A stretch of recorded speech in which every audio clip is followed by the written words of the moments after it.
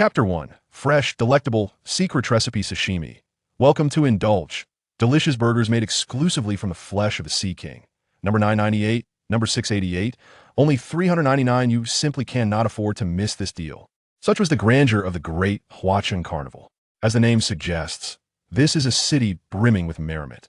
Although the hour was late, the island remained teeming with a cacophony of revelers.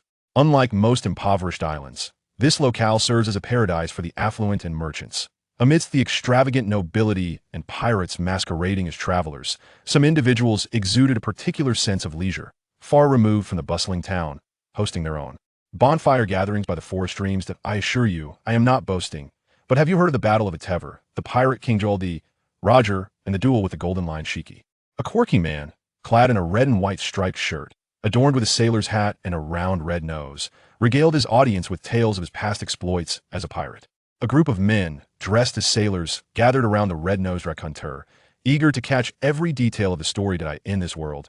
There are no mobile phones, no computers, no wireless networks. The literacy rate is alarmingly low, with most individuals capable of reading only a few words. Unable to peruse novels or newspapers, listening to others' tales and boasting serves as their sole form of entertainment. Bucky, how do you know such things? Were you once a companion of the pirate king Joel D. Roger? Do not spout nonsense. I was no companion of the pirate king. He was immensely powerful, the one who ushered in the age of piracy. How could I ever be a companion to such a formidable individual? However, Bucky's heart momentarily faltered. Since the execution of Joel D. Roger, former members of the pirate crew have been relentlessly pursued and exterminated by the world government. According to Bucky, aside from himself, only the illegitimate son Shanks and the ship's Dr. Mystikarokas were, for some reason, absent from this grim list. The three of them had no records of serving the Navy, thus evading capture, remaining oblivious to whether their other companions were in hiding or had been taken by the Navy. I was once the captain of the Golden Lion fleet. Should I share that with you? Bucky squinted, a nostalgic hue gracing his visage, even his prominent red nose glowing brightly in the firelight. How splendid! An enthusiastic bystander offered Bucky a thumbs up. Brother Bucky, if you are indeed that remarkable, you should gain the consent of Lieutenant Anderson, and then we shall embark with Brother Bucky. Whether genuine or merely superficial, the camaraderie must endure. Set sail. Anderson pirates. The pirates encountered by Bucky possess a broader understanding of the world, often instilling fear in those aboard their vessels. Relax, relax. Bucky grew weary of the tale, contentedly sipping his drink as he sauntered toward a small fire pit nearby. Isn't this a hot pot? For pirates navigating year-round, fresh water is an exceedingly precious resource, and hot pot is a delicacy that can only be savored on land. Pirates often indulge in libations, not out of sheer affection for the drink, but rather because liquor possesses a longer shelf life than fresh water. Their captain, Anderson, has slain a sea king today, providing the crew with ample fresh meat to revel in at the local tavern. The atmosphere of festivity was disrupted by Bucky, amidst a throng of prominent figures, both grand and diminutive, standing shoulder to shoulder, singing and dancing the scene, reminiscent of a philosophical gathering. Once I acquire the map, I shall make my escape. The pirates dared to target the infamous Whitebeard, and I find myself at a loss for how to articulate the concept of death. After taking a sip of wine, I stretch my chopsticks toward the delectable Sea King hot pot. Suddenly, a shadow emerged, toppling Buggy's pot. Buggy, the same individual who once challenged Shanks, rolled about like a lazy donkey, narrowly avoiding the hot pot's assault. However, another pirate nearby was not as fortunate. The assortment of condiments from the pot splashed onto his face, rendering him to scream like a scalded pig. Buggy, unscathed, gazed at the remaining stewed meat, contemplating reaching for it with his chopsticks. He felt no need for concern that a large black boot thudded against the iron pot, crushing it and the meat within. This was Buggy's final glimmer of hope. Who the hell is that? Buggy exclaimed in anger, clapping his hands. Yet, he faltered and regained his composure. The previous shadow belonged to the ship's first mate, Valen. Another figure emerged, face previously unseen. The boy appeared to be around 16 or 17 years of age. His pupils were jet black, and his short black hair reflected a purple hue in the firelight. Though he stood at 1.8 meters tall, his youthful visage bore a hint of childlike innocence. Buggy found himself perplexed. He was aware of the captain and his comrades, who ought to be occupied in town. Yet why were they being pursued by a mere teenager? What? These two rascals are not frequenting the entertainment district instead. They are robbing others in the streets? This is intolerable. There is a naval base on this island. Mere hours ago, when the Anderson pirates set foot in the Carnival City, They were detected by naval scouts. The Anchuan pirates, hailing from the South China Sea, have a bounty of 130 million berries on Captain Anchuan and 80 million berries on First Mate Valen, with a total pirate bounty exceeding 300 million berries, marking them as one of the supernova pirates. While Anderson's bounty is not the highest, it is peculiar that every encounter the Navy has had with the Anderson pirates has ended in failure. All intelligence returned by the defeated Navy spoke of an insurmountable defense, likened to the stronghold of Harvard University, that to this end, the Naval Command dispatched an elite force led by Major General Jaji. Furthermore, the future of the naval general candidate and the future of Vice Admiral T. Dolphin at the naval headquarters hinge on this mission. Should this endeavor fail, it would be Vice Admiral Sikorsky who returns to the New World. Hylon, it is said that you're the most outstanding student of the new generation of the Navy. This marks your first field assignment with me. Please do not encounter any issues, or else Zephyr will undoubtedly flame you alive. Before the battle commenced, Jaji jested with a naval intern named Hylon. Though he chuckled, his demeanor appeared quite grave, a reflection of his appearance. In stark contrast to Vice Admiral Borisellino, Major General Jaji is a rather joyful and optimistic individual. In a past life, he might have been aptly described as having the face of an angel. Hylon mused, I do not believe the Anderson pirates are as exaggeratedly portrayed in the intelligence reports. Regarding the accumulating concerns, Hylon remained unfazed. You see, despite their repeated victories over the pursuers, the Navy has not suffered significant losses, which does not imply much. The Anderson pirates are known to borrow money from wolves, thus they are certainly not the type of adventurers brainwashed by the king. The Navy's only casualty has been Major General Phantom Spider. Halen's second statement remained unfinished in truth. He suspected that the soldiers of Major General Phantom were not from the Anderson pirate group, but due to their tarnished reputation, the general himself had incurred losses. However, he refrained from voicing this suspicion, as he was merely a naval intern and felt it inappropriate to judge an officer with whom he shared little in common.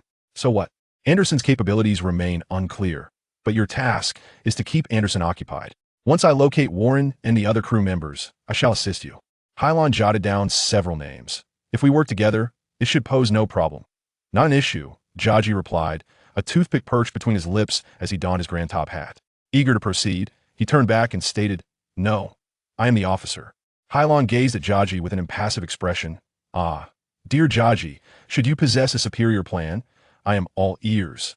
I shall follow your lead. Moreover, adjusting his hat, Kaji departed the naval base alone. Did you hear that? In the absence of Major General Gaddy, I am the commander of this operation. Now heed my orders, change into civilian attire, and proceed to the ambush site as planned.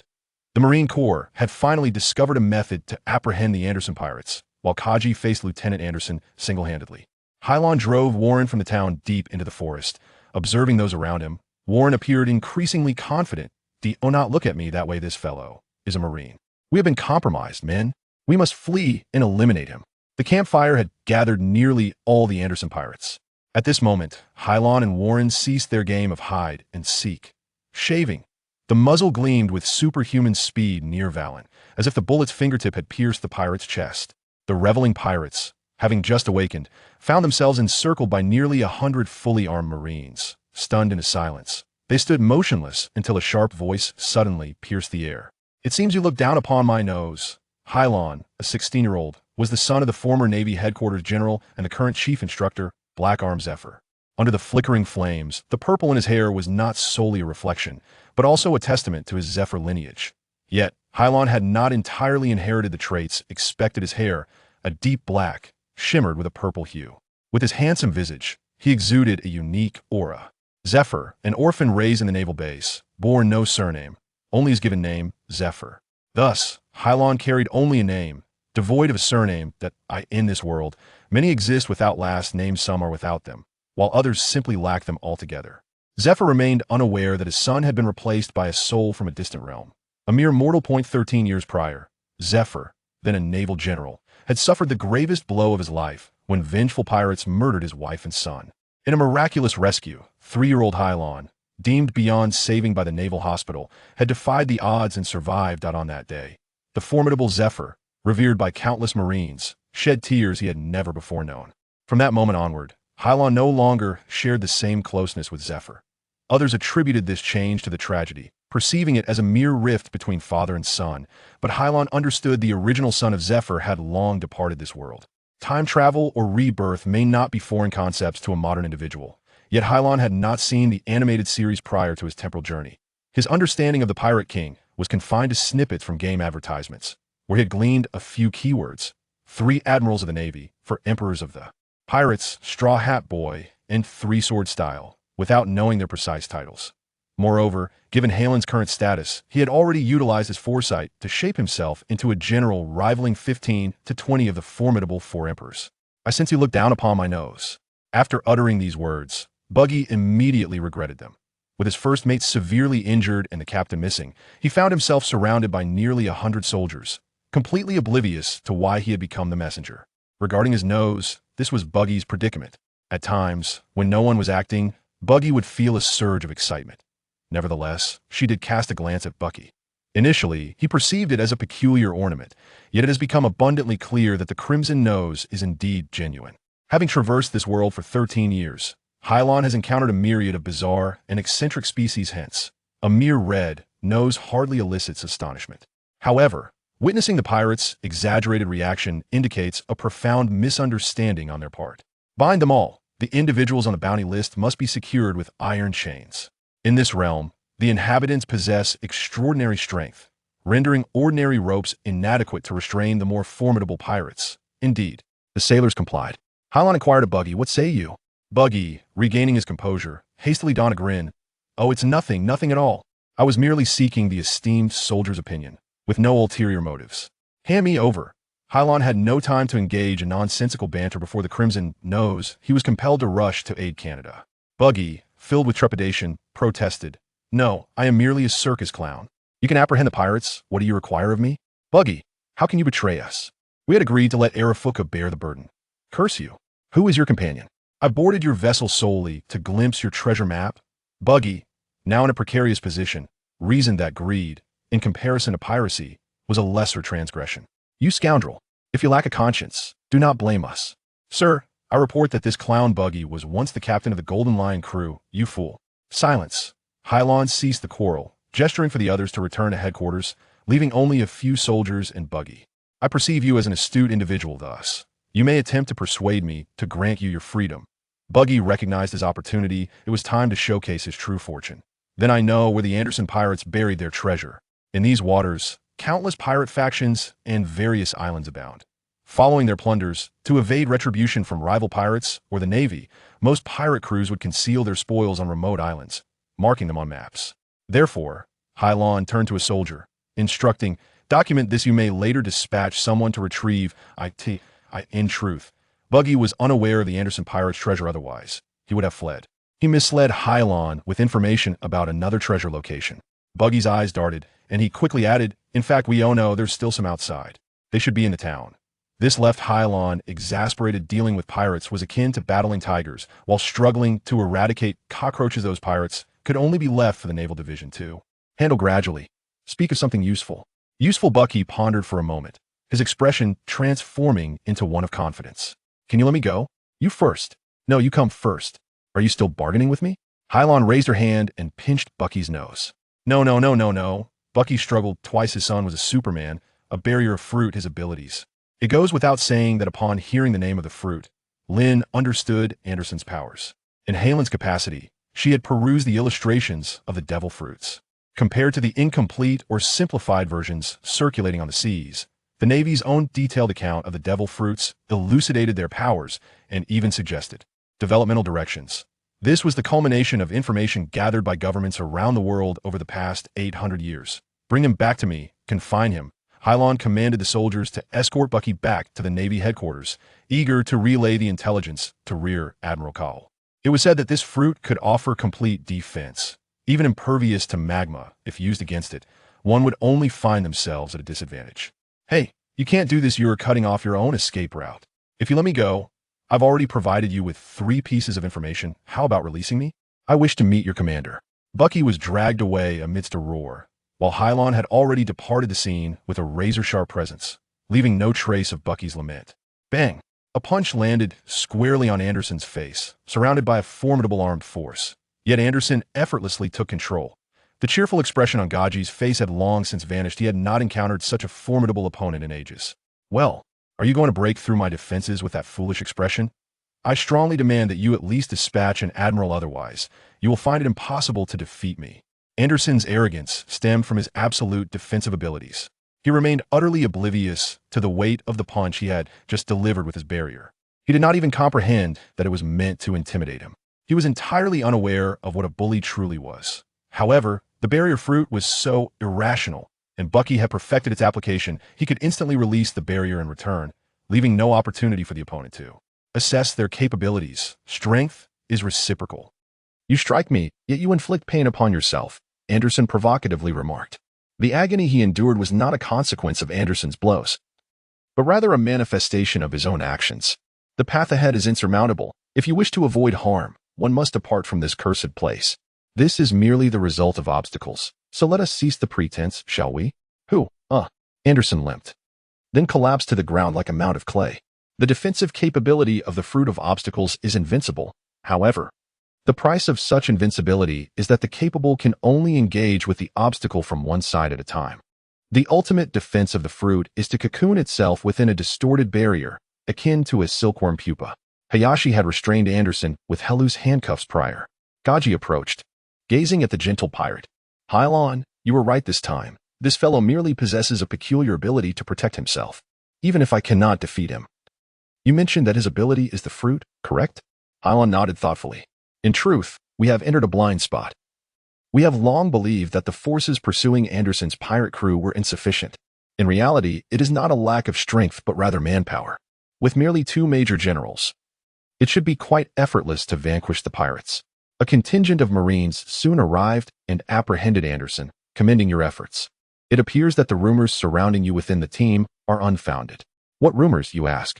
They claim that although Hylon was the most outstanding naval cadet of his time, he is also a cold-blooded killer who frequently violates military regulations to slay pirates.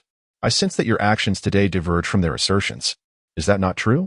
Hylon merely smiled, offering little explanation, despite the widespread confusion regarding the peculiar law against killing pirates. Halen's motivations for taking their lives do not stem from dissatisfaction with the world government. Rather, he embodies Hylon, a boy whose mother was tragically slain by pirates. Hylon resolved to reclaim his true self, with Anderson representing a crucial first step. Unlike the laws of Earth, in this ocean-dominated world, murder, arson, rape, and pillaging are not deemed unforgivable crimes, but rather warrant life imprisonment without the prospect of capital punishment. According to Earth's laws, life imprisonment is considered a severe penalty, however. In this realm, whether one is a legendary pirate of great renown or a mere audacious brigand, capture during the initial leg of a grand voyage results in a uniform life sentence. The sole distinction lies in whether they are incarcerated on the 6th floor or the ground floor. Only one type of individual may face the death penalty: those who pose a threat to the dominion of governments worldwide. 3 years prior, the world government commanded Admiral Sengoku to orchestrate the massacre of the demon at O'Hara in the West Sea. Those who refused to partake in the slaughter, lamenting Admiral Cup, were not terrorists but historians. Yet Cup was the only one permitted to speak out, and even he was unclear in his assertions. After years of observation, Lin came to understand that the Navy's mission is to uphold the world government. As for the concept of justice, it is entirely contingent upon the interests of the world government. Any existence that threatens the world government's reign must be eradicated.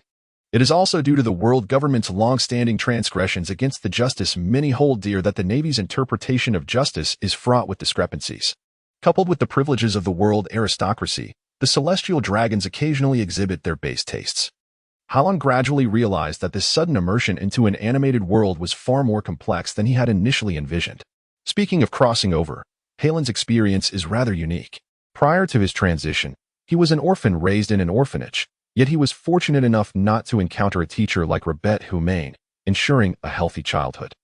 On the day of his 16th birthday, a sudden chime resonated in his mind, granting him the kind of fortuitous ability typically reserved for protagonists in novels. Just as Hylon believed he could ascend to the pinnacle of life, the journey took a turn, leading him to traverse through unforeseen circumstances. It may seem a bit cheaper now, but one cannot engage in such frivolities. If a scoring system were in place, Hylon would undoubtedly receive a dismal rating. The system that Lin has mastered can enhance these 2 pivotal skills. The first skill is termed perception, which, as its name suggests, refers to Halen's bodily awareness of external phenomena. For instance, when an ordinary person is seated on a fast-moving train, they are unable to clearly perceive the changes in the nearby scenery. This represents the natural limits of human dynamic vision. Shaving is a high-speed maneuver utilized by the naval six-man team. If an individual's eyesight cannot keep pace with their own movements, they are incapable of mastering the art of shaving and must rely on sheer luck to strike their adversaries amidst chaotic attacks. In more severe cases, they may even collide with an obstacle. Perception not only augments Halen's visual acuity but also enhances the sensitivity of his body parts, allowing him to detect even the faintest currents of air against his skin. Strengthening the perception skill is achieved through an achievement point. Within the system, each of the 6 ship types possesses an energy tank for proficiency. When this tank reaches capacity, Hylon is awarded an achievement point, each of which elevates his perception skill by 1 level. Unfortunately, the skills eligible for enhancement through skill points are beyond Halen's control. Otherwise, he would reach the maximum of perception points. The second skill is known as calculation. Calculation transcends mere arithmetic. It manifests in all aspects of life. For instance, in the face of relentless enemy artillery, the ability to ascertain the safest route in the shortest possible time exemplifies one's calculation prowess. Moreover, Admiral Kushin can utilize frozen fruits to craft ice cream at the optimal temperature, while Admiral Sakoski boiled water using lava fruits instead of melting a kettle. The world's foremost snipers can accurately hit the antennae of an ant, all of which pertains to computational skill. There exists another achievement point designated for enhancing arithmetic ability. But unlike the previous one, the second achievement point is derived from identity value. Each time an individual shares an identity with Hylon, their identity value doubles. Upon reaching a certain threshold of identity value, Hylon can earn an achievement point, thereby augmenting his calculation ability. As individuals are living beings, these 3 perspectives are subject to change. Thus, identity value is perpetually fluctuating, whereas achievement points, once acquired, are not retracted by the system, alleviating concerns of sudden declines in capability. Lin's initial calculation ability stands at 6. The system panel displays Halen's profile as follows: identity, Hylon, perception, LV5, calculation, LV6. Skill proficiency, spear, 76, iron block, 100, drawing paper, 100, gale step, 100, moon step, 100, shaving, 100, recognition, 128, 1000. Skill proficiency of 100 does not denote supreme mastery, but rather the maximum potential achievable by Halen's current physical form. The advantage of this skill lies in its permanence. Once learned, it is never forgotten, and will not degrade even if practice is discontinued. Returning to the realm of reality, Hylon mused to himself, I wonder if the finger gun can indeed be fully mastered. As one of the most challenging skills among the Navy's 6 styles, the pistol has thwarted the dreams of countless aspiring sailors. For Hylon, his concern was not whether he could learn to wield a gun, but rather when he could unleash its utmost potential. Within a cell in the Navy's watching, Bucky engaged in a brief encounter with the jailer. Bucky, this is a fortunate development for you, the jailer remarked. Bucky, shackled and gripping the bars of his cell, wore a mournful expression. How can I deem this fortunate when I am left in disarray while you enjoy hot pot and sing? No, I haven't even had the chance to savor that hot pot. Once you've spent a day as a pirate and are tried at Justice Island, you shall be sentenced to life imprisonment. Calm down immediately, what then? This is precisely why you have been granted a reprieve. Hylon's command may be inclined to return you to the Navy. The Navy? Bucky's mouth fell agape, realizing the gravity of the jest. His dream was to uncover all the treasures of the world. While he did not entirely oppose the idea of joining the Navy, the notion was fraught with implications. Joining the Navy would mean the end of his dreams, as it was said that the Navy would return treasures once discovered. I have never encountered such turmoil aboard Captain Rogers' ship, yet how could I venture out to sea burdened with such chaos? The maritime routes are perilous. I must navigate to the weakest point in the East Sea. No, we must depart from here tonight. Otherwise, my reputation at this modest naval base will be irrevocably tarnished. Bucky disregarded the jailer's further words, perceiving them merely as well-meaning entreaties akin to those he had heard during his tenure at the Navy headquarters. Do you genuinely wish for Bucky to accompany you back and become a sailor? The Navy base loomed over him, coupled with concerns for Halen's well-being. How can anyone simply appoint someone to the Navy? Such a decision weighs heavily on Hylon. My son's Navy headquarters is not devoid of reason. I was merely contemplating that since the clown reported the pirates' accomplishments during this war, shouldn't he be rewarded?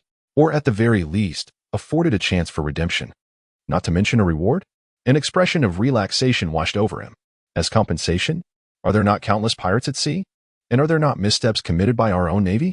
Regardless of the nature of the criminal, our method of handling them is to impose life sentences. Allow me to illustrate.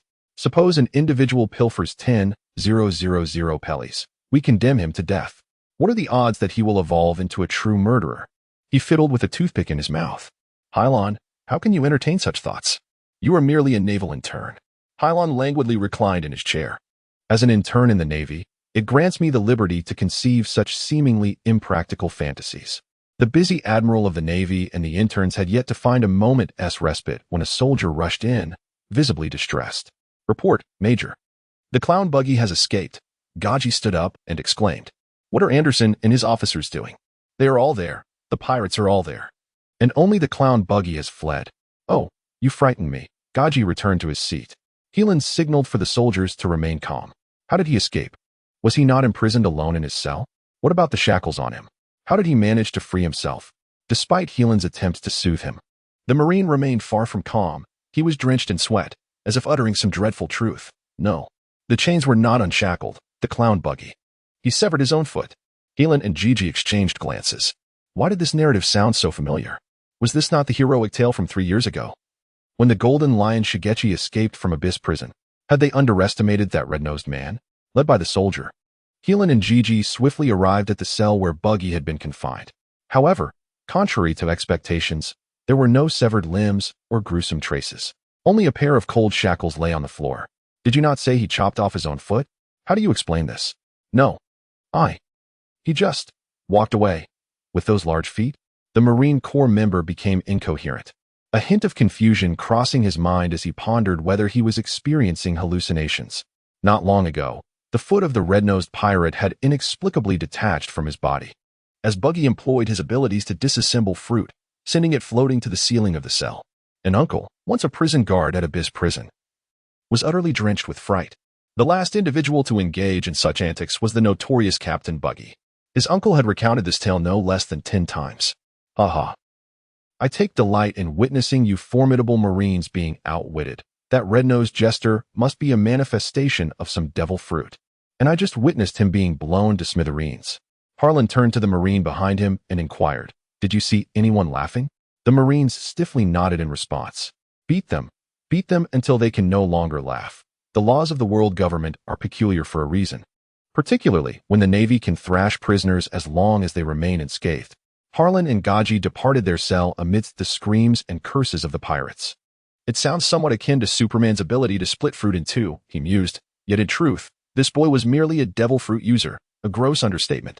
Buggy had concealed his devil fruit powers to escape after seizing Anderson's treasure map, with the latter playing a pivotal role in the Navy's branch prison. Gaji gazed at Harlan and inquired, What do you intend to do? Harlan replied with indifference, It appears I am to grant him an opportunity to atone for his misdeeds. As he departed from home at an early age, such a thief need not be overly concerned. Do not perceive Harlan as an aspiring admiral, nor Gaji as a rear admiral. When Harlan was still quite young, the two had developed a strong rapport. Apart from their amiable and carefree demeanor, their relationship mirrored that of contemporaneous friends in many respects. More precisely, apart from Lieutenant Admiral Paulsolino and Lieutenant Sakazuki, Harlan shared a cordial relationship with the majority of the admirals at headquarters. The former had a strained relationship with Zephyr, while the latter was simply known for his fiery temperament. Well, Harlan, tell me the truth. Do you wish for this jester to escape? Are you looking to seize this opportunity to teach these lazy kids a lesson? The dolphin's eyes narrowed, quickly surmising Harlan's thoughts. When the pirate Valen toppled the hot pot, Helen noted Buggy's agility. Though he did not match the elite soldiers of the command, he was still remarkably adept compared to the troops. The Navy branch, just beginning to take shape, indeed required a firm hand. Harlan had anticipated Buggy's escape, unaware that Buggy possessed the powers of a devil fruit. Gaji uncle, please don't tell. In that case, let us not discuss these matters further, and do refrain from calling me uncle. I am not old. Gaji suddenly spat out a toothpick, resembling a mischievous child, as he leaned against Harlan's side. I know you share a good relationship with Gion-san. I shall see her again upon my return to headquarters tomorrow. I have gleaned certain insights from that individual named Jonathan, and I seek your counsel. No, you are advancing too swiftly, are you not? I have just completed my assignments and my spirits are high. I must make a favorable impression upon her. I have been single for 32 years in my past life. And you still inquire about matters concerning women? Harlan wished to shout alongside Gigi, yet he restrained himself. He pondered what to do regarding this naval colonel, who is purported to have fallen in love at first sight and is now rear admiral. A whisper. I suspect Guillaume would annihilate you. All personnel. Conduct a thorough search of the entire city to ensure that the clown, Baki, is apprehended before the rear admiral returns to headquarters tomorrow morning. The captured pirate escaped from prison in less than half a day, and the Marines at the hotel were unable to find rest throughout the night. Is this a convenient time? Rear Admiral Thomas appeared beside the naval colonel, bearing a British surname. It was already quite late. Watching is vast, and the pirates could vanish into thin air. It is akin to searching for a needle in a haystack, not to mention the soldiers stationed at the branches.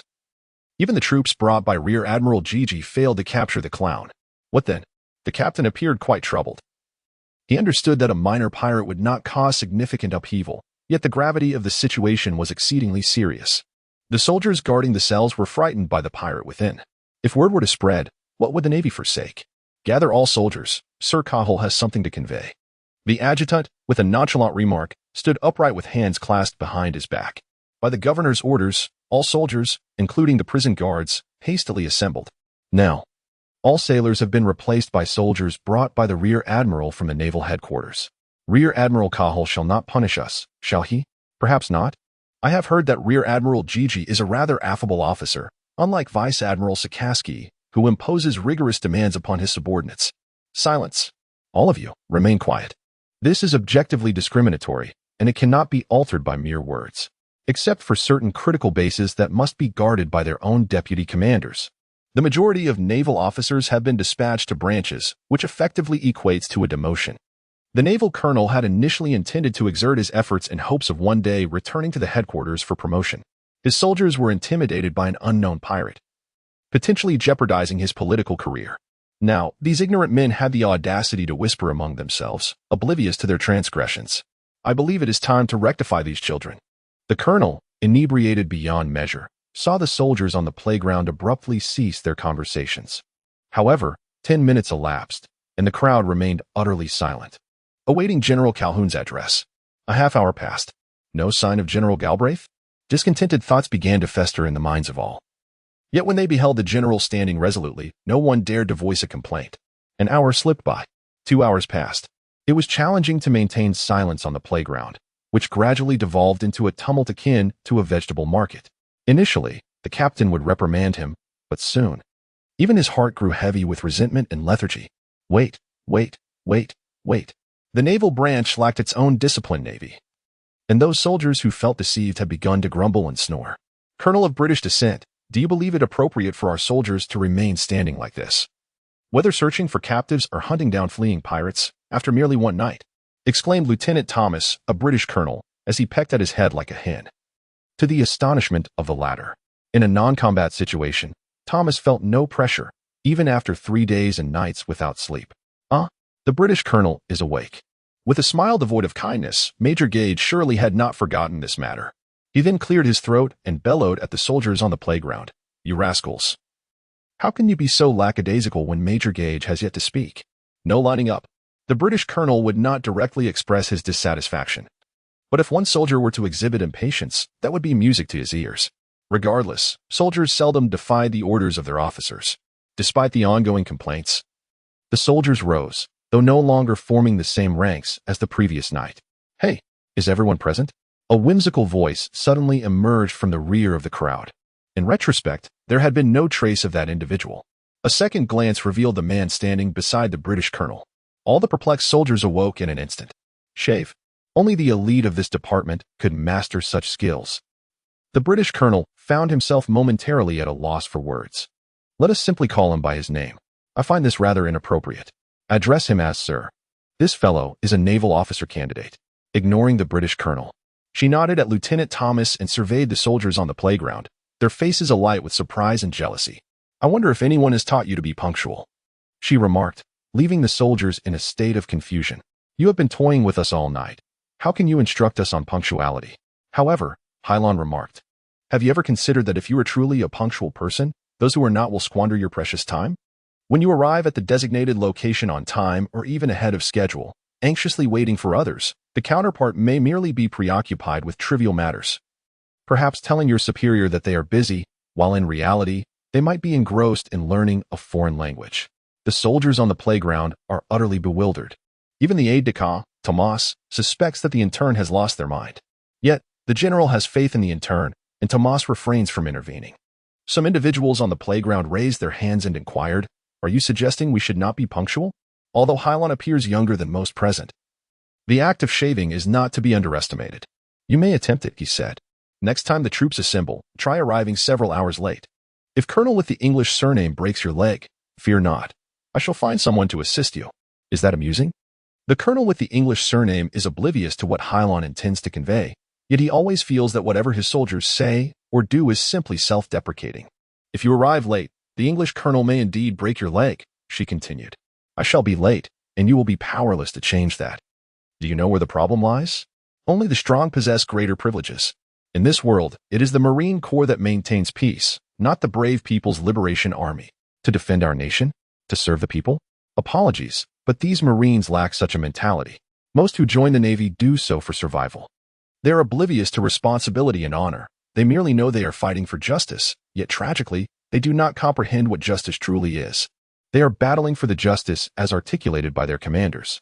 They fulfill their duty as soldiers to obey orders, but not from a sense of awareness. Rather from sheer blindness.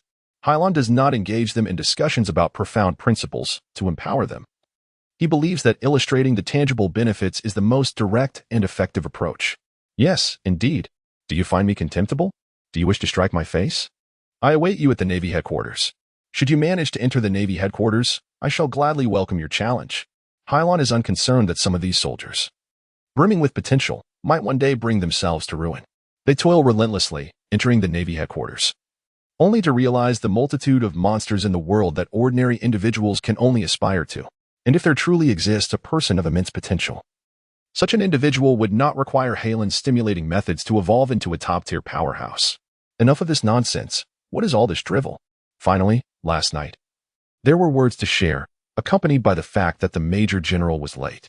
The red-faced singing and plans emerged, and naturally, Hylon withdrew from the stage. "Do not heed that man.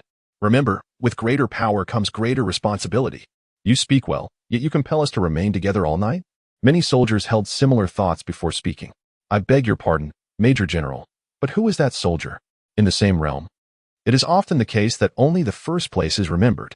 Although Hylon previously excelled in capturing the Anderson pirates, it is only the mightiest Major General Katsuragi who is recalled, with no aides or assistants to bother remembering. Yet, there exists a profound utterance from Hylon that ignites a fervent curiosity among these soldiers regarding the identity of that young man. His name is Hay. He is Colonel Zephyr, the finest student from the 14th Elite Training Camp. As for his name, one should endeavor to reach the naval headquarters and inquire directly of Gaji, who is habitually seen with a toothpick. "I am uncertain whether he has had his breakfast." He turned to the colonel, addressing him with a British surname, saying, "Greetings, sir. The rules at the naval headquarters are quite just, provided one maintains decorum." Reflecting on the 14th Elite Naval Training Camp, he recalled a cadet named Smoke, endowed with a rare, innate ability to infuse fruits with a smoky flavor. While his lethality may not be formidable, he is nonetheless poised for a bright future. The outcome was that he was a rebellious spirit, ill-tempered, provoking even the instructors to raise their voices, which resulted in his delay from the 13th training camp to the 14th. Without further ado, upon their return, Major General Cahill and his subordinates apprehended the pirates of the Anderson Regiment and transported them aboard a warship, utilizing a permanent compass to convey them to a deep-sea prison, escorting them into the city.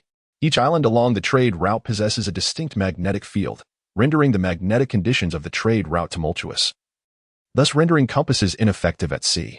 Consequently, magnetic gas islands were invented to record the needle's direction. The permanent needle is one such instrument, aptly named for its unwavering guidance towards the direction of a specific island. After a heart-wrenching speech, the Hylon system also underwent a slight transformation in terms of value recognition. Following fluctuations, the initial 1,281,000 gradually stabilized at 1,441,000. The harvest was modest. After all, it was a poignant address, and achieving this much was commendable. As for the prior count of 128, it was primarily due to Halen's lack of deliberate consent seeking from others before the age of 16. as he devoted most of his time to physical training. Even now, he does not seek validation. He is not a Bailey or a gold coin, and not everyone appreciates them. Moreover, not everyone is fond of Baileys and gold coins. Being oneself suffices. Even the pirates holding bounty warrants must be convicted on Justice Island before being incarcerated through the Gate of Justice. In truth, Justice Island serves merely as a faade. Devoid of genuine trials, anyone brought here is invariably tagged as guilty. The existence of Justice Island symbolizes the absolute righteousness of the world government, while another connects the naval headquarters to Justice Island, facilitating the urbanization of these three islands. The city, situated in a windless zone, cannot progress relying on the wind. It must open the Gate of Justice, thereby creating a circular current to swiftly deliver power to the city. Thus, the so-called Justice Island on Evernight Island often harbors personnel from the Navy and the Code Police, a clandestine espionage agency directly subordinate to the world government. Ah, what a delightful coincidence. Miss Guion, gazing from a distance at the valiant naval beauty disembarking from a warship, quickly adjusted her attire and greeted her with a smile. Oh, it's you, little eight. Kachi's fondness for Guion is well known at the naval headquarters. However, Guion did not distance herself. It was not that she wished to reject further pursuits. In truth, it was merely because Kaji had never afforded Guion the opportunity to decline. Young lady, is this motion still as fluid as ever? The personnel at the Naval Command had grown accustomed to various peculiar nicknames, referring to this enchanting lady as Miss Airborne or Sky Boss. To her, Guion felt entirely natural. Merely an old friend. Well, no difficulties here, but how goes the situation on your end? Is the impregnable defense truly that formidable? She added, there is no absolute defense. It is merely a hindrance to one's capabilities. Ah, it was Hyalon who first discovered this. Guion appeared rather distant, and Hyalon waved at her, smiling. Wondering why the little one had not approached, Gigi brazenly cleared her throat. Miss, I heard an intriguing riddle during this voyage. Would you care to hear it? Yes. Guion had already discerned Gigi's little ploy. In a circus, there are two elephants. One declares, I love you, while the other replies, I do not love you. After 2 years, the latter says, I no longer love you. What remains? Admiral Jonathan, a vice admiral at the naval headquarters, is known for his high intelligence and emotional intelligence. Unlike most generals who ascend through sheer force, today's Navy can be categorized into 3 factions: the extreme hawks, the moderate doves, and those with no particular stance, simply executing the neutral tasks assigned by their superiors. Vice Admiral Jonathan, considered a member of the Dove faction, has long been a close friend to the hawkish representative, Vice Admiral Sakaski, which speaks volumes of his wisdom and emotional acumen. Not long ago, a popular Vice Admiral lured away the talented chef Jessica, Lieutenant Crane's culinary gem, from singlehood, making her the envy of many. The last to achieve such a feat was the equally esteemed naval hero, Vice Admiral Co-op. At merely 16, Vice Admiral Coop had taken the time to return home to visit his grandson. He and Zuffer were contemporaries in naval affairs. The successful Jonathan, having secured the affection of a beauty, stirred a wave of resentment within the naval department. Being one of the many who dared to solicit his insights on the art of courtship, one might inquire of her, they say there are 2 elephants in the circus. One says, I love you, while the other says, I do not love you. 2 years later, the latter proclaims, I no longer love you. What do the rest call it? If she responds with just an elephant, one could seize the opportunity to compliment her without feeling awkward. Should she hesitate, one might reveal it to be an elephant, showcasing one's sense of humor. If she responds with I love you, congratulations are in order. Shall I teach her? You seem like a flirtation expert. Yet, he remained uncertain. Indeed, this is how I came to know Jessica. I am uncertain as to whether this will be of any assistance to Major General. For I can merely offer you a suggestion. It is not as straightforward as it seems. Jonathan has prepared for this matter countless times before. Yet it has merely served to bring him and Jessica closer together. But can you articulate it in such a manner? Everyone in the Navy is aware of your affection for the illustrious Guion, who appears indifferent to your sentiments. Instead of dissuading him from pursuing her, it may be more prudent to encourage him to take a chance. When our brave Major General finally summoned the courage to pose his question, Guion's response left him utterly astounded. With a graceful smile, she slightly tilted her head and parted her lips to reveal, what remains is, of course, my indifference towards your physical form. The biting cold wind sent a chill down the general's spine. It took me a while to realize that the entity she referred to was the corpse of that elephant, whimsically named I Don't Love You. What did Guion say? I could not quite catch it. Haaland suspected he was merely playing with words. He stated, "What remains is the body of my indifference towards you." The remark stunned Haaland as well, for it was an unexpected answer, somewhat unconventional. Yet, it was not the correct one. In the circus, there are two elephants. One proclaims, "I love you," while the other asserts, "I do not love you." 2 years hence, the latter declares, "I no longer love you." What remains? "But did you not say otherwise yesterday?" Coupled with a surprise, Haaland retorted, "What did I say yesterday?" He was both amused and vexed. "Yesterday, you mentioned that in the circus, there are two elephants, one named I love you and the other I don't love you. After 2 years, I don't love you perished, leaving only the name behind. What is the name of the remainder? It is over. The words have escaped." The poor Major General lamented, patting his mouth in despair. He felt that the happiness of his remaining life had inexplicably vanished from his lips. Haaland. Yes. After this failed endeavor, the cunning Guillaume slipped away from the garden's view like a mischievous little cat. Jeong followed, discovering them engaged in hushed whispers. "You little rascal. You are still young and full of tricks. Did you teach him that foolish riddle game?" Guillaume-san, you cannot blame an honest person. "I did not say that." Uncle Jonathan interjected. More earnestly, he added, "Indeed, one cannot place the blame on Haaland. It rests with Jonathan." "Oh no. You cannot call me uncle without addressing the lovely Guillaume. I am not old in the slightest. Friends remain together for a lifetime." In a precarious situation, Haaland unhesitatingly expressed his stance. Furthermore, is Guillaume's mission still so simple? The beautiful young naval soldier, Guillaume, waved from behind, while Haaland resolutely distanced himself from the peculiar atmosphere surrounding the two primary commanders. The enchanting Tina, at the age of 15, is part of the elite training camp for naval personnel at the headquarters, where she, along with others, is being trained by conquerors. Numerous naval schools exist at the headquarters, and a significant number of young individuals enlist every year. The minimum age for enrollment in naval schools is 14, with countless candidates aged 17 and 18 choosing to join the elite training program led by the former naval general, Blackrist Zafa. Should you find yourself ranked at 31, you may continue your regular studies and await the qualifications for the following year. If one were to be ensnared in the age of 31 from the ages of 14 to 17, it would imply that this individual is only eligible for military service. However, there are those who enlist in the Navy beyond the age of 17. Should their potential be deemed significant, elite training programs may broaden their recruitment. Admiral Sikorsky joined the premier elite naval training camp at the age of 23, while Admiral Boris Salino commenced his journey at 26. Admiral Kuzin enlisted at 19 during his third term, and Zafa instructs students for merely 1 year, meaning that this year's students are under Zafa's tutelage. Yet, truly exceptional students, destined to become naval generals, vice admirals, or major commanders, engage in combat earlier than usual, although students retain the right to decline and continue alongside Zafa. Major Guillaume opted for the female candidate Tyranny, while the affable Admiral Kuzin remained perplexed by his choice of the sharp-witted Shermau.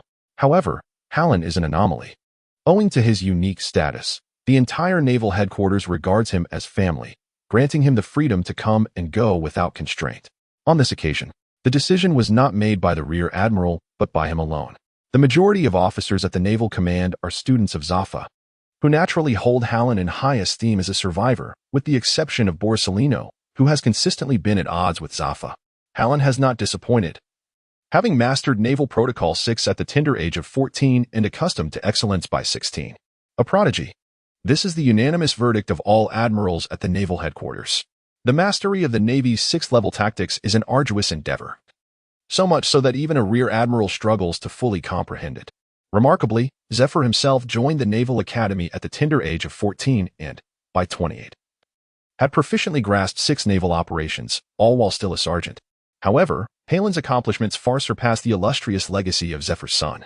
Every general yearns to recruit Haaland, and the Air Force Marshal has unequivocally declared that he would spare no effort in utilizing maritime resources as a foundation for training future naval marshals.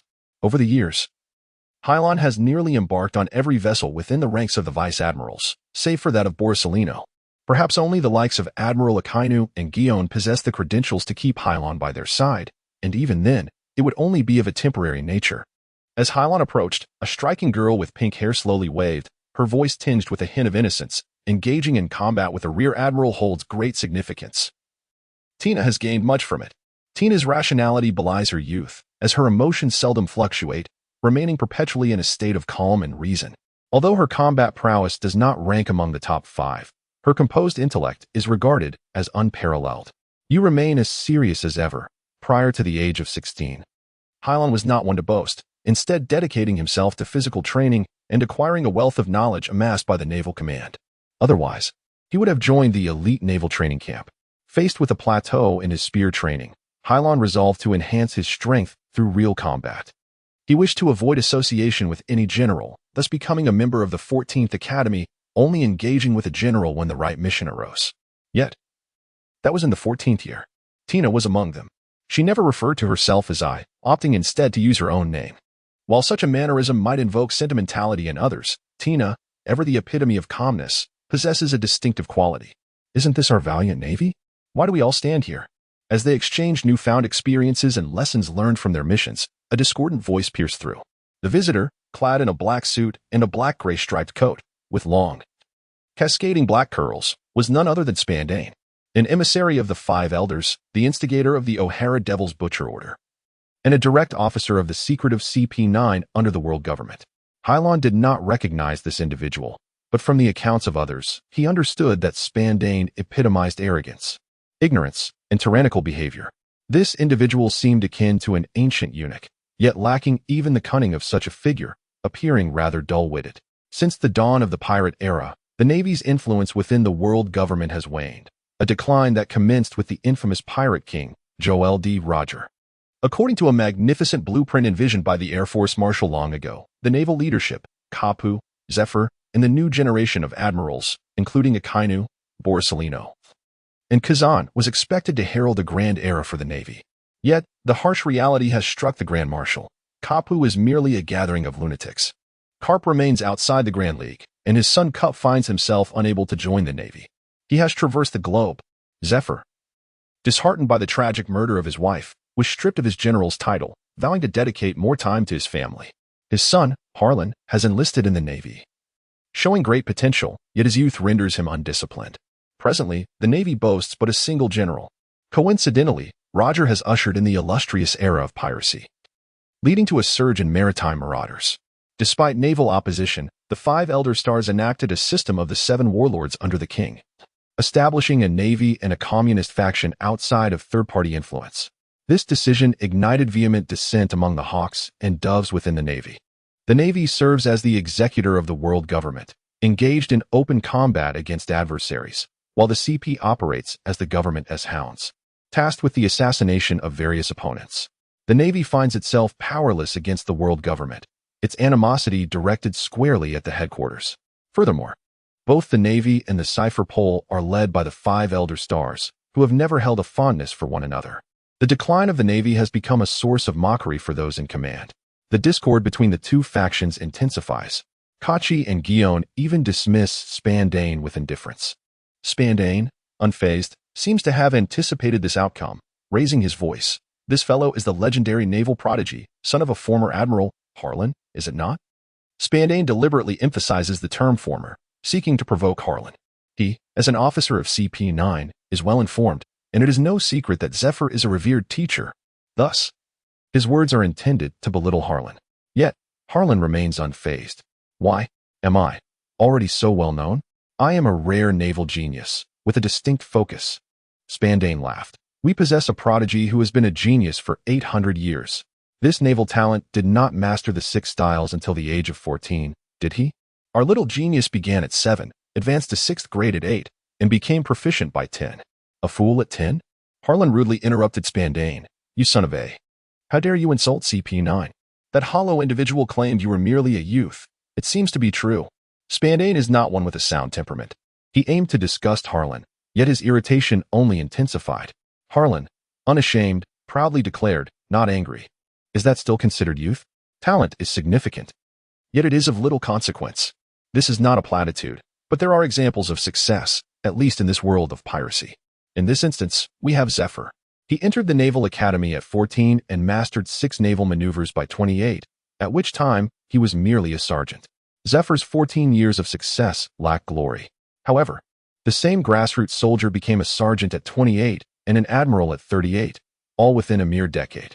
Meanwhile, His adversaries were overshadowed by the peak of the Pirate King Roger and Whitebeard.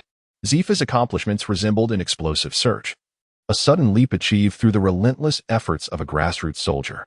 Lin harbored no concerns that the talents of the Cipher Pol agents might surpass his own. He was determined to grow stronger and more formidable. Spandane was incensed by Halen's actions and felt a tempest of fury brewing within him.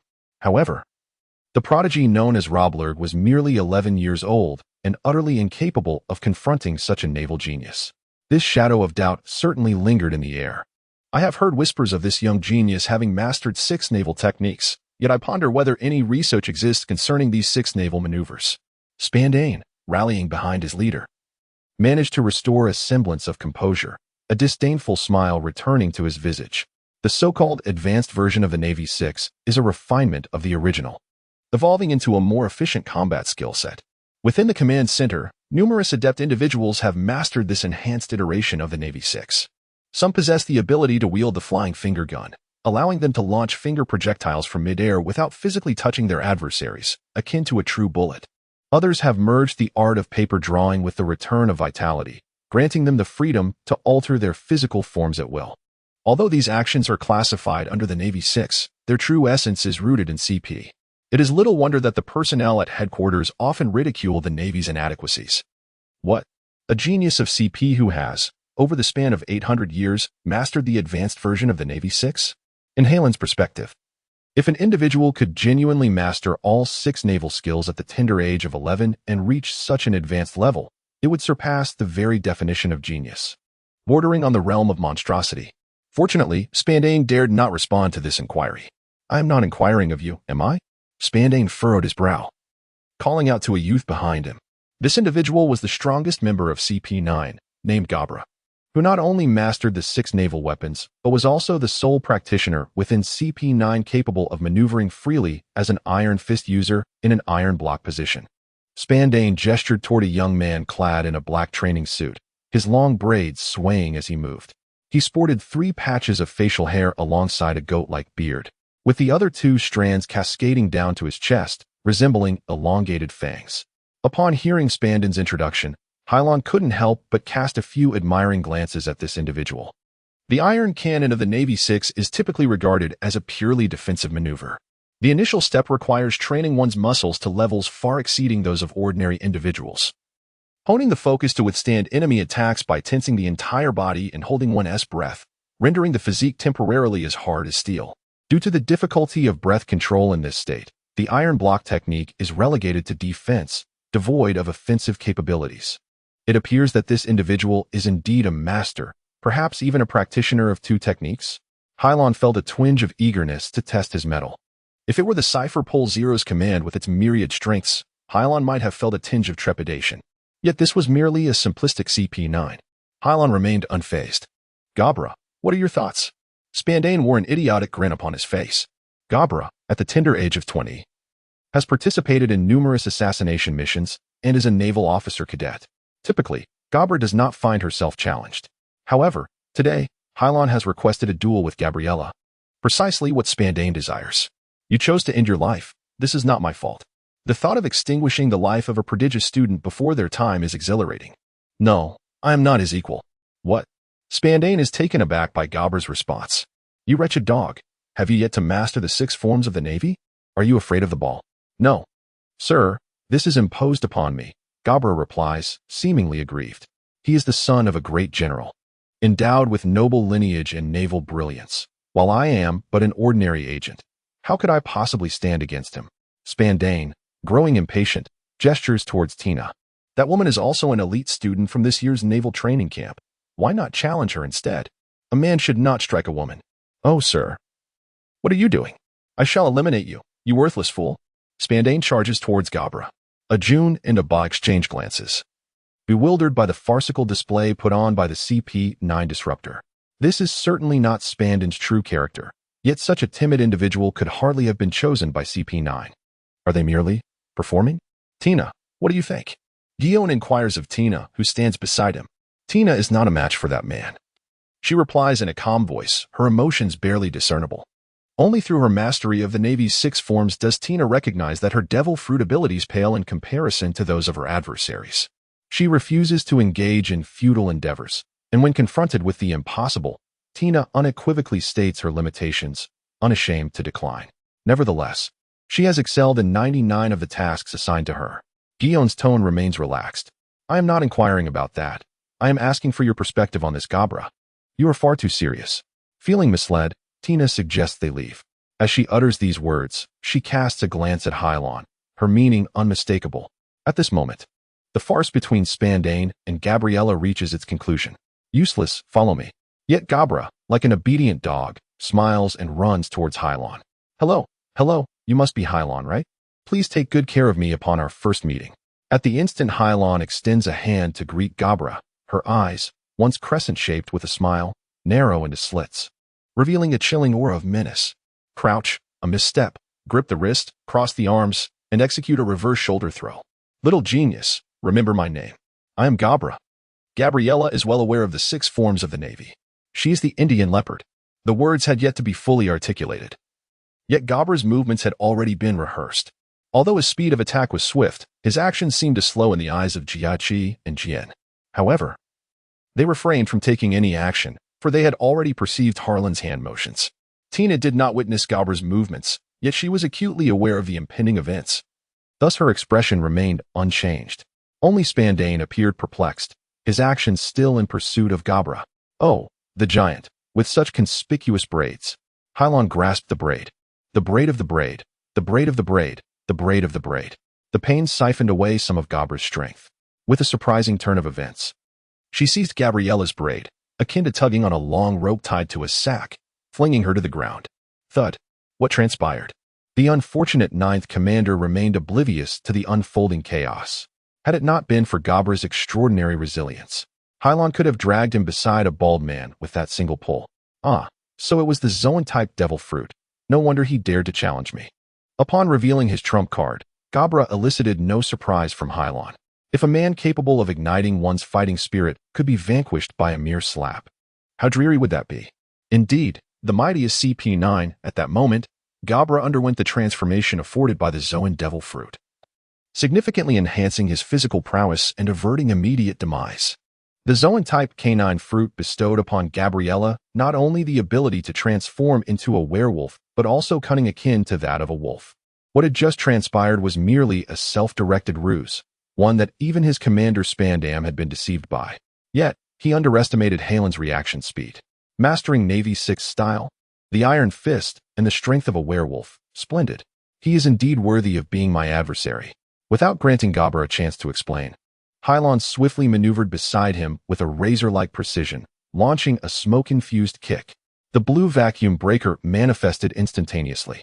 Gabra could not evade in time and was compelled to resort to the iron block. This was an exceedingly peculiar maneuver.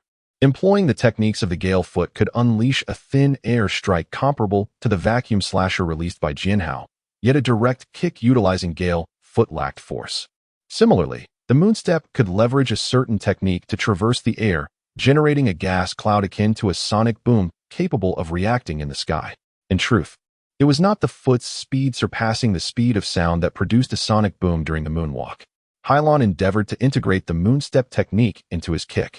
For after all, a supersonic kick should not be underestimated, even in this world, yet he faltered. The principles of the Navy's 6 styles defy scientific explanation, attributing their essence to a mysterious force reminiscent of the devil fruits. Iron block, wolf fang. Hylon evaded Gabra's lethal claws.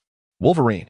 Gabriella placed both hands on the floor, executing a reinforced Thomas spinning kick, her legs crashing down like 2 mighty hammers. However, Halen's mastery of the iron techniques had long been perfected. Even with the power of the devil fruit, the absolute disparity in strength rendered Gabra incapable of breaching Halen's defenses. Gabra gasped in astonishment, for he discovered Hylon clutching one of his legs. Iron grip. Crack. After transforming into a werewolf, Gabra's elongated leg, akin to a bamboo pole, was shattered by Halen's might. Perhaps the flying finger gun remains an issue. However, even a master of Gabla, when taught from a young age by Zafa Hylon, fails to exhibit the prowess of a true iron master. I advise you to refrain from indulging in fanciful notions until you have established a solid foundation. At this moment, Hylon resembles a lifeless dog, discarded before the genius Spandane of the 800s, does he not? Allow me to offer a piece of counsel. Should he refrain from breaking the werewolf's legs in the future, I suggest he abstain from challenging me. It is utterly meaningless. You. Spandane clenched his jaw, gazing at Lon, yet his lips quivered with rage, rendering him speechless. If only Gabriella would directly accept Highland's challenge. Perhaps then something substantial could transpire. Subsequently, this individual concocted a cunning plan, cutting corners. Winning or losing is inconsequential. Even the son of a former admiral can conceal the truth as long as Spandane is not thoroughly humiliated. Now, my leg is broken. Is this not akin to lifting a stone only to crush one's own foot? If the opponent were merely an ordinary marine, he would find a way to contend with Hylon. Yet, given his status, he is limited in his actions. You wretched dog. Very well. I shall remember you.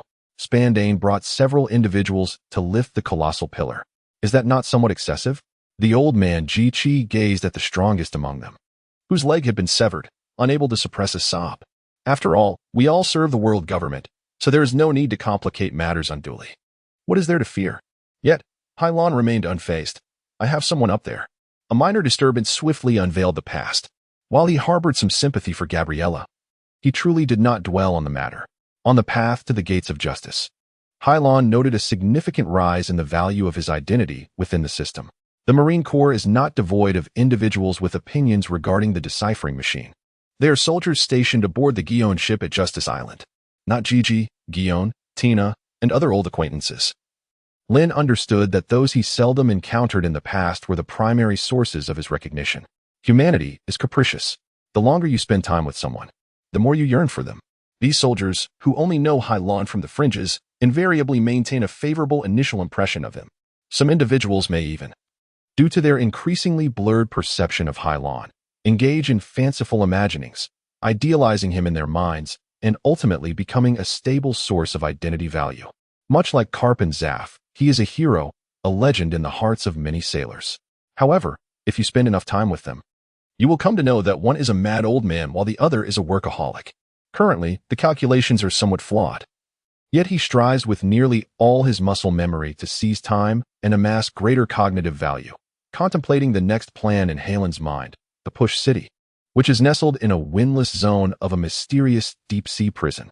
It forms a triangular relationship with the Naval Command and Justice Island, with a massive whirlpool lying between them. The so-called Gate of Justice opens and closes immense doors, allowing water to flow into the city of Push without opening the gates. One can only be ensnared in the whirlpool, forcing ordinary pirates to take a detour. The prisoners brought here are either notorious pirates or naval officers. There are 6 levels to perform push-ups. The further down one goes, the stronger the inmates become. Pirates like Anderson, with a bounty exceeding $100 million, are frequently sent to the 5th level of hell, which is the coldest. When Kaishur and Guion's warships arrived, a stranger clad in a black coat greeted them. Greetings. I am Magallanes, the warden of Busan, this self-proclaimed Magallanes announced, adorned with 2 long horns atop his head and bat-like wings on his back. Resembling a devil from Western mythology, Magallanes serves as the deputy warden of Propwash, since the escape of the notorious Golden Lion Shirkit to this city. The former warden and the current warden have successively resigned, thus facilitating an abrupt elevation of the city's leadership. Magallanes appears formidable, yet the atmosphere is surprisingly amicable. Pardon me. Generals, what type of prisoners have you brought this time? I have the Anderson pirate crew here. Captain Anderson has a bounty of 130 million Bailey, while the others have bounties under 100 million, he replied. After listening to Kachi and Guion's introductions, Magallanes swiftly made arrangements. Let me put it this way. I will personally escort them to the coldest hell, while those with bounties exceeding 100 million can be escorted by Gannibal to the scorching purgatory, the 4th level of hell. If there is nothing else, I must return to my duties. Magallanes is akin to an extremely toxic fruit that induces severe hangovers, a wave of nausea.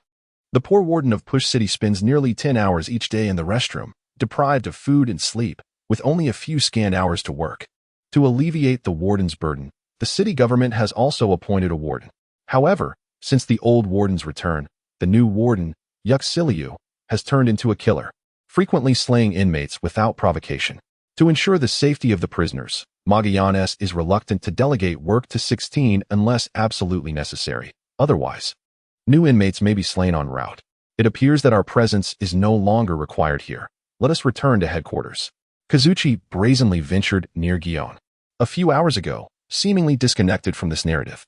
The spirit and courage of Veronica Gallant serve as a paragon in the pursuit of women. Regrettably, the Pleasure District had no intention of incorporating her from the outset.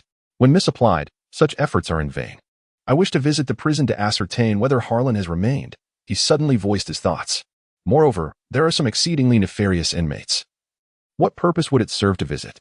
Hylon remarked, if the largest pirate gathering place in the world is not the Four Seas or the New World, it must surely be the deep-sea prison. This rare opportunity to experience the demeanor of these nefarious criminals is essential. How else can we confront those outside the cage? It sounded plausible, yet Gigi gazed at Jian, reluctant to let Hylon dismiss him and his beautiful sister. I believe Hylon is correct, he said. As a child raised in a naval port and a student of Zafa, Hanamachi often played alongside Hylon. It is a woman's nature to adore children. To Hylon, Jian was akin to an elder sister, though the dynamics were somewhat convoluted. Hylon summoned the Qilin, and the Qilin and General Crane were referred to as sisters. Both Crane and Zuffer were naval officers. It was a perplexing family dynamic, akin to a situation where one's mother is a figure of authority while one's father is a big brother. Fortunately, in this world, the social hierarchy is less rigid than on Earth, with most individuals addressing one another by name. Otherwise, the average person might struggle to articulate a sentence. Jian had spoken extensively with Hylon and Tina today, though such opportunities were rare. You should accompany Hylon to the prison and meet the pirates. Exercise caution. For in the sixth layer of the infinite hell, numerous pirates reside, capable of unleashing their formidable powers. If you are unprepared, it is wise to avoid the sixth layer. Hylon has only encountered it once in her life. It is said that the King's Conqueror's haki manifests only in a select few, resembling a mental tempest that cannot be easily resisted by the strong-willed. 5 years ago, the Golden Lion Shiki invaded the naval headquarters, and Hylon personally experienced the shock of haki. Truth be told, it was no easy feat. Fortunately, Hylon had been stationed at the naval headquarters far from the battlefield. Had she been nearby, she might have truly been overwhelmed. 5 years ago, upon the capture of the pirate king Roger, Shiki could not endure the defeat of his lifelong rival at the hands of the Navy. Like a mad lion, he single-handedly assaulted the naval headquarters. That day, naval hero Kupu, wielding the famed swords Sakura Ten and Kubo, clashed with General Sengoku in a fierce battle that unfolded before Halen's eyes. This confrontation was a struggle of titans, wherein he gained a profound understanding of the top-tier combat prowess in the world. The Golden Lion, possessing the ability of the float fruit, could soar freely through the skies and manipulate inanimate objects at will. The brilliance of the sword, the heavens, and the earth. Flying battleships, terrifying tornadoes. Shiki carved a path through the naval headquarters. Yet ultimately, he succumbed to defeat. A bitter pill to swallow for such a formidable adversary. 2 years later, Shiki severed his own leg, becoming the first criminal to escape from Push-Up City, thus immortalizing the legend of the golden-haired lion. This is the first layer, the Red Lotus Hell, which typically houses over 10 million pirates. A beautiful prison warden named Domino led the operation of Hainam and Tina. The woman possessed long, cascading curls and donned a brown, form-fitting mini dress. According to Domino, Hayashi discovered that the 2nd to 5th floors housed pirates with bounties of 20 million, 30 million, 50 million, and a staggering 100 million berries, respectively. The 6th level, known as the Infinite Hell, was notorious for the renowned pirates detained upon the seas. Direct us to the 4th level of Burning Hell, Domino exclaimed, a hint of surprise in her voice, yet she was not angered, for she was merely a guide. In Tina's perspective, the pirates here were confined to their cells, stripped of their original powers. Given that Harlan exhibited no fear, he certainly would not acknowledge defeat. It was merely a matter of motivation. There was no reason for him to refuse acceptance. Nevertheless, a lingering suspicion dwelled within Tina's heart. She sensed that Harlan's intentions were far more complex than he articulated. What exactly did he aspire to achieve? With a mind clouded by uncertainty, Tina silently followed Harlan downward. As they descended 2 more levels, Domino kindly cautioned, "The 3rd level of the Hunger Hell is of little consequence to us. However, the next level is the Scorching Hell, replete with bubbling pools of lava. It is exceedingly hot. Are you certain you are prepared?" She turned to Tina. "If not, I advise against following me." Tina, locking her gaze upon her, inquired, "What do you intend to do?" Harlan chuckled. "Miss Domino mentioned it is quite warm below. You are wearing rather a lot today. Are you not concerned about overheating?" The young girl cast a glance back. Tina was acutely aware of her actions. "You need not feign concern. I suggest you learn less from Gion-san.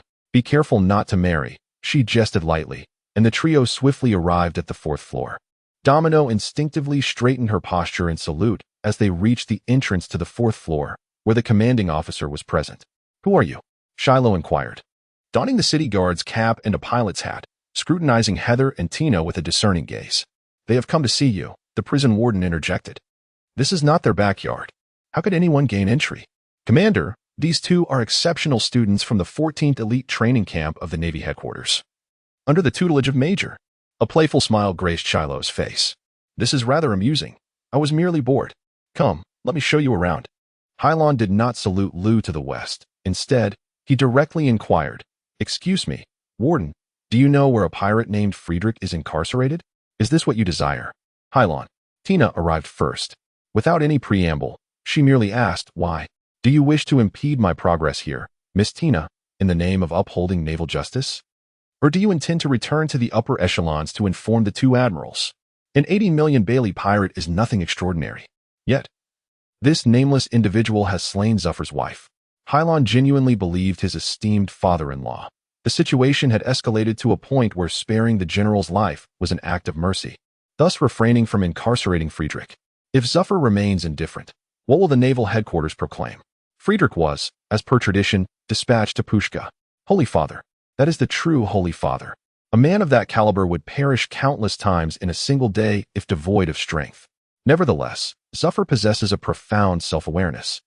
His principle of non-killing is confined to himself, and he has never imposed it upon his students. I suppose this delineates the distinction between the Holy Father and a hypocritical one. Tina's response aligned precisely with Halen's expectations. Tina would do nothing, for she was utterly powerless to thwart Hylon. Reporting someone had evidently become too tardy. Now, she could only hope that the warden would prevent Hylon from acting foolishly. However, Hylon, you must understand that this contravenes the principles of the Navy, and you shall face consequences. I shall not impede you now, but once you depart from here, I will not assist you in concealing it. I will inform Master Zuffer of the true circumstances. Yet Hylon appeared unfazed. I wish to proceed. Hylon is an astute individual. And considering Friedrich's murder of the general's wife, Propellant City has become a renowned name in this regard. With a few words, he has unraveled the intricacies of the situation. I certainly know where he is, but as a condition for this information, you must exchange something with me, she declared, shattering the last remnants of Tina's hope. Hylon was somewhat taken aback. What do you wish to know? Shalou inquired slowly. What capabilities does the pirate escorted by Magellan to the 5th floor possess? Hylon chuckled, glancing at the long knife at his waist, then meeting Shilou's gaze. He is a superhuman wielding a shield. He possesses absolute defensive capabilities. Your blade would merely tickle him. And that is precisely what I find appealing. Come, allow me to escort you to a halt, Domino. Do not act. Realizing the gravity of the situation, Domino prepared to report to his superior but left the drink for me. Years of bloodshed had forged a swordsman more ferocious than Shilou, and Domino, intimidated, dared not move. Who are you? And why do you wish to harm me? Hylon, with limbs shattered, gazed helplessly at Halen's face.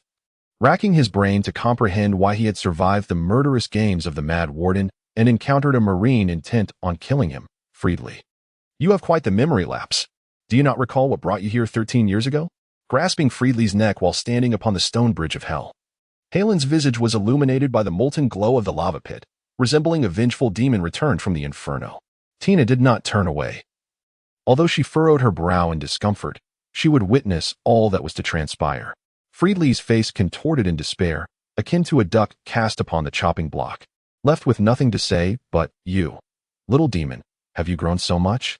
Let the flames answer your final question, Domino screamed, as, under Shilou's eager gaze, Hylon flung the incapacitated Friedley into the very fires of hell. Admiral Karp was in high spirits that day. The thought of his disgraceful son, Dorak, having fathered a large and robust boy, brought a broad grin to Karp's face. It was not that Admiral Karp held any gender biases, but now that he had a grandson instead of a granddaughter, he could train him to become an excellent Marine. Hey, Sengoku. Look what I have brought you, REC specialty, donuts. Kicking open the door to the general's office, Sengoku found it utterly deserted. As the sole general of the Navy headquarters, Sengoku had never left to await any signs of the Chinese dragon, and his whereabouts were easily discernible. Perplexed, Karp swung open the door to the Air Force commander's office. as if he were Sengoku's elder brother, while Carp, despite his chivalry, was at a loss for what to do. The occupant of the office was taken aback. "Carp, when did you return?" he inquired. "Why did you not inform us?" Carp chuckled. "Air Marshal Sengoku, Zephyr, Polysolino, you are all here. What are you discussing? Is this one of the greatest pirates of the New World? We are not gathered here today to discuss a remarkable pirate, but rather to hear the words of Admiral Borsalino, the esteemed son of teacher Zifa, who elucidated with a naturally malevolent tone. However, Borsalino has already emerged as a strong candidate for the next admiral, thus he holds a voice in this assembly. Are you referring to that scoundrel, Harlan? What crime has he committed?" Upon mentioning Harlan, Cup felt an unsettling itch. Ever since she had accompanied him on a mission, she had not been aboard his ship, and each encounter was fraught with poignant exchanges that left Cup unable to laugh or weep. Harlan, under the guise of an assignment in the city, took the life of a pirate, Kong explained. "This is a breach of naval regulations," Borsalino added. "Borsalino, could you be silent?" Zifa's tone was tinged with irritation, for he was aware that Borsalino wished to utter this very phrase to him. By the time Borsalino joined the Navy at the age of 26, he had already tasted the fruits of the devil's natural gifts. In terms of prowess, he could have directly assumed the rank of Rear Admiral or even Vice Admiral. Yet, to impart the Navy's rules to the recruits and to deter them, Borsalino had to remain with Zifa for a time. Zifa had been instructing his students to refrain from overly relying on the powers of the devil fruits and to ensure they cultivate their physical abilities. However, possessing innate superhuman abilities, the fruit he consumed rendered Zifa's teachings nearly irrelevant to him.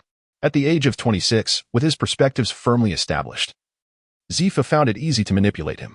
As the most formidable devil fruit at the time, Bruno Salino became a target of Zifa's suppression, leading to a deterioration in their relationship. However, the irritable Sakazuki, a swordsman who had yet to consume a fruit, received Zifa's commendation for his dedication to swordsmanship. "Zifa, I am not speaking excessively. I am merely stating the facts," Cup interjected, shattering the stalemate between Zifa and himself without any forewarning. "What do I care? Just a few dead pirates?" Aside from Zifa, who here has not slain a pirate, the Wano War film issued a more measured statement. "Yet we have all eliminated rebellious pirates, and Harlan killed the pirate who ventured into the city." In truth, it was not a matter of whether or not to kill pirates, but rather of discipline. The brother refrained from answering. Instead, he ran his fingers through his hair and changed the subject. "Where is Harlan?" Upon mentioning Harlan, Zifa's tone softened considerably. "He should be arriving shortly. He is also expected back at headquarters today." Had it not been for the incident 13 years ago, Zifa would have been a stern father, adamantly forbidding his child from violating regulations after joining the Navy. Harlan's mother had passed away, and Harlan had only been revived after wandering at the door. The remorse in Zifa's heart, coupled with the despair of that time, rendered him incapable of being truly harsh with Harlan now. "Are there any elders present?" "What? Old Borsalino, you are here?" Soon, Harlan entered the Air Patrol's office with a smile. It is perhaps unprecedented for the Naval Command to convene and discuss the naval officer candidates. "Honor." Kosher jested, "Little Hylon, it has been over a month since we last met, and I must admit I have missed you. Come, let me see how much you have grown." "No." Hylon swiftly evaded Carp and maneuvered behind Sengoku. "I cannot endure your iron-fisted affection. Reserve it for your great-grandson." On her way back to the office from the naval port, Hylon learned that the admiral had already welcomed a grandson. Sengoku turned to Hylon. "We have all heard about your actions in the city concerning the captives. You are aware that this is a grave violation of naval discipline. Do you have any explanation?" Hylon's expression stiffened. "Of course, I understand this contravenes naval regulations, but I would not hesitate to eliminate a pirate, even if it meant avenging a child whose mother was slain by them." "What of it?" The atmosphere in the office abruptly fell silent. Everyone present knew what had transpired 13 years prior, and they dreaded any discussion of it. If mishandled, Hylon, who enjoyed traveling the world like Dorich, could become a significant loss for the Navy. Clap, clap, clap. Borsalino, who had consistently opposed Zephyr, suddenly applauded. "Well said. When a son avenges his mother, it is only natural. I see no issue with that." Zephyr's implication was that he should not kill the general's son for slaying the pirates. Yet the contrasting natures of father and son, one merciless and the other compassionate, delighted Borsalino, a man of his own principles. Borsalino did not secretly plot against Zephyr despite his disagreement. He merely relished moments that displeased him. "What's the big deal? Just a pirate? Hey, what are you saying? Come here." Aku was exceedingly irate at Halen's words. If Hylon were to swing his fist like a sandbag, he would receive a lesson in love. Fortunately, Sengoku managed to intervene. Carp, I will not ask you to temper your temperament, but at the very least, you cannot defeat every individual you encounter. Hylon remarked. Though his words bore a sharp edge, several present fundamentally concurred with his sentiment. Zephyr merely criticized Borsalino verbally, which stirred discord between students and teachers. They were grateful that Carp refrained from assaulting Doleg as if he were a pirate. Your methods of education are flawed. As a direct relative of Hylon, Zephyr's words were minimal. Speaking on behalf of Hylon seemed somewhat disingenuous, hinting at a reluctance to criticize her, as he truly found it difficult to let go. Today, the chief naval instructor has arrived, primarily to assess the outcomes. Enough chatter, the air marshal rapped on the table. Since we have clearly articulated our stance, there is nothing left to conceal. This matter still requires the resolution of Sengoku. What are your thoughts? Sengoku released Kei, who shot a fierce glare at Helan, reminiscent of a child releasing air. Morally speaking, this is entirely justifiable. Helan is contemplating vengeance for his mother's demise. Considering the gravity of the situation, as Cup stated, if it were merely a pirate, it would not be a significant issue.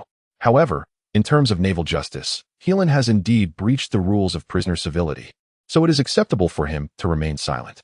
Speaking of this, Zephyr and Borsalino perked up. These two held differing views. Yet they were eager to discern what Sengoku had to convey. Sengoku turned to the air marshal and remarked, Helan recently assisted Kahal in apprehending the Anderson pirate, thereby alleviating a persistent headache for the department. Therefore, I propose that we rectify the discrepancy this time. Sengoku did not consult Zephyr, as per regulations. He was ineligible to partake in Helan's decisions. Nevertheless, Helan expressed gratitude for Sengoku's suggestion. Upon hearing this, they breathed a sigh of relief, seemingly pleased that Helan had no objections to the outcome. Entrusting these veterans to tackle the pirates, even after 10 days and nights of warfare, did not daunt them. However, the naval forces dealing with problematic children had always been a vexing concern. The three current senior candidates of the Navy, along with some vice commanders, either met their demise or assumed the guise of thugs or motorcyclists, rendering the Navy akin to a criminal syndicate. She had observed photographs of Admiral Cusson upon his enlistment. He resembled a black basketball player. This generation of recruits at the Smager training camp bore the appearance of a bald man indulging in heavy smoking, a sight alone sufficient to deter children from singing at night. Compared to these problematic youths, the self-image conscious Helan was undoubtedly seen as a good child in the eyes of the veterans. Well then, it has been settled. The meeting was remarkably harmonious. The air marshal rendered a decisive ruling. Helan, due to exceptional circumstances, I shall refrain from elaborating further. I hope that in the future you will uphold naval justice.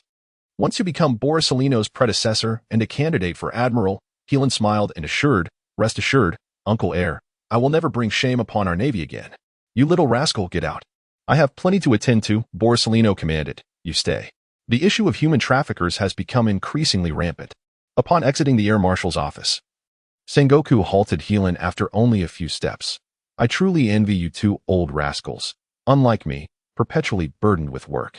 Well, I shall take my leave. Spend more time with Helan and Carp. Avoid always resorting to your fists. Be wary of Zephyr hitting you. Farewell, Gwa, Helan, Carp, Zephyr.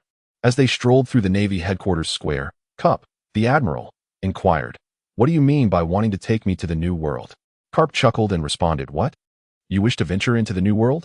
No longer afraid of my iron fist? If you strike me, I shall not depart. Oh, you little imp. You are indeed full of vigor.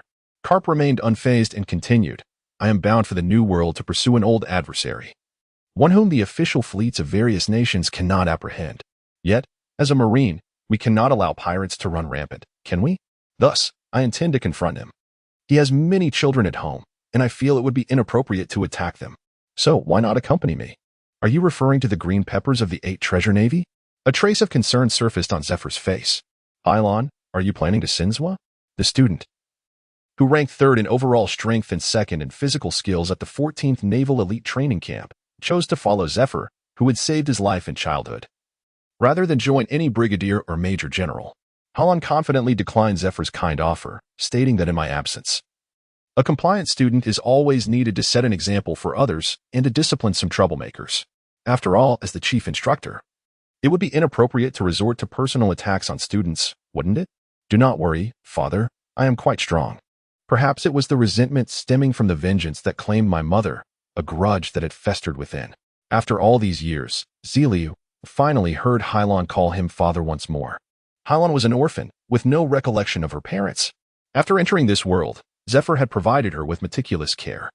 Now that you have taken charge of her son's remains, there is nothing objectionable about giving that old man a call.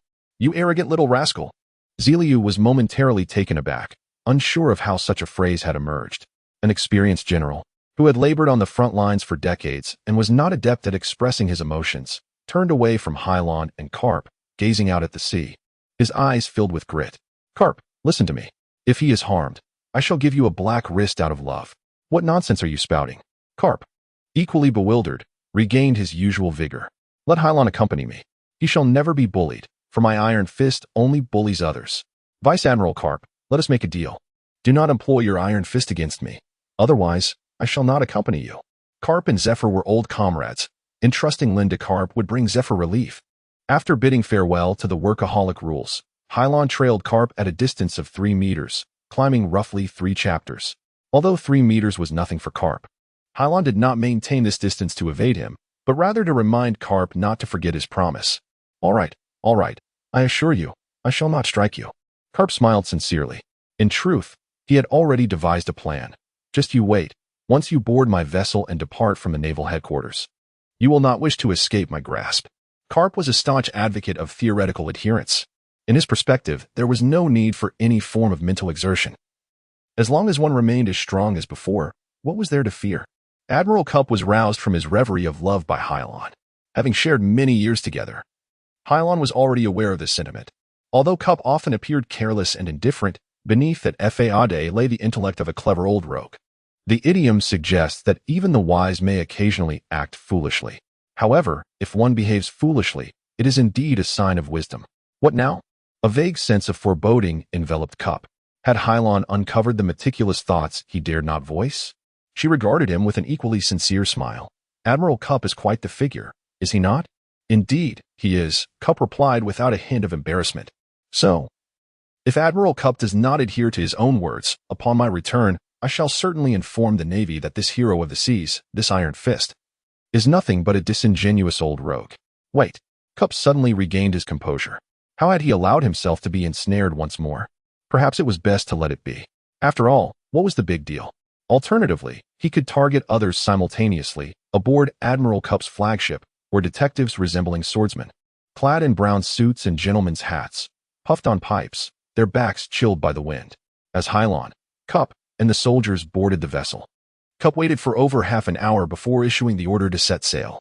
It was only when a group of female sailors appeared in the military harbor that Cup leapt down to greet them. You have finally arrived. I have awaited your presence eagerly. The female admiral, known as Xiaohai, shot him an incredulous glance. You are a grandfather now. Why do you remain so mischievous? Cup chuckled. Admiral Crane. A volley of salutes followed as Hylon descended with Cup to pay respect to the crane. The naval etiquette here bore a resemblance to British customs on Earth, arms parallel to the shoulders, palms touching the forehead. However, while British salutes extend palms outward, here, they are offered with the backs of the hands facing forward. This was the first voyage of the Admiral alongside Hylon, and he turned to Cup, inquiring, Why have you taken Hylon away? What are you up to? Cup smiled bashfully. We have a mission in the New World, he replied.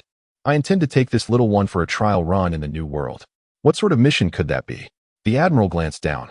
Hylon was engaged in a genuine mission in the New World, but Cup might simply be seeking an excuse to linger around her. I am certainly going to capture pirates, those of the 500 million berries caliber. Cup retorted evasively. This was precisely why he had repeatedly declined promotions to Admiral. As a naval hero, he pursued the Rocks pirates across the globe, battled against Pirate King Roger and Whitebeard, and with such strength and talent, no one in the Navy, not even a vice admiral, could command Cup. Go wherever you wish. If you desire, you may take a leave of absence. Look at that Sengoku film. Generals do not have a single day of leisure.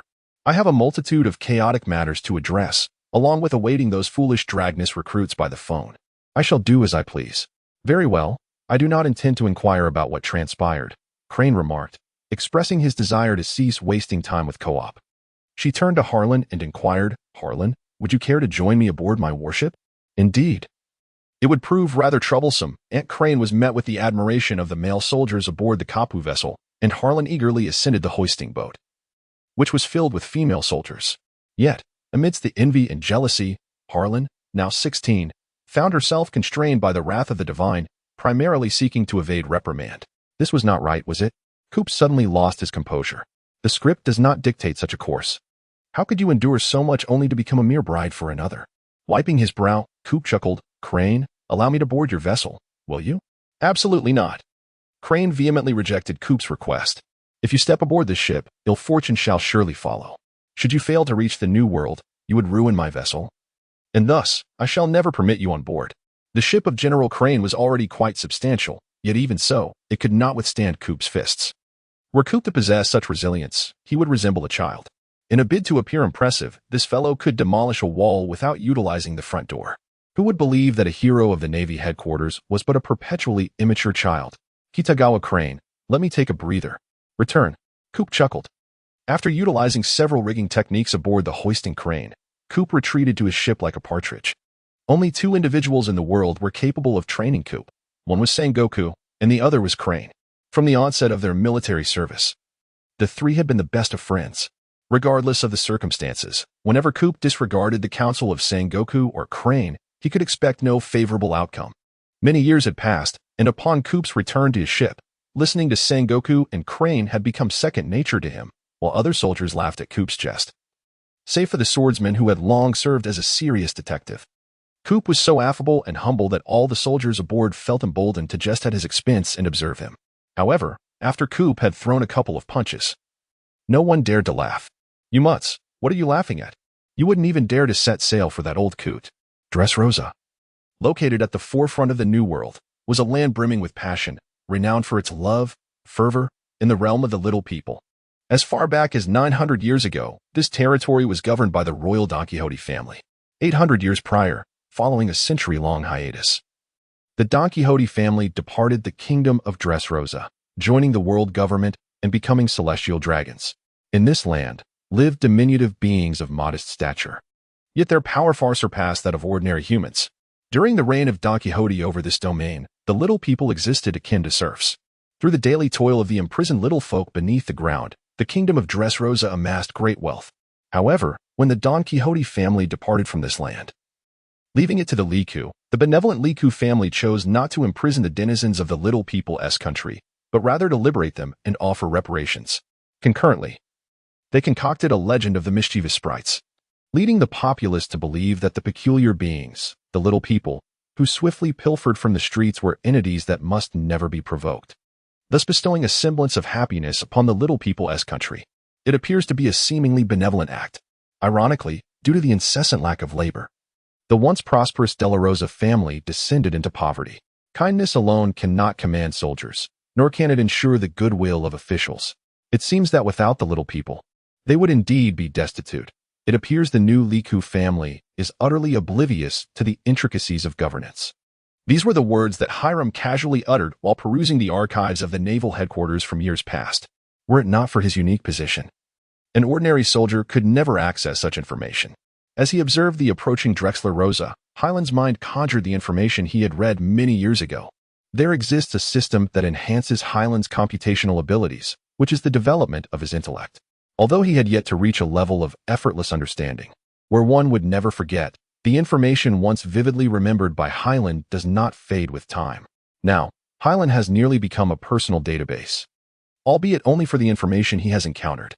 Unlike pirates, naval vessels are not only well-equipped with specialized divisions but can also prepare extensive navigational information in advance. Before long, the ships of Cup and Clan arrived at the world government as ally, Dressrosa. As the warship docked, Cup proactively addressed Clan, "Do what you must, and let my men take care of your ship." Clan, cradling his arm, gazed at Cup. "So, you have come for leisure?" No, certainly not, Katajiri Kintaro. "Do not regard me that way." Cup quickly clarified. "I have told you, I am here to teach the pirates a lesson. It is simply inconvenient to bring my soldiers there, so why not leave them all here for you to inspect the vessel? If necessary, they can accompany you on your missions." Cup is often unreliable, but he has never lied to either Wano or Clan. "As long as you do not trouble me or sabotage my operation," the Admiral expressed with a hint of concern. Meanwhile, in an upscale hotel in Dressrosa, a man clad in a black suit with white trousers, adorned with a red tie and red sunglasses, gazed out the window. This useless king. How can he manage this place? The descendant of the Don Quixote family, displaying evident displeasure, pondered. I am uncertain whether my indignation towards the impoverished Dressrosa stems from genuine concern or from the fact that he is no longer the king of Domingo. He has relinquished his status as a dragon, a legacy forsaken by his foolish father in pursuit of a so-called equality for all. Domingo once endeavored to reclaim his vampiric identity, but was met with unrelenting rejection from the gangs of Marigioia.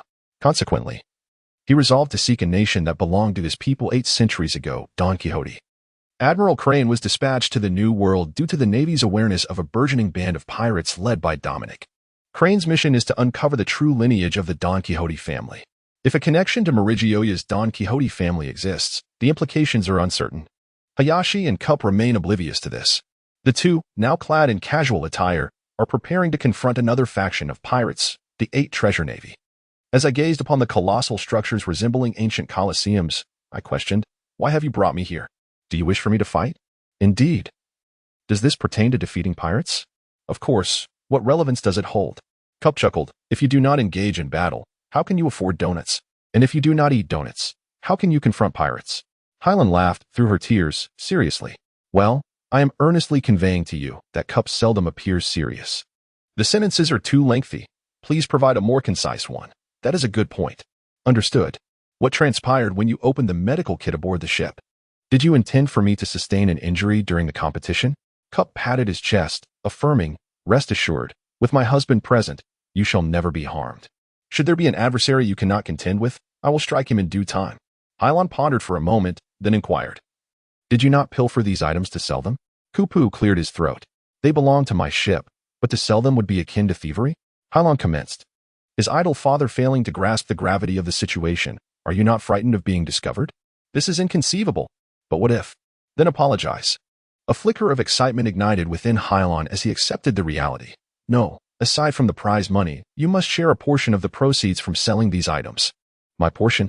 His brother contemplated, recognizing that Hylan bore the brunt of the responsibility for their altercation, thus agreeing to share.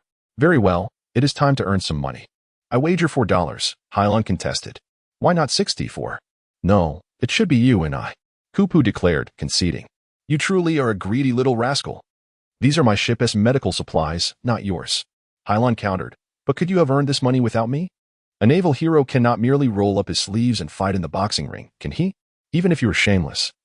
The king of this land will undoubtedly lodge a complaint with the headquarters. Upon your return, you will be dealt with by your uncle from the warring states." Such was Kupu's line of thought, leading him to relent, saying, "Very well, let us proceed as you suggest." However, Kupu swiftly changed the subject. "But if you win the championship, you must give me 30% of the prize." "Why?" Kupu chuckled. "That is the consequence of my being your bodyguard." At this juncture, Hylan found himself devoid of any argument to negotiate with Kupu. To put it succinctly, he was indeed correct this time.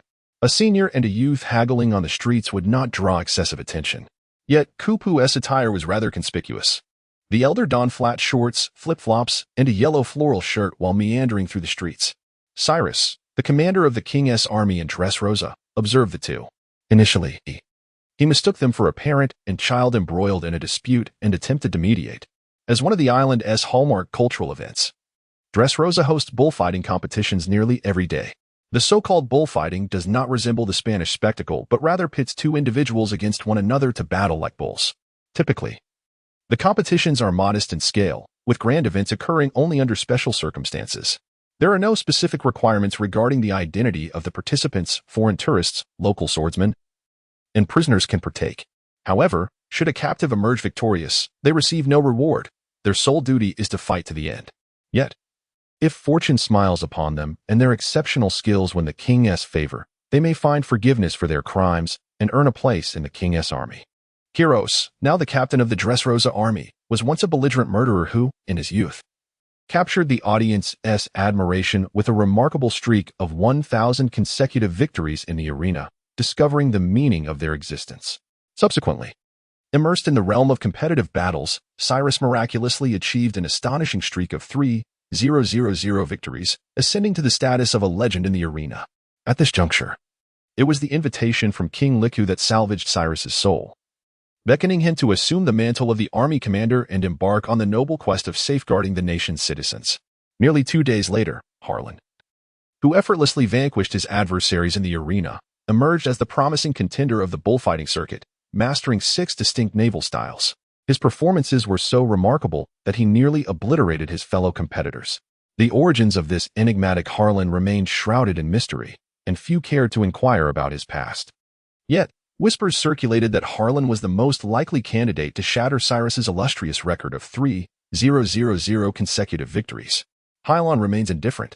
Perhaps it is due to the fact that the golden age of pirates has only just commenced a few years prior, and the new pirate factions have yet to establish themselves on this grand stage of the New World.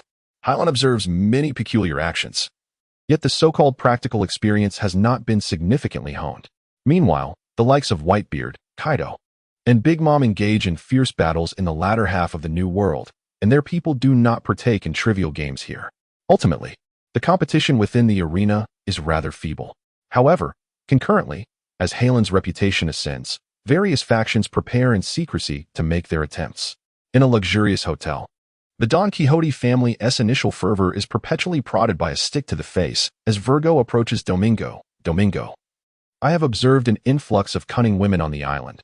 They seem to be investigating something. I suspect they are soldiers dispatched by the Navy. Domingo scoffs derisively. Dismissing the Navy, a bunch of clueless individuals. They require an opportunity to learn their lesson. These Navy fools are truly mad, sending women to pursue me. Have all their men perished? The Navy has become a pack of dogs. It is no wonder that the scions of Maricoa increasingly look down upon them. Virgo, seize the opportunity and take them to the northern island. They seem oblivious to the sensation of fearing the Navy. I shall ensure these women never return. Diamante, I shall leave the city in your charge. Do you see the grand arena in the distance? From this moment forth, it is under your stewardship. Pika, familiarize yourself with the streets and courtyards near the palace. Toripole, go and properly instruct my little Monet. I shall have significant tasks for her. Once he concluded, he gazed towards the distant peak of the king's domain.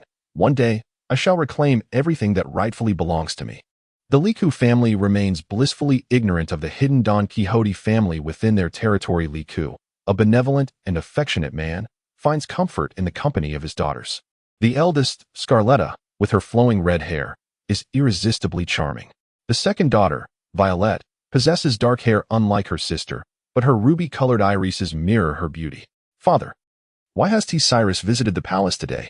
Oh, sister has fallen in love, exclaimed the mischievous Violet, unreservedly revealing her sister's secret thoughts. But no, I haven't seen the lieutenant all day. The Grand Princess of Dressrosa chuckled softly. How could he possibly be unaware? Scarlet held no fondness for Cyrus. Yet since he rescued her from the pirates, she had fallen deeply in love with the grassroots lieutenant. What a romantic and beautiful love story it is. If Cyrus's life were to be set in a fairy tale, he would surely be the archetype of the protagonist. Now, Dressrosa truly resembles a harmonious kingdom from a fairy tale. Although everyone is impoverished, they are all remarkably content. Yet, this is but one complete world. Drexler is not the sole entity upon this planet. The king, concealed in the shadows, continues to gaze silently upon this pure land. On the third day, Harlan, as per usual, resumes her participation in the grand ballroom dance competition. In everyday life, there exist only a handful of trivial games where the opponents are never sufficiently challenged, and the rewards are meager. After all, this is a destitute nation where the gold contributed to the celestial dragons comes at the expense of its citizens tightening their belts. Had it not been for the illustrious Don Quixote family being one of the 20 dragon clans 8 centuries ago, the governments of the world might not have bothered to engage with such a nation. It would be more prudent to escort the citizens to the Eastern Sea to construct a bridge. With the retirement of the legendary swordsman Cyrus, the once thriving bullfighting arena has seen a decline in business. Conversely, Harlan, amidst the autumn winds, has been sweeping her adversaries off their feet, bringing a multitude of spectators to the arena. Amidst the nearly unanimous applause from the audience, Harlan once again stepped into the arena. Today, she hoped to encounter worthy opponents. Perhaps due to Harlan's burgeoning reputation, which has gradually spread throughout Dressrosa, the participants today are no longer the weary swordsmen and prisoners of yore. Instead, they are foreign warriors who have come to vanquish Harlan. A brawny man has been waiting atop the massive stone slab. Are you the one they call Harlan? His temper appears foul, and his voice booms.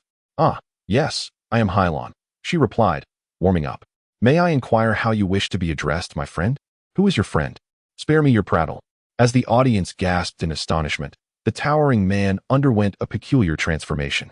In less than 3 seconds, a mottled figure with a steel-whipped tail materialized before Hylon. Could it be that this creature possesses the power of a magical beast? It appears to be. A leopard?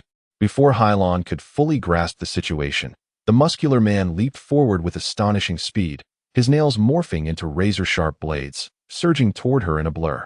Covering a distance of several meters in the blink of an eye, Hylon immediately felt as if he were being scrutinized by a ferocious beast. This sensation was the culmination of countless life and death struggles. Neither Captain Smokey nor the Naval Academy's bookish assistant possessed such formidable strength. Without the experience of a true battlefield, one could never aspire to be a competent soldier. Hylon maintained a vigilant watch for 12 minutes, summoning all his strength, and with a sudden surge, his right fist lunged forward. The collision of their fists resonated like two heavy hammers, and the shockwave caused both combatants to recoil. The leopard man was oblivious to the prowess of the Navy's 6th rank, yet he was undoubtedly more powerful than the werewolf Gabriella. After all, a 6th-level naval boxer merely served as a shortcut to physical fitness, as many exceptional fighters existed beyond that realm. Surely, this individual was unaware of the armament hockey. Was he not? Rubbing his sore muscles, Hylon found himself deep in contemplation. Armament hockey was the source of one's physical energy. Those who wielded it could bolster both their defenses and attacks, serving as a form of invisible armor, hence the name. However, this ability was deemed unsuitable for minors under 17, as it would significantly deplete their potential, proving detrimental rather than beneficial.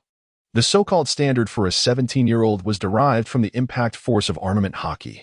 Hylon was just a year shy of that age. Yet he had not been compelled to cultivate this formidable power. Haste makes waste. Even the Cypherpole agents, who were trained by devils from a young age, only practiced 6 forms. Even the world government, which had never regarded the living as human, would not force them to arm themselves or grow stronger, as the drawbacks far outweighed the benefits, rendering it utterly meaningless. Nonetheless, there existed a hierarchy among those who wielded hockey.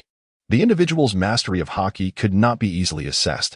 Hylon, having roughly gauged his opponent's strength, suddenly chuckled upon noticing a flicker of disappointment in the leopard man's demeanor. This is war, after all. What are you laughing at? He inquired sternly. Hylon darted past, leaving only a faint trace in the ring. Unlike the cacophony of shouts from the audience, the strong men in the fray remained remarkably composed. With the leopardess tail lashing out like a steel whip towards the sea, Hylon swiftly brushed his chin and pivoted to the side. Just as the leopard man's sharp claws lunged towards him, only to be evaded once more, with 3 successive flashes. Hylon had already reached the limits of the Black Panther's reflexes. With a swift motion, Hylon unleashed 3 consecutive punches, striking the leopard man at the same spot on his back. The spine, one of the most vulnerable parts of the human body, emitted a chilling sound of cracking bones as the leopard man collapsed to the ground, rendered incapable of further combat.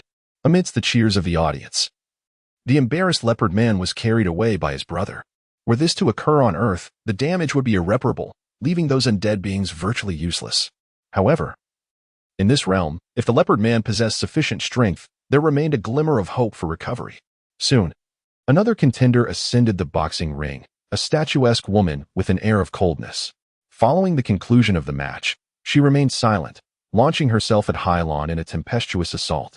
Whether it was the power of the devil fruit or the craftsmanship of her ancestors, her hair moved like serpents, 8 long tendrils striking with ferocity, reminiscent of the 8-bannered serpents of the Kazakhs. Captivated by the woman's mesmerizing hair, Hylon found himself momentarily entranced. Outside the arena, Coop, clad in a floral shirt and shorts, located his unfortunate leopard man friend. Have you taken your medicine? He inquired. Who are you? The defeated man, already troubled, was startled by the sudden emergence of such casual remarks from an elder. Surely, it's not due to anger that you were struck. If you're not going to eat, then you needn't worry about it, Coop retorted. Having been dismissed by the brother of a robust opponent while attempting to sell other wares over a phone call. In the fields, the invigorating sensation was no longer the unfamiliar woman's prowess in kicking from the boxing ring, just a few feet away from Hylon. As he awaited his next adversary, Coop unexpectedly appeared by his side.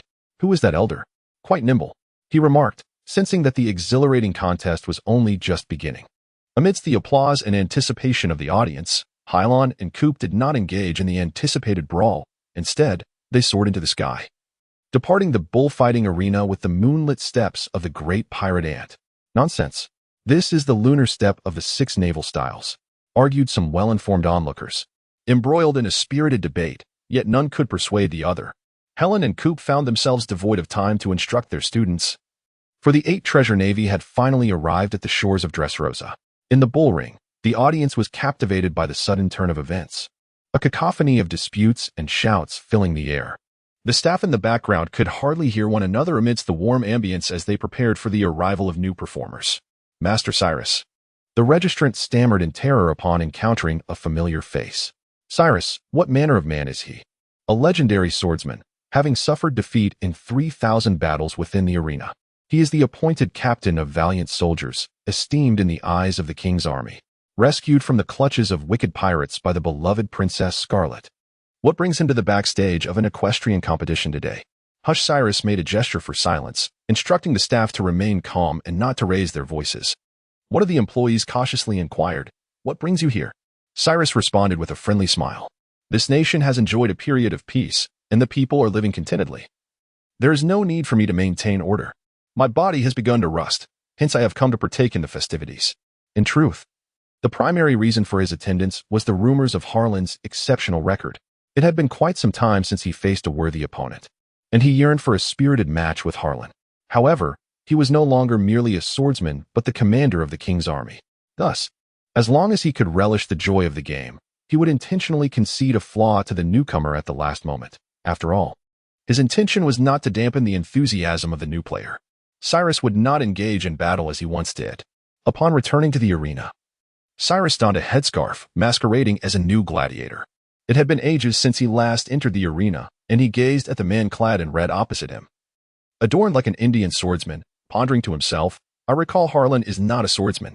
Cyrus merely wished to stretch his limbs and did not specify whom he intended to battle before soaring away, to ensure the captain's enjoyment was not thwarted. The crew swiftly arranged for him to become another successful warrior, Diamante.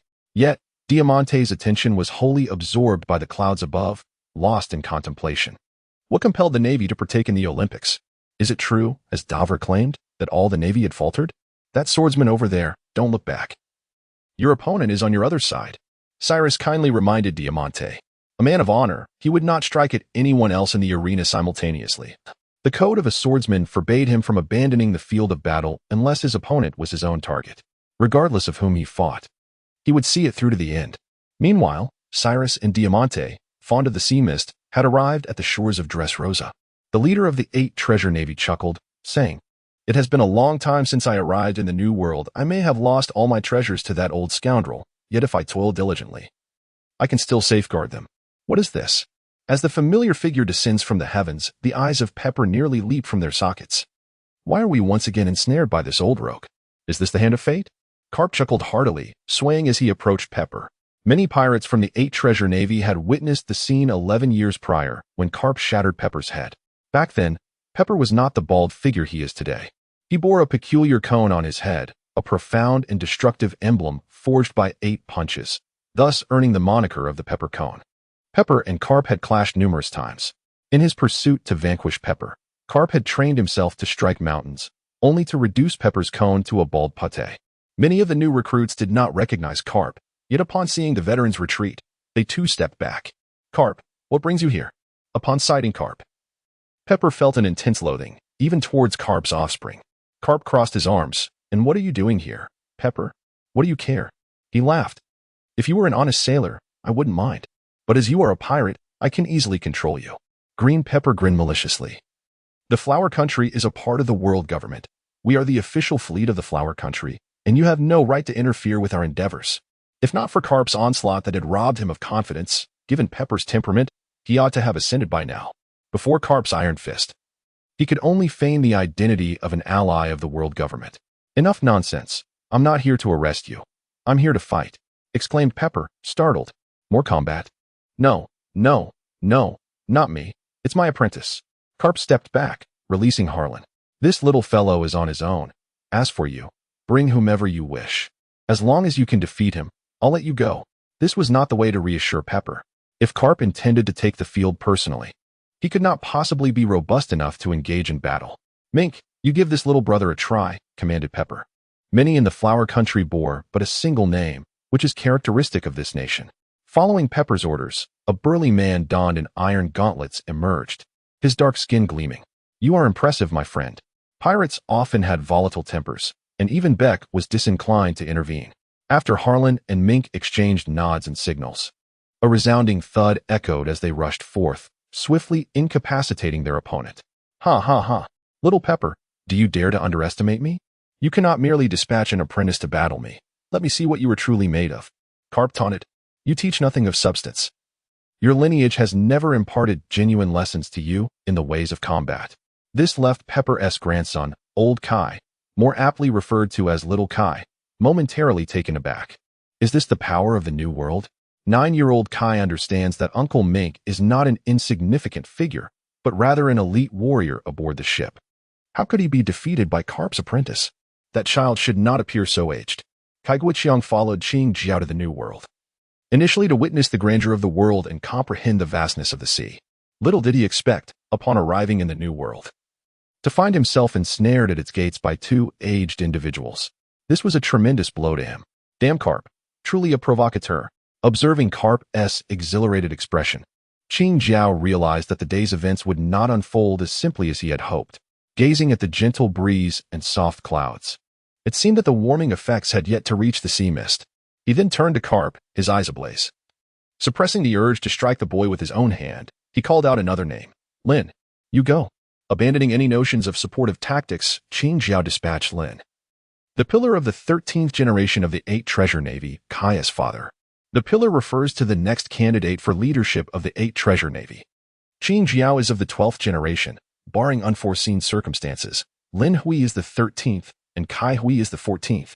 The term unforeseen circumstances pertains to those who perish in battle or voluntarily relinquish their rank. Should any mishap occur, the junior pillar would ascend to take their place.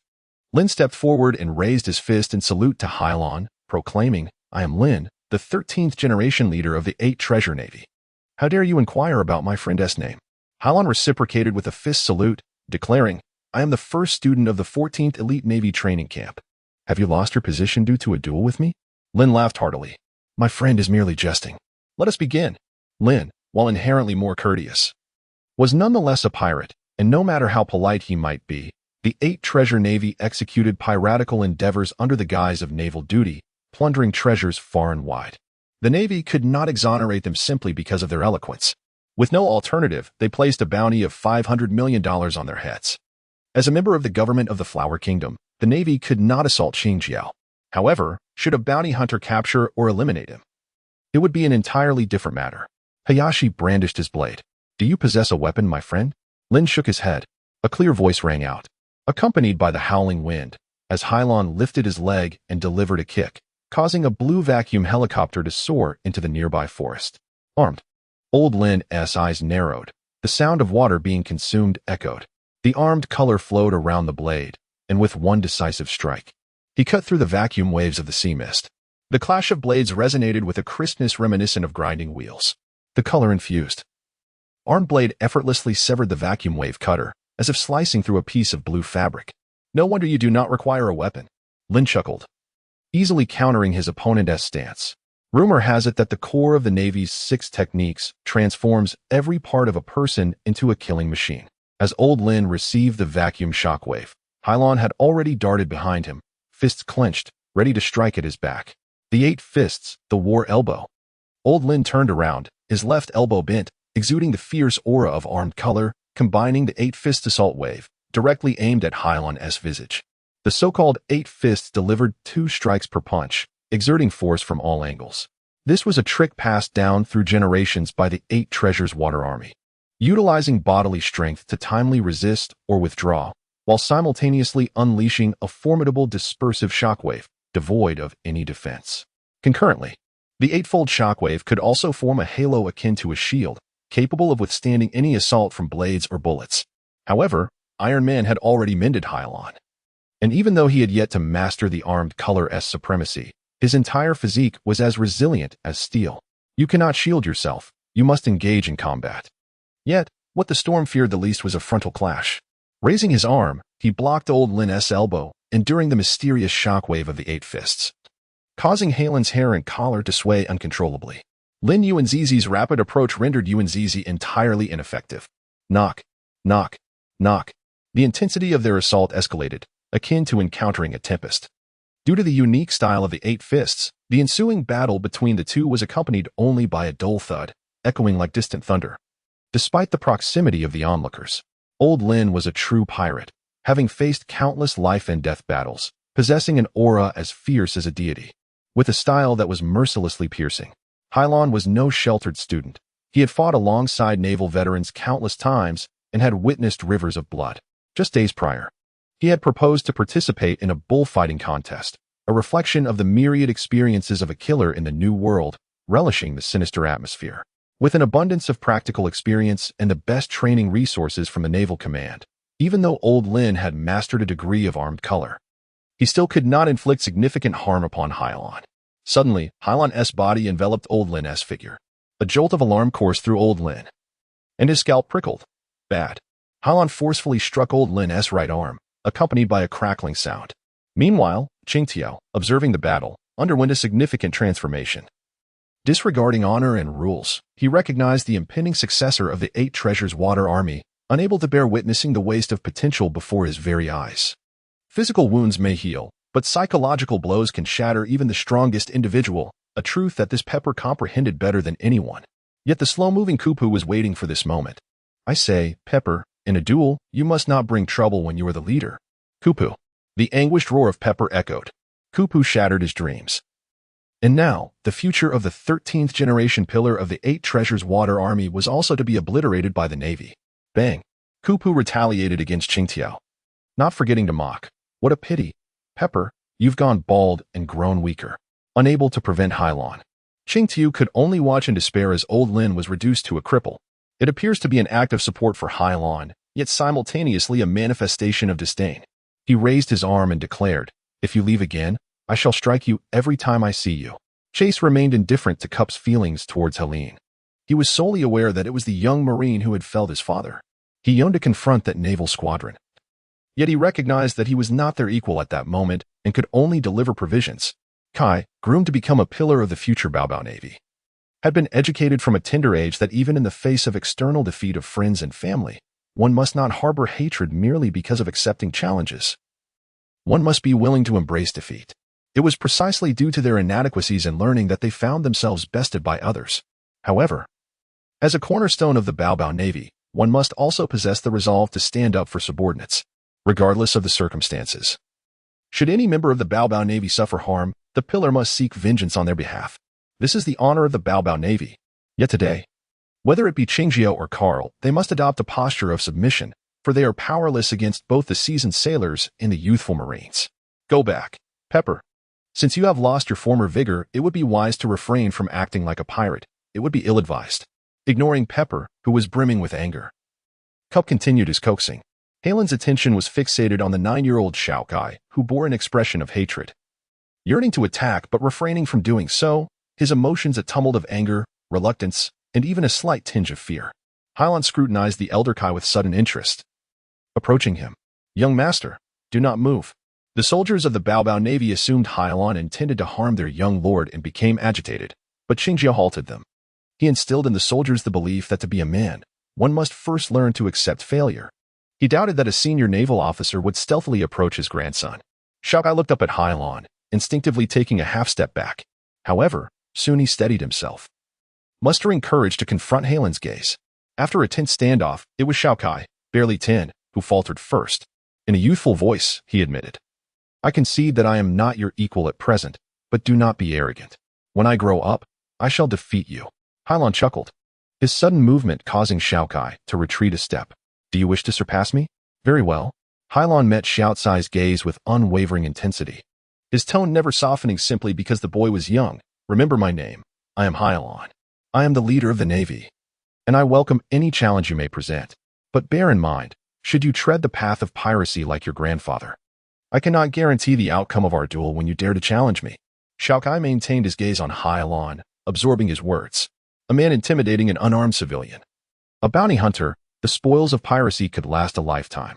By the time Hylon departed his side, Shout-Sai's back was drenched, his heart a tumultuous storm. Despite being merely a youth, he bore a mountain of pressure, prompting Shao-Kai to glance back at the few figures behind Hylon. Hylon observed Qing Jiao's clenched teeth, relishing the expression of reluctant jealousy and disdain that the other bore towards him. This was one of his few vices. "Let us go."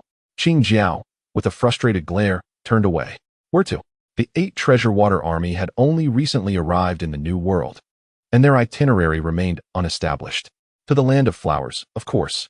Qing Jiao, anger bubbling without an outlet, scolded, "You wagered, you lose. Do you think I would not lose?" With that, he left, dejected but seemingly exhilarated. Within half a day, the 8 Treasure Water Army, having just reached Dressrosa, departed anew. Cyrus, who had just triumphed over Diamante in the bullfighting arena, received news from his subordinates as he exited the venue. "Sir, 2 groups are clashing at our port. One is the Babel Navy fleet. The other consists of an elderly man and a young one, their identities unknown." "An elderly man and a young one?" Cyrus pondered, recalling a pair he had spotted on the streets days prior, particularly noting the elderly man's long coat and trousers. With Hylon absent from the arena, Cyrus, lacking a target, chose not to squander time there. He promptly left the arena alongside his subordinates. Unbeknownst to Cyrus, in a shadowed corner, Diamante, the very individual he had defeated, stealthily approached. That swordsman was Cyrus, captain of the Dressrosa King's army, the one who had cost him a hefty defeat. Cursed fellow, he thought, remembering how he had driven away the 8 Treasure Water Army. Kupu's spirits lifted as he was soon regarded as a naval hero by the king's forces and invited to the castle of King Riku for tea. Actual tea. Lacking any attachment to the medieval lords of Europe, he chose not to accompany Kupu back to the castle, but instead wandered alone near Dressrosa.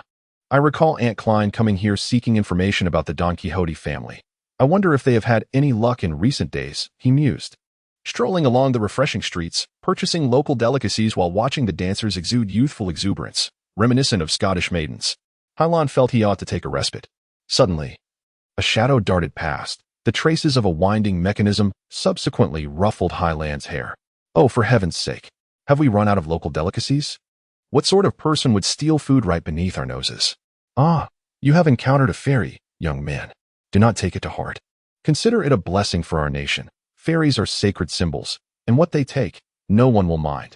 A kindly local, noticing Hylon's puzzlement, offered some words of advice. "What fairy? They cannot be fairies." Hylon, unable to muster the locals' good-natured demeanor, found this a blatant provocation. Even if they were genuine fairies, they could not be overlooked.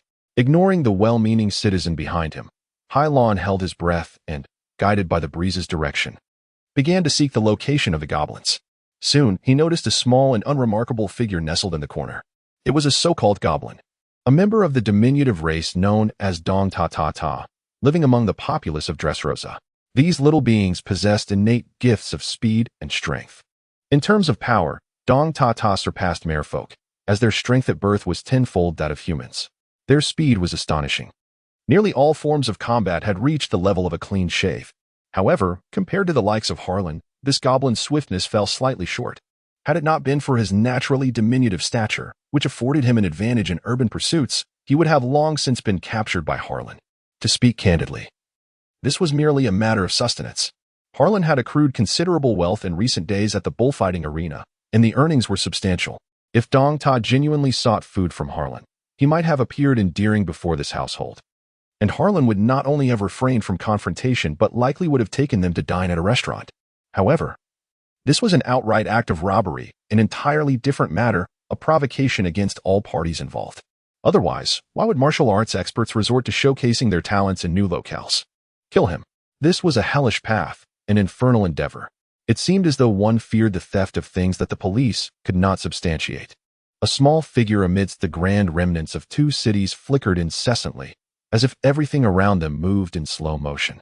The citizens of Dressrosa bore witness to something unprecedented today. While petty goblin thefts had become a commonplace occurrence, the sight of a large goblin was a novel experience. The ordinary eye could not perceive Harlan's figure as he wielded his razor. They could only discern a lingering shadow that was slightly larger than the usual goblin. Thus, they assumed him to be a great goblin. After a series of convolutions, nearly half of Dressrosa and even the surrounding waters were rife with ferocious piranhas. leading to the northern reaches of Dressrosa on Grimmet Island. Just before dawn, Ta successfully entered the forest and returned to the goblin war machine. Harlan surged forward, finally capturing the goblin's sole source of trouble. Suddenly, a muffled sound echoed. Harlan lost control of his body and collided violently with a man emerging from the forest. Had he killed him? Harlan's body was like iron, endowed with the speed of a razor.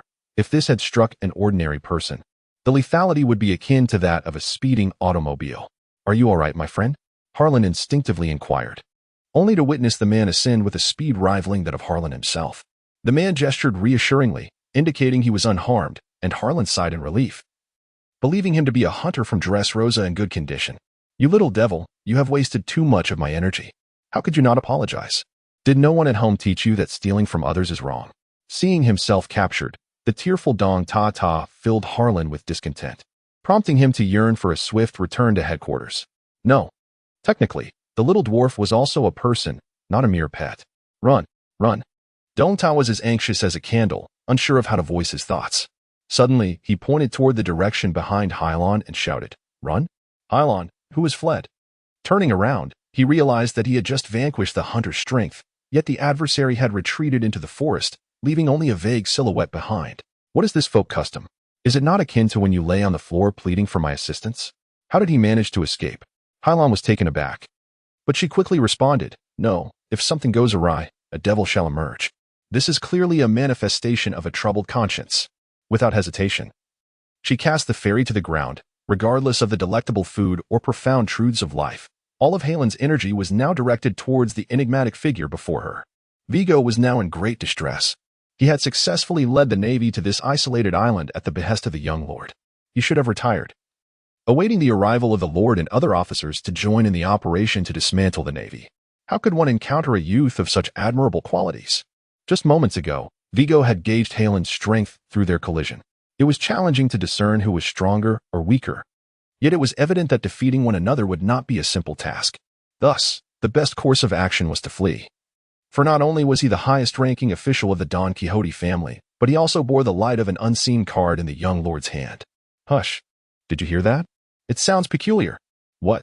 Did you mishear?" Perhaps it was merely the wind rustling through the leaves. A few female marines were meticulously scouring the forest, along with 4 others like them. "No, this is not an illusion. I suspect we have walked into an ambush. I suggest we hasten back to find the captain." The woman used a more tactful term for the captain. From the outset, the Crane had suspected that the soldiers had uncovered clues left by the enemy for the navy. However, in pursuit of the truth, the group disguised themselves as ordinary soldiers and ventured onto the island known as Greenit. Meanwhile, Hylon, like a wolf with a keen sense of smell, clung tightly to Vigo's trail. Vigo, the second most powerful member of the Don Quixote family after Domingo, was a practitioner of pure artistry who could advance with remarkable speed, even without prior study of the Navy's 6-man team. Yet, despite his efforts, he could not shake off Hylon, which only heightened his internal tension. Suddenly, the ground beneath them began to tremble, akin to an unheralded earthquake. This was the prowess of a picaresque. An unsuspecting Hylon swayed violently, but within a heartbeat, he regained his balance. As Hylon prepared to continue pursuing the mysterious figure ahead, a web-like net suddenly descended from the heavens, halting before him. "Raging gale. Shave it off." With swift strides, Hylon used the gale to slow the net's descent, narrowly evading the web that ensnared his quarry. A man clad in a black suit, adorned with a flamingo feather coat and donning red sunglasses, appeared abruptly from the sky, coldly chuckling. "You are Hylon, are you not?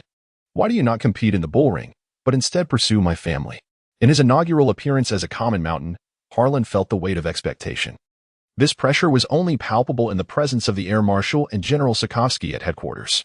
To uphold the dignity of the admiral, Sokovsky maintained a demeanor of utmost seriousness, while Domingo embodied the quintessence of hostility. "Do you take pleasure in flamenco?" Harlan adjusted his demeanor, observing the slowly descending flamenco before him. As they traveled alongside the admiral, they had come to grasp the nature of his mission. Was a man of such imposing stature, adorned in his social attire, merely a dancer of flamenco? Domingo smiled faintly, his voice laced with a hint of exaggerated surprise. "It seems you are not merely a swordsman. You recognize my identity. Are you a bounty hunter or a marine?" Domingo, a sagacious individual, had already formed a judgment regarding Harlan's position in his heart based on Harlan's previous pursuit of Virgo's prowess. In this straightforward exchange, this person was undoubtedly his. Born in the North Sea, Domingo Flamenco carried a bounty of 190 million berries, a veritable supernova amongst pirates. The original Domingo hailed from the Chinese dragon lineage of the Don Quixote family, yet his father renounced his noble heritage to embrace a life of commonality. He perished well, albeit amidst the turmoil of the North Sea. After enduring countless torments from the Chinese who despised the vile dragons of the North Sea, Domingo's mother succumbed to illness. In a bid to reclaim his rights to return to Marijoa and retrieve his identity chip of the Chinese dragon, he took his father's life. Regrettably, the aristocrats rebuffed Domingo's plea, casting him back to the North Sea like a dog. His brother, Don Quixote, was terrified into fleeing after witnessing Domingo slay their father. In his moment of vulnerability, miscreants approached him, drawn to the aura of dominance and regal quality he exuded. They crowned him as their king, bestowing upon him the fruits of a demonic lineage. Don Flamenco was a noble boy with numerous vices. Under the foolish reverence of these four rascals, he even incited the dark emotions within, transforming him into an ambitious dark sorcerer. Now, the Don Quixote pirates were undefeated in the North Sea. They ventured to the New World, reclaiming the ancestral home of Don Quixote from 800 years ago, competing with legendary New World pirates to become the true pirate king. She refrained from responding to Domingo's inquiry, directing her attention elsewhere. The lines of fruit were indistinguishable to the naked eye, rough in texture, with various angles proving to be troublesome.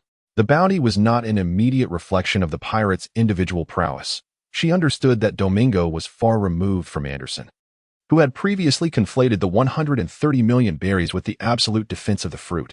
Nobody is answering, is there? Domingo chuckled sympathetically. Indeed.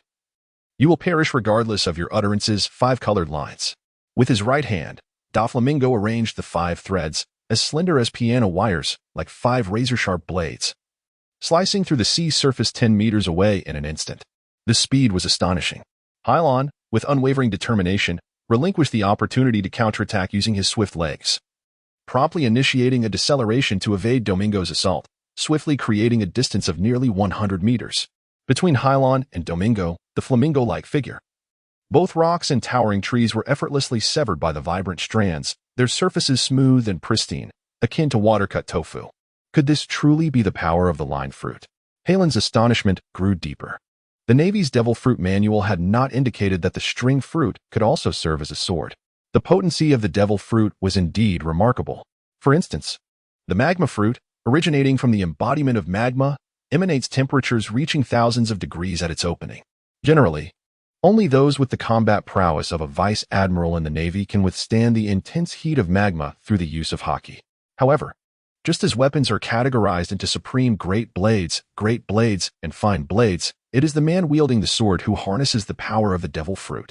Ultimately, the strength of a devil fruit hinges upon the individual who consumes it. It is no wonder that even the supernovas require Aunt Crane's personal investigation, as Domingo's strength is indeed extraordinary. In Domingo's heart, Hylon is held in higher regard. The lion exhausts every effort to hunt the rabbit. Fortunately, Hylon has cultivated a commendable habit. Regardless of the adversary he faces, he approaches each encounter with utmost seriousness. Otherwise, he would sustain grievous injuries, diminishing his combat prowess at the mere strike of Domingo. Unexpectedly, the little mouse has become more agile, indicating that this journey was not in vain. Hylon has evaded further assaults from the flamenco, yet this only serves to invigorate him. Domingo, endowed with exceptional talent, sharp intellect, and worldly wisdom, possesses a certain arrogance that is often absent in most noble science. He relishes playing the role of the hunter in battle, relentlessly employing his gradually constructed traps to annihilate his opponent's will, indulging his perverse taste for cat and mouse games. The tragic experiences of the North Sea have rendered him skeptical of life, yet it was only then that he encountered the 4 rascals, Virgo, Pica, Diamante, and Toripole, who idolized him as a king. Why do you fail, Dover? Because those damned gears have made the path treacherous. Let us now slay every soul in this city. Surrounded by these 4 grotesque youths, Domingo has grown into the man he is today, even if he did not suffer the same fate in his childhood. Team, Domingo declared, raising his finger, from which countless filaments shot forth like bullets, each possessing destructive power akin to that of a Gatling gun. In Domingo's hands, the slender threads were as formidable as steel. Hylon summoned all his strength as the bullet threads etched a series of deep craters upon his back. Domingo no longer aimed at Hylon. Instead, he propelled Hyland's position forward. Boom! The threads struck the land before the sea with a howling gust. And Hylon reacted swiftly, halting his steps just in time. If I am merely a nimble little mouse, what would you be? A sickly cat that can only catch mice? The tempest. The azure vacuum surged through branches and leaves, reaching Domingo's head. Domingo extended his left hand, fingers outstretched. Spiderweb wall. Before him loomed a vast white net of filaments, designed to obstruct the vacuum wave, akin to a hunting spider's web. The energy from the tempest was swiftly consumed by the web, dissipating into a mere glimmer in the air. Meanwhile, Hylon vanished before Domingo. How cunning, Domingo warned, turning to expel him. Scraping foot lines. 8 nearly transparent threads sprouted from Domingo's toes, enhancing the fruit lines with a nearly amplified version of the misty foot, highly destructive. Initially, Hylon intended to block Domingo's assault with an iron block, but his instincts advised against it, foretelling injury. Clap. Moonlight step. In the astonished eyes of not just the flamenco, a burst of air emanated from Hyland's palm as he descended from the clouds. Hyland's body soon fell, narrowly escaping the scraping foot lines of the flamenco above him. Bang! Hylon once again struck the air with vigor, his descending form spinning like a top. With legs poised, he aimed his weapon. Harnessing the force of his rotation, he delivered a swift kick with his right leg, a compact and precise assault akin to a steel whip. The impact resonated like a dull thud as Domingo, caught off guard, raised his arm to block the onslaught aimed at his face. The collision of flesh against flesh elicited a muted sound, and even the ever-smiling Domingo felt a twinge of pain. Is the air my home, and your body lost its balance? Domingo reveled in the thrill of victory, signaling to Hylon with a raised finger, utilizing the strength of the ropes. Domingo secured them to trees in the forest, towering buildings in the city, and even to the clouds above. These invisible lines wove together to form a net. Known as the aerial passage, accessible only to Domingo. His sky was flat. Leap. Aim the muzzle. Domingo was not the sole master of long-range attacks. Hylon, proficient in the art of the 6 Cs, had developed a technique of palm strikes. The secrets of the month step and leg handgun were no longer concealed. How could Hylon possibly overlook the opportunity for a strike? Whoosh. Whoosh. Hiss. The most commonplace air, now transformed by Hyland's fingertip finesse into a barrage of lethal projectiles, struck Domingo between the brows, at his waist, and near his heart. Domingo's bullets concentrated on the destructive force akin to a Gatling gun, while Hyland's flying fingertip strikes embodied the silent power of assassination, resembling the precision of a fatal sniper bullet. With the initiative lost, Domingo was compelled to evade Hyland's aerial assault. His reliance now rested on Hyland's strength. Yet the cat-and-mouse dynamic rendered him akin to a charming Tom, becoming a plaything for Hylon. Picard and Toripole sensed that the young master had commenced battle, executing a planned ambush against the Marine Corps in the jungle. Picard, a superhero known as Stonefruit, possessed the ability to manipulate the rocks he touched, inciting earthquakes and even encasing himself in stone, transforming into a colossal rock giant. Toripole, endowed with a superhuman adhesive fruit ability, secreted a mysterious viscous substance. Though it was also flammable and explosive, one of his vulnerabilities. What was that? What is an earthquake? So sticky and slimy. How revolting. The naval female soldiers searching for Viergo were caught off guard in an ambush. Pika's control over subterranean rock layers triggered an earthquake, destabilizing the soldiers in the jungle. Meanwhile, Toripole employed his abilities to ensnare the majority of female soldiers, his foot slipping into their throats. The sharp cries of the disoriented soldiers echoed through the forest, causing the hidden Danta people to tremble, even as they lacked the courage to seek answers. Except for one soldier. A crane disguised as a soldier stood firm as a rock, seemingly unaffected by the fruit's powers. Was this truly just a trap? To my astonishment, the family of Don Quixote possesses such an array of peculiar devil fruit powers that they are underestimated. Boom, boom, towering trees, each reaching the height of 5 stories, topple one after another, shattering like fragile glass before the might of this colossal being. Some timid members of the Eastern family watch from a distance, paralyzed with fear, while others faint at the sight of this super monster. The general casts a glance at the figure of Peak perched upon the giantess' shoulder and sighs. Well, it seems we have no choice but to proceed with this. On the other hand, the rhythm employed by Hurlin is more reminiscent of flamenco, lacking the authentic spirit of entertainment. The thrill of the hunter playing with the prey is exhilarating, Yet when the prey turns the tables, the amusement dissipates. Take down the rogue. Domingo raises his right arm above his head midair, and as he swings his hand, 5 invisible threads emerge from his fingertips. These threads abruptly thicken and harden, resembling 5 steel harpoons descending from the heavens, aimed directly at the sea mist. Domingo is acutely aware of Hiralin's comprehensive prowess. Yet he lacks systematic training compared to the already adept Hirilin, causing him to lag a beat behind. The 5 harpoon-like threads leave behind glaring punctures in the ground. Yet Hirilin has long since vanished from sight. That despicable fiend is off to pursue Don Flamenco, while Hirilin remains fixed in place. Having suddenly noticed that the commotion instigated by the anomalies in Toripol has somehow subsided. Have you finally found me? Hirilin emerges from behind a grand tree, revealing that the hunter captures prey not due to sheer strength, but through cunning intellect. As expected, it is the Navy. Many expressions among the flamenco crew appear grotesque, as the realization dawns that such power at such a young age is indeed astonishing. Is Hirilin correct? I will remember you. The conflict between Hylon and Domingo has reached its conclusion. Having lost his family at a tender age, Domingo now dedicates his existence solely to his kin. Picard and Toripol were supposed to execute a successful raid on the Navy, yet they have fallen silent, capturing Domingo's full attention. Domingo, you are under arrest. The disguised General Crane, with his hand lowered, arrived at the battleground between Hylon and Domingo. So, I have a good little sailor to divert my focus, while I masquerade as an ordinary soldier to strike at my family. Not the wisest of strategies, yet it proves effective. I never anticipated someone as astute as you would enlist in the Navy. You women greatly underestimate me. Domingo, standing imperiously along his flight path, assessed the reasons behind his recent losses based on the circumstances at hand. However, he miscalculated one thing. Hylon was not part of the Admiral's plan. She had been lured into the jungle by Tang Tang, only to collide with Viergo. Recalling the operational strategy devised by Admiral Crane, Hylon swiftly entered combat mode, perfectly synchronized with the Admiral's intentions to stage this performance.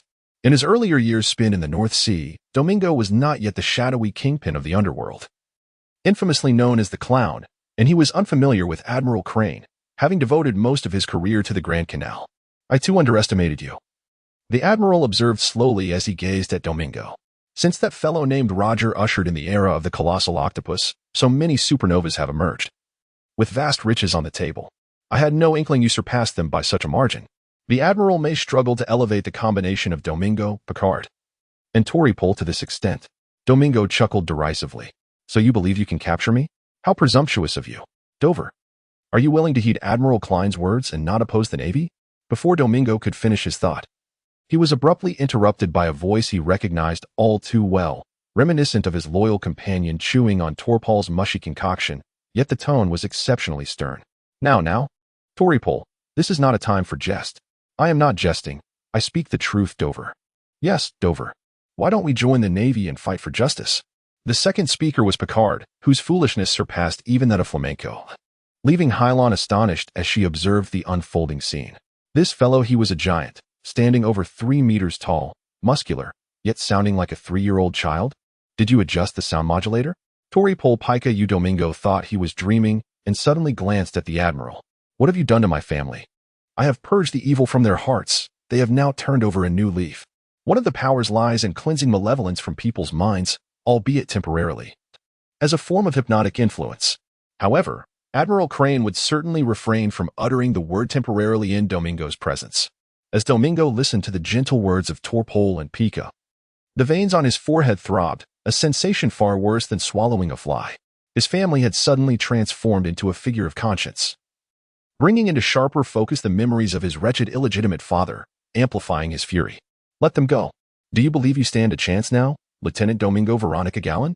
After all, Domingo's abilities were intricate, and even when alongside Hylon, seizing one another was no simple task.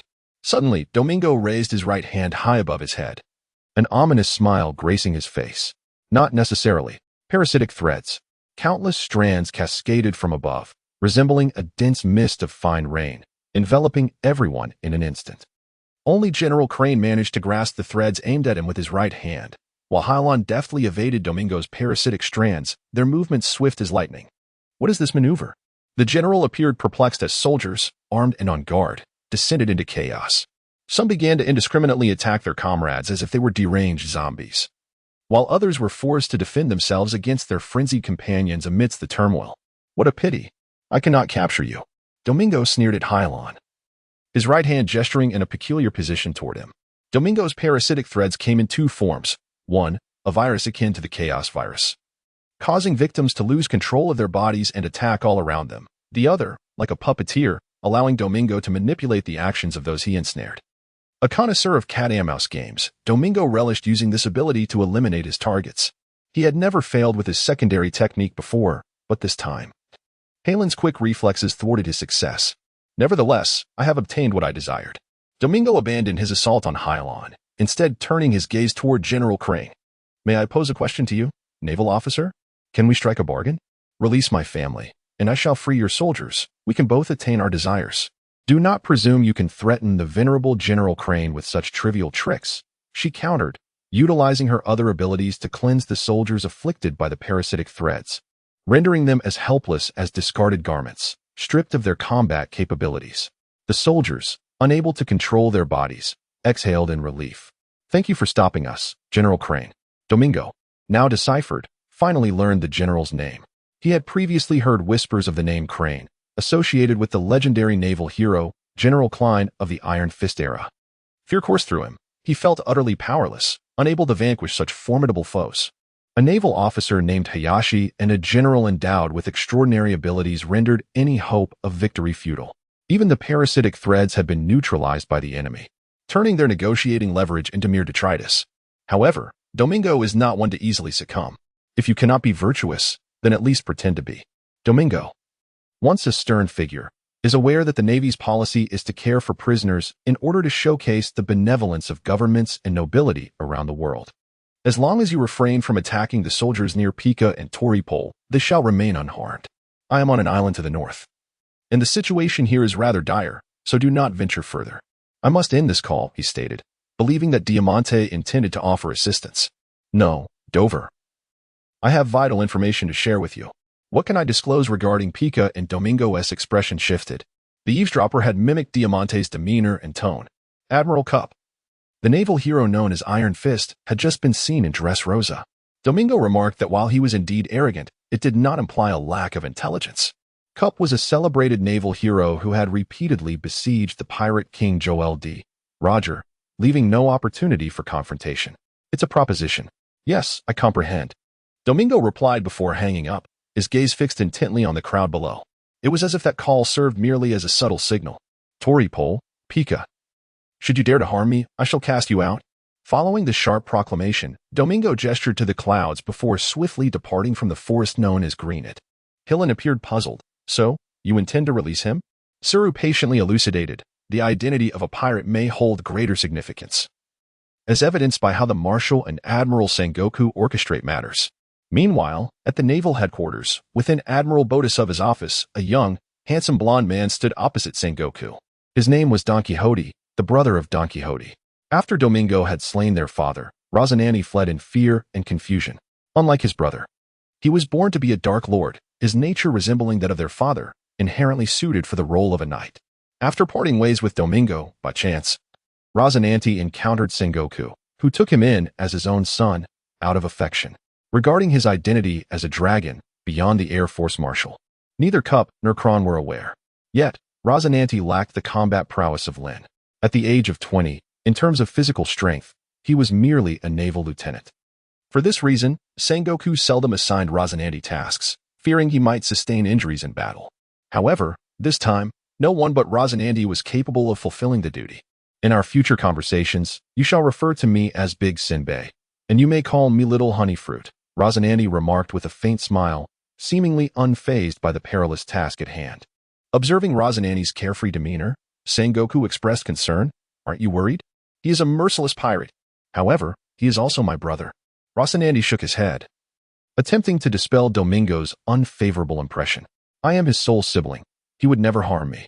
I am acutely aware of this, for I am a Marine, and I would never betray my own sense of justice. Domingo would not inflict harm upon Rocinante, nor would Rocinante wish to harm Domingo. He merely seeks to prevent Domingo from descending further into darkness, to save him from becoming a monster. The plan is to return Rocinante to the family of Don Quixote.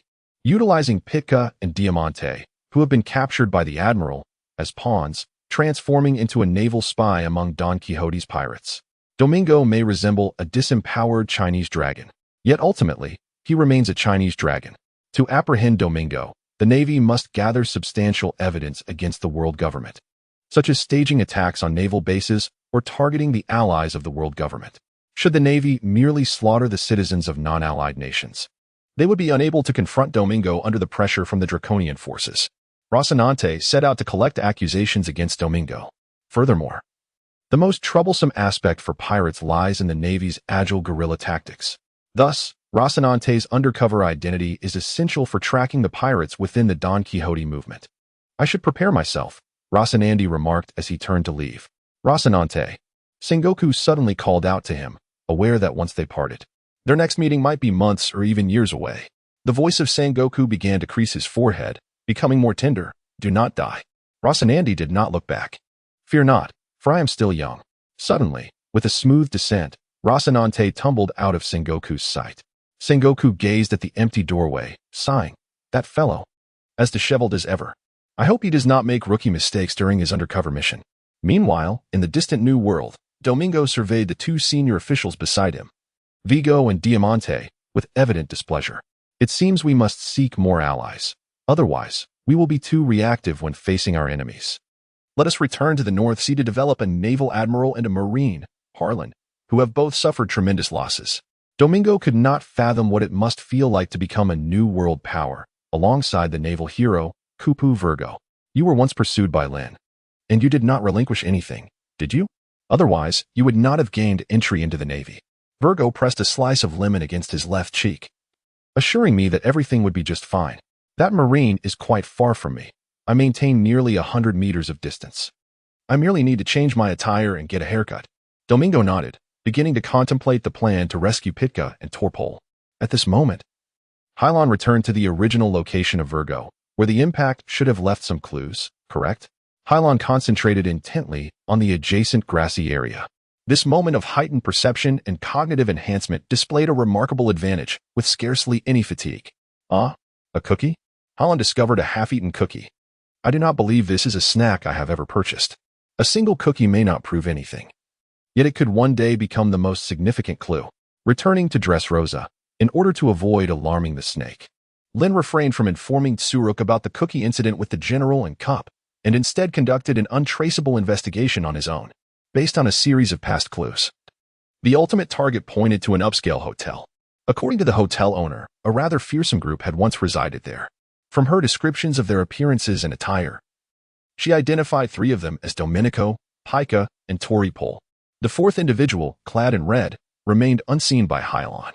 However, that person had attended a bullfight, only to be defeated in the finals by a swordsmanship enthusiast. This was also a decision made by the arena staff. In such circumstances, the pirate in Don Quixote ought to be someone who has never been seen before. The pirates in Don Quixote are regarded as superhumans by ordinary folk. They seek to conceal their whereabouts, ensuring that no one takes notice of them. Thus, the trail ends here. "Aunt Crane, what shall you do next?" After returning to the warship, Hylon casually inquired. "Upon leaving Dressrosa, I will take the pirates to the Navy G1 headquarters in the New World for questioning. You and Cup should return to the Navy headquarters. Why not bring them back there?" Upon hearing Halen's confusion, Crane cast a deep, knowing glance at him. "Hylon, some matters are best left unasked for now." Hylon nodded, unwilling to embarrass Crane. After all, one could directly inquire within the office of Admiral Sengoku at the Navy headquarters. Carp was indulging in donuts, boasting about his and Helen's valiant moments at Dressrosa while instructing the Babel Navy. Sengoku had always tacitly permitted Carp's provocations, the official pirate allies of the world government, merely using this method to impart a lesson, the reason for which remained unknown.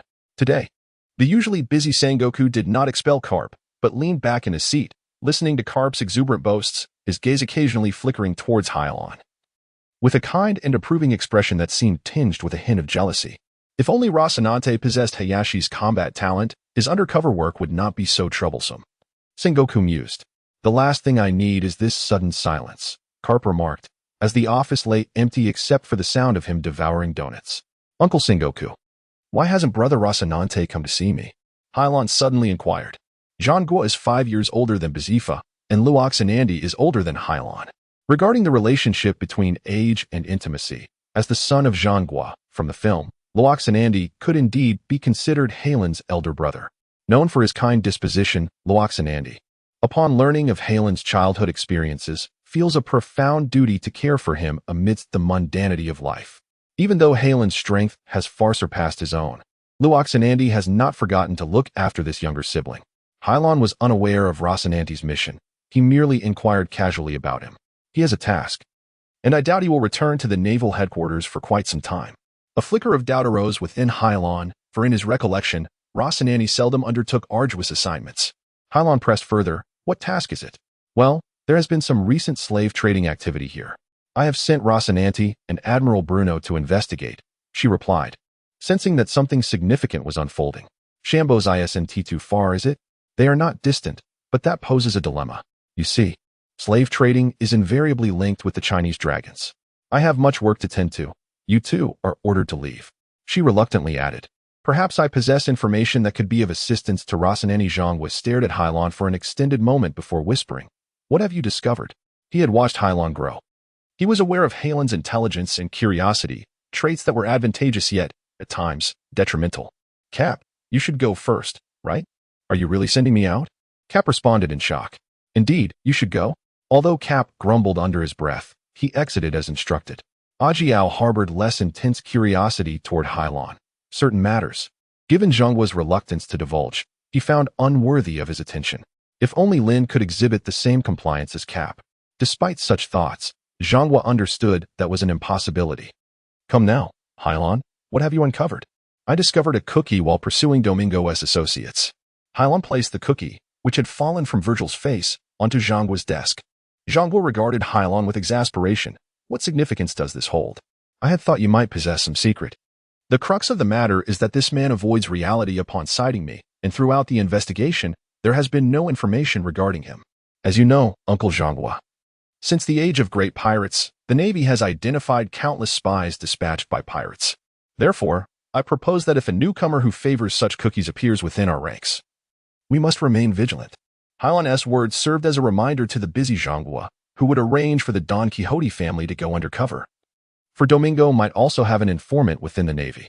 While a mere cookie may seem inconsequential, it could potentially serve as a signal to your adversaries at some point. "Uncle Zhanghua, this cookie is for you. Please send my regards to Brother Rocinante." Days later, a large-scale prison break occurred at the G1 division of the New World Navy. A peculiar mute disguised as a crow injured a guard and escaped from the branch prison. In the ensuing chaos, Pica and Diamanti, who had recently been apprehended by the general, also made their escape. Who could flee right beneath Aunt Crane's nose? I can hardly believe it. The next day, Hailan quickly heard news of the breakout at the G1 division while at home. The Navy typically goes to great lengths to conceal the rise of piracy and the demise of pirate kingdoms. This instance is no exception, even at the naval headquarters. He is among the few who are privy to the truth. Is this part of Captain Crane's scheme? After hanging up, Worm paced the room, sensing that the matter was far more intricate than it appeared. However, he had long since relinquished his rank of Rear Admiral and would not involve himself in affairs beyond his jurisdiction. Lin, on the other hand, pondered deeply. Rocinante was a being of superhuman capabilities shrouded in silence. Now that he had vanished, Amute had fled from Division G1. Surely he would not seize this opportunity to infiltrate the Don Quixote family? Yet, upon reflection, this matter seemed too distant from Harlan. And in the near term, he had no chance of participation. "Harlan, are you certain you won't wait a year?" No longer contemplating the escape of something that did not belong to him, Zelu suddenly posed a question to Harlan. This was prompted by a remark Harlan had made upon returning home: the formal commencement of independent missions. Within the Navy, advancement requires not only the strength requisite for the position, but also a degree of military acumen. Otherwise, it would not be Jonathan but rather Hinu and June who would ascend. "Do not worry, Father. I believe I have grasped the necessary skills. With my current capabilities, as long as I do not venture into the new world, there will be no peril. Rest assured, I shall strive to surpass my previous achievements a day sooner." Zafa was pleased with Harlan's attitude. His concern for Harlan was genuine, yet he would feel disappointment if Harlan were to shrink back from his duties. Since retiring from the Navy, Zafa had embraced another dream: to cultivate heroes. Sakazuki, Kazan, Flying Squirrel, Volcano, Mist Rock, Zhang. Now, there were Captain Smoker, Tashiji, and Harlan. Witnessing the emergence of successive generations of naval talents brought ZFA great joy. He dedicated the remainder of his life to training naval officers. Departing from home, he arrived at the naval headquarters, where the Air Marshal and Admiral Sengoku oversaw the dynamics of the Grand Line in the New World, alongside Vice Admiral Crane, who served as Chief of Staff. Commanding the military forces across the four seas was Rear Admiral Kong Ming, who was a few years younger than Vice Admiral Crane. Kong Ming was an eccentric figure, often seen wielding a handkerchief and fan, and maintained a close rapport with the admirals and Cup. When Harlan first encountered this peculiar individual, dressed reminiscently of Zhuge Kongming, he even wondered if someone had arrived in this world before him. After spending some time together, Harlan was nearly certain that this fellow did not seem to be a mere gatekeeper. Major Spider, I am currently handling a very delicate military matter and was wondering if you could take a few personnel to execute this task. In Kongming's office, Major Spider was perusing a document at his desk. Lieutenant Smoker, with his bald head, sat nearby while Admiral Kazan snored on the sofa. Harlan nodded at Captain Smoker, who offered little in the way of conversation, merely casting a glance at Harlan. After returning the call, Harlan took a seat beside the sofa. The expression on Vice Admiral Ghost Spider's face grew increasingly somber, like a shadow of rain clouds gradually obscuring a clear sky. Bang! The Phantom Spider tapped the documents on the table, startling Kong Ming, who was engrossed in information. Captain Old Smoky and Heather exchanged bewildered glances, perplexed by the sudden commotion. Meanwhile, Vice Admiral Kuzan continued to snore peacefully, accustomed to such disturbances. Regardless of the noise's intensity, as long as he sensed no threat, he remained undisturbed. Conversely, if danger loomed, he would be the first to awaken, even in silence. In a fit of anger, the Phantom Spider exclaimed, "I demand the weakest mission in the East Sea. How dare you underestimate me, Kong Ming?" It was evident that her ire stemmed from genuine emotion rather than a deliberate attack on Kong Ming. "What do you mean, Major Spider? Mind your words." Kong Ming replied in simple English, which made her slightly uncomfortable. It was said that the inhabitants of the New World and the Kingdom were equally peculiar in their appetites for speech. Humph. The Phantom Spider turned her face away, choosing silence. "Can you handle the responsibility of bringing the disgraceful to justice?" Kong Ming fumed. "Aren't East Sea pirates merely pirates? A mere colonel suffices for them." Kong Ming felt he had lost all his words. "Very well, I will seek another Rear Admiral. Why won't you let me leave?" Suddenly, Old Smoky's voice rang out. "Major Kong Ming, Major Phantom Spider?" He rose to salute. "Though I am but a private now, I am a natural-born result magician and should be able to manage the situation in the East Sea with ease." "Impossible." Vice Admiral Kuzan abruptly awakened. "Captain Smoky, if you depart, who will assist me?" Then, "Lieutenant Kuzan, why not get more sleep? Is that how you speak to an officer?" Though inwardly, Kuzan felt no anger. "Gentlemen, if you do not mind, I shall seek others." Kong Ming rubbed his temples, troubled by the naval issues at headquarters. A group of reckless dimwits who only succeeded in creating chaos. As if to assert his departure, Hylon stood up. Kong Ming recognized Hylon. Aware of his strength and status, the former of Zephyr. "I have already told him not to worry. He will come to you. In that case, I shall begin making arrangements for you." The cold gaze of the Phantom Spider shifted from the busy Kong Ming to Lin. Hylon remained unfazed. Knowing that the Major had observed the expressions on everyone's faces, save for Vice Admiral Sakaski, Hylon cast a deep glance at the Phantom Spider before picking up the documents on the table, scanning them briefly. The naval branch in Rogtown, East Sea. Requesting special assistance from headquarters.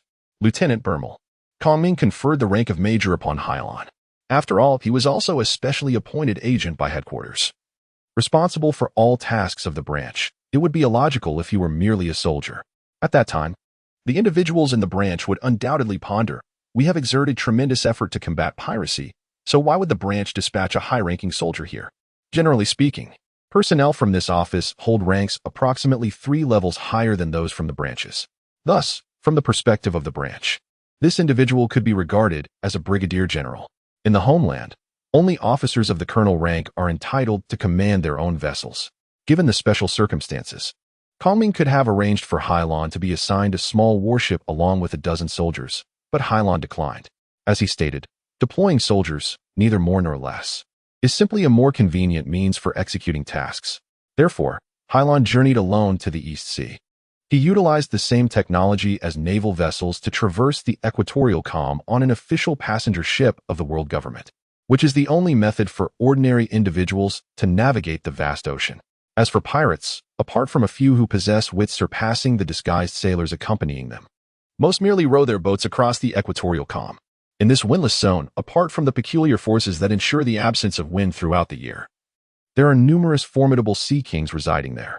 Naval vessels and official government passenger liners from various nations employ a unique embedded seawall technology that radiates energy identical to that of the ocean, thereby evading the attacks of the sea kings. However, pirates have no alternative but to venture in. Consequently, the inhabitants of the four seas often witness the return of the vanquished from the maritime routes. They exist in a state of harrowing despair, having not only succumbed to the merciless Great Rout but also having broken through the encirclement of the Sea Kings in a state of exhaustion. The stark reality is that the truly defeated and the failures have perished in despair. Inside the Marine Corps hut of rock, a valiant female Marine stared blankly at her desk. The woman possessed a mane of purple hair, cut in a sharp style. Her physique should have brimmed with youthful vitality. Yet at this moment, the fallen petals seemed to wound her, rendering her countenance sorrowful. On the desk lay a nearly depleted bottle of ink. After such a lengthy period, she had penned 10 appeal letters to the Navy, receiving nothing but endless waiting in return. Bermel, is there still no response? A man appeared behind Bermel. He was also an officer of the Rogtown Naval Branch, yet of a lower rank than Bermel, serving as a second lieutenant. Observing Bermel's despondent expression, the second lieutenant sighed. Does the Navy truly care nothing for our lives in the East Sea? Don't say that, replied Wagner, who found the lengthy sentence too harsh compared to the second lieutenant's utter disillusionment with the Navy. He requested a shorter term. Had we not persisted in staying in the East China Sea, perhaps Roger would have been more chaotic and spirited than he is now. Wagner, do not let the soldiers witness their officers in a state of despondency. Bermel beamed a radiant smile at Wagner, whose countenance remained unchanged, yet her heartbeat quickened. A sudden interruption of a faint scent in the air came from the voice of a soldier reporting in. A temperamental soldier rushed in exclaiming, Lieutenant Bermel. Lieutenant Wagner, are you there? What? Wagner did not respond to Bermel, nor did she shy away from inquiring of the soldier if there was an expression of excitement upon his face. Headquarters had just called, stating they had received our request for assistance and had dispatched a major from headquarters. You see, all our efforts were not in vain. Bermel inadvertently slapped Wagner, for Bermel, who had grown up in the village of Cocoyas, was regarded by the villagers as the bad girl due to her distinctive personality. Yet, no one could have foreseen that when the bad girl departed from the village, she would later transform into a valiant defender of the Navy. To this day, Bermel has never returned to the village, nor has she informed the villagers of her becoming a sailor. Perhaps it is because bad boys are inherently drawn to seek attention. After joining the Navy, Wagner became a secret admirer of Bermel. Unlike General Wagner, who concealed himself in plain sight, Wagner was shy. Few in the base were aware of Wagner's infatuation with Bermel, who was quite charismatic and maintained good relations with many, rendering it entirely normal for the soldiers to see Lieutenant Wagner present. However, when the two officers and the soldier approached the colonel, they were met with the sound of the colonel's furious roar emanating from the room. Who on earth are these paratroopers? A mere child who has yet to graduate from naval school, just arrived in the East China Sea, and has taken command? Just because he is the son of Zephas? Calm down, sir. Zephas was once the leader of the Navy, came the retort. Do I not know that? He is not here now, I assure you. Colonel Hill had a notorious temper, known by everyone at Roger Base. Yet, if it were merely a bad temper, he would still be a weak man concerned about preserving his dignity. Bermel sought assistance from the Navy command, which had contravened orders by bypassing Colonel Shire. For Colonel Hill wished to wield his power to eliminate the pirates, yet both Bermel and Wagner understood that this was nearly a daydream. The colonel wished to save face. However, had Bermel not offended the colonel, she would not have risked such a venture. Each failure, at the very least, was a fruitless endeavor, and in the worst-case scenario, it would cost the lives of several comrades. We cannot gamble with the lives of everyone in the base for the sake of the colonel. At this moment, Bermel's rebellious nature resurfaced, and after enduring numerous unanswered pleas for help, she finally received assistance from the family office. Meanwhile, she braced herself to face the wrath of Colonel Shire.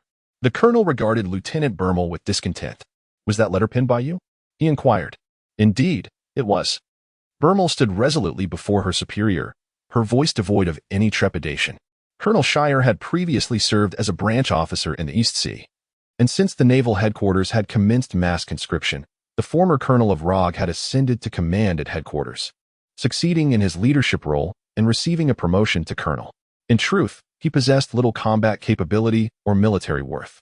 Bermel, however, was undaunted by him. As one of the most competent individuals on the base, she understood that Colonel Shire would impose only a minor sanction upon her, for he required her expertise.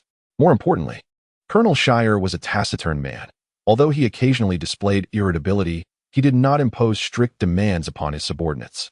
Little did she know that since Shire's elevation to colonel, he had been provided with a manual containing 6 forms. At present, only Shire was aware of his true authority. Shire's expression was grave. "Have you contemplated the reaction this office might have?" "What do you mean, sir?" Bermel replied. "We dispatched merely a major. Is this what you wish to witness?" Bermel, frustrated, questioned why matters had unfolded in such a manner. Has headquarters truly abandoned the East Sea? Shire cast a sidelong glance. "Lieutenant Bermel, you have sought assistance beyond your rank, contravening naval protocol. Do you not realize this?" "I am fully aware, sir," Bermel retorted. "Very well. I shall have you run laps until exhaustion overtakes you, and you shall forfeit your dinner. Do you have any objections?" "Execute your orders, sir." Bermel saluted Shire, accepting the punishment without a word of plea. "What are you staring at? Disperse." Shire bellowed at the soldiers before turning to depart, only to be interrupted by Wagner's roar. "Report, sir." "I am indeed aware of Lieutenant Bermel's actions. However, I failed to intervene in a timely manner or report the incident to the officers, and I bear responsibility as well." Shire shot an angry glance at Wagner. No wonder he had uncovered no leads. The original 2 scoundrels had concealed themselves. "Well then, you shall be tasked with cleaning the base. What are all the workmen doing taking a day off? Did you not hear my orders?" Yes, sir." Just prior to the punishment of the 2 officers, most of the Marines on the base had been distracted when Colonel Shire made his way to the rear of the base, producing a meticulously crafted miniature listening device. Almost immediately, a voice emanated from the other end. "Hello, I am Clow." The voice was youthful and somewhat childish, yet its tone bore an unusual calmness, evoking a sense of both youth and maturity, even imbuing the expression of the phone worm with a semblance of sophistication. "I have encountered a situation here. I have been dispatched by headquarters. You should inform the boss that it would be prudent for him to refrain from taking action for the time being." "How grave is the situation?" Not severe, but indeed quite serious. Do not engage in conjecture. It is said that only a major has been dispatched this time. Yet this major is the offspring of a former naval general. I comprehend the situation." Suddenly, there was silence on the other end of the phone. Akin to a telephone tapper, Shire's expression remained almost unchanged. After a brief pause, Colonel Shire exhaled in relief as he terminated the call. "It would be wise for us to remain silent for the moment," he continued. "Then, it was time to contemplate how to welcome your son, who is visiting the East China Sea from naval headquarters." For several consecutive days, Colonel Shire awaited the arrival of an individual claiming to be Hylon at the base. However, the longer he waited, the more anxious he became. Initially, it was merely tension, yet today, Colonel Shire found himself unable to sleep. What the devil is the matter? Can't the department heads fool others? Sleepless, Colonel Shire donned his attire and, after enduring days of strain, was en route to Happy Avenue. Yet, as he opened the door, he was startled by the scene before him. "Well, Wagner, why are you bound here?" He hardly dared to flee with a razor in hand. But fortunately, his quick reflexes remained concealed. As he removed the rag from Wagner's mouth, Wagner exclaimed, "Oh no, Colonel Shire, the base has been invaded by pirates." "Pirates?" Shire's mind raced with thoughts. Did the boss wish to eliminate him after hearing Crow's report? No, surely not. Does the boss possess an assassin who can kill without being detected? Has the boss hired a hitman on the Grand Avenue? Just as Colonel Shire's mind spiraled into chaos, a voice suddenly echoed in his thoughts. "I have heard that the soldiers at Loge Base are lacking in training. Today, I witnessed this to be true. Greetings, Colonel Shire." "Who are you?" Shire had commenced covert operations, ever prepared to employ force. "Wagner, was it this individual who bound you here?" "I did not see," Wagner replied honestly. "And then, I know not where he found the courage. Where is Lieutenant Bermel?" "Do not be so anxious. They are all bound by me," Hylon declared as he leapt from the rooftop. "I am Major Hylon of the command center. Yet, to be truthful, I have not yet utilized the sextet, and you have all been ensnared by it. The crux of the matter is that it cannot be located. Colonel Shire, As the guardian of the city that begins and ends, your words bear little significance. The city that begins and ends is another name for Rogertown. For it is here that the pirate king Roger was born and ultimately executed. The moniker employed by the world government serves as a reminder to the world, do not be swayed by your pirates. Even the pirate king can fall into the clutches of the world government. This sentiment may parallel the reason nations occasionally produce films depicting the struggle between police and robbers. The villains may be formidable, yet the government remains indifferent to the maturity of your allies. They transgress the law and ultimately find themselves imprisoned. As the last island leading to the Grand Line in the East Sea, Lobetown is a pivotal waypoint for most pirates. The navy that can establish a foothold here must either be exceptionally skilled or, like Colonel Shire, collude with the underground organizations of the East Sea, masquerading as an overly zealous yet inept colonel. For a sufficient sum of money, Colonel Shire, becomes a mere janitor of the wilderness. However, Colonel Shire is not one to possess a myopic vision. He understands that everything he currently possesses has been bestowed upon him by others. One must rely on oneself.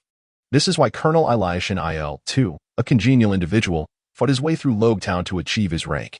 Only by attaining the rank of colonel could he acquire the manual of 6 forms. It is only through enhancing his own capabilities that he can earn a greater voice for himself. Shire has served as a colonel in Lobetown for nearly 3 years, secretly practicing the 6 forms. Yet today, after witnessing the monsters from the original work, he must confront the realization that some chasms between individuals cannot merely be bridged by sheer effort. This Major Helen claims he will not utilize Navy Number 6 tonight. Yet he has unknowingly bound Lieutenant Wagner to the door. If only he had not boasted. The Major cannot afford to offend himself. What to do? Afraid I might deceive you? Hylon retrieves a freshly minted search warrant from his pocket, ultimately transforming the hearts of Shire and Wagner into solid stone. After saluting Shire and unbinding Wagner, he leads the way in paying respects to Hylon. Despite his higher rank, as a colonel in the command, he surpasses Hylon by 2 levels, yet he dares not act imperiously in the presence of the master. It is wiser to feign humility this time. Hylon saluted the 2 of them, and then instructed them to free the other soldiers and gather on the playground. Wagner was taken aback. Could it be? It's already 1 in the morning, isn't it? She remarked, if they can sleep so soundly, I suggest you re-enlist. Indeed, Wagner was not disheartened, on the contrary. He felt invigorated, for the headquarters had dispatched a master and some spirited individuals. Colonel Hill's physique was no less agile than Wagner's. Yet his mind endeavored to decipher Lin's character from those few words. He pondered the potential ramifications should anything go awry and impede the Major. No, Wagner. We have been ambushed, Bermel hastily interjected, barely having time to wipe his mouth after the tape was torn away. Wagner unbound Bermel's hands, which had been restrained behind his back, while casually explaining, Well, must you insist? I certainly perceive that we have been attacked. Bermel pondered. Then why are you not in a hurry? Wagner reiterated his explanation. The assailants are not the enemy, but Major Kieran from headquarters. Major Kieran? Wagner's tone was tinged with admiration. Yes, he came alone, yet he is truly remarkable. He single-handedly subdued us, so I believe we were somewhat mistaken from the outset. Major Hylon is equivalent to every soldier at the base, Bermel remarked, rubbing his sore wrists. This was merely a surprise raid. I could take out the soldiers at this base. Wagner did not dispute Bermel's assertion. You shall see. Major Hylon was assembling the troops, promoting a buy-one-get-one-free scenario. Soon enough, the soldiers from Rogue Navy Base gathered on the playground. Major Hylon, soldiers are assembled. Please give your instructions. The messenger was Lieutenant Wagner. Although Colonel Shire was at least a commanding officer from headquarters, his actual power and prowess paled in comparison to Halen's, rendering it inappropriate for him to convey orders. Lieutenant. Regroup. Yes. Hylon smiled as he approached Shire. Colonel Shire, I brought your men over these days. I hope you don't mind? Of course not. The headquarters has appointed you as the supreme commander for this operation, and I certainly have no objections, Shire replied solemnly, with apprehension in his heart. Hylon thought, do you see me daring to question this? Hylon turned to observe the soldiers on the playground. The night was too dark for them to see each other's faces, yet they could discern one another's movements. The soldiers from Rogue were not Marines, but sailors. And water was perilous. Only 2 among them had a commendable reputation. One was Lieutenant Wagner, whose enthusiasm was ignited by Halen's performance today. The other was Lieutenant Bermel, a rebellious youth, merciless towards the airborne troops at such times. However, Hylon would not be as lenient as he had been during his time at the Naval Academy. This time, he intended to assume the role of a villain, a tough officer. There is a saying, men are not charming unless they possess a touch of wickedness. And the same applies to women. In the realm of criminal psychology, there exists a term known as Stockholm Syndrome, also referred to as hostage syndrome. This phenomenon suggests that when hostages are abducted by criminals, even a modicum of compassion shown by the captor can lead the hostages to develop a psychological dependence, perceiving the criminal as a benevolent figure and, at times, even assisting them. This concept transcends emotional science and criminal psychology, finding its applications within the domain of marketing, which adeptly exploits the innate psychological tendencies of humans. This strategy is known as hunger marketing. Even if Hylon were to mature into a naval commander, possessing immense power would ultimately render her merely a soldier. If only the tyranny of the celestial dragons did not prevail, and she could learn to combat like Admiral Bruno. What a different fate it could be. At the very least, she could lead a prosperous life. However, to overthrow the celestial dragons, one cannot rely solely on individual strength. It necessitates collective power. In comparison to the Navy headquarters, the East China Sea presents a more conducive environment for Hylon to cultivate her first loyal supporters. Is there anyone among you who dares to defy me? It is akin to weaving through soldiers. Presently, Hylon, with the backing of her father's legacy, wields the highest command of 2 generations of officials, yet her arrogance is misplaced. If at this moment a handsome soldier, shouldering a heavy burden, were to rise and declare, "I do not accept this," subsequently defeating Hylon and proclaiming, "A soldier acknowledges no identity, only strength," it would be nearly an ideal narrative. Yet, the soldiers of Rogery appear disinterested. If no one opposes me, why do you not stand in formation? Do you presume yourselves to be mere spectators of the Rogery culinary competition? The soldiers swiftly adjusted their stances to comply with Halen's outcry. Particularly, Wagner and Belmare exhibited their customary military postures. This locale signifies both the commencement and conclusion of a town, serving as the sole passage for pirates traversing from the East China Sea to the vast ocean. And what of you? If you were a pirate or an assassin, would you still desire to exist in this arena? The crowd murmured, "They bully us. Ha ha ha." The soldiers of the division. What skills do they possess to train us with our own resources? The soldiers are indeed correct. The branches lack the capacity to train you, and they should not torment you. But what if you encounter a pirate and must flee back to the East China Sea? What if someone were to hire a rout assassin to eliminate you? Amidst the fearful gazes of the soldiers, Hylon approached one and pulled him aside. He was evidently in the rear, remaining exceedingly quiet. How did he manage to find his way at night? Hylon gazed at the soldier and inquired, "So, how do you intend to persuade them to lay down their arms in a reasonable manner?" The icy demeanor that enveloped Hylon nearly caused the soldier to collapse onto the ground, yet Hylon pressed on. "Do you disagree? Would you care to compare?" "Fear not. I shall not resort to those 6 charts." The soldier, visibly intimidated by Hylon, stammered, "Sir, I dare not." "Then let us proceed, Lieutenant. Fetch some rifles." Wagner complied with the command, as Hylon took one for himself. "From 50 paces away, if you can hit me before you empty your magazine, you shall emerge victorious," Wagner declared, a hint of concern lacing his voice. "Hush, Hylon." Hylon resembled a madman, relishing the capture of those who dared to bite back. "Lieutenant, has no one taught you not to interrupt an officer when he speaks? You are to run 5 laps around the field and then return to formation." Wagner's heart raced. Competing with 1,000 llamas. "Why did you not let me run laps that day?" "Sir, The soldier was oblivious to the concoction Hylon had brewed, daring to aim his weapon at an officer.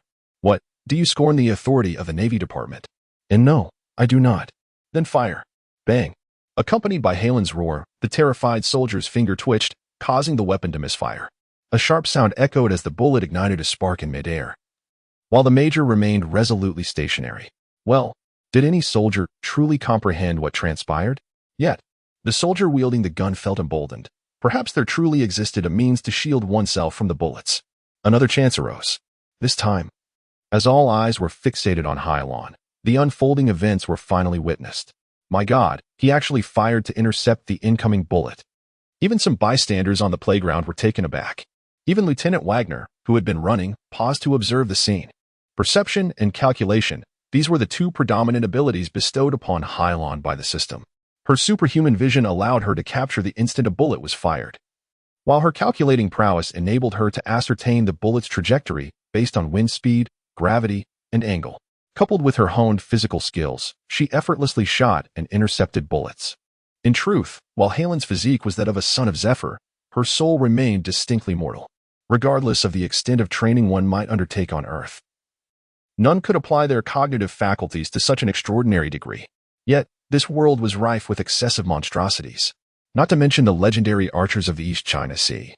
Even Major Kong Ming was accompanied by a sniper known as Sweet Tongue and a sergeant, capable of intercepting bullets with effortless grace, although others may falter in such tricks. The art of catching bullets barehanded, alongside the commonplace sight of knives and ammunition, has become rather ordinary. The existence of this system merely serves to bridge the chasm between the human spirit and the local essence of monstrosity. As the soldiers' rifles uncontrollably clattered to the ground, their eyes brimmed with terror. Upon hearing the directive against the sixth-level agents, Burmel resolved to challenge the commander.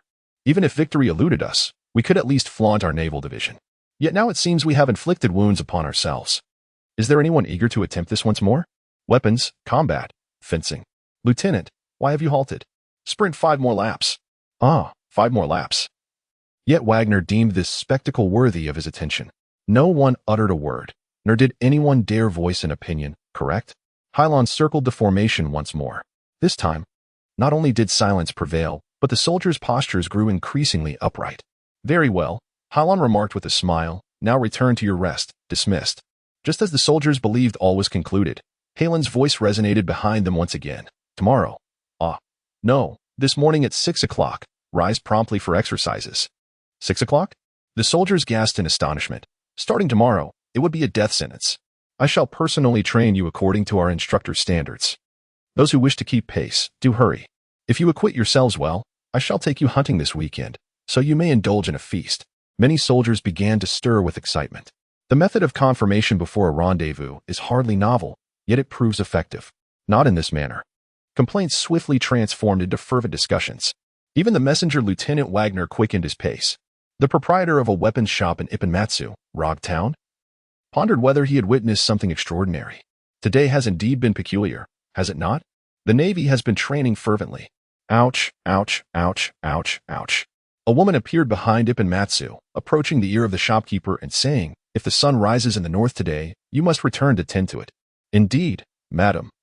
Today in Rogue, soldiers have emerged, much to the astonishment of Ippenmatsu. However, the trained soldiers had little energy to concern themselves with the thoughts of others after a day of rigorous training, despite Hylon having the training load. Those who had not undergone daily drills were flushed and disoriented. Had it not been for the new officer accompanying them through the entirety of today's training, they might have questioned whether the new officer was indeed one of them. They fared even better than those 2 lieutenants and the second lieutenant, who lay on the ground, gasping for air, their uniforms drenched in sweat. These 2 officers are the only ones who remain unflustered and composed. Undoubtedly, such rigorous training has been an integral part of their existence. On the other hand, Colonel Shire remarked, I had no idea our troops were trained so rigorously that I could barely endure it. Colonel Hill, secretly mastering 6 forms, does not appear as frail as he seems. This level of training poses no challenge for him. Yet, if he remains undaunted alongside Harlan, his true strength would be revealed. In theory, camouflage can also be employed to deceive others. However, Colonel Shire is apprehensive that the major at headquarters would easily see through his disguise. Thus, he concocted a reason to abstain from the training organized by Harlan.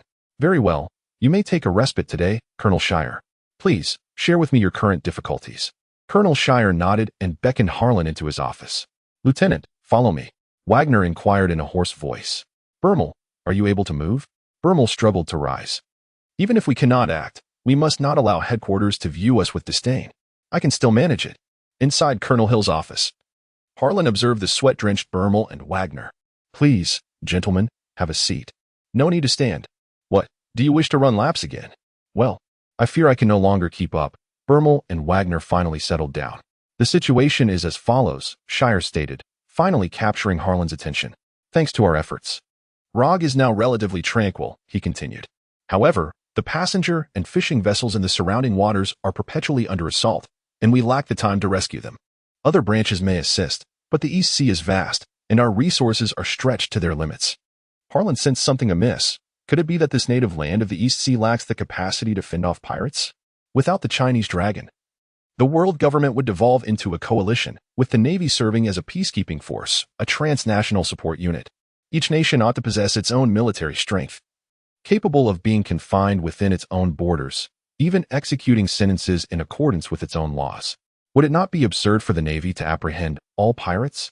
Wagner opened her mouth to speak, but her excitement waned as memories of the previous night resurfaced. Colonel Hill reiterated, "This is the crux of the matter. According to our investigations, there must be a king ruling over these pirates. Yet, we are unable to ascertain the identity of this sovereign. This is our greatest challenge. But the outside world remains oblivious, which suggests that this overlord must be a cautious individual. Those bold enough to take the stage are either sufficiently strong to accomplish tasks independently or mere foolish wrestlers. This conundrum is challenging to resolve. A hidden enemy, no matter how formidable, is not easily dealt with. This question proves difficult to answer.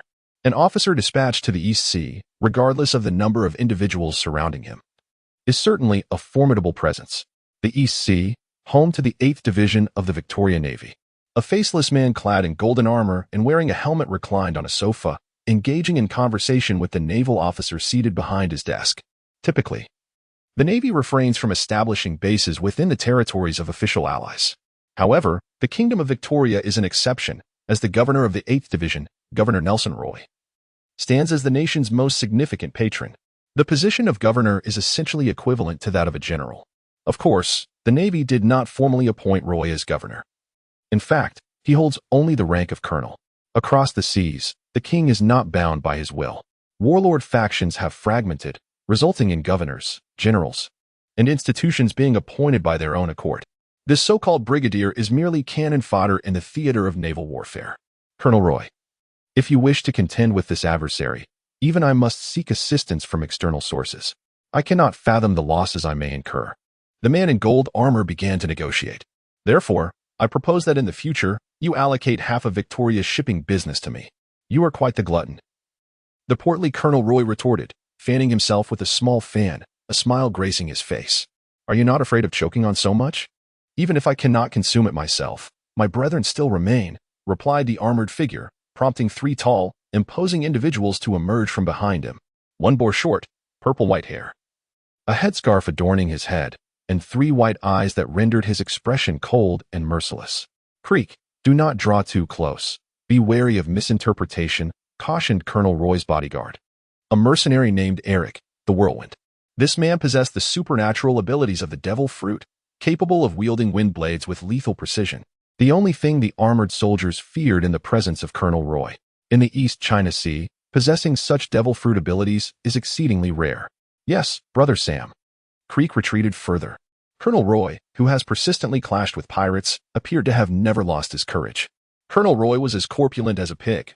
If one were to gaze upon a portrait weighing 800 pounds, one could envision the current state of Colonel Roy. He had nearly lost the ability to move. So fearless that the mercenary Alex seemed to provide him with the strength he required. Sam thought to himself, "Ha, my dear Colonel Roy, if you allow Eric to accompany us, we will assist you in ridding yourself of this indigenous presence free of charge." Colonel Hallam, dispatched from the naval headquarters, was the true concern for Sam, as he was acutely aware of the Major's purpose in being here, to eliminate him and his fleet. If the Whirlwind Eric were to lead, it would pose a significant challenge for Sam. However, this was a guaranteed business proposition that I must discuss with Eric. "You may either return home or remain in town for a few days. The invitation is mine to extend." As a naval warlord and emperor of the East Sea, Colonel Roy had wealth to spare. He commanded 20 ships and 3,000 men. Opposite him, the formidable pirate Sam matched his strength. Sam commanded a fleet of 30 pirate ships, exceeding 3,000 in number. Known also as Governor Colonel Roy, he urged, "Let us not tarry too long. As you know, we pirates possess little patience." Shortly thereafter, Sam led Creek and others away from Colonel Roy's naval base, while 2 additional Marines emerged from a concealed compartment in the colonel's parlor. "Well, Colonel Hoffman, are you not uncomfortable in there?" Hoffman displayed open disdain for Governor Sam, retorting. Like a magician, Colonel Roy transformed into a sycophantic visage. "They are merely a rabble. Were it not for their interests, their heads could easily roll." Unlike Colonel Nelson Roy, who was as corpulent as a pig, Hoffman had been transferred from naval headquarters to the 16th Marine Corps in the East China Sea. Officers from headquarters were dispatched to the least promising regions of the East China Sea, a clear demotion, particularly since Hoffman had frequently abused his authority at headquarters for personal gain. incurring the ire of his superiors. Were it not for his power and talents, he would have long been confined in the city jail, given a chance for reform. Yet he did not reflect upon himself. Instead, he allied with Colonel Roy in the East China Sea, becoming the emperor of the region. Colonel Roy was a patron of the Victorian Empire, while Colonel Hoffman was the true benefactor, not merely of the so-called 3,000. For Hoffman was well-versed in the naval sextet. Beside Colonel Hoffman stood a young Marine whose peculiar whiskers resembled those of a rat. Even more oddly, his name was Rat. "What did you say yesterday, Rat?" Hoffman inquired. "The best way to make money is to join the Navy. Being a pirate is akin to being a wild dog. Did you hear that, Colonel Roy? Even my nephew is aware of such matters." "Indeed, yes," Colonel Roy nodded, smiling as he endeavored to placate Colonel Hoffman's vanity. "But what of the major sent by the Ministry of the Interior? If we provide him with sufficient funds, the pirates shall scatter like ravenous wild dogs, waiting for those unaware of the mountain's heights to confront the major, fearing he might seize our business. As for those pirates who once made our Navy proud, we can have as many as we desire, all thanks to the Pirate King, Roger. Did not Shell inform you?" The major was preoccupied with training his soldiers. At merely 18, he was a fervent young man, raised in the greenhouse of his command post, where in the East China Sea, no instructors protected him. Colonel Roy chuckled. 18? The major is still quite young. However, what Colonel Hoffman did not know was that Harlan was not yet 18. He was merely 16. Colonel Roy and Colonel Hoffman were unaware that she was the pride of the new generation of the Navy. Clow, the messenger, had concealed certain information, and it was well hidden. Who could have anticipated that a promising young recruit would arrive in the Central East China Sea? Who would have thought that a major could be merely 16 years of age? Chloe is an upright individual, yearning for a life of distinction. He often perceives himself as superior to the noble lords, deluding himself into believing he can fulfill his promises and attain the life he desires. He aspires to wield a borrowed sword for the purpose of murder. In this game, everyone is a player. The Sam brothers, that scoundrel Roy wishes us dead, and Harlan is an officer in the command. How could we possibly stand against them? Crick lamented to Sam on the streets of Victoria. The other two remained unfazed. "Do you know Madame Terega?" Crick inquired, the treasure hunter. "Indeed, if he were persuaded to act, even a local army major would not be a match for him." "I see." Crick naturally exhibited a look of epiphany. At Rog's base, Colonel Shear was contemplating the final moves of a chess game when he noticed Harlan entering. Shear instinctively asked, "I wonder if Harlan knows how to play chess?" "Well," he replied, "over the years, Harlan has mastered this game. Sometimes even the Warring States movie would concede to him." "Really? Watch how the black pieces are turned. Shall we flip the board?" Harlan glanced at the chessboard, recalling the last game he played in his childhood, a collapse. However, instead of learning from Colonel Shear, he overturned the blackboard. "Well then, the tables have turned. Colonel Shear, I suggest you focus on dealing with the pirates before I depart." Colonel Shear chuckled, yet remained silent. He then flipped Harlan's chessboard back, rearranging the pieces, and picking up those scattered on the ground. He portrayed an incompetent colonel, bloodily dispensing justice. The more he provoked the major, the more he felt his performance was a success. "As you command, sir," Colonel Shear said nonchalantly, watching her exit the room. The major possessed a unique way of turning the tide, but it reminded me that not all players capable of reversing the situation are chess masters. Was he attempting to convey something to me? The following day, she did not take soldiers for training as initially planned, but instead departed for Lieutenant Wagner's quarters. Perhaps she was enchanted by the strength Harlan exhibited that night, for Lieutenant Wagner became a fervent admirer of Major Harlan. He executed Harlan's commands with unwavering diligence and no questions asked. After Wagner commenced training alongside most of the soldiers, she changed into civilian attire and invited Lieutenant Bermel, who was also dressed casually, to a leisure CAF at the naval base. "So, Major Harlan is asking someone out on a date?" Bermel remarked, her gaze fixed on Harlan while sipping a cup of sweet coffee, her face devoid of any blush. "You are 21, but I am merely 16. Even if I wished to date, I would not choose you, would I?" Bermel was not offended. She replied with an indifferent tone, "You truly are a little thing. You know I speak the truth. Yet, it is individuals like you, so honest and forthright, that girls find detestable. I am single, and I take pride in that." Gazing intently into Hyland's eyes for an extended period, Bermel smiled and waved his hand. All right. I'm intimidated by you. Pray tell, what is it that you desire from me?" Hyland cast a furtive glance at the people around, and Bermel nodded in acknowledgement. "You are correct. I am the second in command of the base, the second in command, while the foolish Wagner holds the third position and Captain Hill ranks first. However, both Wagner and I could vanquish Captain Hill. That is the crux of the matter. Highland placed the cup back on the table, intrigued. Given the formidable strength of your navy in Rock, how do you ensure the safety of Rock? Bermel responded with a wry smile. You are right. We are unable to safeguard Rock and its surrounding waters ourselves. During the era of rampant piracy, the number of pirates surged, and with the high mortality rate, the influx of fresh recruits into the navy dwindled, leaving few to join the army. The primary force upon which we rely in Rock is the Royal Victoria Navy's 8th Legion, led by Colonel Nelson Roy. Highland echoed the colonel's name, evidently impressed. With 20 vessels and 3,000 soldiers, the official Victorian Navy's 8th branch stands as the most formidable naval force in the Eastern Sea. Colonel Hill and Colonel Roy are old friends. Thus, when Rock faces invincible pirates, he invariably seeks assistance from Colonel Roy. For various reasons, we refer to him as Governor Nelson. Oh, Governor, that term carries weight. He is a warlord. Highland quickly grasped Colonel Roy's position. So, do you believe there are issues with Colonel Hill? He continued.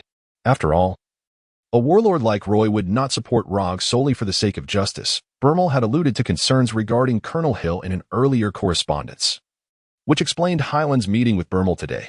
Indeed, I pondered. Bermel mused for a considerable time before articulating her thoughts. I suspect it is because Shire has divulged the routes of merchant vessels bound for islands plagued by pirate attacks. This is why Shire can guarantee the town's safety, as he serves as Roy's eyes and ears in the town. Highland endeavored to distill Bermel's information. So the true criminal is Colonel Roy? Bermel began to feel a surge of excitement. It must be him, for only he could dominate the Eastern Sea. Highland did not respond, yet deep within, he found himself in disagreement with Bermel's assertion. Bermel, who had never ventured beyond the Eastern Sea, was, to put it bluntly, a frog in a well. Vastly different from the formidable powers that had emerged 3 years prior. Rumor had it that Gold Lion Skit had escaped, and Bermel even boasted that if he dared to come to the Eastern Sea, he would personally teach him a lesson, not merely in strength, but in the absence of it. In the position of governor, one would not remain seated for long. Highland observed the photograph of Colonel Roy and noted his considerable girth, nearly immobile, hardly resembling someone capable of defeating Roy.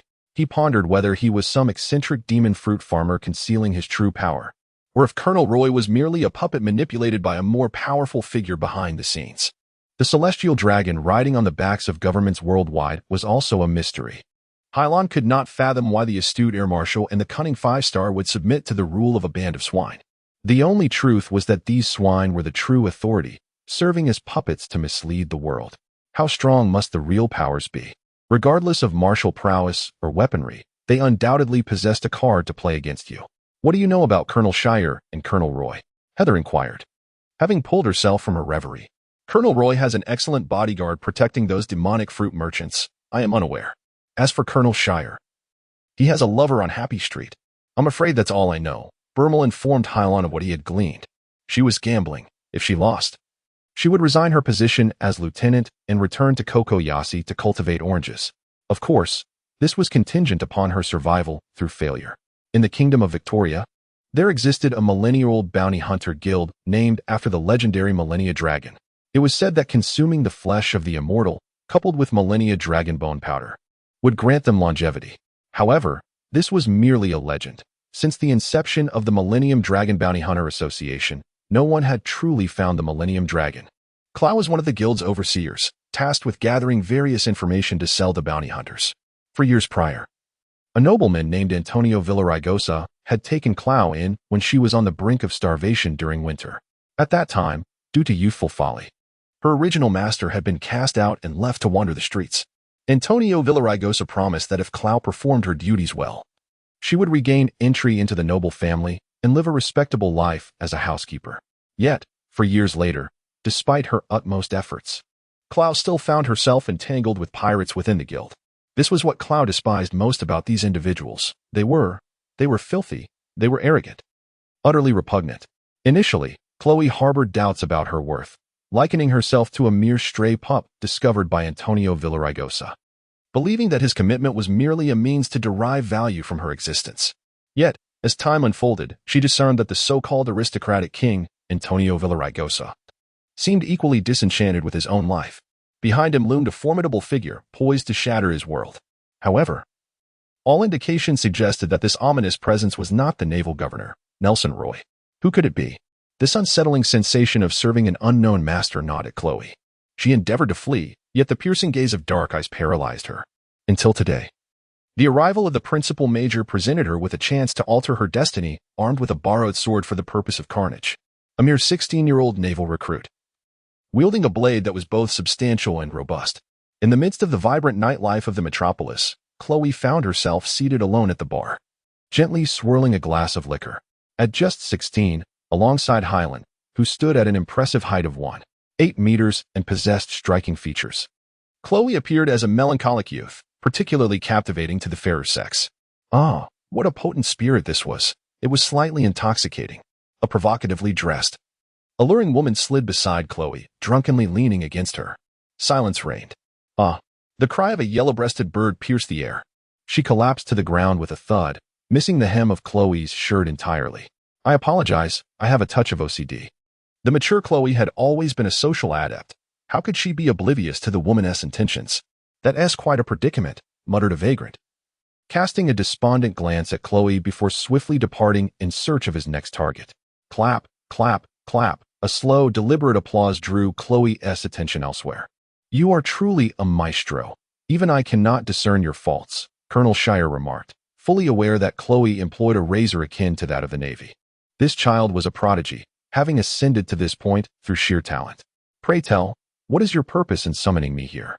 Upon entering the private chamber, Colonel Shire wasted no time in addressing the matter at hand. Is it particularly arduous for you to be caught between pirates and a fallen navy? Colonel Shire. Chloe adjusted her glasses with a palm, pondering why Shire never grasped her peculiarities. Chloe, what is it you wish to convey? Is there no special major from headquarters this time? I believe we ought to seize this opportunity to vanquish Colonel Roy and the Sam fleet. Shire shot a sidelong glance. Are you not afraid I might betray you for such words? Would I be foolish enough to hold clandestine discussions with someone inclined to betray me? Chloe chuckled. If that is your reasoning for betrayal, then your taste is tragically lacking. This is merely your way of life henceforth. Shire rhythmically tapped his fingers on the table. What is your ultimate objective? What benefits do you derive from taking them down? Freedom, perhaps? Ha ha ha. Colonel Shire chuckled. It is said that Mr. Clow is an upstanding man. Would someone like you truly pursue such ethereal freedom? I find it hard to believe. Yet, he harbored greater concerns. Are you so certain that mods will prevail in this contest? If you are not deceiving me, the son of a great admiral. Ranked first among the naval recruits, these formidable creatures possess powers beyond your imagination. I have witnessed the capabilities of these monsters alongside the fleet on a grand voyage.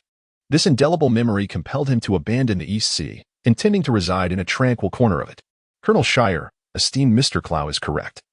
You somewhat underestimate the might of our navy. Who are you? Both Shire and Clow sprang to their feet, their movements vigorous enough to topple Shire's chair. They surveyed their surroundings, and not far from the ceiling, spotted a figure perched on the arched windowsill. Hyland smiled gently, leaping down from the ledge, stating, You are oblivious to the fact that you are being followed, Colonel Shire. I told you I was not utilizing Navy 6. Yet why do you not believe me? Since their departure from the naval base, Shire had begun to execute razor-sharp turns, ensuring no one trailed him until he arrived at the bar to meet Clow. He now perceived how ludicrous he appeared, once a miser, now a jester. Do not flee, Clow thought, as Hyland obstructed his path. You have merely begun, have you not? If you have no other cards to play, it would be wiser for you to remain seated. As he spoke, Hyland nudged Colonel Shire and Clow back into their seats, placing a hand on each of their shoulders. Fear not, you too. I merely wish to discuss the plan for killing with a borrowed sword. Should you adhere to my instructions, I would not mind lending you my blade. After a moment, Clow assessed the major's strength. Just moments ago, during the conversation between Hyland and Shire, Clow had intended to employ his invention, the silent step, to escape, but Hyland intercepted him effortlessly. Clow realized his physical responses had reached their limit. Should he accelerate further, his vision would fail to keep pace with his body's movements, and he pondered the outcome. His opponent evidently surpassed his speed, hence he was not a match for this individual and could only rely on wits to prevail. Is it all over, then? She asked, sitting opposite Colonel Shire and Clow. Tell me a little about who you are. Today's meeting between Shire and Clow confirmed Lieutenant Bermel's suspicions. Colonel Shire was covertly collaborating with the enemy. However, Hyland was not in haste to judge Shire, for his aim was to lure the larger fish lurking behind them. Thus, I did not reveal to them that you are General Zephyr S. son, the naval commander. I misreported your age, claiming you were 18. Soon, Clow revealed everything to her, his plans and his information. He was neither a pirate nor a fallen marine. Rather, he was the leader of the Bounty Hunter Association. Under normal circumstances, Helen had no reason to pursue him. However, for the sake of true freedom, he required Harlan to lend him a knife. Thus, it seemed as though Clow had defected, yet he was ultimately serving his own interests. And you, Colonel Shire, I can offer you a chance for redemption, though I am uncertain if you would accept it. Beneath this roof, one must bow. Colonel Shire gazed into Clow's icy eyes, his instincts warning him that if he did not act decisively now, Clow might betray him, perceiving himself as an obstacle to please the Major. With a resigned smile, Shire remarked, "Although I am a colonel of the command, Roy is merely a colonel of the troops. In the East Sea, I am but a pawn to Roy's strategy. How could I possibly fathom my master's plans? All I know is that they might use an attack as bait to ambush Harlan. The details elude me." Harlan nodded. "Are there no formidable pirates in the East Sea that even this department's major cannot handle?" "I am acquainted with some of them," Clow interjected proactively. "There are at least 3 waves of pirates in the East Sea, capable of challenging the major, and even colonels from the mainland. One faction is led by Sam, captain of the Sam fleet, whose power remains unseen, yet he is surrounded by 3 chief battle captains, each strong enough to contend with a brigadier general. It is said that Sam alone could vanquish all 3 captains. The second wave is the Chef Brigade led by Redfoot Cheap. They possess but a single pirate ship. Yet Captain Cheap is so formidable that he can effortlessly leave imprints on rock and steel. The third wave consists of Mantorage's treasure seekers, who deny their piracy, labeling themselves as treasure hunters, yet they are indistinguishable from pirates. It is rumored that Toraja is as strong as a rear admiral. M.N.D. Toraja, mad treasure, mad treasure. Such a rather rough name. A month later, under the command of Sam's Grand Fleet, a steel warship adorned with gems anchored near the harbor. Governor Sam led a fleet of 2,000 pirates to the port, welcoming the treasure seekers disembarking from the luxurious warship. "My Lord Toraja, please follow me." Sam, devoid of any pretense, approached him without airs. Click trailed behind Sam, fixated on the gem-studded opulence of Toraja's hotel. Yet, like his governor, Click dared not to launch an assault against Toraja in Sam's parlor.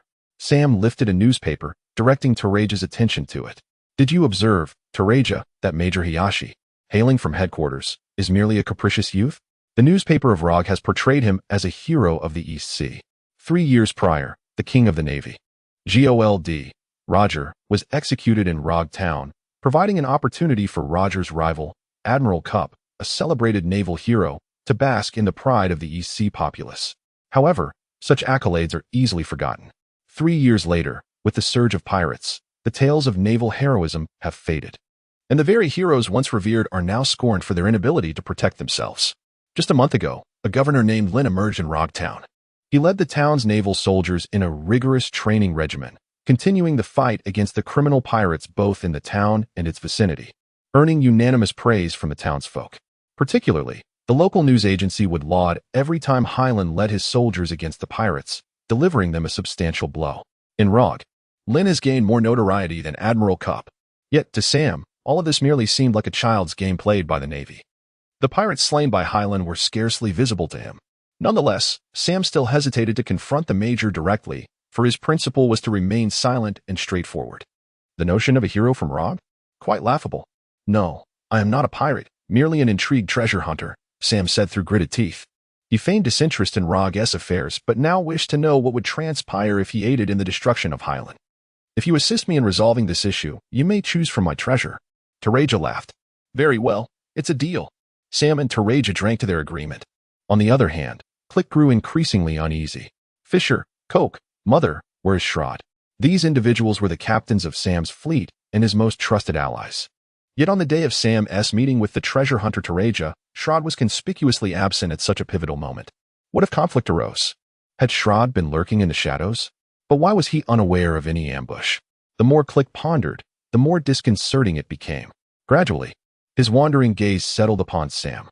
The reason the Rog Town news agency extolled Hyland's heroic deeds was that Hyland himself was orchestrating this narrative from the shadows.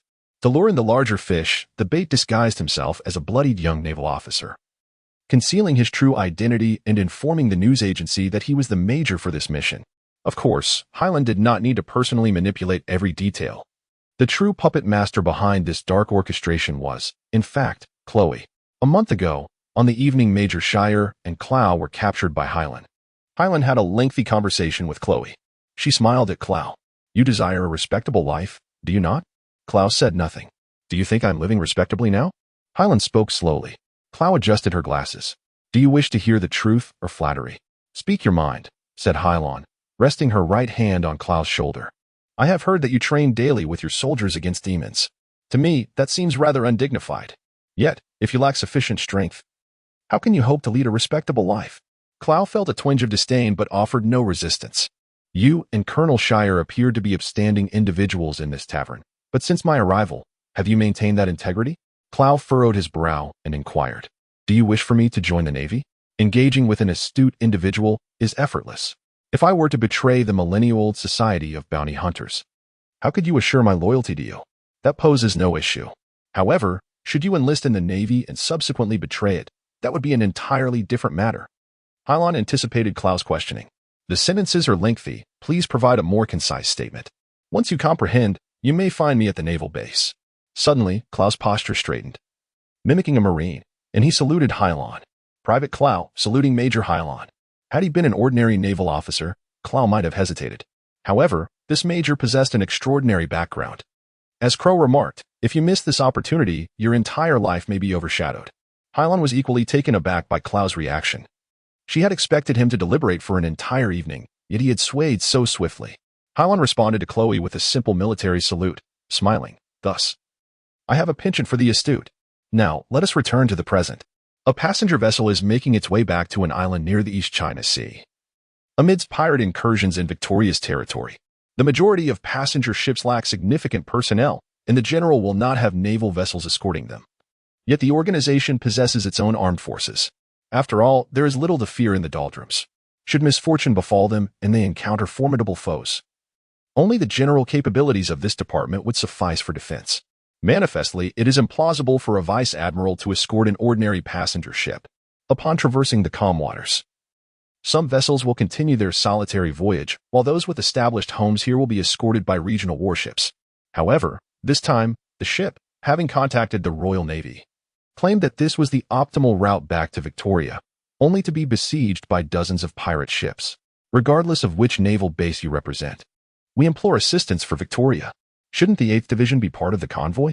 Indeed, but their numbers exceed ours, and the convoy has already been decimated, leaving no avenue for escape. We require help.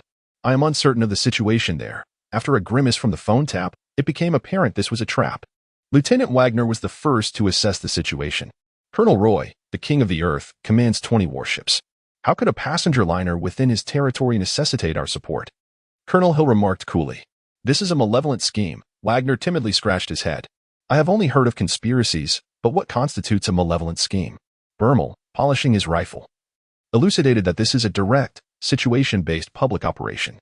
"Now we have received a distress signal from a passenger liner. Should we proceed, we walk into the enemy's snare. Yet if we do not, we abandon Major Halen's reputation established in Rock. Whichever course we take, our adversaries will be more than willing to observe. I am young. What poison?" Wagner clenched his fists, nearly striking the table, but upon catching Halen's eye, he restrained himself. "Major, do we go or not?" "Yes, we certainly shall," Hyland declared without hesitation. "If we do not wish to serve as bait, how can we catch the big fish?" Wagner expressed his concerns. "But we are but 40, while they boast a massive force of 3,000 pirates. Wagner, you are most aware of how diligently I have trained you these days. They are merely 3,000 fish. What are you afraid of? Gather everyone together." "Yes." Stepping outside, Hyland nodded approvingly, observing the naval soldiers on the playground, their demeanor evidently undergoing a dramatic transformation. Suddenly, Harlan exclaimed, "I ask you, are not the petty pirates near Rogtown your enemies?" The naval soldiers responded in unison, "Indeed." "Then do you dare to join me in assaulting the so-called pirate fleet?" "Yes. Yes." "Excellent. Everyone aboard. We must not keep Colonel Shire waiting too long." Under the leadership of Lieutenant Bermel and Lieutenant Wagner, the Marines prepared to depart from the naval base at Rogtown. Hyland entrusted a small contingent of soldiers to Colonel Hill, who was stationed in Rogtown. He had transported the majority of personnel from the Rogue naval base to the island where the ferry disaster occurred near Victoria. Seated in the captain's cabin, Hylon closed his eyes, his mind conjuring up his personal data. Identity, Hylon cognition, level 5 calculation, level 6 skill proficiency, pistol, 86 iron blocks, 100 drawing paper, 100 storm foot, 100 moon steps, 100 shaving, 100 recognition value, 1103100 achievements. As the leader of the Rogue Town Naval Base, you have garnered the recognition of the vast majority of soldiers and civilians, showcasing remarkable leadership skills. Achievements unlocked. 1 achievement point, which can be used to enhance calculation abilities. Due to the incessant praise from the Rogue Town News Agency, Major Hylon, who had been dispatched from naval headquarters for a month, experienced a surge in support that swiftly exceeded 1,000. Should you expend 1 achievement point to augment your calculation ability, you would elevate it to level 7, thereby acquiring the remarkable skill of photographic memory. Photographic memory, information obtained through careful observation and reading, will become permanent memory. Hylon transitioned back to reality from a deep recess in his mind. The difference between level 7 and level 6 in calculation ability appeared marginal. However, it conferred upon him an unforeseen new capability, photographic memory. Is this an exaggeration, or is it truly a gift of clarity? Hylon eagerly seized a document from the table and began to read. The realm known as Cherowolf was established from scratch by the world government, its citizens predominantly comprising individuals from nations that declined to join the world government, as well as criminals. Each day, the populace toils tirelessly in unending labor. Cherowolf boasts a rich history spanning 700 years. As the information from the document resonated in her mind, Hylon placed it back on the table, closed her eyes, and began to recall the memories. It's true. Feeling a surge of joy, Hylon was thoroughly pleased with his newfound ability. The difficulty in acquiring new skills does not stem from the complexity of understanding specific principles and methods, but rather from the tendency to forget. If one can retain knowledge, the frequency of errors in one's endeavors will significantly diminish. With a lack of mistakes, one can swiftly attain proficiency through repetitive practice. Within the Navy, there exists a plethora of valuable techniques beyond the 6 styles. Concerned about overextending himself, Hylon chose to focus solely on the 6-man formation, resulting in the emergence of many previously untapped abilities, such as the return of life, now brought to the forefront of his agenda. Hold on. Report to Major Gowdy that we are approaching the Victoria Sea. Please advise on the next steps. Lieutenant Wagner stated as he hurried back from the deck to convey the ship's progress. Lieutenant Bermel remained on deck, directing the busy crew. Hylon returned the information in his hand to its original position as Lieutenant Wagner stepped out of the cabin. Lieutenant Wagner, upon our arrival at the destination, you shall lead the first team to rescue the stranded passenger vessel, Bermel. You, Lieutenant, will command the 2nd Squad to don civilian attire and remain in ambush, ever ready to respond to any sudden enemy onslaught. Now heed my command. Full speed ahead. Affirmative. The soldiers already in position heeded Halen's orders, soon steering the ship towards its destination. Unlike the overstaffed pirate crews, the soldiers aboard the warship had clearly defined roles: sailors, lookouts, helmsmen, and deckhands. The warship functioned as a cohesive unit. If the pirates did not possess a formidable band of warriors, they could only flee or attempt to close in on the warship for a desperate boarding action. Sir, there are 3 pirate ships nearby, the lookout in the tower shouted. But their flags bear only a common skull insignia, with no other markings. Do not reduce speed, continue advancing. Hylon commanded. Soldiers, prepare the cannons. The cannons he referred to were not the standard mounted artillery, but specialized guns designed to launch chain bombs. These chain bombs consisted of projectiles linked by chains, each smaller in diameter than the shells themselves. Upon firing, one projectile would drag another along, potentially ripping the enemy ship's sails, and with some fortune, even snapping the mast. However, the weapon's effectiveness was largely a matter of chance. Yet, this posed no challenge for Hylon, whose computational skills had ascended to level 7. In the distance, the lookout aboard the pirate ship also spotted the warship racing towards them at full speed. Look, brother, the fleet of Rogue is upon us, cried Captain Coke of the Great Sam Fleet. Listen closely, all of you. I trust you have heard that Rogue's rabble has transformed into fierce warriors, bolstered by the arrival of a major from the Homeland Forces. But who are we? We are the pirates of the Sam Fleet, under the command of Governor Sam. Our lives steeped in blood. We are untrained. We are slaughtered. Young men, Let them witness the terror of the Sam fleet. I shall call upon Lord Sam to send reinforcements. You need not slay the Major. Simply hold your ground until Lord Sam arrives to rescue you, at which point you may board Lord Sam's very own ship. Kill. Kill. The pirates, ignited by Coke's fervor, exerted themselves to the utmost. In his eyes, a feral glint emerged, yet he seized this so-called opportunity to call upon Governor Sam, quietly slipping away from the battlefield. These pirates were mere cannon fodder. The forsaken children of Governor Sam, who risked countless lives as bait for Sam. Boom. The warship's cannon was the first to sound the alarm of war. Under normal circumstances, cannon fire merely served as a show of force. However, today, the artillery aboard the ship proved unexpectedly precise. The spinning chain bombs glimmered brilliantly in the sunlight, and the two shells connected by chains acted like a chainsaw, swiftly severing two evasive pirates in an instant. Boom. The chain bomb castration of two pirates was severed, plummeting beside the fallen pirate on the ship before sinking into the depths of the ocean. Blood stained the deck. His comrades had just brandished their knives and firearms beside him, shouting frantically, when they suddenly morphed into four lifeless corpses. The initial exhilaration, coupled with the agony of death, rendered the faces of the two pirates grotesquely contorted. In the fleet, no one was unafraid of death. It was as if a bucket of cold water had been poured over a fire. The pirates' former arrogance vanished instantaneously. Instead, fear lurked in the hearts of all. Bang! Crack! The second shot rang out from the approaching warship. The whirring chain bullets sliced through the air with a piercing sound, akin to a colossal dart soaring over the pirates' heads.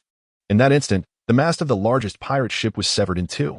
This was chain ammunition, not sniper bullets, while the first shot could be attributed to luck. The second was undoubtedly a testament to the marksman's skill in counterattack.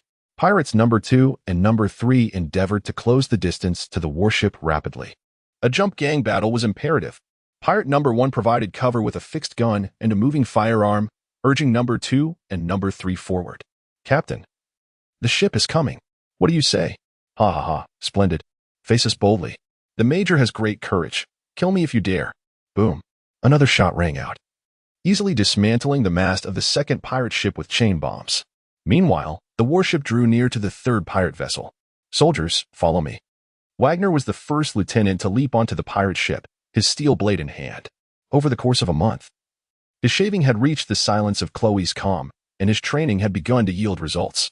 Though still unable to withstand bullets and blades, Wagner's muscles had grown several times stronger than they had been a month prior, thanks not only to Harlan's devilish training but also to the nutritional supplements from the Sea King's meat. Lieutenant Bermel, clad in civilian attire, let out a low shout before vanishing onto the ship, reappearing on the deck of the pirate vessel. A pirate, lurking in a corner and preparing to ambush a marine, was swiftly felled by Bermel.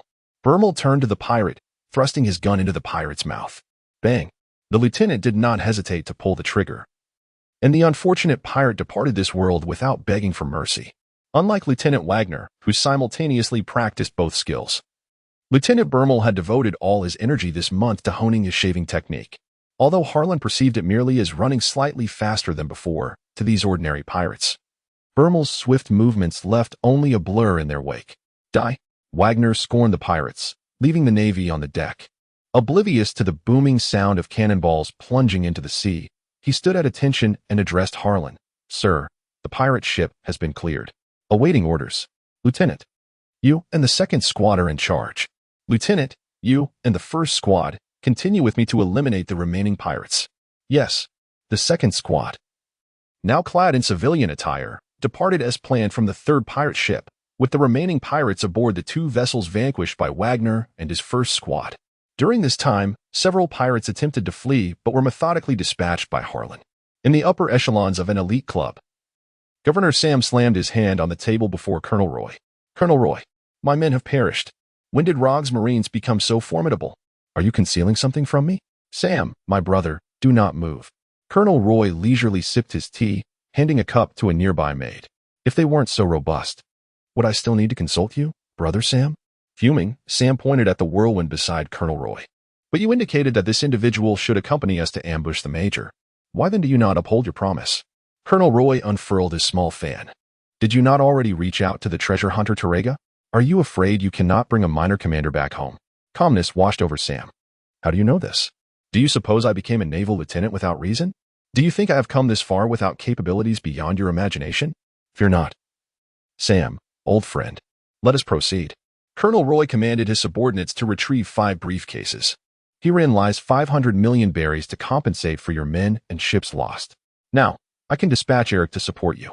If you can eliminate the Major at headquarters, I shall grant you half of the Victoria Kingdom's shipping business, with the assurance that the money within is genuine. Are you serious? When did I allow Nelson to cheat? Very well, it is settled. Instruct Sam to depart this opulent club with his crew and the 500 million. Soon, Colonel Hoffman emerged from the shadows. Governor Nelson never deceives, for he eliminates those who deceive him. Ha ha. Hoffman, my brother, knows me. Eric followed Sam, contemplating Colonel Roy. After Sam's fleet attacked Major Highland, you will have the opportunity to eliminate Sam and his crew, and when all is said and done, the 500 million shall belong to you. Eric was a mercenary driven by profit. However, to devour 500 million berries, they must wait for Sam's fleet to engage in battle with Robe and his forces, as he lacked confidence in defeating Sam and the others. Meanwhile, Belmel and his men ventured to another location on the island. A small village there had been ransacked by pirates, homes ablaze, corpses and blood strewn across the ground. Even the bodies of children. These damn pirates are truly a heartless breed of animals. The soldiers could not suppress their revulsion at the scene. Lieutenant, you must see this. There are still survivors. Bermel rushed forth and discovered a young girl, timidly hidden amidst the ruins, having just found a small cave that had not yet collapsed. The girl appeared to be merely 2 or 3 years old, fearfully inquiring, "Are you good people?" "Indeed, we are good people," Bermel reassured. Halting a soldier who was about to speak, "We are merely passing hunters." From deeper within the debris, the sudden sound of a baby's laughter echoed. "What is your name?" "Are your siblings inside?" Bermel gently inquired. "I am called Nachko," she replied, as she pulled the child from the rubble. "I do not know her," she added, cradling the infant with amber-orange eyes and sparse orange hair. The baby had not seen sunlight for an extended period, tightly shutting her eyes. As the child adjusted to the light and opened her eyes to the sight of a multitude of strangers, rather than crying, she beamed with an innocent and radiant smile. "You see, she is smiling." Witnessing this, the soldiers' spirits lifted considerably. At least the villagers had not perished, and a glimmer of hope remained. "Nachko, it is perilous here. Can you allow your uncle to take you both away?" "Yes." Bermel found a more suitable soldier and commanded him to escort Nachko and the young girl to safety. "Be cautious, big sister. It is dangerous here," warned a rogue named Kobo, acutely aware of the distinctions among hunters. There was no trace of such cruelty in ordinary hunters and fishermen. These individuals must hail from a particularly unique place. A soldier approached Bermel and quietly queried, "Lieutenant, are you searching for survivors?" "No," replied Bermel. "Lieutenant Hylon has ordered us to ambush the pirates. We cannot delay any longer." Nevertheless, Bermel instructed, "You two remain here in search of survivors. The rest will accompany me to the ambush site. Only by eliminating more pirates can we prevent the recurrence of such calamities and rescue more innocents from their grasp." "Understood." On the other hand, Lieutenant Wagner led his men, having eradicated the pirates from the 2 remaining vessels near the passenger ship.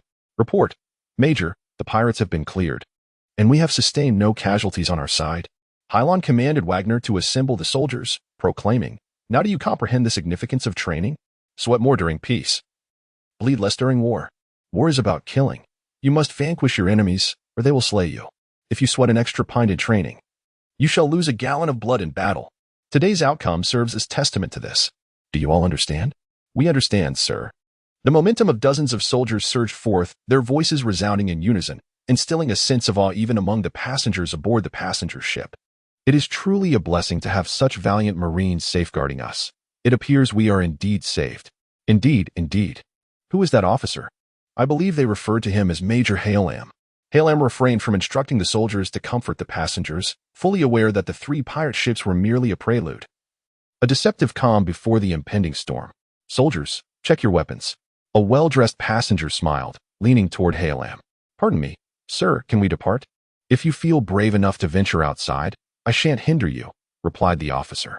The passenger inquired, "Sir, what do you mean?" "If I am correct, only 3 pirate vessels have attacked you this time, and their main force should now be cordoning off this area. I suggest you return to the passenger ship and seek refuge." "Sir, you must protect me. I am a merchant. If you can ensure my safety, I—" Before the merchant could finish his plea, Halam commanded him to return the fork. "Report, officer." The pirate ships of the enemy fleet have emerged, flying the flag of the Sam fleet.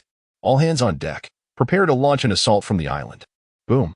The roar of the flagship of the Sam fleet reverberated.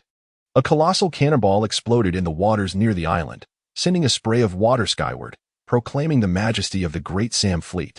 However, as they drew nearer to the waters surrounding the island, the Navy's ambush was fully deployed. Boom. On the surface of the sea, the pirate vessels of the Sam fleet suffered severe damage. Led by Lieutenant Bermel, the Navy utilized its ramming technique to dart through the water, affixing a timed bomb to the hull of a pirate ship. The wooden hull could not withstand the force of the explosion. Although only Lieutenant Bermel was adept at the ramming technique, this did not impede the other soldiers from employing it to enhance their swimming speed. As for the timed bombs, most were procured from the black market by Clow. Meanwhile, on the opposite side of the island, a horde of pirates brandishing steel blades, rifles, and various weapons charged toward the Navy, relying on the advantageous terrain. Dozens of pirate ships, hundreds of pirates. Not to mention, the passengers aboard the liner trembled in fear. Even the soldiers brought by Halam felt an immense pressure within. Could a handful of soldiers capture so many pirates? Yet, when they thought of the officer before them, Major Lin, who had defeated all the trainers in mere 30 seconds with a single razor, their spirits soared once more. Major Hylon remarked that shaving is the simplest of the 6 forms. What would it be like if Major Hyland employed all 6 forms? Bang! Hylon was the first to pull the trigger of the sniper rifle. Under his meticulously calculated control, the bullet struck between the eyes of a pirate. The formidable kinetic energy of the sniper's bullet obliterated the pirate's head. Bang! Bang! Bang! One shot after another. Hylon had never missed. Every bullet was lethal against an adversary. A series of gruesome scenes not only shattered the momentum of the pirates, but also significantly bolstered the morale of the Navy. Before all the soldiers, Hylon donned a coat emblazoned with the word justice. This word, inscribed behind him, served as an invincible belief, firmly etched in the hearts of each soldier. Fire! Commanded Hylon amidst the shooting range, and all soldiers obeyed. Rog's Navy was equipped with flintlock rifles capable of repeated firing. Following Halen's orders, a cacophony of gunfire erupted from behind rocks, from trees, from pits, and from the soldiers positioned behind Hylon. The pirates within range fell like wheat before the scythe. Curses, screams, and constant wails filled the air. What a cunning major you are, sent from your homeland. Fully aware of the rhythm of the battlefield, mused Captain Sam, seated on his flagship's throne, gazing at the billowing smoke from afar. I cannot help but exclaim. Yet, Creek felt a twinge of embarrassment. What trickery is this? Is it not yet another ambush? Are you boasting of your enemies to mask your own incompetence? To Creek, the most astonishing aspect of the Navy's ambush was their combat prowess. Neither the Navy's swift swimmers nor the island's skilled soldiers had ever encountered such a scenario. Creek understood well that any conspiracy or ruse was but a jest against absolute power. Similarly, if the magician possessed sufficient strength, the success of the trickery would be greatly enhanced. Sam's fleet was caught off guard by the Navy, suffering successive defeats more due to the pirates' disarray than from the success of any cunning scheme. Creek, why not take your elite team and play with the shrimp in the sea, letting them know why we, the Sam fleet, are the sole masters of the East China Sea? Very well, Creek exclaimed, shedding his upper garments, revealing the muscles of a bodybuilder. Come, lads. Follow me to slay the Navy. Meanwhile, the pirates surged forth like a tidal wave, seemingly colliding with a dam, unable to advance. Standing before the Navy, Hylon was surrounded by the corpses of pirates, and the steel blade in his hand was thoroughly stained red, resembling a deity of slaughter. Some pirates, attempting to circumvent Hylon, would soon meet their demise at the hands of the soldiers behind him. Thus far, no one had successfully breached the Navy's defenses. Behind the pirates, treasure hunter Talega observed the accumulating bodies before the Navy's position from a distance. Yet, he felt an increasing thrill within. Talega was immensely powerful, a prominent figure on the bounty list of the East China Sea's most formidable pirates. However, as he stated, he was merely an interested treasure hunter. What he sought was not the treasure itself, but the exhilaration of discovery. He was a madman willing to risk his life for the thrill of treasure hunting. In Talega's view, defeating Hylon, vanquishing the Navy, and seizing the loot from the passenger ship was merely another exhilarating treasure hunt. Are you not ready to fight yet? Lord Sam Fisher, one of the illustrious captains of the Grand Fleet, observed in a state of drenched anxiety as an increasing number of pirates perished within the formidable armada. As the Major's eyes were stained crimson with blood, I found myself once more engaged in a fierce altercation with him, amidst the resistance from Click. I thwarted Lieutenant Bermel's battalion, which encountered considerable opposition. Gradually, the other fleets of Sam's armada converged upon the harbor, while additional fleets valiantly swam towards the shore. Upon the flagship, Governor Sam turned to the Tempest, addressing the mercenaries. "My subordinates have been slain in countless numbers. Do you not intend to take action?" He uttered in a peculiar tone. "Heavens, how tiresome. I suppose I am left with no choice." He extended his index and middle fingers, which were long and slender, adorned with nails that appeared to have not been groomed in years, resembling the ornaments of an ancient deity. He wielded the scythe-like powers of the superhuman series, capable of summoning wind blades to cleave through foes, akin to a lower-tiered sword of the Jin Hao. Without any forewarning, with merely a finger, the avaricious Tempest surged forth, aiming directly at the seated Governor Sam. In an instant, Sam's throne was cleaved into 3 segments, yet as the sharp blade grazed Sam's golden armor, it merely emitted a clattering sound. "Mercenary boy, do you wish to perish?" Captain Sam's voice brimmed with wrath. He had never trusted Colonel Roy, but he had not anticipated that Roy would send someone at such a critical moment.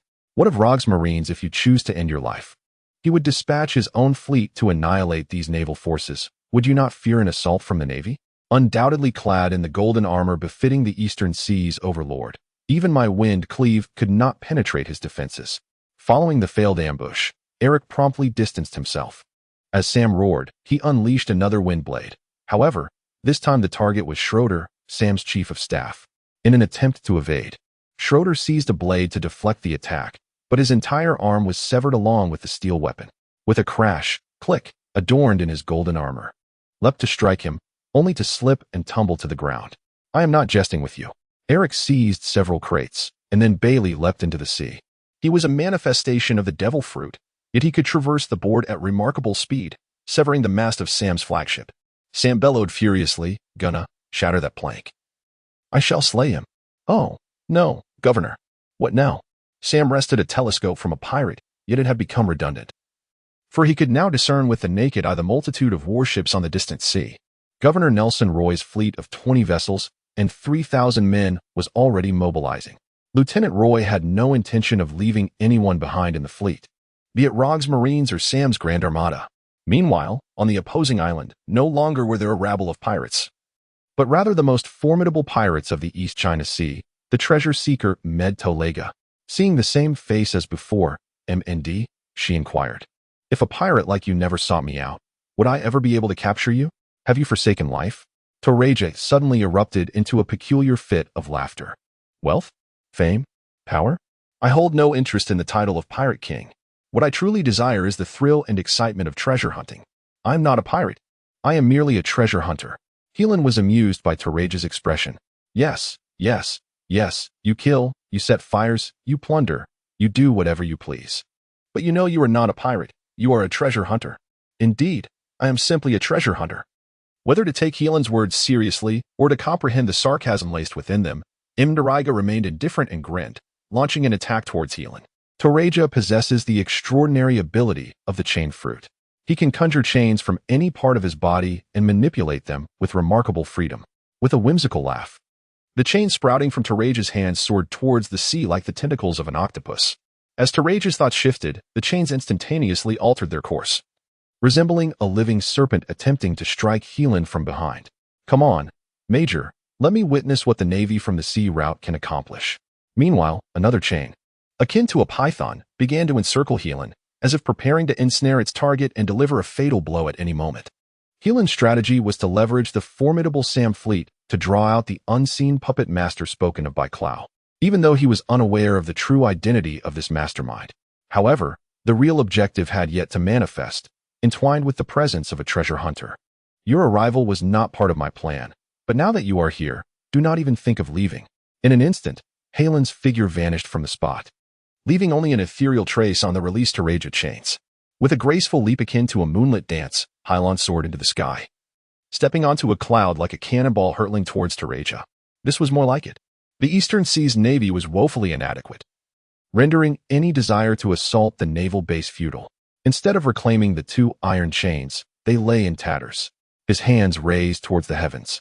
The new iron chains tore into his palms, writhing like serpents emerging from their lairs, striving to ensnare the mist suspended in the air. Yet, at that moment, Halen's body inexplicably softened. He resembled a flurry of paper caught in the wind, as the vibrations from the chains generated a current that continuously buffeted his form. Despite his relentless efforts, he remained unable to touch Hylon. 6. Drawing paper. This technique employed a unique method to render one's body as light as paper, eliminating all force exerted by the movements of one's hands in the air. In Gegia, any assault could be evaded. Hylon possessed a profound understanding of blessings and a calculating ability that allowed him to master the art of this technique. His heightened perception made it easier to capture the air currents, while his strategic thinking enabled him to subtly alter his movements, silently approaching his adversaries by utilizing the air generated from their attacks. Clang. A knife, dangerously close to Hylon's target, found itself ensnared by Tereja's fist-bound chains. Tereja, with his other hand grasping the chains, prepared to retaliate against Hylon, yet within his pupils reflected the impending touch of Halen's fingers. A distance still lay ahead. But suddenly Tereja's vision darkened, accompanied by excruciating pain, as though a dagger had pierced through his brain. Fly. Aim the gun. A bomb, mightier than any bullet, was hurled into Tereja's left eye by Hylon, the most formidable pirate of the Eastern Sea. A mere glance was all it took for a major from the base to render him incapacitated. The only gratitude remained for the flies. The pistol was devoid of real bullets, and there was nothing in his eye socket. Racked with pain, Tereja desperately urged himself to maximize his sinister fruit abilities. Countless iron chains erupted around him, conjuring a tempest of iron to thwart Halen's subsequent assault. Behind him, a soldier, lacking energy, inquired, "Lieutenant, did you see it clearly? What was the main action?" To them, the skirmish between Hylon and Tereja unfolded like a flash of lightning. A spectacle unseen, as the pirate had already lost one eye. Wagner's eyes sparkled with excitement. "I did not witness it either, but I can surmise that the Major just executed a shave, a moonwalk, and a paper drawing. I never anticipated that after mastering 6 forms, I would possess such formidable power. I must accompany Major Hylon to the command center for further instruction." On the pirate side, Fisher, one of the combat ship captains, gazed at the shattered sea mist, panting as he uttered, "Tereja, the weather will turn frigid. Can this battle continue? Wait, what is that?" Fisher beheld the fleet upon the water. "So, does that scoundrel Roy seek a black on black? Everyone, heed my orders. Proceed to assist Lord Sam." The silver serpent danced near Tereja, and even Hayashi could not approach the tempest of iron chains. Not even a volley from a marine could breach his defenses. Yet Tereja gasped, not from exhaustion, but from the searing pain in his eye sockets. "Damn the Navy, do you possess no morals? You are merely a pack of despicable wretches, stealthily exposing the weaknesses of others. What do you call this justice?" Tereja was a madman. He would rather perish than confront a powerful adversary. However, in this contest, his opponent was so vile that he felt his strength wane. He was infuriated. The judgment was prolonged. Must he be subjected to a shorter sentence? Boom. The battleship's hull ultimately descended upon the island, the explosion unleashing a deluge of volcanic ash. Due to the division's circumstances, the other forces of Sam's fleet were far from the might of Colonel Roy. Coupled with the destruction of Bermel's troops, fewer than 10 pirate ships remained, while 20 well-trained, coordinated vessels lay ahead. Sam's flagship seized the opportunity to flee. Colonel Roy, peering through his binoculars at the relentless bombardment on the distant island, grinned broadly. "Hoffman, alongside your brethren, we can commence the massacre at any moment." The Demon Slayer was an extraordinary military operation authorized by the world government and organized by the Naval Command. The Navy would dispatch 5 rear admirals and 10 warships to deliver indiscriminate, devastating strikes upon the target area, obliterating all personnel and resources that posed a threat to the world government's dominion. Colonel Roy, a local warlord of the East Sea, was unaware of this decree. Yet Colonel Hoffman, demoted to the East Sea by the Naval Command, pondered, "Now tell me, Hoffman brother, are my 20 ships still as formidable domestically?" However, Colonel Roy felt a twinge of embarrassment, knowing no mothership could rival it. Yet Colonel Hoffman merely smiled, saying nothing. For he understood that the true threat to the Phoenix Society lay not in those 10 ships, but in the accompanying 5 lieutenants.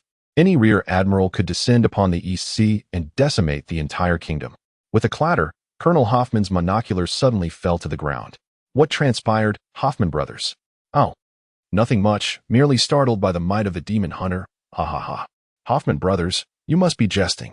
Colonel Roy was oblivious to the transformation of Colonel Hoffman's gaze. shifting from relief to a cold, shadowy demeanor, for he was not daunted by a mere demon slayer. Instead, he beheld the feat of Erishur, the special commander of the troop, the Azure vacuum helicopter, which appeared rather substantial. Colonel Hoffman, a master of level 6 operatives, understood their capabilities well. As he ascended into the skies aboard the vacuum helicopter, he discerned that Halen's power was not something he could vanquish easily. If one cannot accomplish this, then defeating them holds no significance. Should he be discovered, he could return to headquarters and request the general's support. When the opportune moment arises, I shall flee. I will eliminate you. Boss, we must leave this place.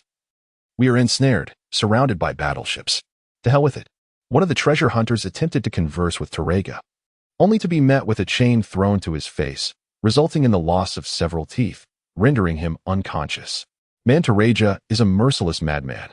As his name suggests, the crew serves merely as a mobile tool, utilized when needed and discarded when not. Were it not for the treasure, this fellow would still be a solitary rogue today. Cursed chains. Terega roared in madness, his body flushed crimson due to the enigmatic power of the devil fruit. As the light gradually faded, Terega's form became ensnared in iron chains, his hair entwined within them, leaving only his face visible. The sea mist and Terega appeared unaffected by the raging inferno. A tempest brews. Within the realms of naval and cryptographic policies, numerous individuals strive to enhance these 6 categories to cultivate their own or various branches' operational capabilities. Hylon is no exception. This time, the vacuum wave cutter is not merely a knight. It has morphed into a ferocious blue tiger. The ferocious force struck Terega's body, unable to pierce through his chainmail, yet successfully hindering Terega's movements. Chafe. Hylon shed his cloak of righteousness and darted to the side of Terega, who, in a frenzy, brandished his hands laden with chains, launching a punch that landed on Halen's flank. Bang! Shells detonated nearby, sending clouds of sand swirling into the air. Seizing this fleeting opportunity, Hylon deftly turned, executing an undignified maneuver as he circled behind Terega, brandishing a steel blade that sliced through his ankle, severing one of his large feet. Terega's foot was unprotected by chains, and perhaps due to the underdeveloped powers of the devil fruit, he was vulnerable. Before Terega could collapse, Hylon pivoted the blade in his hand, and with a swift motion, he severed Terega's other leg as well. It was only when Hylon cast aside the cloak of justice that Terega finally fell heavily to the ground. Pain has the power to strip anyone of their strength, even the mightiest of beings. The iron chains could no longer shield Terega's lifeless body. Seizing the moment, Hylon hurled a steel knife to the ground, pinning Terega down. For the deranged, death is often the most peaceful refuge. Yet even the mad require a modicum of assistance from soldiers. Indeed, amidst the fierce bombardment, countless soldiers rushed to Halen's side, with a few audacious ones even saluting him amidst the chaos. Wagner, take these men to pursue the remaining treasure hunters. Capture them alive if possible, and if they resist, eliminate them. Remember, focus solely on the treasure hunters and disregard the sand pirates. Do you understand? Understood. Perhaps spurred by the growing throng gathering in this vicinity, the artillery of the demon slayer began to provide cover fire. 6. Gale. A wave of cerulean energy cascaded from the heavens as countless shells detonated midair, resembling fireworks against the sky. At some point, Wagner picked up Halen's cloak of justice and draped it over her shoulders before charging forth with his men. Bang! Bang! Bang!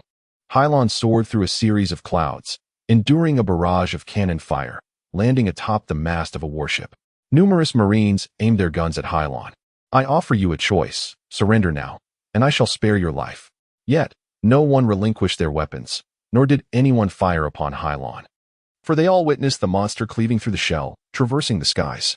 No one dared to be the first to advance. A flash of severed waves illuminated the scene as the foremost ship's main mast was cleaved by Hylon, crashing onto the deck. I grant you one final chance. You must understand that I, dispatched by the ministry, hold the absolute authority to execute traitors. The clatter of weapons rang out as more and more soldiers began to lower their arms. Excellent. Now heed my commands. Those numbered 1 to 10 will turn to pursue the SAM fleet, while those numbered 11 to 20 shall assemble on the deck under the command of Lieutenant Bermel to eliminate the remaining pirates on the island. The East Sea shall no longer have Governor Nelson. From this day forth, you shall no longer serve as Captain Roy's personal guard. Remember your singular identity, Navy. Colonel Hoffman's intuition was correct. What truly instilled fear in the demon hunters were those 5 vice admirals. without a capable leader at the helm. Even 20 warships would find themselves encircled by Hylon as they are today. They could not possibly kick a warship away from several hundred meters with a single blow. We are but ordinary soldiers. How many among us are unafraid of death? The commanding officer at headquarters declared that they would not be held accountable. And thus Colonel Roy's formidable fleet had transformed into her own. Governor Nelson now found himself utterly isolated and defenseless. Alec, the mercenary, had long since fled. Unwilling to be part of this turmoil, despite having lost 300 million Baileys, 10 warships turned under her command. Pursuing the fleeing Sam fleet as she returned to the island, a place once visited by Colonel Roy, there stood a dapper young man in a suit. Chloe, appearing somewhat scholarly, adjusted her glasses and remarked, "Sir, you are late. Colonel Roy has been killed." She furrowed her brow. "I did not anticipate that the mastermind would act with such decisiveness. What else have you discovered?" Antonio Villaraigosa and his steward were slain at home, and now the Kingdom of Victoria is on a manhunt for the perpetrators. Additionally, Antonio Villaraigosa had raised a dozen women in his mansion, and not a single one from their family survived the massacre. Harlan grew increasingly perplexed. Regardless of who orchestrated the murders of Colonel Roy and Antonio Villaraigosa, the head of the 1,000-year-old Bounty Hunter Association, the reasoning was clear. Yet, why target the women of Antonio Villaraigosa? The sentence is too lengthy. Please provide a shorter one. With 10 warships in pursuit, the Somodi pirates have escaped the Victoria waters to an uncharted island. The damned navy seeks to devour me, along with Sam's fleet. Does that rotund scoundrel Roy not fear the consequences of his persistence? As the sailing vessel approached, Sam spat. Beside him was Fisher, nursing a minor injury, and Schroeder, who was missing an arm. "Where's Lieutenant Koch?" Kirk suddenly inquired, his wet clothes still clinging to him. "I do not believe he escaped the firepower net, but he will be fine," Sam replied to Kirk, then shifted the conversation to Schroeder. "Can you hold on?" Schroeder gritted his teeth and responded, "Not in a naval battle. If we can ambush an island, I could slay dozens of Marines." His blood and pained expression rendered Schroeder a figure of bitter rage. "Then let us lay an ambush on the island, for the current circumstances are unsuitable for naval combat.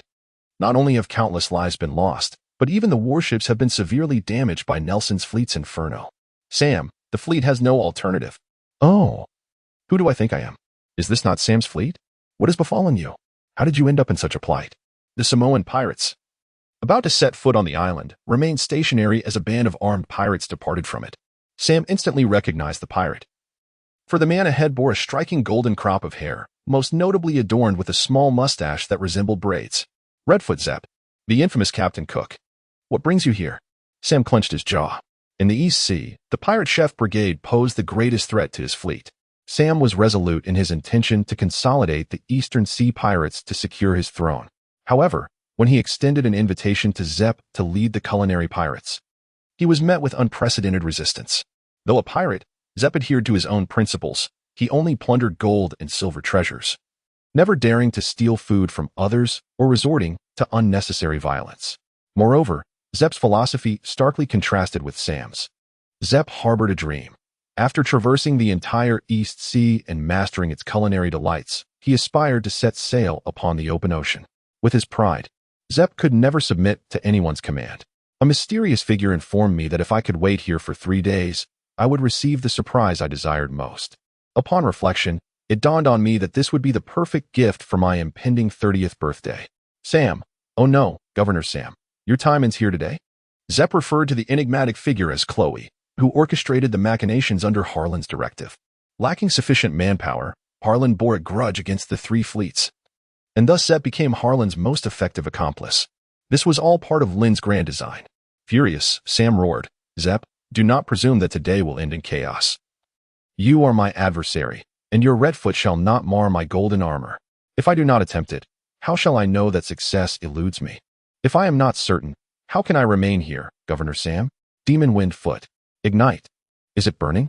Creek gasped, startled by the sudden transformation of Zepp's foot. Zepp spun in place, his right foot ablaze, transformed into a brilliant red.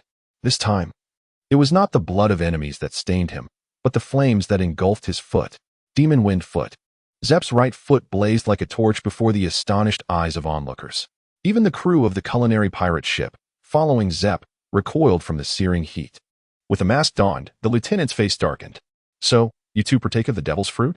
remarked these China Sea. Few possessed superhuman abilities. They could only ignite flames from their own bodies, envisioning the devil's fruit. The frog in the well will never evolve beyond the confines of the well. Zep erupted, his entire being soaring like a missile from the ground to the deck of Governor Sam. Zanjo. His embersome right foot crashed heavily upon Sam's golden mask, producing a sharp, resonant clink. Sam was sent flying backward. Fisher was too slow, and by the time he arrived to rescue Sam, he had already returned to the ground. His legs were no longer red but cloaked in gray smoke. Even his leather boots had burned halfway, revealing Zep's large foot. Yet, the full force of Zep was unleashed. He not only expelled Sam from the room but also shattered Sam's golden mask, even breaking his teeth. "My dear Sam, do not come any closer." The pirates on the deck surrounded them. However, Sam, in a fit of rage, covered his face, perhaps fearing his subordinates would witness his disarray. He tore his garments and wrapped them around his visage. "What now, Sam?"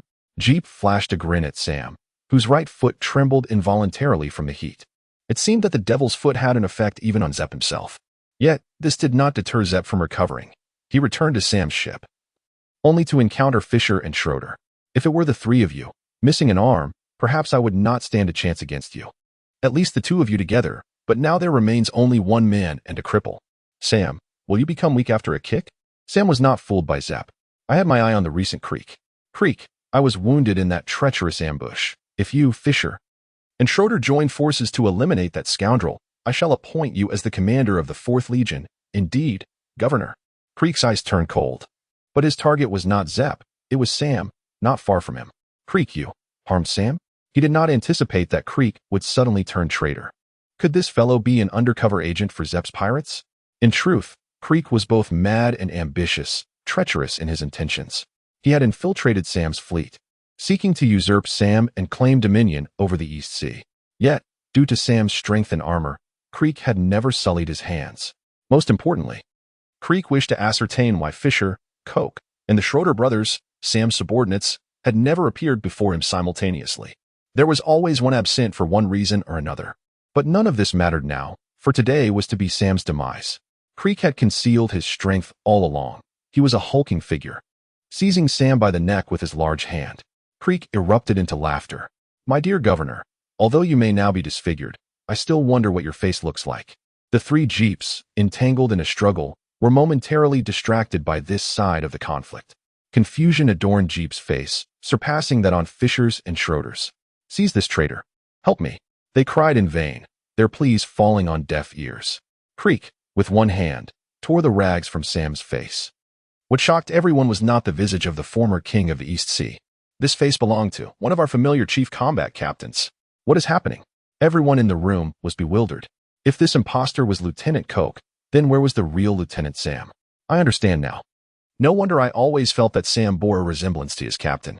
There is no Sam at all. It is the two brothers, Sam and Jep, who has engaged in the most battles, have gleaned some insights from the intricacies of combat. Indeed, the so-called Governor Sam is merely a fabrication of the Coke brothers, a conjured monarch of the East Sea, designed to boast of a pirate, revered by these marauders, while Sam himself is seldom seen by others. The three brothers take turns playing this role. A band of ruffians requires a tyrant to idolize. This despot cannot be one of the three brothers, for none possess the ability to persuade the populace. Thus, Governor Sam must be an invention, a sovereign so formidable that even the three chief combat captains dare not oppose. This strikes me as an impressive performance, yet it appears the East Sea shall not witness a fleet commanded by Sam, Jep proclaimed, delighted to discover this truth. He no longer entangled himself with Fisher and Schroeder, gazing into the distance as if intentionally slowing the ship's pace, adjusting the captain's coat with a smile before departing. As you can see, Governor Sam was slain by these three traitors, all impostors who betrayed him. A thought flickered through Creek's mind. This is all part of the Coke family's conspiracy, stemming from some clandestine deal with the Navy that has endangered us all. How can we tolerate this assassination attempt on the governor and our traitors? Creek, a diminutive figure, rode high and roared loudly, snapping Coke's neck before all the pirates. "Captain, do we not care about that man?" inquired a sailor from the crew, who had overheard the same words. "What does it matter to us?"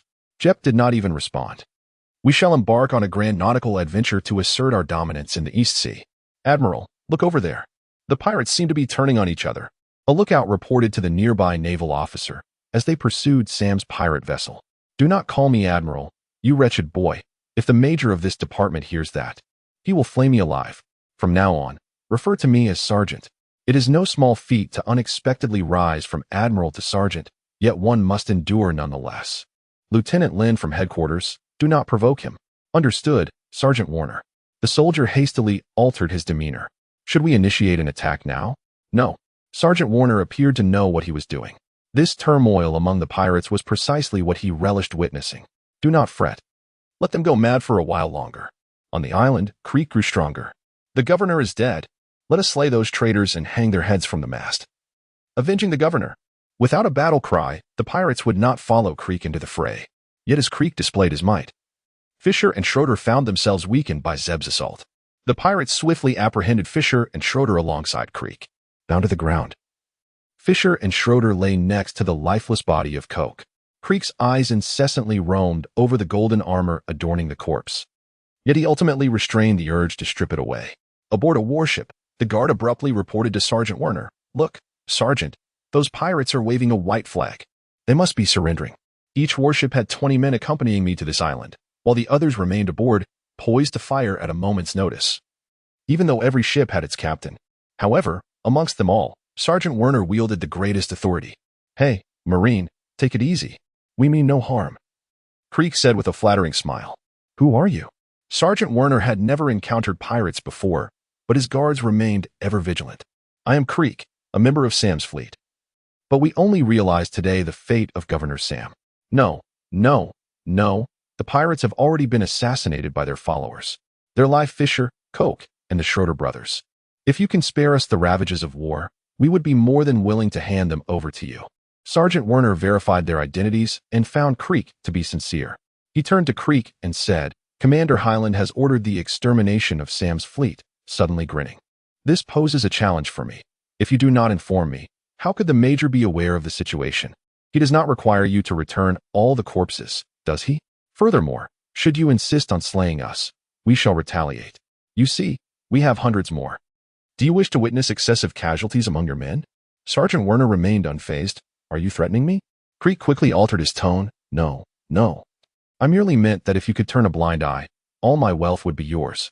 Warner followed Creek to Sam's flagship to inspect the treasure aboard. "You make me feel remorseful for my conscience, which is quite robust." At that moment, Creek yearned to slap the greedy scoundrel, but the thought of his 10 warships might made him hesitate. "I also possess some treasure maps. Will that suffice to ease your conscience?" Ha. You are truly remarkable." Meanwhile, the investigation into Highland and the CLO residence, conducted in the name of Antonio Villaraigosa, gradually yielded results. It was exceedingly cruel to treat one's own women in such a manner, a flicker of distress crossing CLO's eyes. It wasn't that he had never taken a life before. But witnessing those women perish tragically within their opulent mansions was a heavy burden for CLO to bear. They could have been beautiful women. What a senseless waste. Highland could not help but hiss.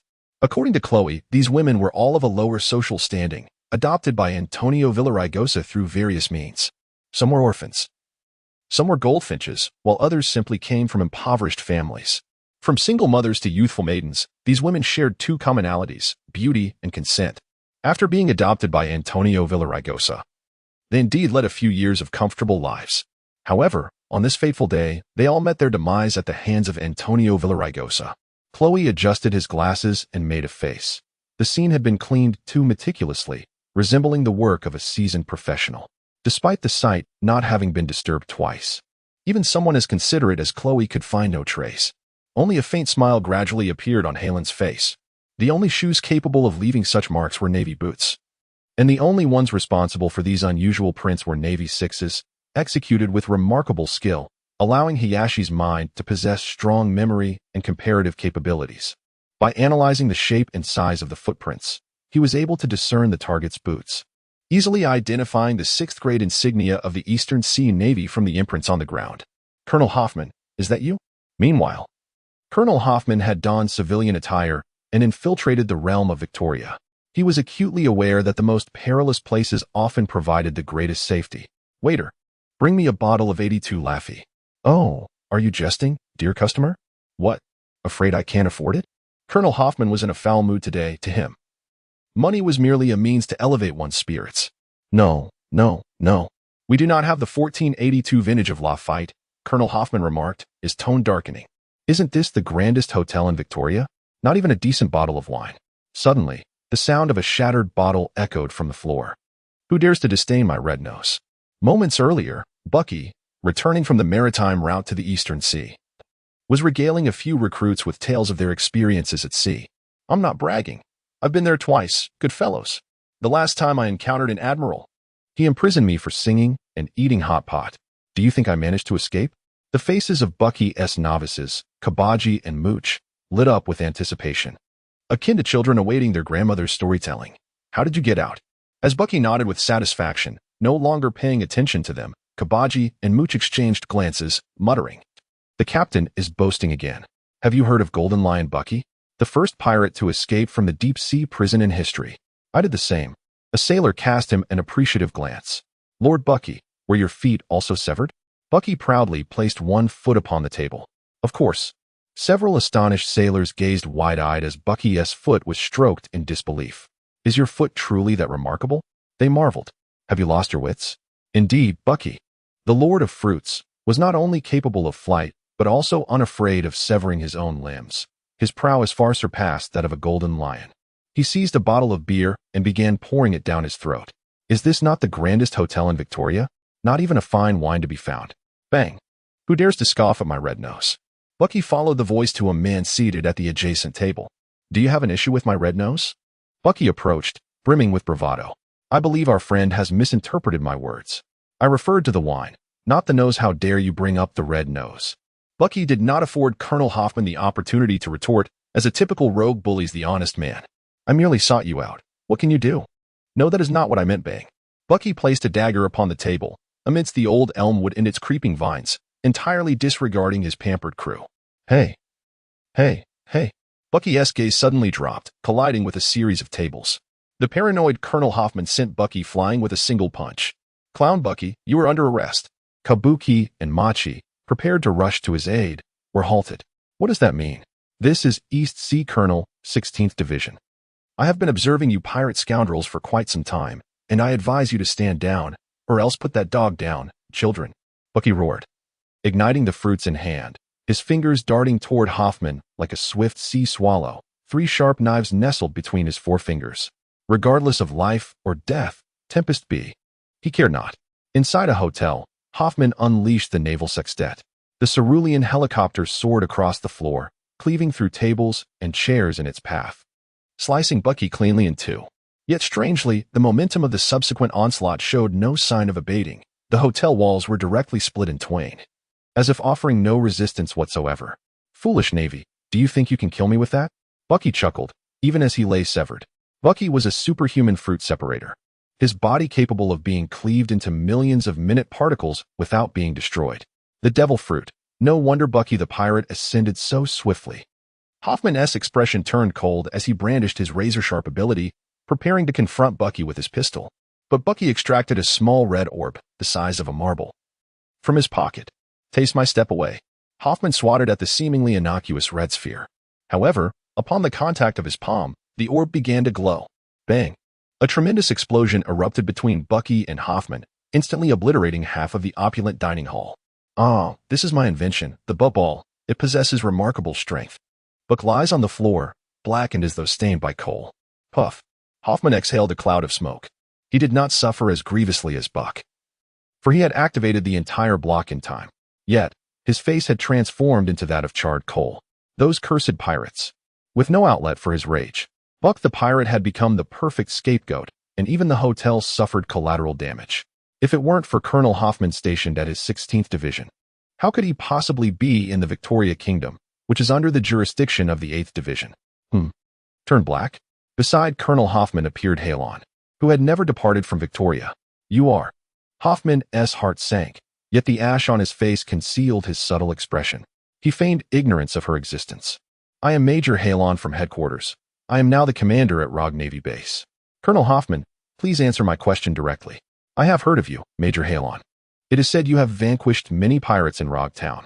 Now, the people of the East sing your praises." Hoffman grinned, his white teeth tainted by the ashes of Buck's remnants. "As for myself, I have been observing the Buck pirates for quite some time. Now I finally have the opportunity to eliminate them all at once. However, his special bomb is quite powerful, and I seem to have sustained some injuries. So I shall leave the pirates for you to capture. This time, I entrust Major Halon to you. Buck, you are one of my fortuitous generals. Halon approached Bocce, raising his collar. Expel this fellow. Clow, assemble a team of soldiers to apprehend the remaining Bocce pirates. Clow? Is this a newcomer? Hoffman cast a glance at Chloe, as if he had never heard the name before. In truth, whenever Clow reported to Antonio Villaraigosa, the true authority lay with Hoffman. She did not respond to Hoffman's inquiry, but stepped closer to him and asked, Colonel Hoffman, may I borrow your boots? My boots? What is wrong with them? Of course. The boots were not an issue, but the concern was that I discovered some footprints at the crime scene. And now I must examine each soldier's prints to ascertain whether there is a traitor among the Navy. Colonel Hoffman, what is your perspective on this? Halon did not conceal any information from Hoffman, disclosing precisely what he wished to know. Then, can you solve the case by examining the boots? Hoffman's mind was filled with profound skepticism. Certainly. Halon's reply was resolute. What now? Hoffman's thoughts were in turmoil. You can deduce the identity of the perpetrator from the boots and the footprints. Have you never heard of such a method? No. He was merely deceiving himself, claiming to have found clues to the case, yet in reality, he had discovered nothing. He was simply doubting himself. If he fell into a trap and resisted the inspection instead of cooperating, his accusations of treachery could be substantiated. So what? Then why don't you proceed? Who is afraid of whom? Since this is Major Halon's duty, I should fully cooperate, Hoffman stated. Removing his boots and presenting them to Halon with a smirk. They do have quite an odor. I hope Major Halon does not mind. Halon couldn't help but frown. Indeed. This system heightened his perceptual abilities, encompassing all 5 senses. Hoffman's nauseating behavior inadvertently reminded her of this. It seemed necessary to enhance olfactory endurance, or else the ability to encounter the essence of flatulence could provide great amusement. She accepted Hoffman's boots, scrutinizing them meticulously. His extraordinary vision allowed him to discern every detail of his boots, akin to using a computer to compare 2 photographs. Halon swiftly arrived at a conclusion. Colonel Hoffman, you are under arrest. Colonel Hoffman gasped, then erupted into laughter. Major Halon, you cannot be serious. What have I done? I am being arrested? Halon gestured for the soldiers to lower their weapons and explained to Hoffman that his boots had a 95 match with the footprints at the crime scene. The identity of the culprit had been established, and coupled with previous intelligence, you could very well be Antonio Villaraigosa. Why? On the other hand, Colonel Hoffman, from the outset, the Navy requires evidence to effectuate an arrest, particularly of a naval officer. I shall not delve into further details at this moment. I merely hope you can provide useful evidence. Hoffman observed as the other soldiers exchanged glances, pondering the absence of evidence. Where's the proof? He questioned. Without evidence? How can we convict Colonel Hoffman? Harlan contemplated this for a moment, then inquired, have you ever heard of the presumption of guilt? What is the presumption of guilt? He continued. In essence, the presumption of guilt suggests that one would rather condemn 1,000 innocent souls than allow a single guilty one to live, conversely. The principle of presumed innocence posits that one would prefer to let 1,000 guilty individuals roam free rather than wrongfully accuse an innocent person. A group of perplexed Marines listened intently, bewildered by the Major's remarks. On the other hand, Colonel Hoffman abruptly shifted his stance. Though unfamiliar with the terminologies of presumption of guilt and presumed innocence, his past experience in the Justice Department granted him insight into the presumption of guilt, which the global government had established on the island of Justice. In fact, the courts on Justice Island were far more daunting than mere presumption of guilt, for they at least offered the accused a chance to prove their innocence. However, once one was captured on Justice Island, they were invariably sent to Push City. Hoffman was contemplating an escape, yet maintained an outward facade of resilience. So what nefarious presumption do you wish to impose upon me? Harlan tossed Hoffman's boot into the hands of a Marine. Before I respond to your query, I would like Colonel Hoffman to answer a question of mine. What question? Evildoers disregard the law. They act as they please. Yet when good people apprehend the wicked, they do so according to the law. Do you consider this fair? Colonel Hoffman remained silent. Let me pose another question. Do you perceive me as a good person or a bad one? In a swift motion, both she and Hoffman surged forward, their shared momentum creating a striking spectacle. Hoffman, aware of his inability to perform righteous acts, ultimately shed his pretense and retorted, Little man from headquarters, why are you pursuing me? The Victorian passenger ship has been rescued, Sam's fleet has been obliterated, and Colonel Roy has taken his own life. Does this not please you? What difference does it make to your military accomplishments whether I gain one or lose another? Harlan and Hoffman commenced a chase, their movements akin to a duel under the moonlight. They darted across rooftops, through alleyways, and across the sky. Their silhouettes faintly visible against the backdrop of Victorian City, captivating many passers-by. Do you not understand? With great power comes great responsibility. Harlan, leveraging her superior computational skills, envisioned Hoffman's trajectory based on his movements. After numerous attempts, she finally succeeded. Yet, it was evident that greater strength must accompany such prowess. Hoffman was struck in the head by Harlan's iron fist mid-air, transforming him into a meteor as he plummeted toward the ground, carving through the thin air within a 3 to 4 meter radius. Stormfoot. Falcon. Hoffman fought valiantly against the final blow. However, after traversing a distance of several dozen meters, the cerulean vacuum helicopter was utterly incapable of striking the coast. She drew her saber from her waist and accurately pierced Hoffman's heart. With a gentle flick of her wrist, she angled the saber upwards. Hoffman's entire left arm was severed. Colonel Hoffman of the 16th Marine Division in the East China Sea attempted to violently resist arrest, but he was swiftly brought to justice. The soldiers collected the bodies of the prisoners of war until Harlan issued his command, at which point the startled Marines finally regained their composure. Chloe, having captured the Pakistani pirates, including Kabaji and Machi, witnessed Harlan slay Hoffman. To Chloe, this officer was vaguely branded with a terrifying label. Chloe saluted Harlan, "Sir. The remaining Pakistani pirates have been apprehended." Harlan nodded. "Bring them all back. I shall leave the negotiations with the Victorians to you." Chloe replied from behind Harlan, "Rest assured. Sir, the mission has been accomplished." As time passed, Bermel returned. Major Helen reported, "We have annihilated the remnants of the Samoan pirates." Harlan gestured for Bermel and the others to rest on the spot, then approached Bermel and squatted down to inquire about the casualty report. 98 dead, 261 injured. "What about our men?" "They're alive and well." Harlan had already seen the children returned with Bermel. And only then did he ask, "Where did those 2 little ones come from?" Bermel's weary face broke into a relieved smile. "We found them in a village completely ravaged by pirates. The elder is named Nachko, while the younger has no name." Harlan replied, "I wish to adopt them as my daughters. You would not refuse me, would you?" Harlan glanced at the little girl once more. "She is too young to be sent to the Naval Academy, unless someone wishes to adopt both of them. Yet, tragedies occur daily in this world. The presence of one more or less makes little difference. These are 2 little girls. 2 pitiable, homeless girls, but that is of no concern to him." He then looked at Bermel and said, "As long as you do not interfere with the Navy, I certainly will not oppose your adoption of them." Bermel's smile grew warmer. "I will first express my gratitude to Major Harlan for Nachko and Nami." Harlan appeared puzzled. "Did you not say the little one had no name?" "That is the name I have given her. I intend to treat them as my family, my daughters." "Very well. I am delighted you are happy." Unable to contain himself, he glanced once more at Yako and Nami, but Harlan shook his head. Suddenly, Harlan stood up and shouted, "Are we all rested?" The hearts of the people were filled with confusion.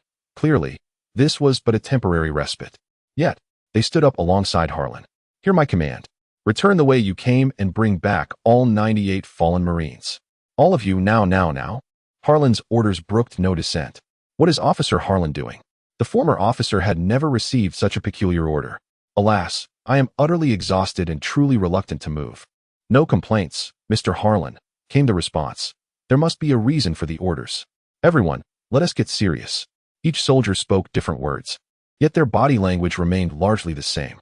The objective was simply to locate the bodies, a task far easier than battling pirates. However, what purpose did Harlan have for those corpses? Report to Harlan, Lieutenant Wagner has returned. These are the crew members of the treasure-hunting pirates. I must admit, they are far superior to the sand pirates, Wagner reported to Harlan regarding the pursuit of the pirates. Indeed, it seems I have not wasted my training on you. But I am still alive. The injured should first seek treatment from the military medic, while those unscathed should bring the pirates back aboard. Understood. Is that older brother over there your superior? Chigao inquired, gazing with curious, watery eyes at Harlan in the distance, wishing to remain by her side, clutching Nami. A fellow warrior. Yes, he is Major Harlan, the highest commander of the Navy Division at the Grand Line headquarters, the hero of Rogue Town. The soldier introduced Harlan with pride. He is quite admirable, said Yamu with an expression of adoration. Though he must also be quite fearsome, right? Captain Harlan was quite strict during our training. We privately referred to him as the demon instructor. He is always serious while on duty, yet when he goes fishing, Captain Harlan becomes a remarkably easygoing person, often bringing us back large catches, Nogi added, amused by the soldiers' tales. Does he have a doppelganger? A poem from Petersburg? You little girl, do not speak nonsense. I believe you are too young to understand many words, but Captain Harlan is not a doppelganger. He is. Never mind, I want to tell you. You will understand when you grow up, Noki replied vaguely, nodding. Sir, the pursuit fleet led by Sergeant Werner has returned. Harlan remarked while receiving condolences and gratitude from passengers aboard the passenger ship. With mutual respect, Sergeant Werner reported that through our disdainful efforts and courageous endeavors, we have eradicated the Sam pirates and retrieved the bodies of the Koch brothers. Harlan recognized the corpses. What about Sam? It is said he was assassinated by his own men. The Sam who usually appears before people was, in fact, his 3 brothers in disguise. Although Harlan was uncertain whether those 2 brothers were merely scapegoats for Sam, at least Sam's fleet had been nearly annihilated, and the Koch brothers were deceased, with Sam's golden armor also retrieved. Even if the true Sam had not perished, resurrecting in the East after such destruction would not be an easy feat. Harlan turned his attention away from the pirate corpses and instead looked at Werner. Sergeant Werner, well done. Stand at attention, sir. We have a mission. Werner responded. Well done. Well, sir, please refrain from showering me with such praise, for it may lead to a sense of pride. No, no, no, you have performed admirably. Is it not so splendid? Why not? You see, these 10 vessels have brought forth a naval force, with no lives lost and no injuries sustained, enabling you to successfully eradicate the Sam pirates and return with the remains of their 3 commanding officers. Your ability to lead an army is commendable, surpassing even Lieutenants Belmare and Wagner. Indeed, even I am humbled in your presence. Officer Werner, do you possess any particular skills? Well, the heart of Officer Werner began to race with a hint of panic. How could one forget such details? Yes, it was a defeated pirate, but nonetheless an elite one, with a supreme commander in battle. This rabbit is not only impatient, but also prone to biting, not to mention the hundreds of desperate pirates. Major I. Sergeant Werner, you are a rogue, Hylon interjected, interrupting Werner. But what does it take to be a rogue? Is it enough to be wretched? A malevolent witch? The city of God? No, there is no need for such when one is a villain. One must first be ruthless. You see, were I in your position, I would eliminate 102 soldiers and, upon releasing the pirates, sacrifice them to the heavens. If others dare to retaliate, they too would meet their demise until they submit to you. Sergeant Werner never anticipated that the Major would utter such words. He gazed at Hylon as though beholding a madman. Yet, only Sergeant Werner could grasp Hylon's words. The other soldiers merely observed the secretive exchange between the Major and the Sergeant. You are not strong enough, nor robust enough, yet you choose to embrace villainy, believing that a semblance of cleverness will suffice. Ideals may be beautiful, but they are not everything.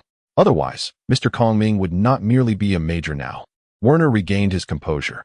The sentence was overly lengthy, so please shorten it. Hylon was unfazed, continuing to assert that the Navy had accepted bribes from the pirates and allowed them to escape. This is a capital offense.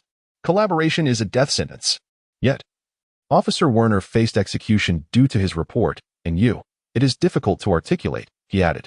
The chaos among the nearly 1,000 soldiers returned by Werner was palpable. The original leader succumbed to bribery, and gaining power bore no benefits. Now, his life hung in the balance, and the leadership proved correct. No one could engage in such folly. That scoundrel Werner sought the pirates' treasure, while we merely executed the commander's orders. We are innocent. Even if we were guilty, the greatest crime lies with Werner. Soldiers, you have spoken, and I echo your sentiments. It is not that the soldiers are overly naive, but rather that Hayashi's perception of Sergeant Werner holds merit. Ultimately, it was Officer Werner who succumbed to the allure of wealth. Any seasoned naval officer can discern the claws of a cat in the pursuit of pirates. Sergeant Werner should not have succumbed to bribery.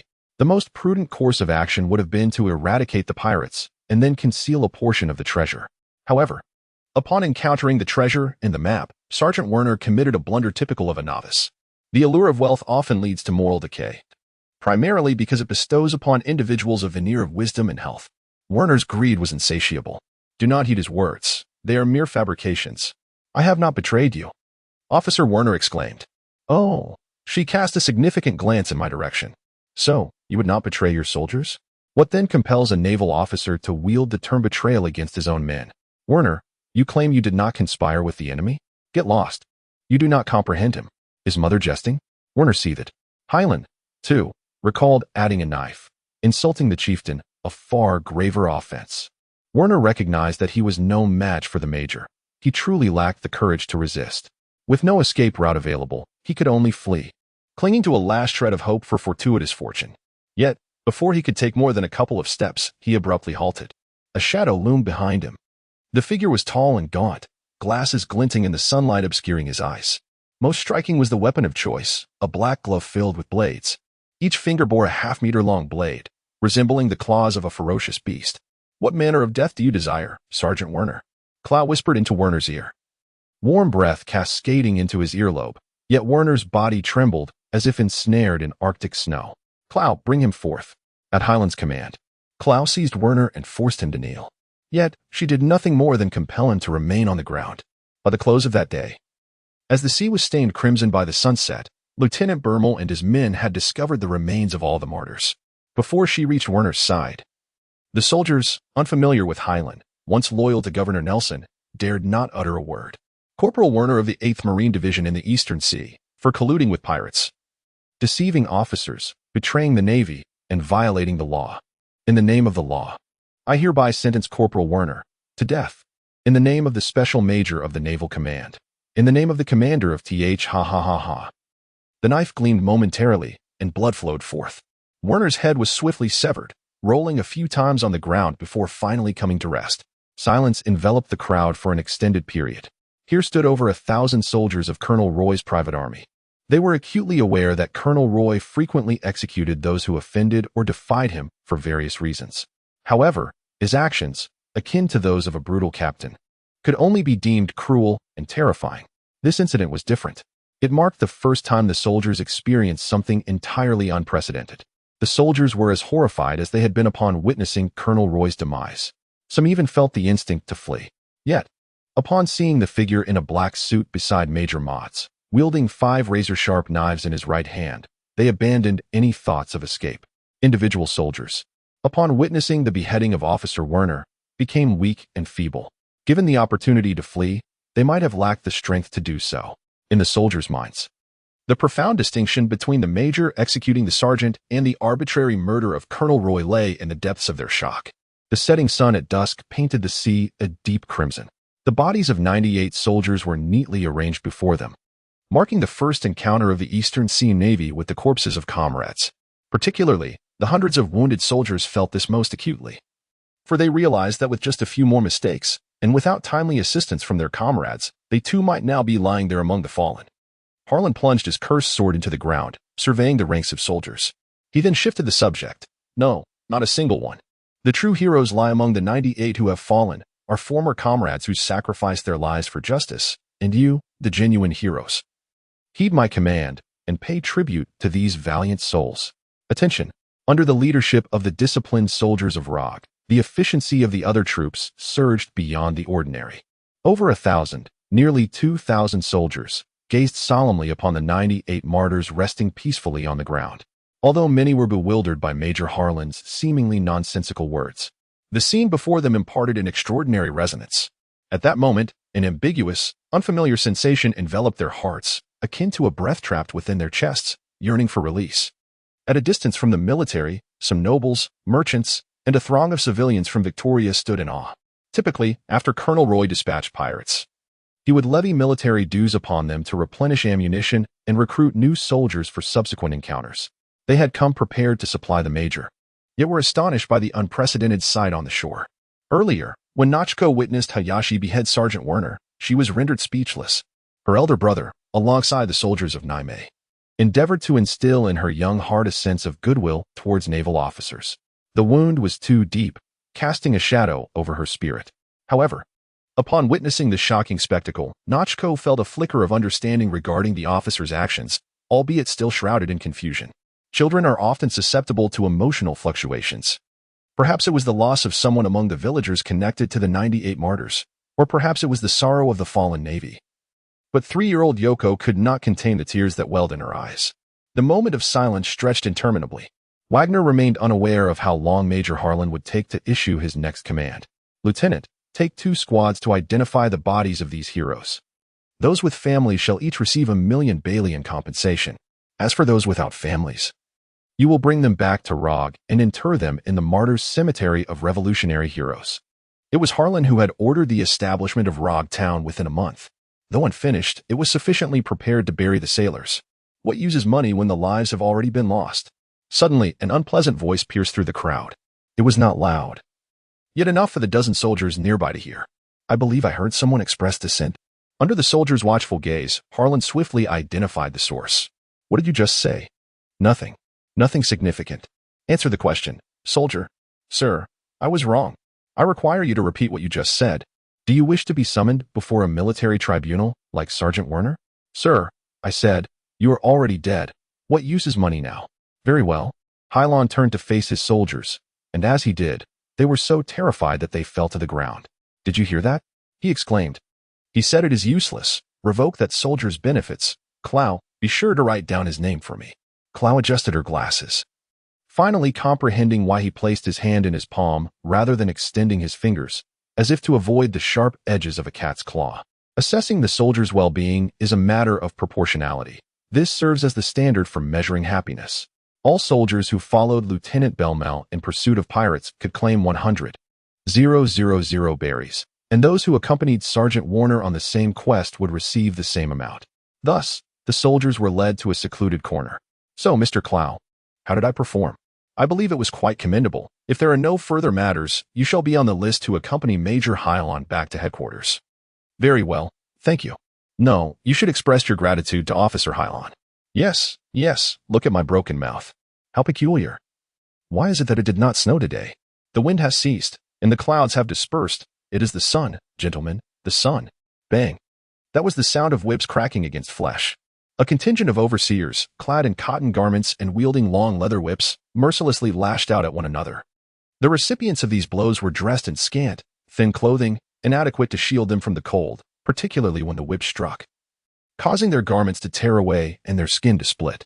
Here lies the bridge kingdom of Tertrawolf, a realm constructed upon a bridge several meters wide and immeasurable in length. The Dragon Clan of China aspired to connect all islands across the sea with a singular bridge, instituting this project 7 centuries ago. However, due to the protracted construction timeline and the distant completion date, workers have taken to eating, sleeping, and living upon the bridge itself, thus giving rise to the Bridge Kingdom.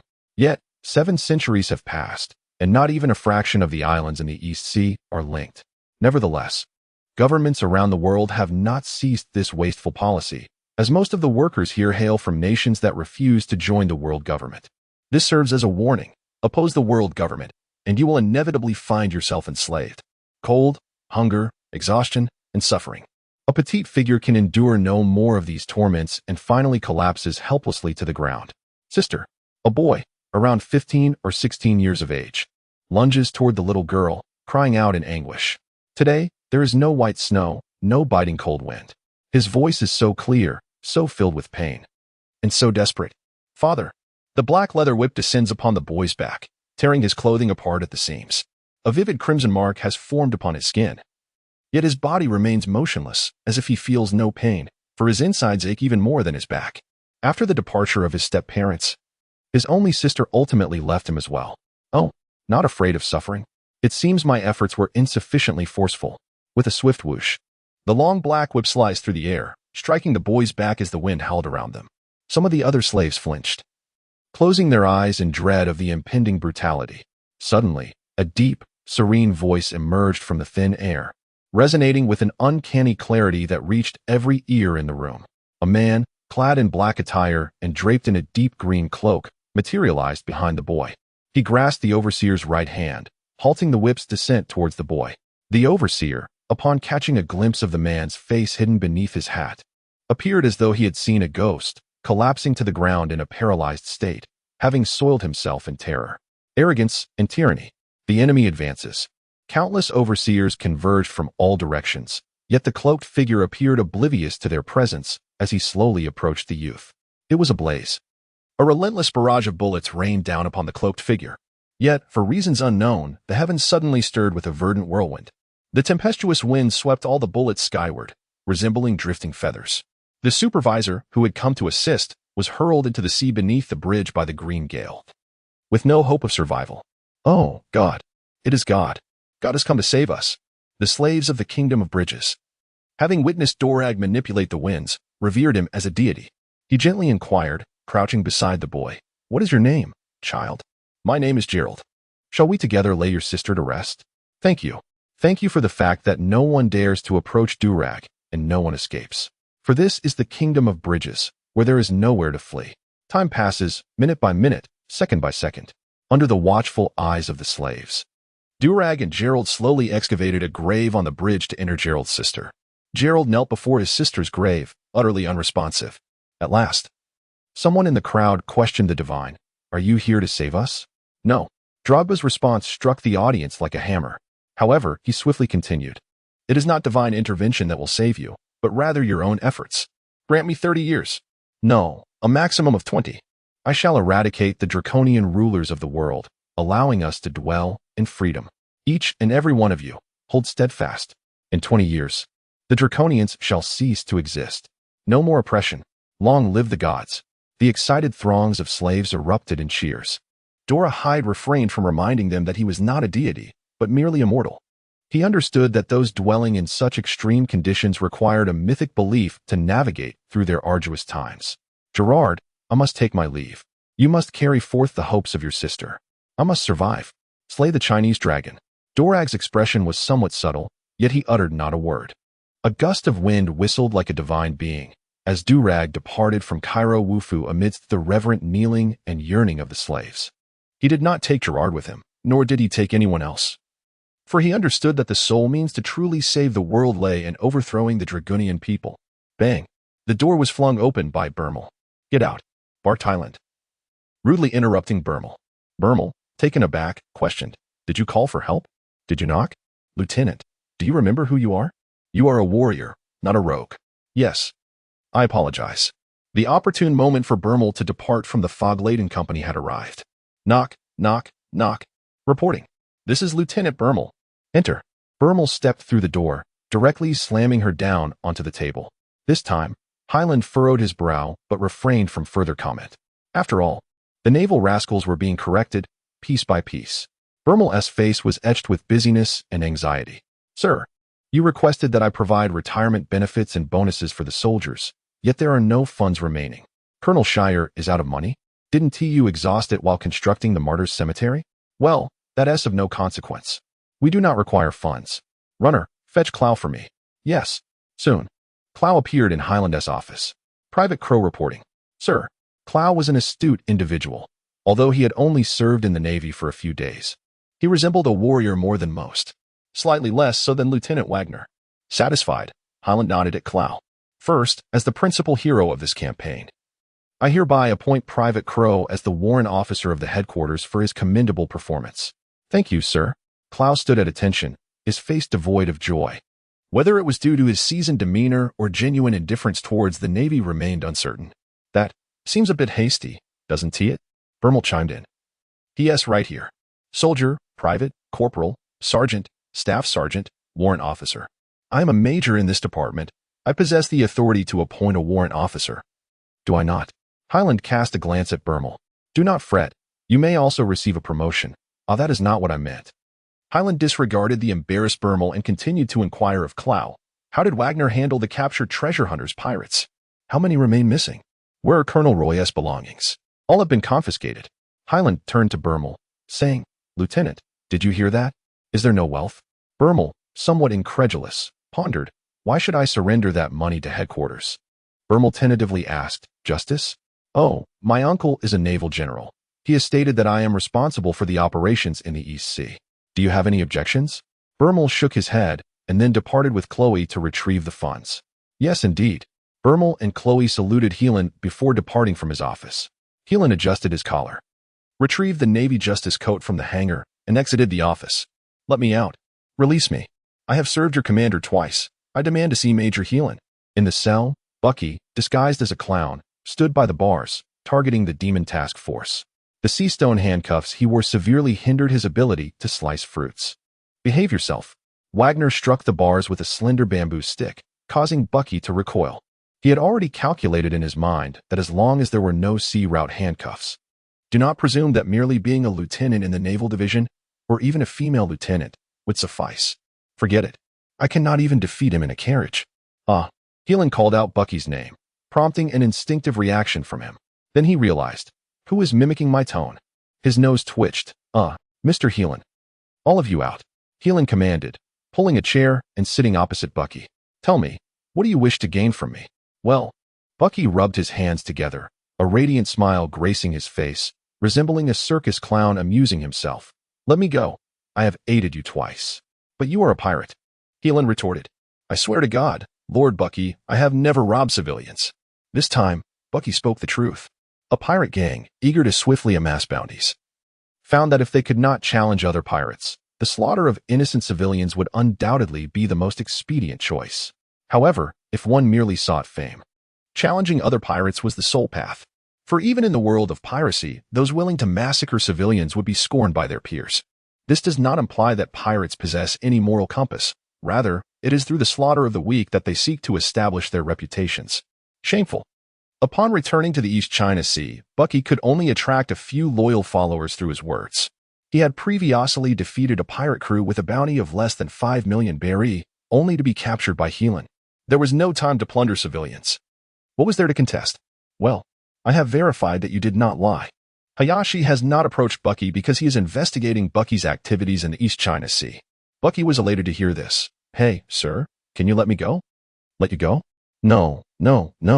Bucky, you are one of my finest warriors. As you indicated, I have been able to swiftly vanquish adversaries on these 2 occasions. I must commend you. When I first engaged in battle with Maj, it was Bucky who revealed the weaknesses of Hylon Anderson.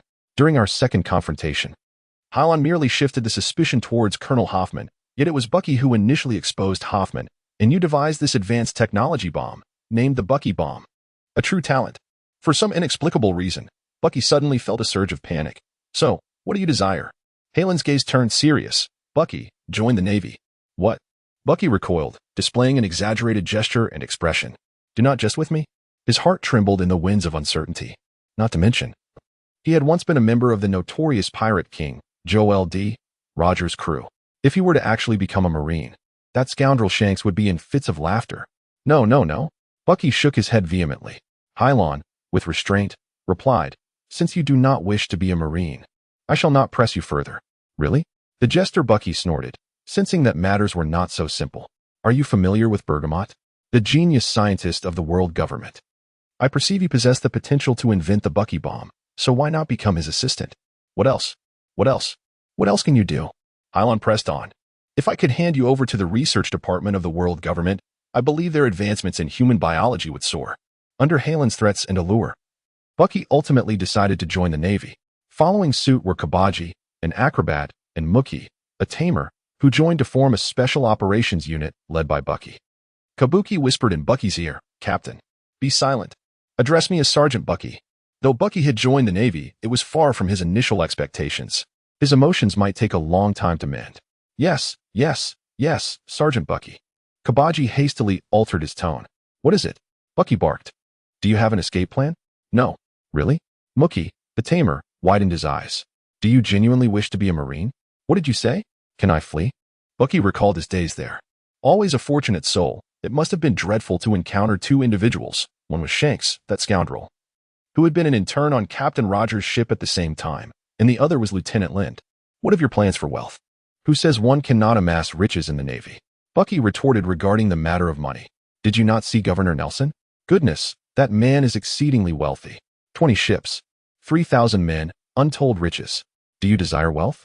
It is far easier to serve as a Navy than to live the life of a pirate.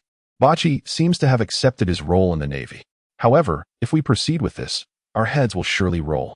Kabaji gestured across his throat with his palm. You fool, why would you learn from that foolish Navy? If we can vanquish the pirates, a trophy awaits us, and you could pay less. Don't you see? If we defeat the pirates for the commercial magnates, they will undoubtedly reward us with ample treasures. There are many avenues to explore, provided you can seize them. You truly are Captain Bachi, he exclaimed. Indeed. As I ponder my plans for wealth, Bachi's heart began to race. Suddenly, He realized that serving in the Navy was not a bad prospect at all. In the East Sea, within the kingdom of Curl Wolf Bridge. Today marks the 6th day since the gods departed. The island has long been restored to its biting winds and the frigid cold that persists throughout the year without sunshine. With the changing weather, the foremen too endured relentless lashings. Crack. The whip struck the laborers, their skin as coarse as it had ever been. Yet, because the gods had brought forth hope, this time, more individuals persevered, determined to endure. Gerard, hold on. I will wait for that person to return. Gerard's gaze was resolute. He toiled diligently, striving to evade the foreman's whip. But suddenly, a figure halted before him. The foreman. Slaves, cease your labor. All personnel, stop working. Gather. Gather. Countless bewildered workers assembled, their eyes clouded with confusion. They were oblivious to the foreman's intentions and indifferent to the tasks he wished to impose. They merely numbly obeyed his commands. Mr. Clow, this way please, he beckoned, dressed in a warm coat over a black suit. A hint of disdain on his face as he was led to the slaves. Listen, all of you. I am Lord Clow from the Rogue Navy base. He has come today to enlist 50 slaves into the Navy. Yes, you can imagine, if you were chosen by Lord Clow, you shall be freed from servitude. Why not express your gratitude to Lord Clow quickly? The majority of slaves, having lived here for so long, had nearly lost their capacity for thought. Yet they grasped one phrase: if chosen by Lord Clow, they could escape bondage. Thank you, Lord Clow. Choose me, choose me. I am strong, I can work. I require little sustenance. A look of boredom crossed Clow's face. Everyone, quiet down, he commanded, but no one spoke. Clow glanced back at the foreman. Make them silent. Crack. The sound of the whip striking the ground proved far more effective than words. The restless crowd quickly settled down. Clow stepped forward and raised his voice. The one you should thank is not me, but Major Harlan, or Lord Harlan. A question surfaced in everyone's minds. Who is Harlan? It is Lord Harlan who has decided to develop the Navy to assist the people in leading better lives. Do you understand? In order for you to depart from this place, Major Heelan will have to pay each of you a sum of $200,000, Bailey. The supervisor's face bore a tense expression. Lord Clow, why do you say such a thing? Why must I say it? Do you have an objection? Can your welfare expenses be reduced? The foreman recoiled. No. It's perfectly fine.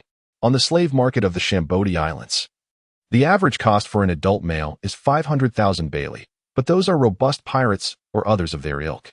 The slaves here, known as Tejla wolves, are deemed to be of lesser value due to their malnutrition, falling short of the standards required for Shambodi slaves. Thus, they are certainly not worth 500,000. Clow navigated through the crowd, selecting suitable slaves one by one. When it was Gerald's turn, there happened to be just enough candidates. Cloy, a member of the Yellow Ape Navy, despite being entirely different in character from Borisolino, was the type of civil servant determined to fulfill the tasks assigned by superiors, often exceeding expectations. Once again, the workers stirred restlessly. Sir Clow, please consider me once more. I am absolutely qualified. I consume very little. The overseer's whip curtailed the slaves' outcries. Cloy turned around, and a warm smile unexpectedly surfaced on his previously indifferent face. Do not worry. Heelan has already stated that there will be another opportunity. Next time, another chance. Under the watchful gaze of the slaves, 50 selected individuals boarded the vessels dispatched by the Navy. It was as if they had abruptly departed from the kingdom of bridges and transformed into inhabitants of another realm. The faces of the unselected slaves were painted with envy and anticipation. When will the next opportunity arise? Another 20 years. No one had ever heard of Lord Heelan. He seemed more reliable than that deity. Heelan's choice to enlist slaves into military service was not born of sudden compassion. The unfortunate slaves were more likely to establish their own direct army. Is this Lord Heelan? Quite different from what I had imagined. I thought he was an elder. All the laborers brought back by Cloy gathered at the Rogue Navy base's square. Long burdened by the identity of slaves, these workers underwent rigorous training. They stood not quite erect, yet even without the officer's commands, they endeavored to stand in formation, unlike the disheveled veterans of Rock. First, I wish to correct a misunderstanding in your comprehension. Do not refer to me as Lord Heelan. You should call me sir, remember? We remember. Good. Heelan nodded with satisfaction. These workers were indeed obedient. According to Heelan, among the 50, 20 were female soldiers. He was not inclined to form an artistic troupe, yet in this world, the combat capabilities of many women were no less than those of men. For instance, at the Rogue Navy base, apart from Colonel Hill, the strongest individual was Bymer. Hence, at Heelan's behest, The training standards for male and female soldiers were entirely equivalent. Next, under the guidance of Lieutenant Wagner, you will undergo a month of specialized training. Heelan continued. As the top 10 contestants returned to the naval headquarters, Hylon expressed his thoughts on the lackluster reaction from a group of slaves with exceedingly limited knowledge. What is the naval headquarters? Can it be consumed? Observing the new recruits' utter silence, Hylon eagerly elaborated. Those who rank in the top 40 of each training session will be rewarded with vegetables. The top 20 will enjoy a night of meat broth. The top 10 will indulge in meat, and the top 3 will feast on the flesh of the Sea King. The impoverished are seldom concerned with honor. It is merely sustenance to them. For a group of slaves who have endured years of hunger, the paramount focus lies in food and drink, rather than joining the Navy. Vegetables and meat would be a welcome change, while the thought of the Sea King's meat was something beyond imagination. The new recruits on the playground began to stir restlessly. Hylon did not intervene. Discipline required oversight, but haste was unwarranted. Instead, he sought to galvanize the enthusiasm of these new recruits. At that moment, Hylon continued to stoke the flames. Today marks the first day of your arrival. Everyone shall enjoy meat and vegetables. Indulgence is a vice, difficult to eradicate. Some may believe that as long as they are full, it matters not whether it is vegetables or meat, but once they have tasted meat, the experience differs vastly. A person who has savored meat would find it unbearable to subsist on bland rations while witnessing others relish in meat and broth. Even more so than someone who has never tasted meat. All of you, this is a pattern. Yet Hylon harbored no resentment towards himself. He could never reach the standards of those he despised. What he was doing was precisely what he wished to do. Chloe, ever prompt, interjected, "Shall we proceed? Or shall we delay?" "Thank you, Mr. Hylon." Hylon regarded Chloe with satisfaction, though aware that she was a troublesome individual with many thoughts. He recognized that if one could manage someone like Chloe, they would be of endless assistance. "Thank you, Mr. Hylon." The new recruits chorused, kneeling before him. This was a habit ingrained in them as slaves. Their entire existence revolved around this. "Mother, stand up for me." Hylon seldom uttered profanity. His countenance darkened, revealing the confusion within the hearts of the new recruits. "From this day forth, you are warriors. Remember, soldiers do not kneel, for you do not represent yourselves, but the Navy. Only those who have fallen should bow. If you wish to represent only yourselves, you must first shed your uniforms." The new recruits did not comprehend the meaning behind these words. However, witnessing Hylon's evident fury, they grasped that this was a matter of utmost seriousness. One brave recruit ventured to ask, "Sir, how shall we express our gratitude to you?" Chloe turned to Hylon and offered the first salute. Initially, the newcomers were perplexed. Eventually, some quick-witted individuals understood Chloe's intent and mimicked her salute to Hylon. Before all the new recruits could raise their right hands, Hylon had already saluted them. Meanwhile, in the naval dormitory, Nachko peered out the window, observing the scene. Despite the erratic behavior of the new recruits, he could not help but ponder the severity of their actions. If the EC had more soldiers like them and officers like Major Lin, then the pirates would no longer be able to stir up trouble. Suddenly, Bermel appeared behind him, gently patting his small head. "How about joining the Navy?" she inquired. Can I? His voice, still youthful, belied a deep yearning in her eyes. "Wait until you grow up," Bermel chuckled in response. In the narrative, Bermel faced an ambush during a military operation. All the Marines and civilians on the island were slain, leaving only her, Nachko, and Nami to survive. In her despair, Bermel ultimately returned to her hometown to cultivate oranges. However, this time was different. She yearned to remain within the Navy. Moreover, she had ascended to the position of commander at the Robe base, holding the rank of colonel at naval headquarters. One evening, at a bar in Rogue, Harlan encountered the former Colonel Hill, who was discreetly enjoying a drink. "What? Has Major Harlan not yet decided how to deal with a naval traitor?" Hill merely cast a sidelong glance at Harlan before resuming his drinking. She sat across from him, stating, "With your capabilities, you could ensure the safety of Rogue, Hill, which indicates you possess considerable talent." A look of surprise crossed Hill's face. "That doesn't sound like your usual style, Major Harlan. Are you suggesting you wish to save my life?" She poured herself a glass of liquor. "I have resolved not to discuss this matter. I am merely curious. When I went to Victoria, why did you not flee? Why did I not run away?" Hill smiled and shook his head, taking a sip of beer that seemed tinged with bitterness. "Without fun, there is no joy," he sighed, shaking his head, resembling a man who had suddenly come to terms with the futility of life. "You people are truly bothersome. Is there nothing we cannot discuss together?" What is the point of playing the fool with me? I do not particularly like you. Furthermore, do you genuinely believe that just because you act like a failure, some little girl will take a liking to you? You are akin to a joke I have heard. Your life goal is to own a house, a boat, and a savings account before turning 30? Halfway there, and you are already 30. Hylon found it amusing as Sheer desired to sip from his beer. Placing the bottle upon the table, I was taken aback that the serious Major Hylon could utter such glib remarks, disliking the bitterness of beer. He opted instead for a glass of wine. After taking a sip, Hylon smiled at Siar.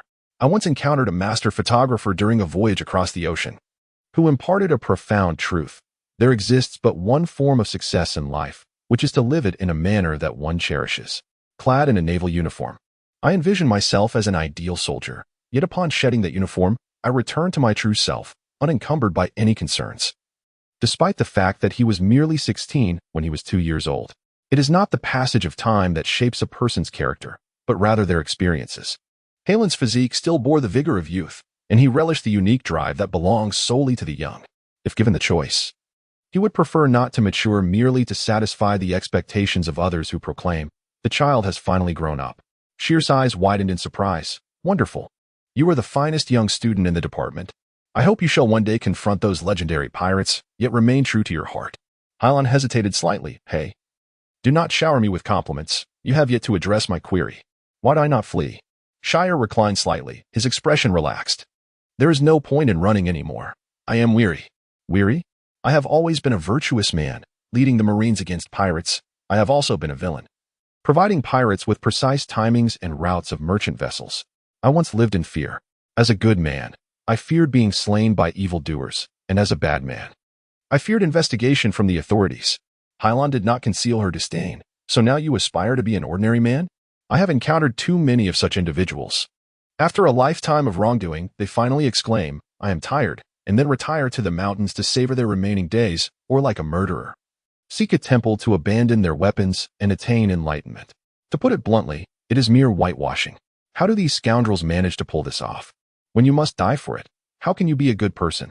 However, Shire's response was somewhat unexpected. I cannot be normal. Oh, when I close my eyes now, all I can think of are the innocent lives I have taken. Sometimes, while patrolling Rock, I hear the helpless cries of children who have lost their parents. It makes me uneasy. Hylon settled into a comfortable position. The crux of the matter is that your conscience is not robust enough to overcome your guilt. I recently told a sergeant named Werner, your heart is not strong enough to be a villain. Shire glanced at her gently. Do you not believe you possess this capacity? Yes. I am aware, so I am now attempting to shift my perspective. As someone not yet depraved enough to embrace villainy, what constitutes evil? For instance, when Belmare saves the lives of children, only for them to grow up and steal from him, it is profoundly wicked, an ungrateful wretch, not merely a common villain. This is also what pirates despise, is it not? Hylon did not respond to Sierra's inquiry. So your plan now is to use my name to bring you to justice, thereby securing your release? This was indeed my scheme.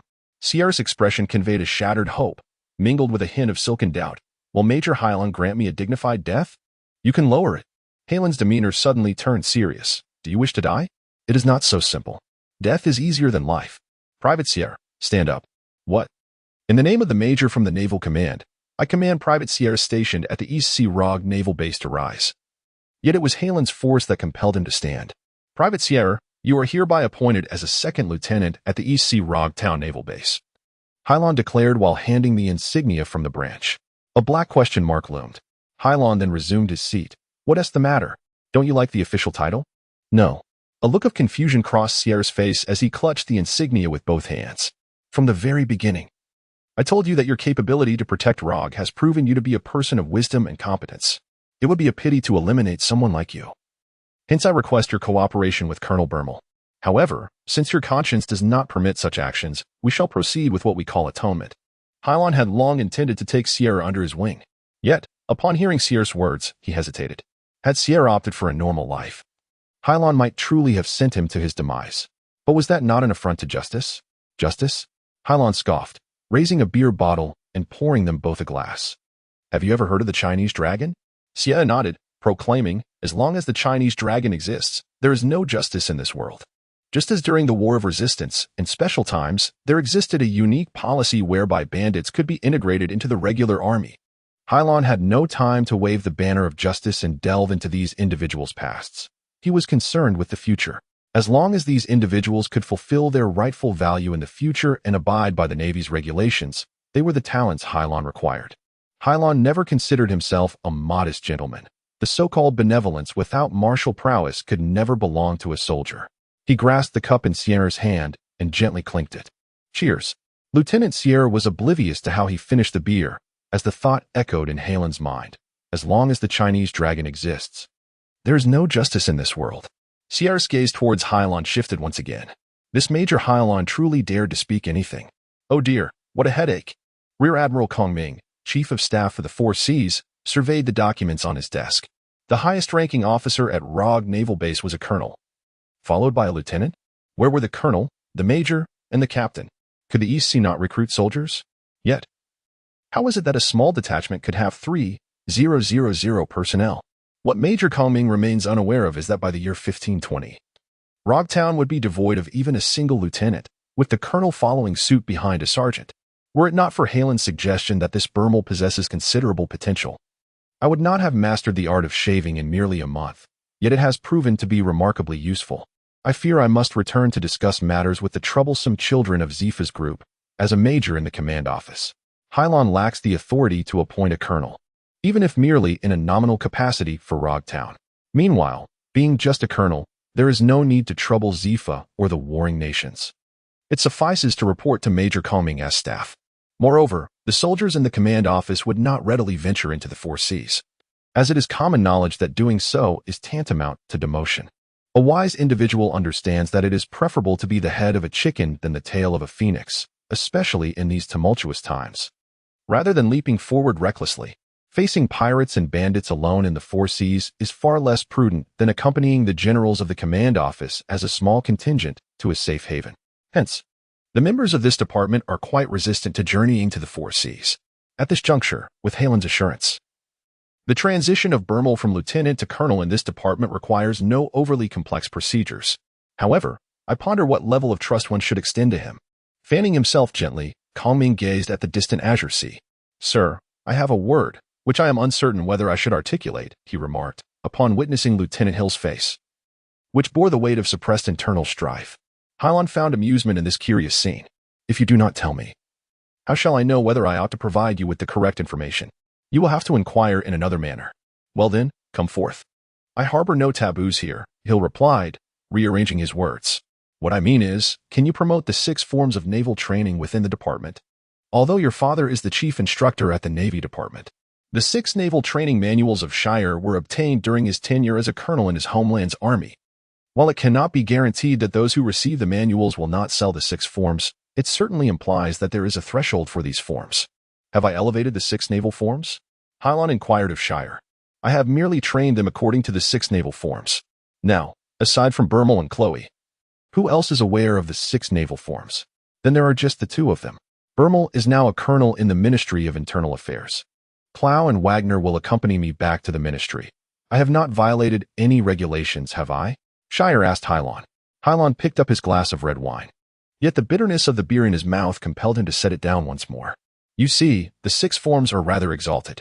You may find it hard to believe, but along this great maritime route, there exist some formidable pirates who can master the 6 forms with but a glance. Really? Even the simplest of shavings is remarkable. I thought it would take me 2 or 3 years of practice to reach such a level. A bittersweet smile spread across Shire's face. Aunt and Lieutenant Shire. Sir. Upon hearing Heather proclaim her high military rank, Shire straightened up. Your girlfriend hails from Joy Street. I advise you, if your feelings for her are lacking, it would be prudent to part ways, should you truly cherish her. Consider marrying her once more. I mean no offense. I merely wish to remind you to safeguard your health. Had I known of any issues concerning my lieutenant, I would have acted preemptively against you. The old helmsman? In my hometown, there exists a popular adage that likens a seasoned helmsman to one who possesses greater skill along the streets of Joy. Just days later, as Harlan concluded his work at Rog and prepared to return home, Victoria reached out to Rog's naval base in search of assistance. What did she say? With the aide Colonel Clow by his side, Harlan found much of his burden alleviated. King Victoria expressed confusion as to why, in their once peaceful kingdom, the previously compliant populace had risen in rebellion. claiming a revolution against his revolution? Harlan was taken aback. Such words should not be uttered lightly. Is it serious? Indeed. Hadn't Victoria just endured the crusade of Sam's fleet? How could they possibly muster the energy for a civil war at this juncture? Klau's demeanor was neither sorrowful nor joyful. After all, this did not pertain to him. He adjusted his glasses and explained. It is said that those rebels, previously incapable of fighting, have inexplicably acquired a vast arsenal of weapons. Victoria's deputy suggested that these nobles, remnants from our encounters with pirates, are clearly fabricating tales. I have commanded you to clear the battlefield, have I not? Those weapons represent wealth. Am I foolish for associating with them? Keep your distance. I fear we cannot leave him unattended, as Victoria is part of the world government, which annually pays a substantial tribute of heavenly gold. Their government is entitled to request naval support. According to the latest intelligence, has Admiral Karp, the hero of the Naval Department, also arrived in the East Sea? Is he present here as well? Although Karp is more akin to the warriors of the warring states in Zifa, he is indeed an old rogue. Harlan has never referred to him as uncle. This is merely one of the world government's factions in the Central East Sea. Uncle Karp need not worry. Does Uncle Karp fret over the grandson born this year? Something seems amiss. Is Uncle Karp not in Goya? This place is quite distant from the kingdom of Victoria. It appears that matters are more intricate than they seem. After pondering for a moment, Clow, I require you to arrange for personnel to escort them back to Victoria. We are prepared to depart. Inform the special forces to don civilian attire and operate independently. This time, they are not on a combat mission. Their sole task is to gather intelligence. On August 24, 1503, in the East Sea, the route from Rogtown to the Kingdom of Victoria remained unsuitable for navigation, much like the preceding 3 days. For reasons unknown, the once clear sea route was now shrouded in dark clouds, and the biting cold wind sliced through the air like a knife. The sailors aboard the ship could not fathom the cause of this peculiar weather. Within the confines of the ship's cabin, Chloe sat at the table, delicately inscribing her day at sea with a feather quill. Chloe, a remarkably considerate individual, chronicled events in her diary that, while seemingly trivial to others, held significant weight in her life, especially amidst the peculiar weather of recent days. However, her habit of documenting her experiences began after she became a Marine, for in the past, she harbored an aversion to committing any information to writing, as if to shield herself from revealing anything personal. Chloe did not relish the monotonous life of sailing day after day. It was not the dignified existence she yearned for. Yet, with no alternative, she found herself bound to the captain's vessel, and departing was far from simple. Nevertheless, her only solace lay in the captain's unwavering promise to uphold her dignity. The ship rocked tumultuously, the waves crashing violently, and it was not merely the sailors who were occupied. Captain Hayes and Lieutenant Wagner were also engaged in their duties. Happiness, after all, outweighed solitude, and Chloe found her thoughts becoming increasingly tranquil. She refrained from emerging from the cabin to assist with navigation, fully aware that her worth was not defined by such actions, and being utilized was not inherently frightening. What truly terrified her was the indifference of others to exploit her. Chloe recognized that as long as she maintained her current value and continued to grow, her future would be bright, provided the commander remained steadfast. Sir, the tempest is fierce. I fear that if we persist in our voyage, our warship may be capsized by the waves. Lieutenant Wagner shouted, shielding his forehead with his left arm and squinting against the wind as he leaned closer to Helan, his voice barely cutting through the tumult of the storm. The sound waves that usually traveled through the air were limited in their reach on such a day of ferocious winds. Helan, too, raised her voice. You, from the East Sea, do you possess no experience in facing such storms? Absolutely not, Wagner replied, stripped of his lieutenant's composure. In such extreme weather, no one could maintain their appearance. Unlike Bermel Wagner, who had risen to the rank of colonel in the Rogan, now serving as a lieutenant in the division, Wagner found himself devoid of the same choices. He wished to be with Bermel, yet ever since encountering Helan, he felt his life's aspirations shifting gradually. The expedition headquarters, led by Captain Helan, fought valiantly, his compassionate subordinates aggressively confronting the pirates. This was the essence of the Navy, as he revered it, officers who embodied such valor. Unlike those who lingered by Helan for their own futures, Wagner genuinely desired to follow the captain's command. As for Bermel, he silently thanked the heavens for never expressing his feelings or the extent of his admiration for her. Yet, Bermel was astute enough to perceive his sentiments. However, her independence was formidable, and he feared she could not endure for long. Why not join Helan in realizing our shared ideals? Wagner consoled himself with this thought. Suddenly, a clap of thunder reverberated through the dark clouds, as if nature itself was unleashing its relentless fury. A colossal wave surged from the depths, crashing against the mist-shrouded warship. With a thunderous roar, the storm unleashed its assault. Hylon leapt from the vessel, a spiraling blue energy wave coiling around his legs, emanating an overwhelming force that surged toward the towering waves, which mere mortals could only gaze upon in awe. Boom, boom. Explosions erupted one after another, as siege cannons soared in the wake of Halen's footsteps, unleashing a cacophony of deafening roars. Ultimately, a single droplet could pierce through stone, striking the walls with unyielding might. This was sufficient to sweep away every mast aboard, cleaving the waves asunder and clearing a path for the advancing ships. The tumultuous sea mingled with the pouring rain, saturating the warship, while the deluge-soaked mist paid no heed to the cascading waters. He stood at the bow like a statue, impervious to the relentless wind and rain. The resolute figure of Harlan instilled immense confidence in the soldiers on deck. "Do not fret, for we have Captain Harlan to clear the path for our warship. No wave shall deter us. Let us strive even harder and charge forth," Wagner exclaimed as he led the sails with a cheer. However, in the face of nature's might, human morale, no matter how elevated, appeared rather fragile. The waves subsided, but that did not imply the absence of barriers. Boundless and tumultuous, the ocean roared, unleashing a sinister emerald wind. Crack! Without any forewarning, the main mast of the warship abruptly shattered before their very eyes. The violent swaying even caused Crow to tremble. "The mast is broken? That cannot be." People wondered how the mast could snap when they had not been blown away by the wind. This was no decrepit pirate ship. This was a war vessel. I cannot ascertain if it is a mere illusion, but after the mast fractured, the waves seemed to diminish. Deep green wind? Who has ever witnessed such a phenomenon? Harlan furrowed his brow and inquired of the soldiers on deck. All, including Crow and Wagner, shook their heads in bewilderment. Amidst the astonished and disheartened gazes, Harlan eventually commanded a return to the ship. The good news was that we no longer had to risk our lives competing against nature. The bad news was that even with Harlan leading the way, we had ultimately succumbed to the forces of nature. "Let us return home. You ought not to be embroiled in this matter," a hooded man proclaimed from the clouds. Yet, just when he believed all was concluded, his attention shifted to Harlan. "Crow, find me another compass," he commanded. Crow said nothing but turned to enter the cabin. However, Wagner curiously asked, "What do you need a compass for?" Harlan gazed toward the distant sea. "This is the furthest a warship can venture. I shall traverse the remainder of the journey alone. Each island possesses its unique magnetic field, rendering compasses ineffective. A tool known as the recording needle is required. Yet, across the seas, the magnetic field is normal, and here, the recording needle fails to function properly, leaving one to rely on a compass. Sir, you cannot be jesting.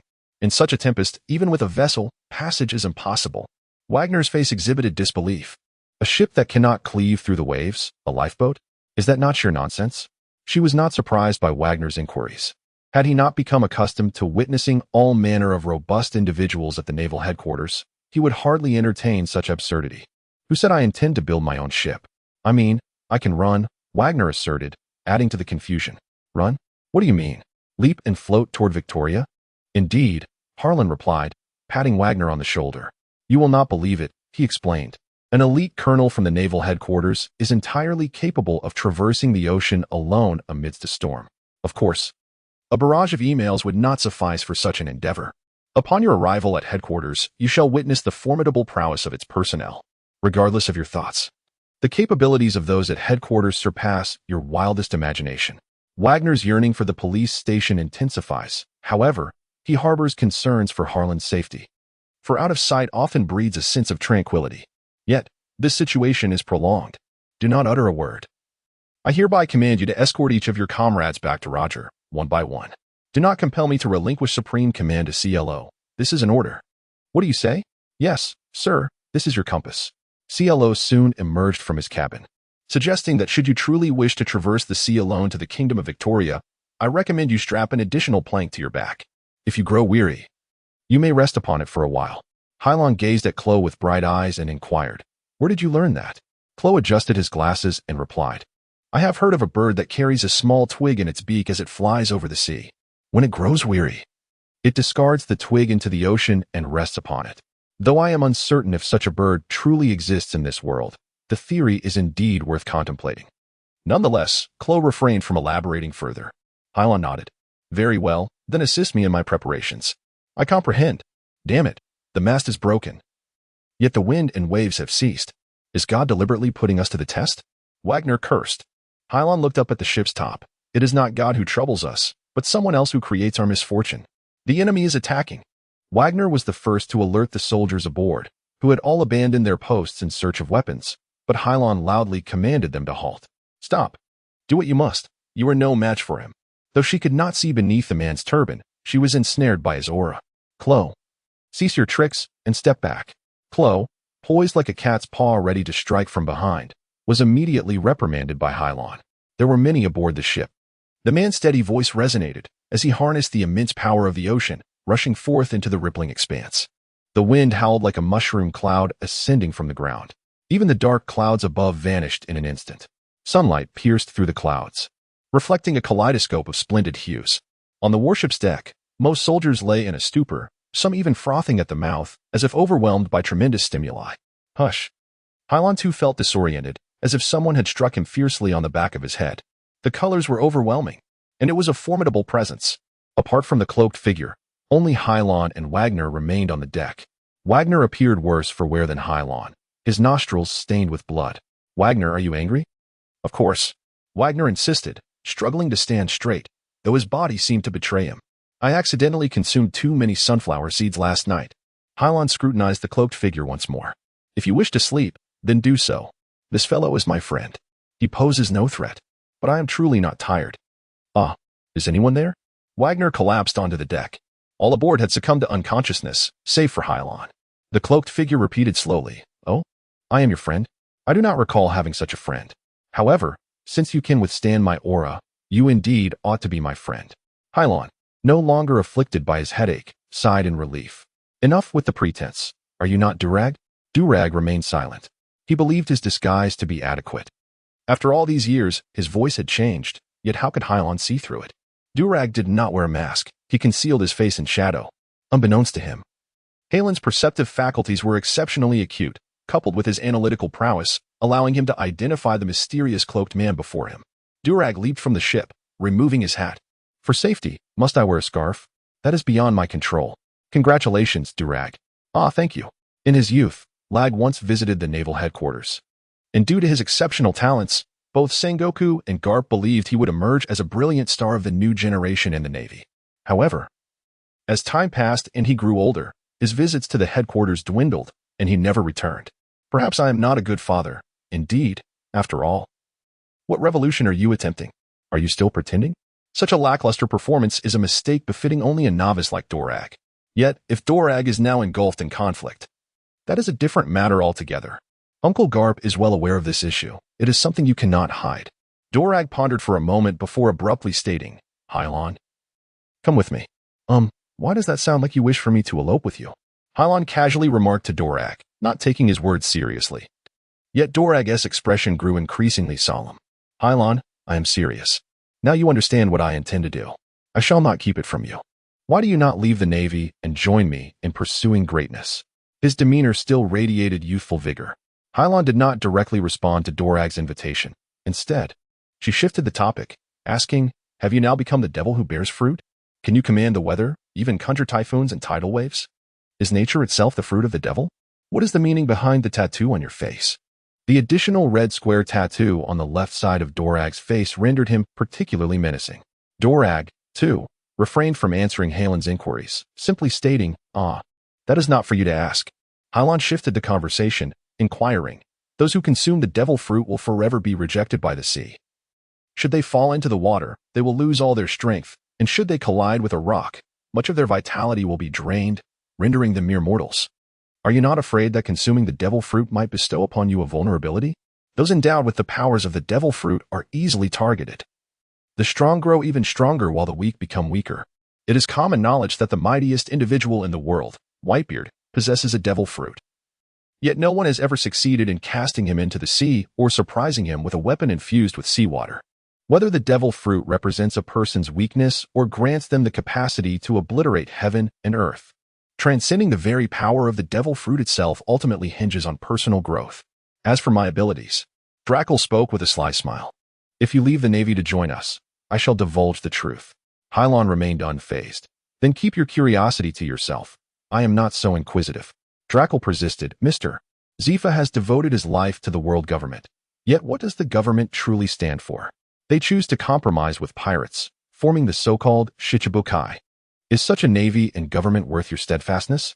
Noticing Halen's silence, Drackle added, you must understand that the decline of the navy is inevitable. My battle is not against the navy or the government, but against the celestial dragons that loom above them. Only when the rule of the Tenryubito is overthrown can the notion of justice genuinely manifest behind the uniforms. Hylon pondered. Words bear more weight than most realize. With a gentle shake of her head and a smile, she replied, I have no desire to overthrow the dragons. What a pity discussing matters detrimental to the nation. You do not leverage the resources of the Navy, but instead incite your own revolution. You claim to be merely opposing the celestial dragons. Yet will the Navy believe you? Will the five elders have faith in you? Once you embark on this path, you become an enemy of the Navy. Even if you harbor no affection for others within the ranks, have you considered Don Quixote? Drackle's countenance bore no trace of concern. He was confident in his ability to navigate the challenges ahead. Hylon could not suppress a sigh. You gluttons possess such magnanimity.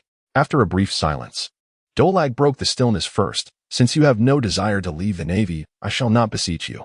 You are unlike me. You grew up within the Navy. You have a connection to it. However, I truly do not wish to stand against you. Hylon, perplexed, responded with a jest. What? You intend to abandon the revolution and join the Navy? That is out of the question. Dolag replied resolutely.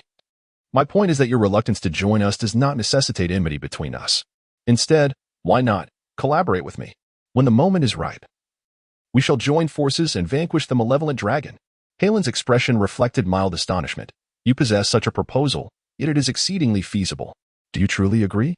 Hylon pondered slowly and methodically. From a moral standpoint, the proposition sounds appealing. However, if I were to choose to cooperate with you, would I not become you? An undercover agent for the Navy? Is this the essence of my becoming a Marine? Does it not matter? If a soldier can so easily relinquish their position, they are unworthy of the title. A soldier must possess some integrity. Dolag fell into a contemplative silence.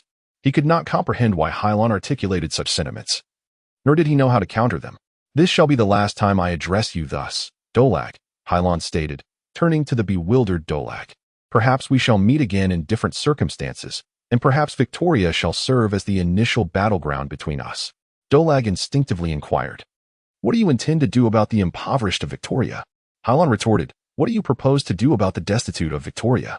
Do you truly believe that those wretched souls could overthrow Victoria through sheer numbers? Or, even if they succeeded, who would ascend to the throne? Do you wish for a band of individuals raised in slums to govern this nation?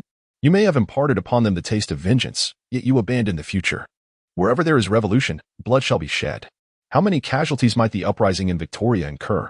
Have you contemplated this? Of course.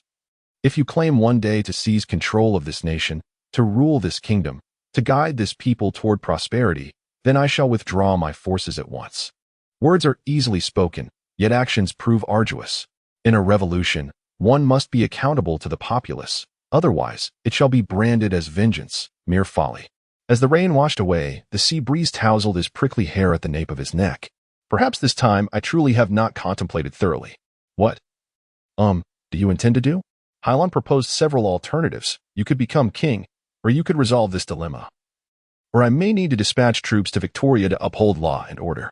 Yet when the moment arrives, sacrifices will be inevitable. Dolag did not respond immediately, as he had yet to reach a decisive conclusion. However, he had acquired a new ambition, to assemble a revolutionary army, for which he must gather more like-minded allies. When Cooper arrived at the East Sea from the naval headquarters, the internal strife in Victoria had already subsided.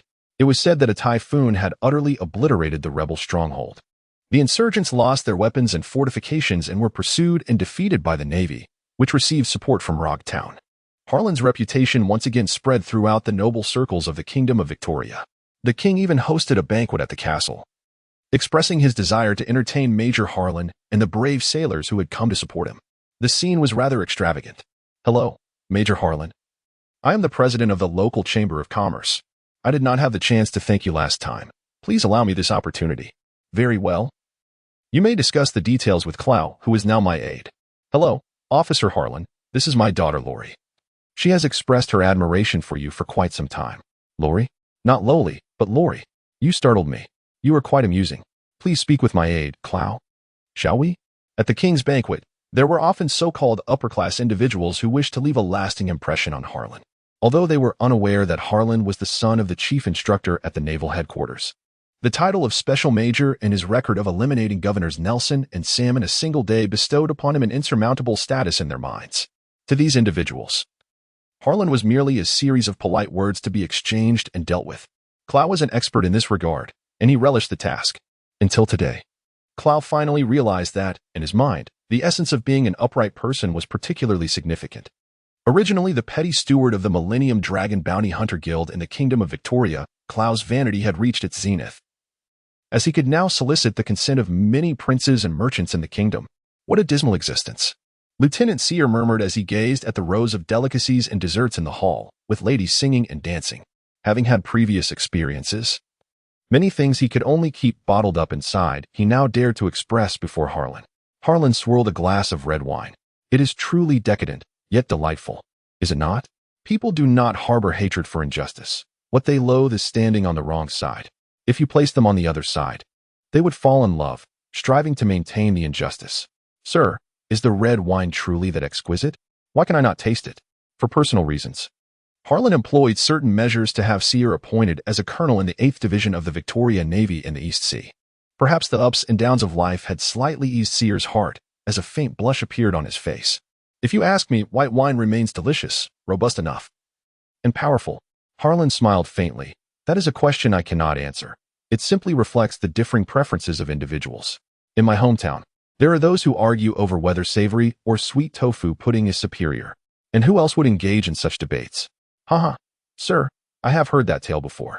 It seems a soldier named Mon Ka from the 153rd Division in Shield Town mentioned that some among them argue whether rice balls are sweet or savory. Lieutenant Hill took another sip of white wine, smiling as he gazed at Harlan. Sir, I finally comprehend why you chose to abandon a life like mine. Why? Because you are not a good person. Those nobles possessed numerous talents. Colonel Shire chuckled heartily. He was uncertain if it was merely an illusion, but he felt that Harlan's visage bore an unusual expression. Do you consider yourself clever? Harlan suddenly inquired, his eyes trembling as if a wild beast had fixed its gaze upon him. The abrupt chill often jolted him back to consciousness. You know, the more intelligent you are, the swifter your demise. Truly astute individuals grasp an incomprehensible truth. Therefore, I advise you to choose your words with care, Hill remarked, furrowing his brow and lowering his head. Trembling as he replied, yes. Yes, the subordinate understands. A smile graced Shire's face as he sensed the alleviation of tension. Overbearing? I have heard of such power. Yet I also understand that while an arrogant gaze may easily astonish or subjugate, Harlan did not strike him as others had suggested. However, I did indeed feel a tremor within my body. This is not an illusion. Is it murder? Shire could not fathom. Yet, he was acutely aware that he was intoxicated today. Such is the nature of alcohol. I believe it is time for me to abstain. As Shire articulated, Harlan is not a good person, for he did not refuse the noble's benevolence. He accepted it all, save for Lori. Due to Harlan's soldiers receiving various allowances and pensions, which the central government had not approved, he had no choice but to dip into his own pockets. Harlan was not self-deceiving. He clearly benefited yet could not withstand his own assessment. However, under her command, Hill was obliged to maintain the dignity of a commander, rather than be judged by his subordinates. It was easy to get along with someone like Coop, but he was not an effective leader. Coop would never lead anyone. By the time they reached Cape, she could only weep. Amin was a peculiar breed. When Coop learned of Dalek's actions, he laughed and said, "You truly are my son. Co-op, you are remarkable, are you not? You are an admiral, a naval hero, and your son openly defies the government, yet you find amusement in this. If your grandson were to become a pirate, you would laugh yourself to death. I am the Navy, a revolutionary, a pirate. We are pirates." Helen did not utter a word, knowing that if one were to exchange oneself for a fist of iron, it would be a tremendous loss. Before departing the East Sea, Harlan accompanied Coop to the Kingdom of Goya in the East Sea, where Coop expressed his desire to introduce Harlan to his beloved grandson, who possessed the potential to become a great admiral. Ha ha ha ha ha. I am back, great uncle, father, come to greet me. As Coop strode into the streets of Goya's windmill village, he could not help but laugh heartily. Originally, Cooper possessed little dignity, And at this moment, having shed his uniform in favor of a flamboyant jacket and oversized shorts, he resembled a mischievous old boy, a young girl with soft, short, deep green hair and a cream-colored scarf excitedly approached Mr. Cooper. "Mackinac, you've grown taller," she exclaimed. Cooper smiled as he gently patted her small head, genuinely admiring her. With a tender smile on his face, she said, "Mr. Cooper, you have finally returned." Cooper crouched before her. "What? Did that little rascal, Monkey D. Luffy, cause you trouble?" "No, he is hardly a year old. What could he possibly do, right?" At this mention, a hint of embarrassment crossed Mackinac's face. "Just tell me directly. Why didn't you inform me?" "Monkey D. Luffy is having a grand time with everyone." Cooper scratched his head in confusion. "Isn't that a good thing?" Mackinac appeared more anxious than Cooper. He never thought about his mother, father, or grandfather. "Aren't you worried that when he grows up, he might not recognize you as his grandfather?" "Impossible," he declared, embracing her with both arms. "If he fails to recognize me as his grandfather, I shall ensure he remembers with my beloved iron fist." Hylon could no longer bear it. "Could you not cease your iron-fisted affection?" Carp remained indifferent. There exist countless pirates in this world. Without further blows to illuminate the harshness of this era, how could he possibly navigate through such tumult? "Oh well, after all, he is your grandson." "Indeed, it is you." Hylon seemed to have foreseen this journey and the impending tragic life that awaited. "Hey, you are not." This time, Machino finally took notice of Hylon. Carp cast a doubtful glance at Hylon and Machino. "Why? Do you two know each other?" "Certainly." Hylon said nothing. "But is this not Major Hylon of Rogtown? He is now quite renowned in the East Sea. The newspapers proclaim him the hero of the East Sea, as Machino had previously mentioned." Suddenly, Hylon realized this was what Machino meant by knowing about the East Sea hero, and he felt a twinge of embarrassment. However, Bucky remarked to Hylon, "If one must boast, then let it be so, even if others believe only half. It is better than underplaying oneself and garnering no belief at all." Clow concurred with Bucky's sentiment. Hylon did not impede the East Sea Weekly from extolling his virtues. Owing to various inconvenient reasons, large daily newspapers are rare in the world, with most published in a weekly format. Conversely, daily newspapers typically circulate in only a small portion of the nation. Makino bowed to Hylon and politely said, "Major Hylon, my name is Makino. I was unaware you were a friend of Mr. Coop. It is a pleasure to meet you." In Hylon's eyes, while Makino may not be a first-rate beauty, each frown and smile exuded a warm and comforting aura, making it difficult to feel any aversion. "Thank you," Hylon replied courteously, observing the young girl beside him. Coop picked his nose and squinted, saying, "You two seem quite well suited. Why not consider marriage?" "Mr. Coop, please refrain from such nonsense. I am not yet an adult." Machino's face was thin, and suddenly, Coop's face flushed crimson. Hylon could not help but smirk. What a peculiar thought. This is merely a polite initial encounter. How can you associate it with marriage? "I sense a connection," Coop replied, gazing at Machino's face. "Look at that boy Dolarg with a child. You don't even have a girlfriend. You're behind. I am not an adult, so you should find a girlfriend first. How dare you assert that others cannot?" "I find Hylon to be quite admirable," remarked Coop Slap, the village chief of Windmill Village, who appeared before Coop holding a small cane. The old man donned an orange shirt adorned with a red heart pattern on the upper half, more flamboyant than Coop's attire. "Mayor." Coop grinned widely. In truth, the mayor was not much older than Coop, yet his short and slender stature rendered him more reminiscent of an elder. "This Major Hylon is now the hero of the East Sea. How long has it been since you, the so-called naval hero, assisted your hometown in combating pirates?" "I am currently quite occupied." "Too busy to tend to your own grandson?" The mayor took a baby from a nearby aunt and approached Coop directly. "I suggested you bring him back to the naval headquarters for proper upbringing. Why did you not heed my advice?" Coop replied, teasing the little monkey, D. Luffy. "The naval headquarters is merely a band of rascals who know nothing of child rearing. I still believe that you are more reliable in the care of children. Is it true that the Dorag Revolution did not return Luffy to his base? Perhaps the Air Force Marshal and the generals of the Navy headquarters would not hold Luffy as a hostage, yet the World Navy government remains uncertain." Cup appears to be unaware of the events unfolding, but he possesses foresight and clarity of vision. "Hylon, come here and embrace Luffy. Can we refrain from mentioning this until you have more time to accompany the child you wish to marry?" Although Hylon uttered these words, his hands did not falter in their task. He held the little monkey Luffy, and upon glancing down, he discovered that the creature's smile radiated warmth more fervently than the sun itself. Children who possess such delightful smiles are seldom burdened by misfortune. What are you doing, Hylon? The expression on his brother's face shifted as he realized Hylon had unexpectedly tossed the monkey Luffy towards him. How could you throw Luffy away, you rascal? The second target of Carp's ire was the monkey D, Luffy, whom he clutched tightly, only to be splashed in the face by a stream of water that reflected a kaleidoscope of sunlight. Luffy's grin seemed to broaden even further. Ha ha, you little rascal. Just wait. When you grow up, I'll teach you. Hylon can see quite clearly, even though she has just been expelled. The smile on the path remains undiminished, as if she is reveling in this flight. This boy, may he never grow up to embody the essence of childhood. During her days in Windmill Village, Hylon has made the acquaintance of the village chief, a girl named Michino who aspires to open a tavern, and has heard tales of a fierce female bandit named Dayton. Regarding Dayton, Hylon feels a mixture of amusement and sorrow.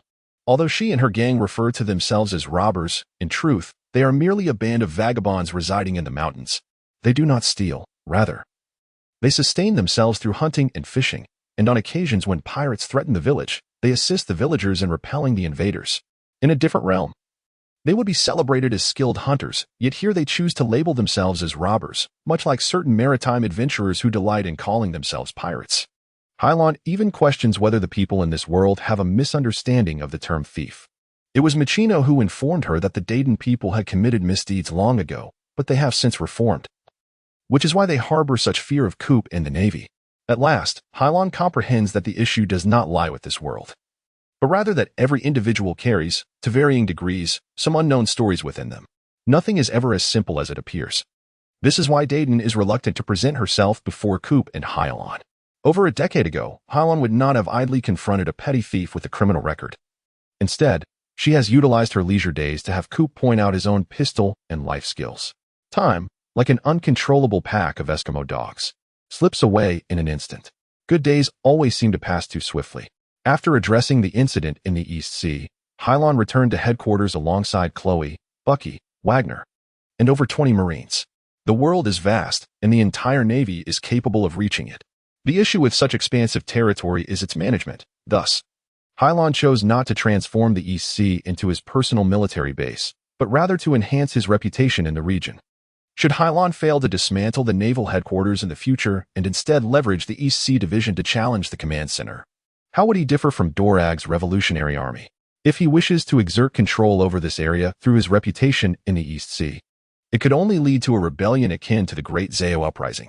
Therefore, the true priority remains, after all, the location of the Grand Line.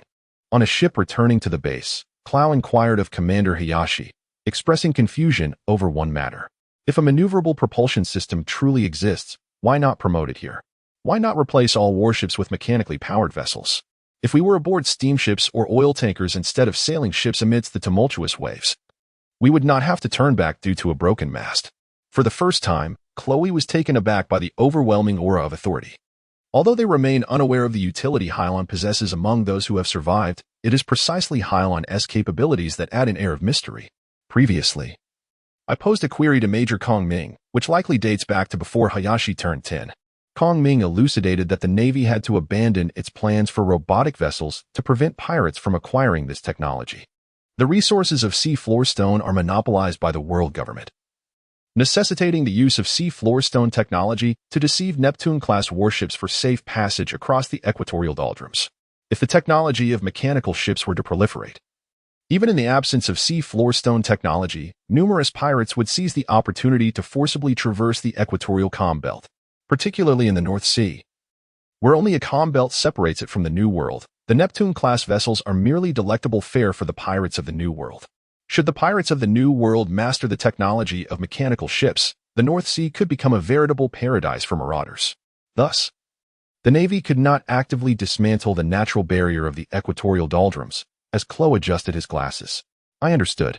For Chloe, many matters seemed devoid of significance. They were not pertinent to him. A simple explanation sufficed, and he quickly grasped, even applying the information. In truth, it was not solely the pirates to be wary of. The world government must also be vigilant against both allies and adversaries alike. Without mechanical ships, those wishing to traverse the equatorial calm belt could only do so aboard the official passenger liners of the world government. This concern transcended mere costs. It was fundamentally about the control exerted by various governments over these nations. To amass wealth, one must pave the way. Much like modern Earth, without the internet, the rural populace would remain oblivious to the complexities of urban life, and city dwellers would be unaware of the treacherous roads in the villages. The blockade of scientific and technological advancements essentially stifles human ingenuity. In a corner of the deck, Bucky, Kabaji, and Mooch whispered in their Navy sailor uniforms. "Captain, how many times must I remind you to call me Sergeant Bucky?" Bucky exclaimed. "Sergeant Bucky, are you truly not considering escape? Last time in Victoria was a once-in-a-lifetime opportunity." Bucky stroked his chin. "Escape? Why would I run? Joining the Navy is splendid. There is money to be made, and nothing to fear. My dream is not to become a pirate, but to earn more riches. Enough with the talk of fleeing." "Hey, what are you saying, Sergeant Wagner?" Kabaji and Mooch gasped in astonishment. Bucky chuckled, sharing a jest. Wagner raised an eyebrow, stating that Lieutenant Hyland was searching for him, much like in Victoria not long ago. A jubilant Bucky felt he had yet another chance to contribute. After Chloe vacated the office, Bucky cautiously entered. "Why do you still act like a thief? Can't you change?" Hyland bravely declared. "I will be mindful. I will be mindful." She rifled through her photographs. "You are remarkable," she complimented Bucky. "I had no idea you could capture such extreme images." Some of the photographs even featured Duralag in Hyland's grasp, with one particularly large image showing a flamboyantly made-up face that appeared anything but ordinary. On that fateful day, despite being intercepted by Dolag, Bucky had already infiltrated the ranks of the Victoria rebels. With a grin, he proclaimed, "I am quite the swift runner." "I wager you are merely a lucky fellow," retorted the sycophantic Bucky, "but you are ill-suited for the role of Officer Wagner." Both Chloe and Bucky possessed their unique strengths, and Harlan was exceedingly pleased with the outcome of their expedition to the East Sea.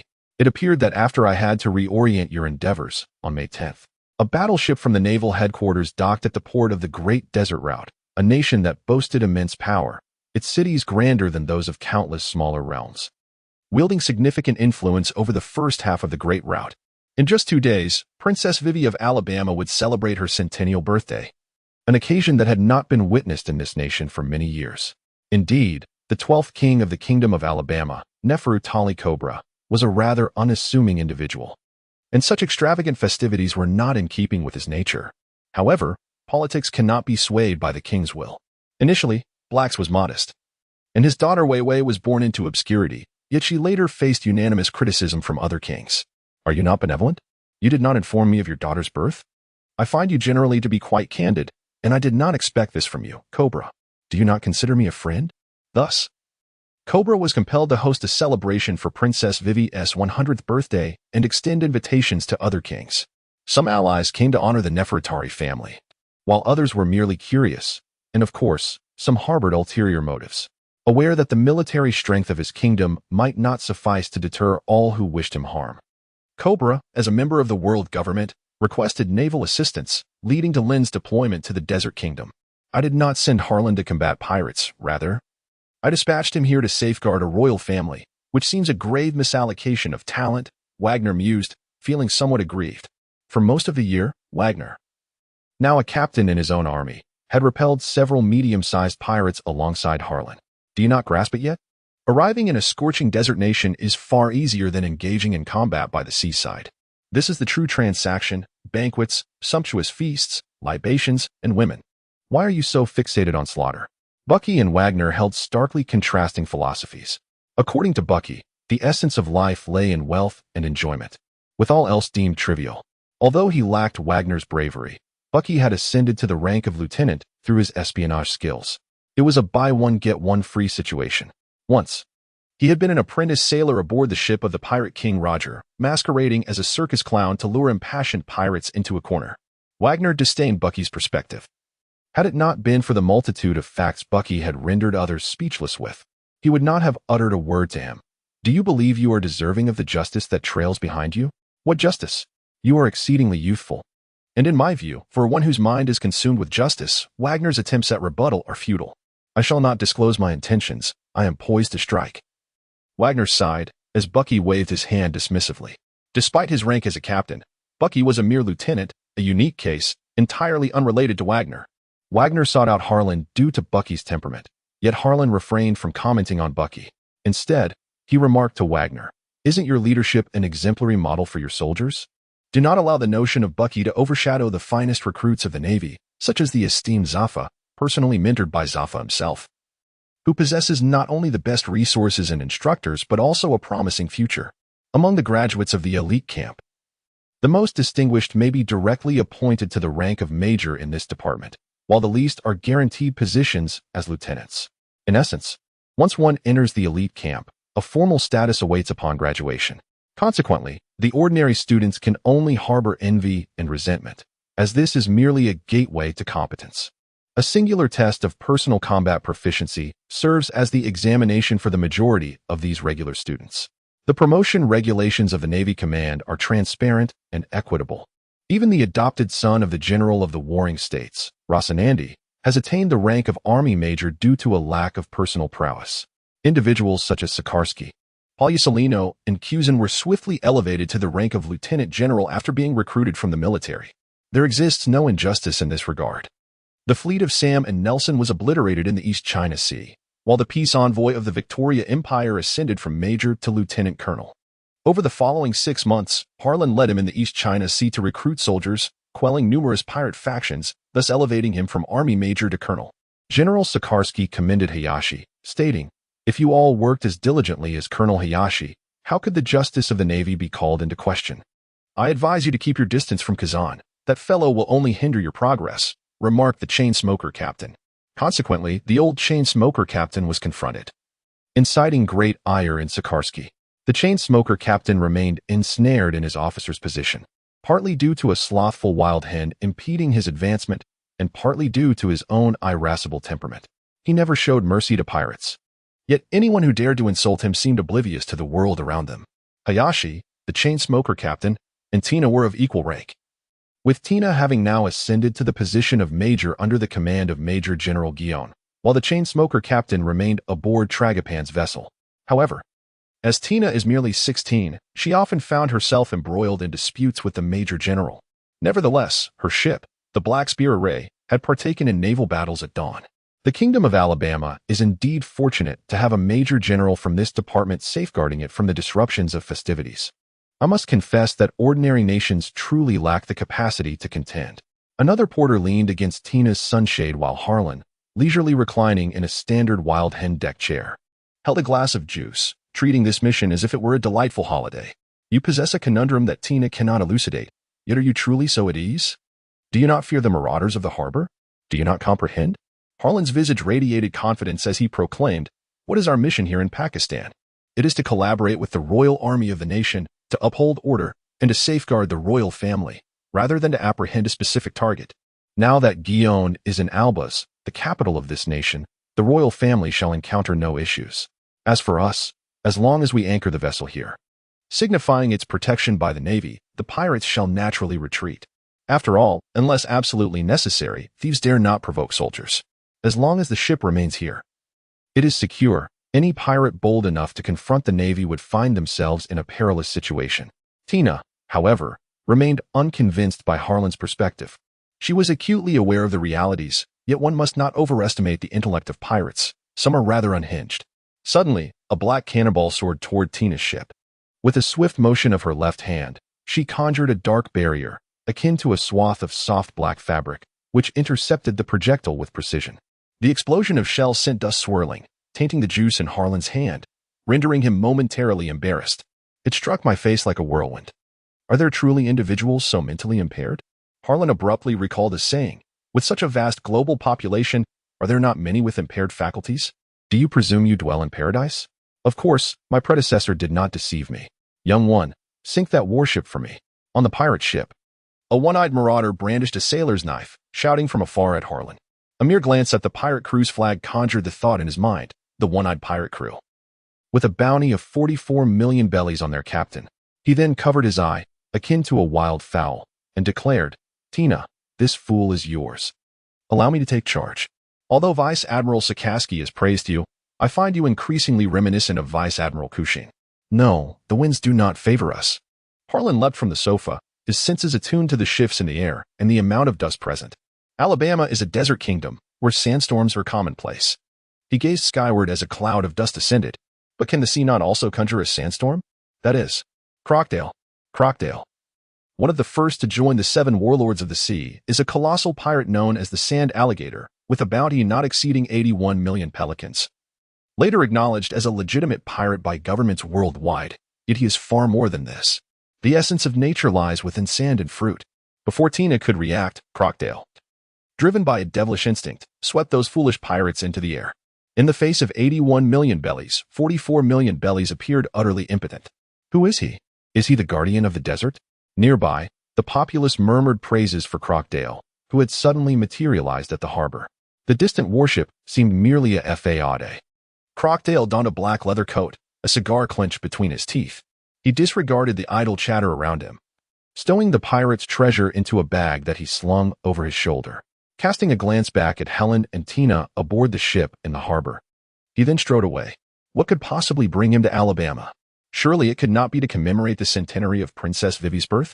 Harlan had his gaze fixed on Crocodile, while Tina's eyes remained steadfastly on Harlan. Helen's expression was quite composed, prompting Tina to exhale in relief. The government had bestowed upon them the legal right to plunder, thereby allowing them to share the burden of the Navy's campaign against piracy.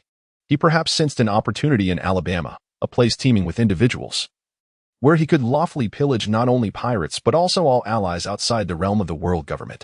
Hylon observed the vanishing figure of Crocodile, finding it intriguing that Sand Croc bore the title of a pirate.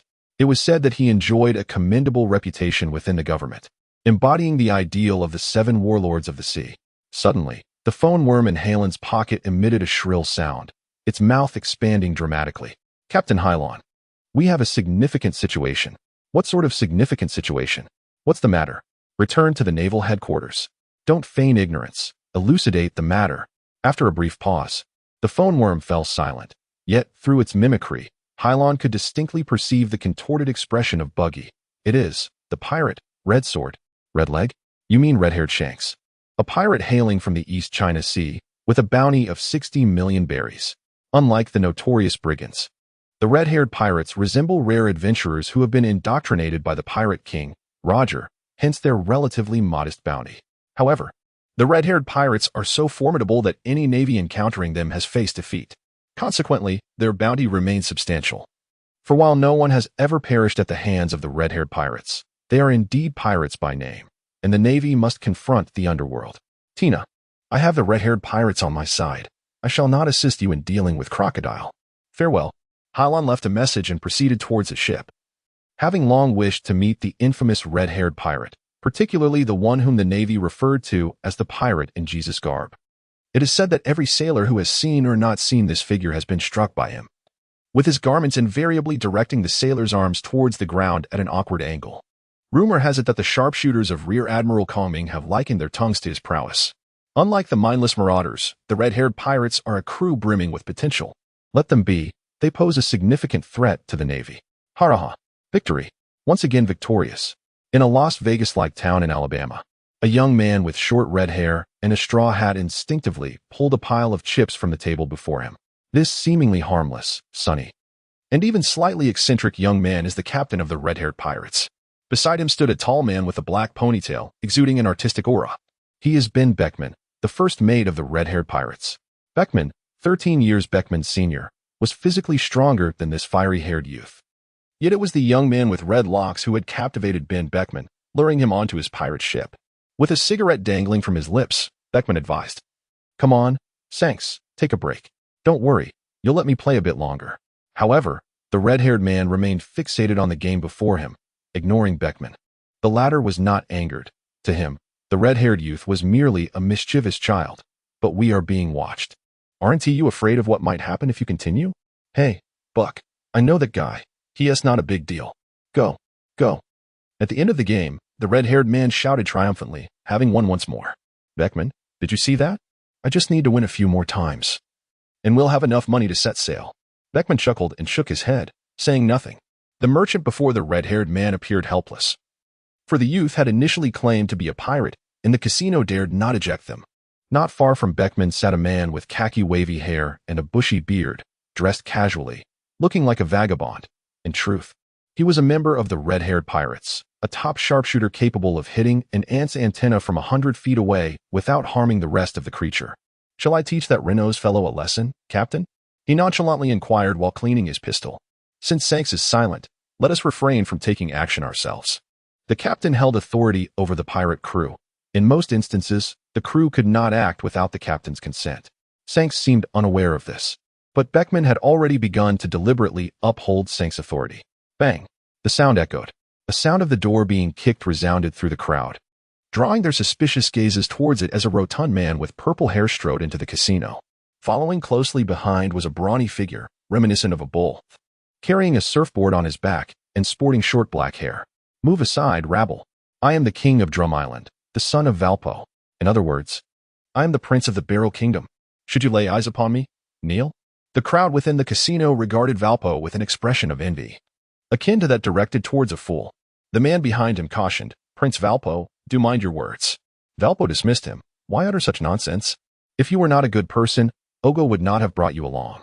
He cast his gaze over the crowd, ultimately resting it upon a woman with red hair. You possess true character, Ogo. You are not what I desire. Disappear from my sight. I demand you now. The red-haired woman's eyes were obscured by her straw hat, her hand resting naturally on her gun, while Beckman gently restrained her with a subtle shake of his head. You are speaking to a pirate. The gamblers were taken aback. Do pirates care whether you are a true prince or a false one? A peculiar silence enveloped the room, but soon, ha ha ha, the red-haired woman, far from being offended by Valpo's reprimand, burst into laughter. Since you cherish that seat so dearly, I shall grant it to you. He furrowed his brow. Astonishment etched upon his face, yet a flicker of a smile appeared on Beckman's countenance. Quite lovely, he mused, as the red-haired boy's compromise uplifted Valpo's spirits. However, Valpo's focus swiftly shifted away from the red-haired woman.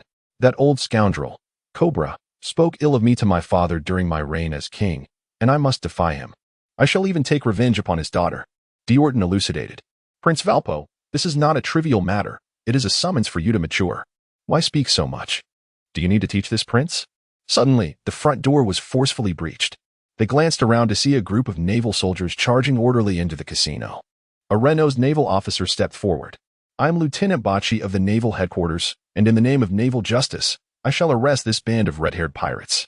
The red-haired individual, having just taken a sip of beer, was taken aback by Bocci's declaration of justice. Bocci, Lieutenant, what is going on? Shanks, did you not claim to know him? I know the clown Bocci, yes, but what is this Lieutenant Bocci? Valpo had once cowered beneath the table, but now, with no one watching him, he emerged. In the eyes of the crowd, the Navy raised their rifles, aiming at the red-haired pirate. Bocci crossed his arms, donning his naval justice coat as he approached the red-haired individuals.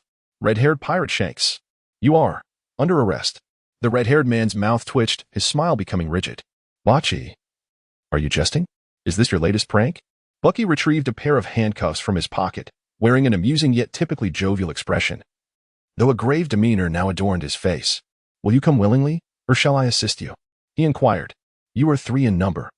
While I possess dozens of well-trained Marines, this time, escape is not an option. Hey, Bucky, you may just as you wish.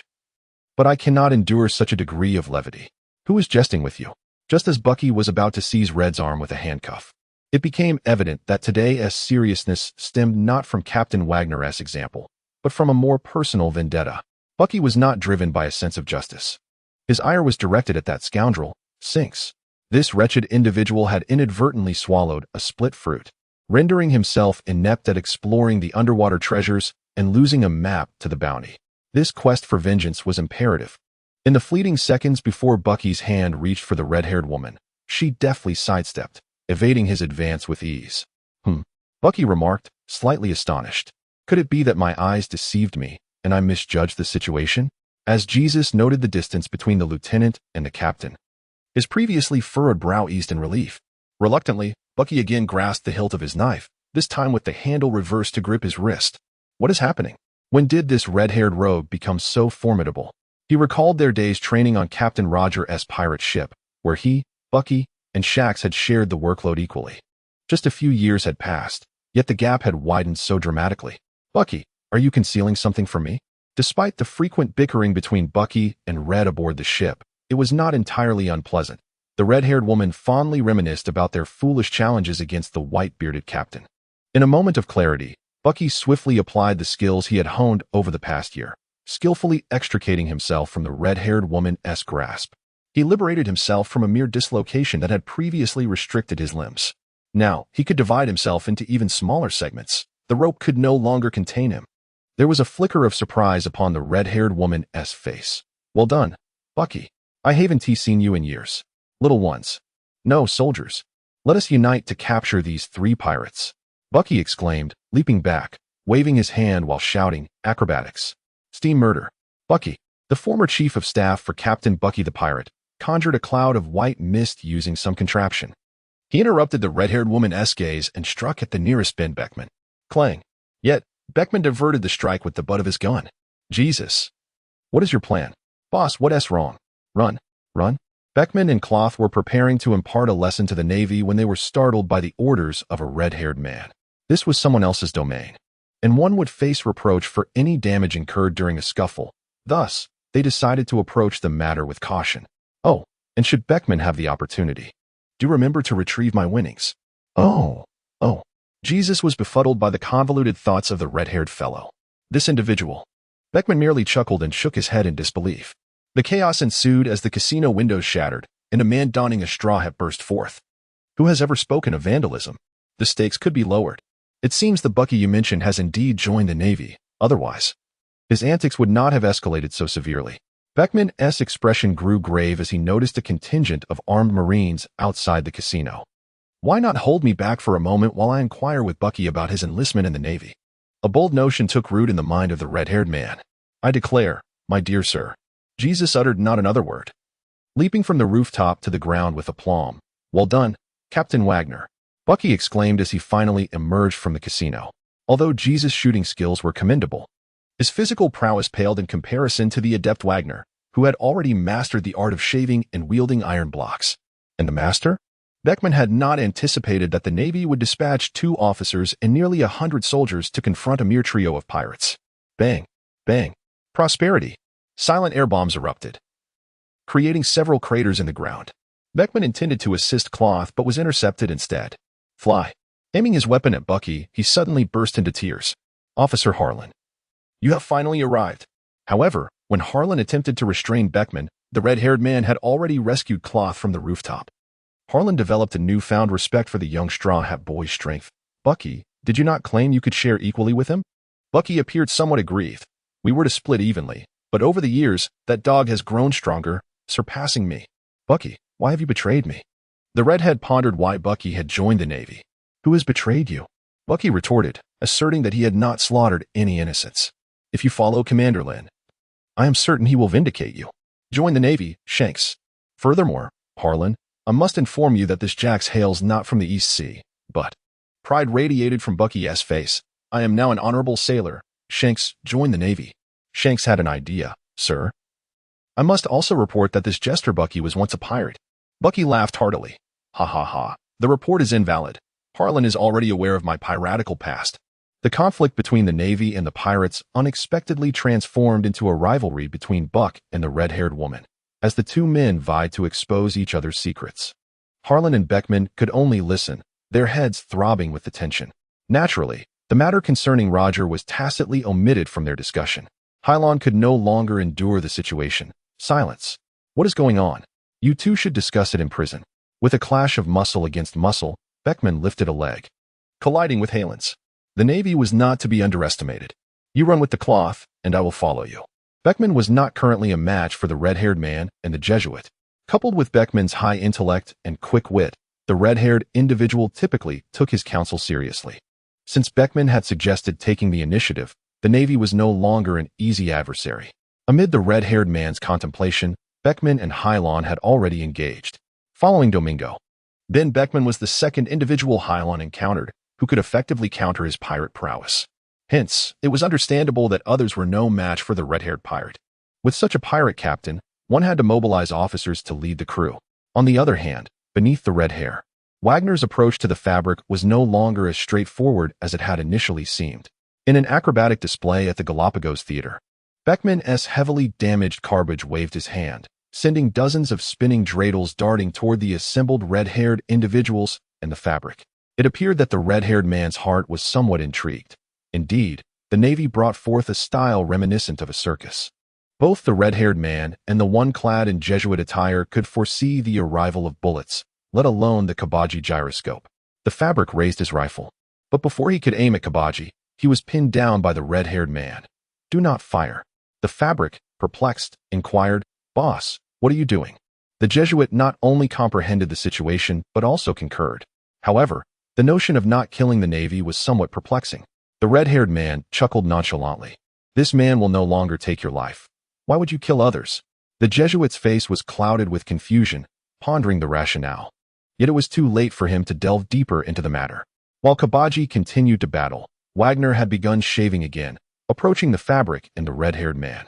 On the ground lay a pair of large feet. Upon looking up, the red-haired man indeed saw Baki, the one from the heavens. Other soldiers, equipped with live ammunition, aimed at the red-haired pirate crew, awaiting Halen's command. Bang! Prosperity. The figures of Beckman and Hylon intertwined amid the dull thuds of impact. He was confident in his ability to defeat the Navy, yet he remained uncertain about the possibility of further ambushes. Upon seeing Baki, Wagner, and a group of Marines entangled with the red-haired man, Beckman shouted, "Sinks, why aren't you moving? Being distracted in battle is taboo." Hylon struck Beckman on the nose, who narrowly blocked her wrist.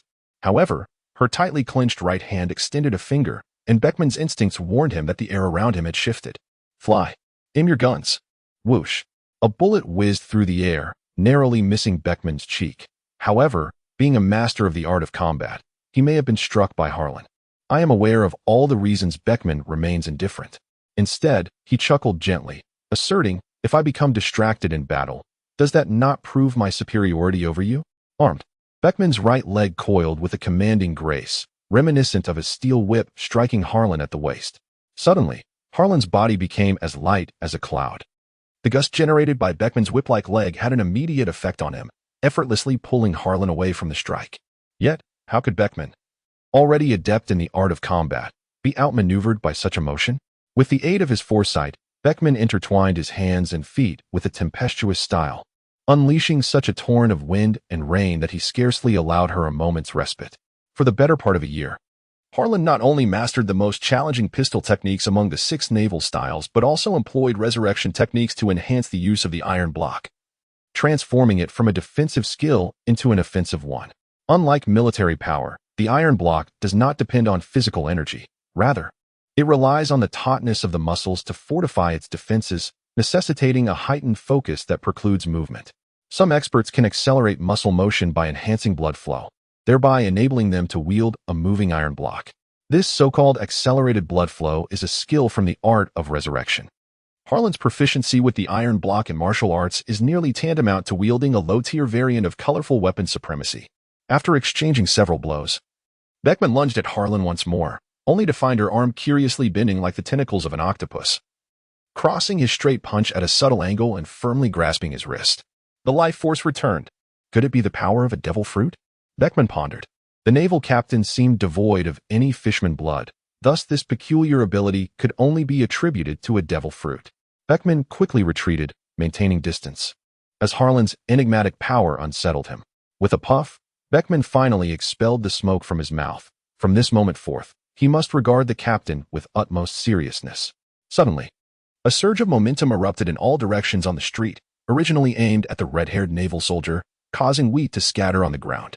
Harlan's attention was diverted by the red-haired figure, while aside from Bucky and Wagner, other Marines and a few civilians fell unconscious. The domineering color had the ability to control its targets. Based on Wagner's previous experience with Drago and his current strength, the red-haired individual did not incapacitate him instantaneously, but merely rendered him temporarily immobile, much like Beckman and the fabric of the Jesuits, being placed on the red-haired individual's whitelist. "Beckman, it seems you cannot defeat Bucky's officer. You would do well to retreat, Clay." The red-haired man smiled, appearing far from the demeanor of a thief encountering soldiers. The group of red-haired pirates made their escape, leaving Bucky in a daze. "What? It still seems a bit youthful, yet it resembles the domineering posterior of Captain Roger. Is that red-haired pirate truly the Shanks he once knew?" "Wagner, return." After Halen's communication was restored, he wished to continue pursuing Wagner. Reluctantly, Wagner gritted his teeth. "Sir, are you truly letting them go just like that? What else is there to do?" Halen's expression was grave. Do you intend to let your comrades lie in the streets? Boss. What do you mean by the Navy has no intention of killing us? The red-haired pirate evaded the Navy's ambush, darting in all directions, soon concealing himself in an unseen corner. The slight sense of relief was delightful. Upon hearing the mention of fabric, the redhead chuckled and elaborated, "You might not comprehend. But the Navy typically does not execute pirates after capture.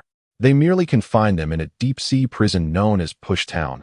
Hence they never contemplate killing us. Moreover, we have Bucky there to ensure they do not do so," Beckman added impudently. "But wouldn't it be better to die if you were sent to the city?" The redhead remained unfazed. "If you possess the capability, you can escape, much like the Golden Lion." Speaking of the Navy and pirates, the red-haired woman recalled her former captain, the Pirate King, Gold Roger. Roger was the only person she ever idolized, yet it was precisely due to him that the tumult of the great pirate era commenced. Up until now, the red-haired pirate had encountered numerous pirates, yet none bore any resemblance to Captain Roger. Plundering, pillaging, looting. Was this truly what Captain Roger desired? The red-haired individual, unlike the monkey Luffy, harbored a singular purpose: to dream. He was more akin to a ranger, wandering the corners of the world, indiscriminately vanquishing those malevolent pirates. He had not come to the New World to celebrate a princess's centennial birthday. "Bucky, did you join the Navy because you understood the captain's intentions and sought to clean up his mess?" Leaning against the wall, the red-haired man gazed up at the vast Arabian sky. "Sir, I truly do not wish to deceive you. About 5 or 6 years ago, I was half and half with that Jax, and I do not believe he is doing so well now." The soldiers, stunned by the redhead's imposing presence, were taken back to the ship by Wagner for rest, while Bucky remained with Lynn. "You were already quite weak a year ago, 5 years ago." "I cannot even imagine," Hylon impolitely critiqued Bucky, who did not react with anger. "Is there such a significant change in just 5 or 6 years?" Hylon reminisced about the details of the red-haired individual. Through the prowess of the red-haired pirate, he discovered that the speed of the latter was hardly inferior to his own. "The accomplishments I have today are inseparably linked to the resources possessed by the Navy and the teachings of Cephaclin and others. 5 years ago, the odds between the red-haired pirate and Buggy were a perfect 50-50. I dare say he could have bested him even at the tender age of 10. Does this imply that the red-haired one matured more rapidly than he? Moreover, he possesses a commanding aura, while his momentum may not rival that of Dorak. Striking a chord within his heart could indeed unsettle even Hylon himself. Who could have imparted such teachings to the red-haired pirate? Was it Beckman? Yet, it appears he merely serves as the co-pilot of the red-haired crew. If this red-haired individual lacked formal education, his potential could indeed be formidable. I imagine he adorns a straw hat. Wait, the Straw Hat Boy? Could this fellow be the protagonist of the Mongol world? Hylon felt as though he had stumbled upon a significant catch. How intriguing it would be to drag that self-proclaimed pirate king into the Navy or the city. However, such considerations must be weighed carefully. If he truly is the main character from the original narrative, dealing with him would not be a trivial matter. In truth, Hylon recalled Wagner's desire to pursue the red-haired pirate, not solely for the Navy's reputation but also due to the pressure exerted by the red-haired pirate himself. Beckman remained largely ignorant of Hayashi's capabilities, believing his card to be that of the devil's fruit. Yet, after their recent encounter, Hylon recognized that he was no longer a match for Beckman. While Wagner could contend with Jesus, he was ill-equipped to face the red-haired individual. Even when pitted against Buggy and the Kabuki, the Navy found itself at a distinct disadvantage in the wild. The red-haired pirate's call for retreat was merely a ruse. For it was the Navy that truly withdrew. "We must confer with Guion-san on this matter. We need to locate Tina's daughter. Or else capturing the red-haired pirate will prove elusive." Halen's mind swiftly devised a plan. "Buggy, contact Kuro and have him meet me in Las Vegas at the earliest opportunity. I have a strategy for him to implement. Moreover, March and his mighty lion cannot reveal their identities in this world just yet." Halen's thoughts brimmed with urgency. The casino is legitimate, hence it is no surprise that the Navy operates in Las Vegas. Understood. Buggy departed for Vegas. Hylon closed his eyes to rest, visualizing a data panel in his mind. Identity, Hylon. Perception, level 6, calculation, level 7. Skill values: handgun, 100, iron block, 100, drawing paper, 100, gale step, 100, moon step, 100, shaving, 100, life recovery, 28, armament hockey, 1, identity value, 39, 845, 000. Special skill. Photographic memory. Information acquired through careful observation and reading becomes a permanent recollection, etched into memory with precision. As the most senior officer at the Rogue Navy base, you have garnered unanimous acclaim from both military personnel and civilians alike, thereby initially demonstrating remarkable leadership qualities. This achievement embodies the very essence of Heylon's aspirations in the East China Sea. The first accomplishment necessitates a recognition value of 1,000 points. However, the subsequent phase of 5,000 points for approval does not meet the criteria, resulting in no updates to the achievements. Nevertheless, upon mastering the finger gun technique, Heylon's perception has ascended from level 5 to level 6. As for Heylon himself, he perceives his sensory abilities to be quite acute. Yet, Zephas informs him that he seems to have become aware of the potency of both sight and smell. Pondering this, Heylon muses, is this to see and hear the color tyrant? What level, then, is Beckman? 8, 10, or perhaps a fusion of perception and calculation? Heylon remains uncertain about the origins of his minute fraction of armed prowess, as he is yet to actively wield military force. However, akin to the resurgence of life, Heylon's mastery of the handgun and the revival of life are concurrently honed, thus when the skills of the handgun are restored. An additional entry within the system indicates that his life revival skill commenced at level 9. The armed vibrancy of the color tyrant indeed stems from a latent energy inherent in the human body, a teaching method that Heylon has internalized. Heylon chuckles at himself, finding it increasingly reminiscent of an assessment system rather than a training regimen. You have achieved a perfect score, along with a bonus. I find myself uncertain about the meaning of my own words. Heylon, at the tender age of 17, has astonishingly reached a height of 185 centimeters. Should this trend persist, there may come a day when we transcend the remarkable figure of 2 million. On Earth, an individual of 2 meters might be deemed excessively tall, yet here, an average height of 190 centimeters renders her somewhat of a dwarf, let alone being a giant of a different race. Bach sought out a quiet corner to make a call to Chloe, who resided aboard the ship. Upon his return, he witnessed Heylon engaged in a scuffle with a portly man. The turmoil subsided, and the casino and streets bore no trace of pirates. One by one, the awakened populace chose to depart, while some with bolder hearts returned to the casino to gamble once more. "Are you part of the Navy?" exclaimed Prince Valpo from the kingdom of Drum Island, who seemingly appeared from nowhere, striding boldly toward Heylon, pointing an accusatory finger and shouting, "Look at the havoc you've wreaked. Upset tables, shattered windows. What are you safeguarding as Marines? Is this your Navy-esque notion of justice?" The casino owner remained silent as Valpo seized the moment. Some individuals, in the presence of true malevolence, shrink into insignificance, yet display ostentatious bravado among their peers. Valpo was one such character, and his predicament worsened. Prince Valpo ceased this behavior. Even Dalton, burdened with a surfboard, could no longer tolerate it. "Silence, you!" Valpo retorted sharply at Alton, continuing to mock Heylon. "Shouldn't he, your Navy, be accountable for these overturned tables and broken windows? Who is this fool?" Heylon harbored doubts about the other patrons in the casino. You once bore a resemblance to a Draconian, she thought, recalling the haughty demeanor of the Draconians she had observed in the Shambati Islands. Even from a distance, she could appreciate their privileged nobility. Yet she had never heard of dragons in Alabama celebrating Princess Viaf. Given the presence of pirates, why did you not arrive sooner to protect this prince? Are you aware that he has just conversed with the pirates? Do you comprehend the risks he has undertaken? Can you bear the mental anguish of this ordeal? Do not be angered, sir. This is Prince Walbo of the Kingdom of Drum Island. Known for his foul temper, oh dear, Dalton fell to the ground, having been kicked from behind by Valpo. Are you speaking ill of me, you wretched servant? Heylon furrowed her brow, instinctively reluctant to engage with such an arrogant billionaire. While the prince had encountered many Draconians, this was her first experience with such a lamentable disposition. Hark for this prince. Yet, Walpole suddenly intervened, halting Heylon. You have not compensated for the damages to public property or the mental anguish incurred. The casino owner hurried away, exclaiming, No, villain, are you permitted to speak here? Valpo said to the casino owner, then smiled at Harlan. It seems you are out of money, aren't you? How about this? You kneel and apologize to me, and I shall provide you with funds. My father is the king, Richie. Prince Valpo of Deolton urged, be cautious with your words regarding the Navy. What of the Navy? Is not the Water Bucket Kingdom a member of the world government? The Navy is merely a military force of the world government. Should I not kneel like a prince to join the king? Valpo's expression was grave, and I could discern no logic in his reasoning. a typical existence devoid of dragons. Yet afflicted by the maladies of a Chinese dragon, Harlan placed his hand on Valpo's arm, while D'Olton, with eyes and hands quick as lightning, was the first to obstruct Valpo's advance.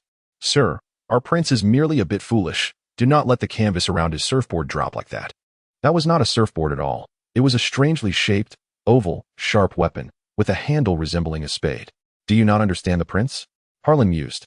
"This is not a child. Is it truly most bothersome to bear a child?" D'Olton was momentarily at a loss for how to respond to Harlan's remarks. To be honest, he too disapproved of Valpo's actions, yet as the captain of the Iron Barrel Guard, his duty was to ensure the prince's safety. Harlan gazed at Valpo. "Kneel? If it were a matter of status, you would have knelt long ago." Valpo laughed and retorted, "How can a Marine speak in such a manner? If Prince Bin does not kneel, what can you do to him?"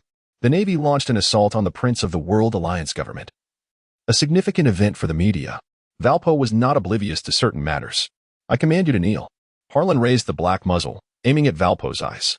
Although he did not awaken the tyrannical color tyrant, having participated in countless battles, his hands, stained with the lifeblood of many, were poised for a cold-blooded slaughter. In that moment, Valpo envisioned that the Marine before him might indeed pull the trigger upon himself. To his astonishment, before D'Olton had the opportunity to advance on Lin, he found Prince Valpo kneeling without hesitation. The desire for survival was palpable. Orton stood, dazed, unsure of what to do, even with the prince on his knees. Could his body, as a bodyguard, not remain on the other side? "You see, even a bear cub, if trained correctly, can be taught," Harlan remarked, waving his handgun towards D'Olton, dismissing the emotionally unstable Valpo, before returning the weapon to his holster. It appeared that 3 individuals had clandestinely captured the moment on film, for future reference, prompting the onlookers at the casino to scatter as Harlan exited. Orton assisted Valpo, who was still trembling. This time, he did not blame Orton. Instead, he gazed at the empty doorway, muttering, "Revenge, I shall have my vengeance, damn the Navy," and so forth. "Then, sir, shall you not allow me to partake in this operation?" After a brief encounter with the red-hatted pirates, Harlan sought out Chloe to devise an entirely new operational plan. Bucky was somewhat displeased with Harlan's new arrangements. "This is the pirate I discovered. Why can I not be involved in this mission?" Harlan replied, "If you had even half a chance with that red-capped lad, I would not hinder your participation. On the contrary, I would make you the principal warrior. Do you believe you can manage that?" Bucky reluctantly sighed, realizing he was no match for Shanks now. Once a daily companion, he had fallen far behind. "This is excessive." Harlan reassigned the task to Bucky. "However, you will not have the opportunity to be idle. You are to oversee the security of the capital." Bucky inquired, "Isn't Alba supposed to be under the watch of Major General Guillaume?" Harlan's expression turned grave. "Bucky, you see, not only has the power of the red-haired one changed significantly, but even his associate, the pirate Ben Beckman, is a master. I may not be his equal. If you wish to capture those red-hatted pirates, you must secure the support of Major General Guillaume. However, without the Navy, Albany cannot become Albany, so it rests upon you. Can we protect Albana?" Harlan continued, "You are not alone. Besides Wagner and Klaus, Machi and Lion Leakey, all other soldiers will heed your commands. Against a foe as formidable yet cunning as the red-haired pirates, amassing a large contingent of Marines will not yield significant results, especially when the adversary also possesses the upper hand. Rather than squandering the might of the Navy, we could assemble a select group of the finest individuals to launch a surprise assault on the red-headed pirates. Guillaume, Wagner, Chloe the animal trainer, Machi, and Ricky the lion are the candidates in Harlan's mind. I recall not long ago you performed a magic trick, disguising yourself as a giant with your extraordinary ability to cleave fruits and your flowing cloak, as Chloe suggested to Buggy. This time, you could employ the same tactic. First scaring off the Apache. Buggy sniffed nervously. What if it emerges? Harlan patted Buggy's shoulder. Rear Admiral Guillaume and my troops will temporarily assist you. Even if it does appear, the risk will be minimal. You can proceed with confidence. Under the tense arrangements, Rear Admiral Huajia rushed to Harlan's town overnight after receiving a report of the formidable potential of the red-headed pirates. Harlan has already established himself as one of the most promising recruits of the new generation of the Navy. If the captain of the red-haired pirates is quicker than Harlan, he must exercise particular caution. Discarding his naval uniform, Huajia donned civilian attire and, with a smile, remarked, "Harlan, have you prepared so diligently this time because you are dissatisfied with hearing that the pirates possess greater potential than your own?" What is there to be dissatisfied about? Halen's eyes exuded confidence. Although his growth over the past 5 years has surpassed mine, he is also my senior in age. I am 17, while that fellow in the straw hat is 21. 5 years ago, I was 12 and he was 16. When I reach the age of 21, I shall surely surpass him. Indeed, this is commendable.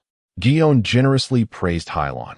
Acknowledging your inferiority to him reflects the mindset of a rising star in the Navy. Rather than asserting your superiority, regardless of the adversary, one must never succumb to defeat. As long as there resides an unyielding conviction within their hearts, nothing can impede their progress. Suddenly, Hylon found himself served a dose of wisdom by Guillaume. Youth brings both advantages and disadvantages. Elders often perceive you as a mere child. Nevertheless, Hylon expressed his gratitude. Thank you, Guillaume.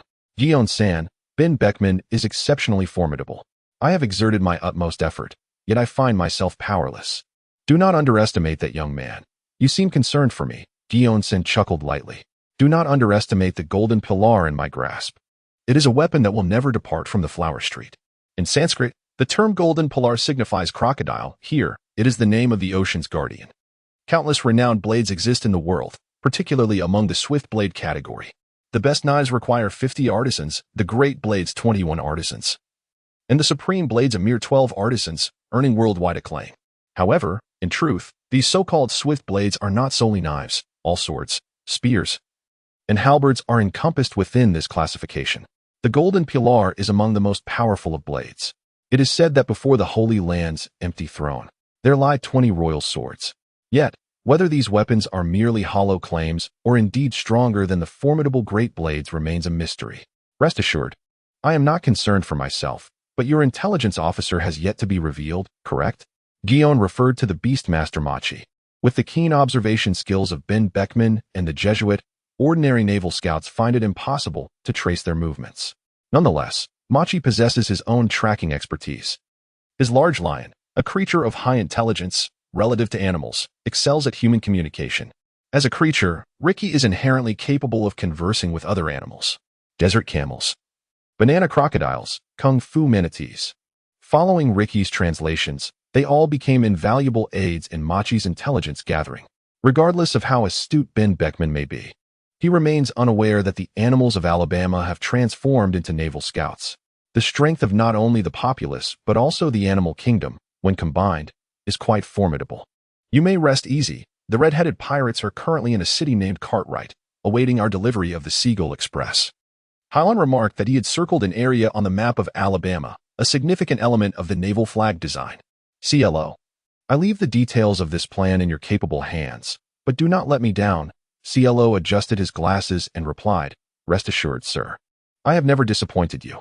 The celebrations for Princess Vivi's centenary were proceeding smoothly, save for the occasional pirate attacks at the border port. The nation known as the Desert Kingdom is a wondrous land. Unlike Egypt, which is dominated by vast deserts, here deserts and forests coexist, each expanse seemingly a realm unto itself. All of this is attributable to the extraordinary geography of the Great Route, a phenomenon that ordinary scientific theories fail to elucidate. The red-haired pirates are notorious for their nefarious ways. Lacking a definitive objective, they revel in roaming the world, thriving wherever there is vitality. Alas, I still have yet to catch a glimpse of the desert princess in a city called Iruma, where 3 cloaked red-haired women meander about. With such vibrant red hair, one would hardly expect her to hide beneath a hood, even with a naval bounty on her head. However, in this desert kingdom, the skin is highly susceptible to intense ultraviolet radiation. Beckman jested about the red-haired woman. Isn't it all your fault for being red-haired? I suggested to the boss to dye his hair black, but he refused. The red-haired boss lamented, disturbing the waters and fishing. How could he do this? Must I compromise just to meet a little princess? It is inconceivable. Listen, the princess is merely a figure of speech. That is the purpose of the red-haired ones. Indeed, what is there to behold in a mere 3-month-old child? Better to indulge in drink. Boss, shall we go for a drink? A bar was located ahead on the street, and the trio of red-haired women strode in as if they had meticulously plotted their course. Drink up, boss. Greetings, patrons. This is the most renowned bar in Iruma, offering 6 distinct beverages. Which would you prefer? The server, a tall and handsome young man adorned with round spectacles, appeared quite courteous. The red-haired woman glanced at him before placing the menu on the table. Beckman, By Izu, which drink do you deem the finest? Beckman replied slowly, personally. I have a penchant for sake. By Izu nonchalantly remarked, beer is undoubtedly the best. Incorrect. The red-haired woman chuckled. As long as it is alcohol, all is well. Server, I would like one of each of the 6 drinks for a taste test. The server adjusted his glasses with a palm. This customer, if he desires all 6 beverages. It will not come cheap. The red-haired woman laughed. Do I appear to be a cashier to you? The server scrutinized the red-haired woman from head to toe. A cloak, a white shirt, capri pants, oversized sandals, and a straw hat. She resembled a laborer freshly emerged from the fields, devoid of any semblance of wealth.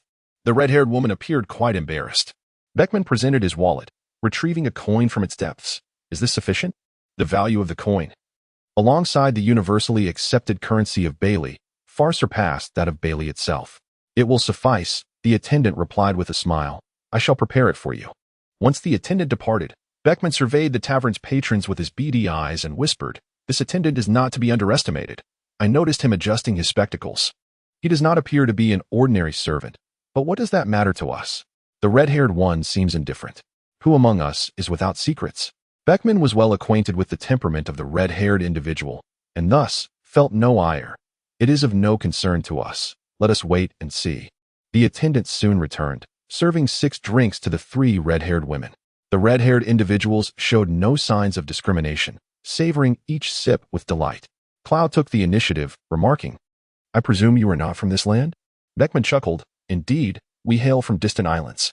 Cloud responded kindly, you must exercise caution. There are bandits known as sand thieves lurking in the nearby desert. Do not let them catch your eye and steal your sand. The red-haired woman suddenly perked up.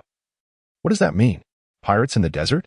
Cloud adjusted his spectacles again, his demeanor decidedly suspicious. It was already stated as sand thieves, but you understand. Do you not? Much like pirates, those who steal sand may navigate sailing vessels, yet cannot traverse the ocean, instead roaming the desert. It is utterly incredible. I sense the thrill of adventure. Reed bounced excitedly across the table, as if poised for some mischievous act. What is your name, stranger? You may call me Rock. Then, Rock, could you lead us to this sand thief? Well, I fear for my life. Laughter erupted. Why fear death? We are in good spirits. We shall pay. That is not prudent. We are pirates. Ah? The boisterous red-haired individual had already drawn enough attention, and as he proclaimed himself a pirate, all eyes in the tavern fixated upon him. The red-haired man glared fiercely. You would do well to heed a pirate's request. Though the red-haired man had committed no wrongdoing, he preferred the title of pirate to that of an adventurer or marine. For pirates act as they please, unbound by convention. With the strength of Beckman and the red-haired man, neither General Harlan nor John could guarantee their immediate capture, and seeking assistance from headquarters would be a protracted endeavor. Thus, we must gradually enhance our chances of apprehending the red-haired individual. Baki informed Harlan, the red-haired one possesses a keen sense of adventure. Hence, Harlan and Clow intend to use the sand thieves as bait to capture his attention. However, Clow pondered the red-haired man's astonishment at being so easily hooked. Is it because they deliberately expanded the range of their spectacles to instill doubt? It seemed that their stratagem had borne fruit. Regardless of the circumstances, everything is well within the Navy's plans. After several refusals, CLO eventually consented to exchange the red-haired guide for 10 gold coins. Beckman, understanding the temperament of the red-haired individual and placing greater faith in their combined prowess, did not deter the actions of the red-haired Sinks. We still possess ample gold, yet they shall not align with your interests, the red-haired one remarked with a carefree smile. If it rests in your hands, how does it differ from scrap metal? What has transpired with Zanko? In the depths of the desert, an oddly shaped sailboat rested upon the fine sand. On board, besides the original members of the sand-thieving crew, there was another group. One was Captain Wagner, and the other was a Navy sergeant named Xango. When Harlan delivered his speech in the Kingdom of Victoria, Zanko was the deceiver who had been struck. He possessed 3 skills: hypnosis, a device for flight, and dance. Of course, the third skill was merely his personal indulgence. Initially, Harlan believed his hypnotic abilities stemmed from the devil's fruit, yet the high praise was not for the powers of the devil's fruit. His hypnotic talent, the origins of which even he was unaware, was as peculiar as his heart-shaped eyes. Report to Valga, he instructed. What do you call me? Report Valen, the boss's dog. Call me boss, not Wagner. Yes. I do not quite comprehend. Wagner sought out the sand thieves, saying, You see, my brother possesses hypnosis, and I know all about you.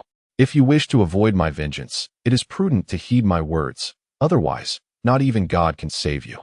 Wagner struck him, binding him within the captain's cabin. When the Navy pursued the sand thieves in Alabama, they had no intention of apprehending those rogues in their own homeland. Akin to a peacekeeping force venturing into Siberia to capture thieves, as if they had nothing better to do than worry and meddle in their own nation's affairs. Consequently, these sand thieves were merely disposable fragments to Harlan, insignificant after their purpose was fulfilled. Understood. Understood. The sleepwalkers bowed submissively at Boss Vallant's feet. Wagner mastered the art of shaving and ironing. To these individuals, he was akin to a deity. As for Bocce, paralyzed by the fear of death and lacking in combat prowess, he could only wield his abilities concerning his fruit to manipulate paper and related skills. How much longer? It is sweltering here. Far better than the red-haired fellow, Beckman remarked, perspiring profusely in the heat.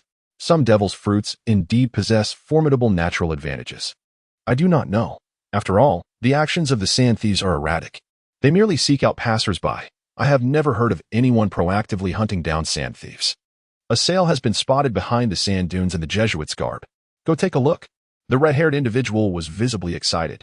A sailboat traversed the sands of the desert, swiftly heading towards the side of the red-haired one. Beckman, Jesus cloth, do you see? In a world where a sailing vessel can traverse the desert, the marvels of existence unfold. The excitement on his flushed face lasted merely 3 seconds before the cannons aboard the ship unleashed their fury upon them. Boom. The cannonball detonated in the desert, scattering grains of sand. The fabric recognized Wagner and, upon first sight, pounced upon him. Look, boss, it's the Navy. Beckman was right. This was indeed a naval ambush. Yet, witnessing such a magnificent spectacle was worth it. Run, lads. The man with the fiery red hair laughed with a childlike ruthlessness, perceiving the dire confrontation as a mere game. After firing several shots, the fabric severed the ropes on the ship. The vessel could no longer pursue the trio with flaming hair. Boss, are we still chasing him? Zahn inquired eagerly of Wagner. No, we cannot catch up, Wagner replied, summoning a few soldiers. Repair the ship. We have work to do. The soldiers and the sand thieves busied themselves, while Wagner mused that Captain Harlan was correct. The red-haired pirate was a bird caught in a wire net, merely fleeing. Where's the servant? He wondered. He left long ago. That fellow must be a Marine. What is our next move? Depart from Alabama? If we linger any longer, the naval headquarters will likely dispatch more Marines, and we shall be in peril. Although Harlan's tactical ruse in the desert failed to thwart the red-haired pirates, it served as a reminder that the Navy would never relent in their pursuit of piracy. Moreover, a companion of the Navy, a sand thief in the desert, could very well be an undercover operative. The light-hearted demeanor of the red-haired pirate crew, however, began to wane under the pressure of the Navy's relentless assaults. They gradually came to realize that their expedition through the Alabama desert was far from the simplicity they had envisioned. I don't like this. It could become perilous, muttered Ruff, the red-haired monkey. Fine wine, revelry, desert, beaches, exoticism, we've experienced it all, and there is no reason to linger in Alabama, especially now that the Navy has set its sights on it. Among the new generation of naval cadets, the most exceptional is somewhat troublesome, isn't it? I cannot follow in Colonel Rogers' footsteps, fleeing from the Navy across the globe. I had best depart this place swiftly. This was a deliberate ploy by Motts, as if he feared not his infamy, but rather being unrecognized. The more renowned he became, the quicker he could achieve his new ambitions. Days later, upon arriving at the harbor where they had anchored, the red-haired pirates discovered that their ship had vanished. Where's my red fast ship? Who has stolen my vessel? The red-haired lass was in such a rush that Beckman and the fabric appeared utterly perplexed. At that moment, the calamity befalling the elite pirates was evident. As if she could scarcely locate a single ship. Old man, have you seen my boat? Old man. Machi held a whip, adorned in a plush white vest and a matching high-collared sweater, flicking the whip at the corner of his mouth. He resembled an aged shepherd, while his magnificent lion, Nicky, exhibited the gentleness of a puppy. Which vessel belongs to you? He inquired. I am uncertain. All I know is that the nearby ships were set ablaze by the marauding pirates. Beckman replied with a stern expression. Is it that Captain Harris, who bid $240 million for Bailey's Flame, commanding the pirates? Why did they incinerate the ships? Those brats. They claim to be the elders. Machi is merely a prominent figure. How dare I question you about the pirates? You should inquire of them yourselves. Do not disturb me under the sun for the first time. The red-haired man's face twisted in displeasure. although his ship was still diminutive and not a future for the Red Army. The pirate vessel remained one of the most crucial components of the pirate crew, especially with the pirate flag flying above it. No pirate captain should suffer such destruction. Observing the indifference on the red-haired man's face, Machi stealthily approached. His task was to inform the red-headed pirates that their ship had been annihilated by the burning pirates. And that was it. He wished to avoid any association with a pirate that appeared troublesome. Beckman and the others held no suspicions towards Machi, as if he were an elderly man strolling by the seaside. Beckman, provide me with information about the flame pirates. I intend to make them pay. The once-in-a-lifetime red-haired beauty now bore the semblance of a bully.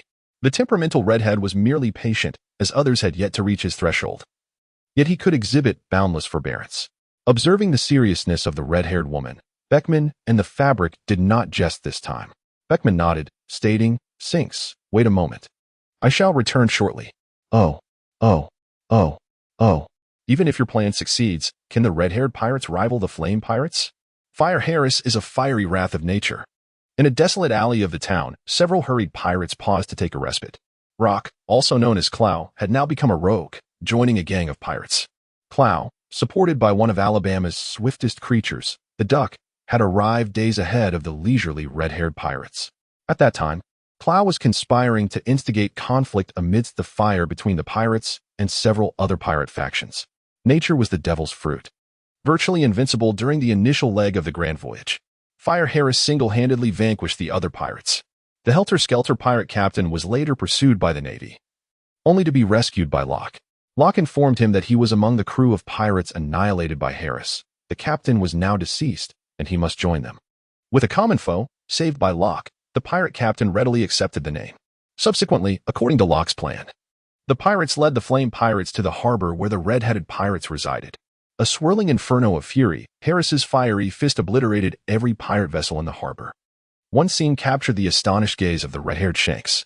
The intricate series of maneuvers executed by Harlan was primarily motivated by his desire to harness Harris's power for his own advantage.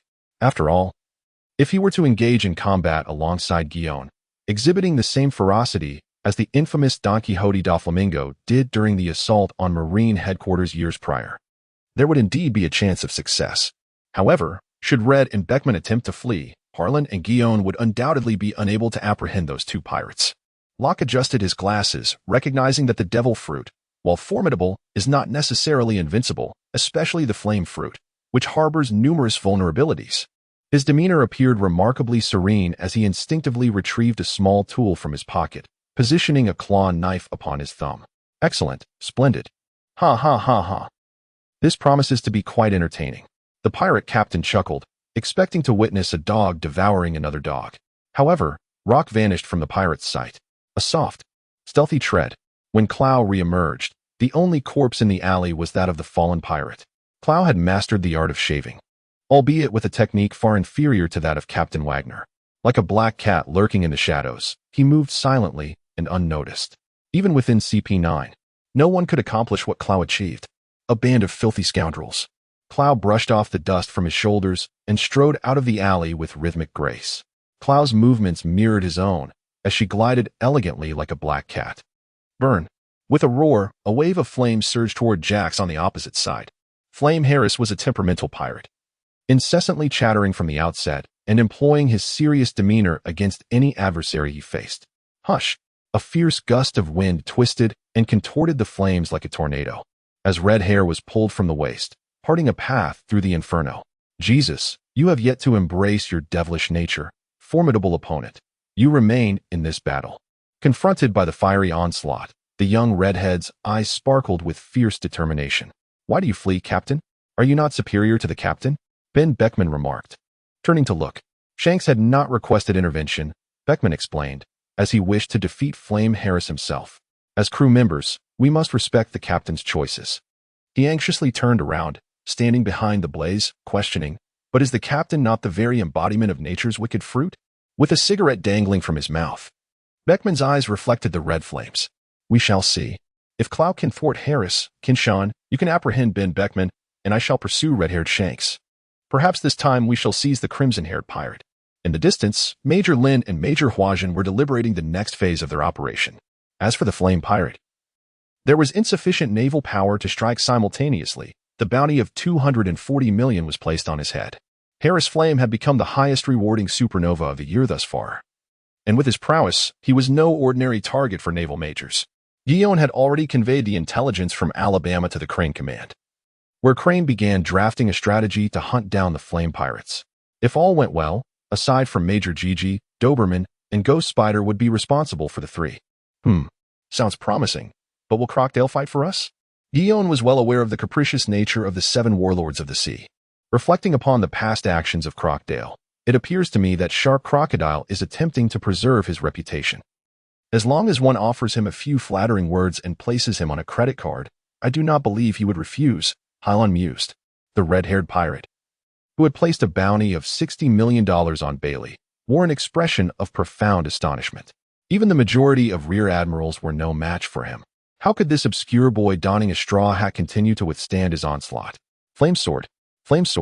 With a flick of his right hand, a crimson light burst forth, resembling an enlarged, blazing steel sword that swept away everything in front of Harris. The blade gleamed before the red-haired woman, a sharp edge that thwarted Harris's flaming sword. The weapon in the redhead's grasp was not the future Griffin, but a notably renowned knife. Coupled with his military prowess, he successfully intercepted Harris's fierce assault. However, the man wielding the knife soon retreated. Impressive strength. You are worthy of this year's highest reward, the supernova. Harris, a pirate who seldom conversed with others, felt a sense of pride in the red-haired man's praise for his power, yet he uttered not a word. On fire, Harris thrust forward with his palm, unleashing a torrent of flames that surged toward the redhead's position. As the red-haired woman's expression darkened, she did not anticipate that Harris's flames could escalate to such heights. This time, she was forced to flee to the distant shores of Florida to confront the impending inferno. The human body in this world is remarkably resilient. Our finest can endure close combat for 10 days and nights. In the blink of an eye, the redhead and Harris had battled for over an hour. Harris's strength was absolute, yet the redhead had mastered the hues of his arms and eyes, his physique remarkably agile, rendering Harris unable to control him for the moment. Was this the advantage of the devil fruit? Even amidst what seemed a stalemate, the red-haired woman could not prevent Harris's fiery assault from accomplishing its mission. After witnessing the clash between the redhead and Harris, Chloe felt increasingly impressed by the capabilities of the devil fruit. Harris's flames intensified, yet a descending sandstorm hindered their spread. Where did this fire-breathing boy emerge from? Even in the open spaces by the sea, do you not fear harming the flora? Harris and his red-haired counterpart lifted their gazes, only to see a wisp of wind and sand coalesce into a towering figure. Respected king of the 7 seas, Crocodile. Upon encountering Crocodile, Harris, far from feeling fear, boldly remarked, "You old pirate, after causing chaos at sea, have you become a dog of the world government? How unfortunate." Crocodile, cigar in mouth and forehead glistening, replied, "I had hoped to see more of you young pirates, but now I think, damn it, the fire-breathing desert knife." Yet Harris did not underestimate his opponent. He commenced with his finest flame technique, but when his fire met the yellow sand blade of Crocodile, he appeared somewhat inexperienced in comparison, akin to tofu encountering a knife, instantly cleaving into two, with cotton-like remnants flying in opposite directions. You were doomed. Crocodile disregarded the red-haired woman and charged straight towards Harris's blaze. That scoundrel. Chloe grinned from a distance, recognizing that it was not the opportune moment for action. Harlan had intended to seize this opportunity, yet the newly hired sailor Crocodile plunged into the fray during the climax of the conflict. Although Harlan was aware of the unreliability of the King's 7 warlords, he had not anticipated that even prearranged matters could lead to such an outcome. Do pirates ever feel shame? Can you not uphold your promises? You can do anything you desire, but a thief remains a thief. The commitments made by the 7 warlords of the sea are untrustworthy. Ah, this is my affair. The red-haired woman expressed her regret over Crockett's sudden intervention. Bang! A gunshot echoed through the sky as the redhead turned her gaze. A flash streaked across the heavens, aimed at Beckman and the fabric. Jesus had pulled the trigger from the very beginning, yet it did not graze him. It was a trap. Upon witnessing the elegant Miss Jianhao and her naval forces, Wagner, Ben Beckman awakened. He was oblivious to the Navy's role in this conflict. Yet it was evident they had a plan to eliminate them all. Run. With nothing but a small knife, Beckman roughly gauged Jianhao's strength. If you were with her, escape would be nearly impossible. Where could one flee? You cannot run. Just as the redhead's composure began to falter, digesting the current predicament, Hylon had already positioned herself before the redhead. "Is it you?" The Navy appeared before the pirates, surely not to engage in merriment. The red-haired woman turned to flee. "Gale foot. Ma long." The blue vacuum/kicked out at Halen's legs. The refined mist had transformed from a simple arc/ into a long blue dragon that soared in a sweeping arc towards the redhead, grasping her waist. That was close. The redhead abruptly halted, narrowly evading Halen's assault. At that moment, Hylon caught up to her. The redhead must contend with the sea mist, and a fierce battle erupted instantly, transforming the coast into a battleground. "You cannot let me escape?" The red-haired woman hastily dealt with Halen's onslaught, not forgetting to retaliate with her gun. "No." Hylon would surely counter. "As long as you are a pirate, I, a marine, cannot allow your departure." Bang! Halen's iron-fisted blow collided with the redhead's formidable fists, producing a resounding sonic boom. Both faces bore expressions of unnatural pain. The thought of Coop, the red-haired woman who chased Captain Roger across the world, sent shivers down my spine. She did not wish to meet the same fate as her former captain. The redhead suddenly smiled wide, drawing her famed dagger from her waist, pointing it at Hylon. "If that is the case, let us determine victory and defeat in a manly fashion." She intended to confront Hylon here, to instill doubt in Halen's pursuit of her. Hylon laughed in response. "Don't speak so confidently. I see clearly that your vice-captain cannot be separated. You must fight with your backs against the wall."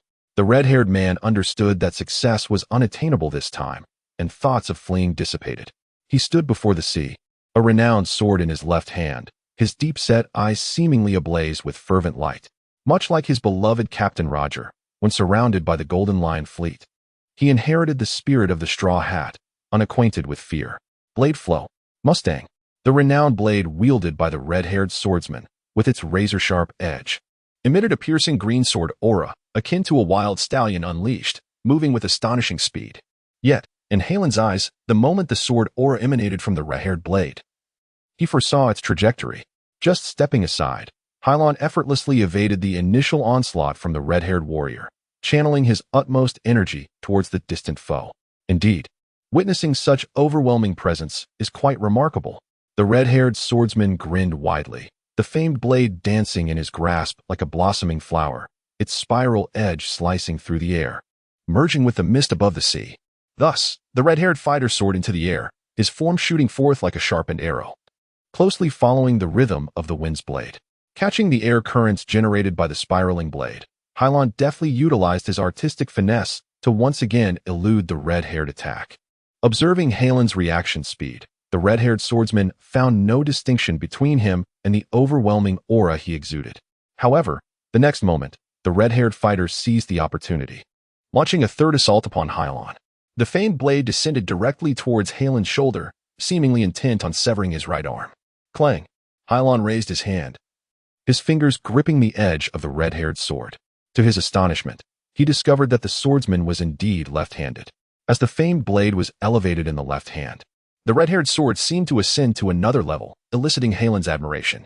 After all, the prowess of a left-handed warrior cannot be underestimated. The renowned red-haired sword remained tightly gripped in Halen's hand, his iron palm as unyielding as steel, fingers clenching the weapon like a pair of iron pincers. A sense of foreboding washed over Hylon. He sensed a more acute danger emanating from the red-haired blade. The red-haired warrior himself was a formidable force, recognized among the many powerful beings for his destructive capability. Aside from a few devil fruit abilities, the red-haired swordsman was among the most devastating of all, his strength surpassing that of conventional steel. Furthermore, he had already mastered the power of hockey.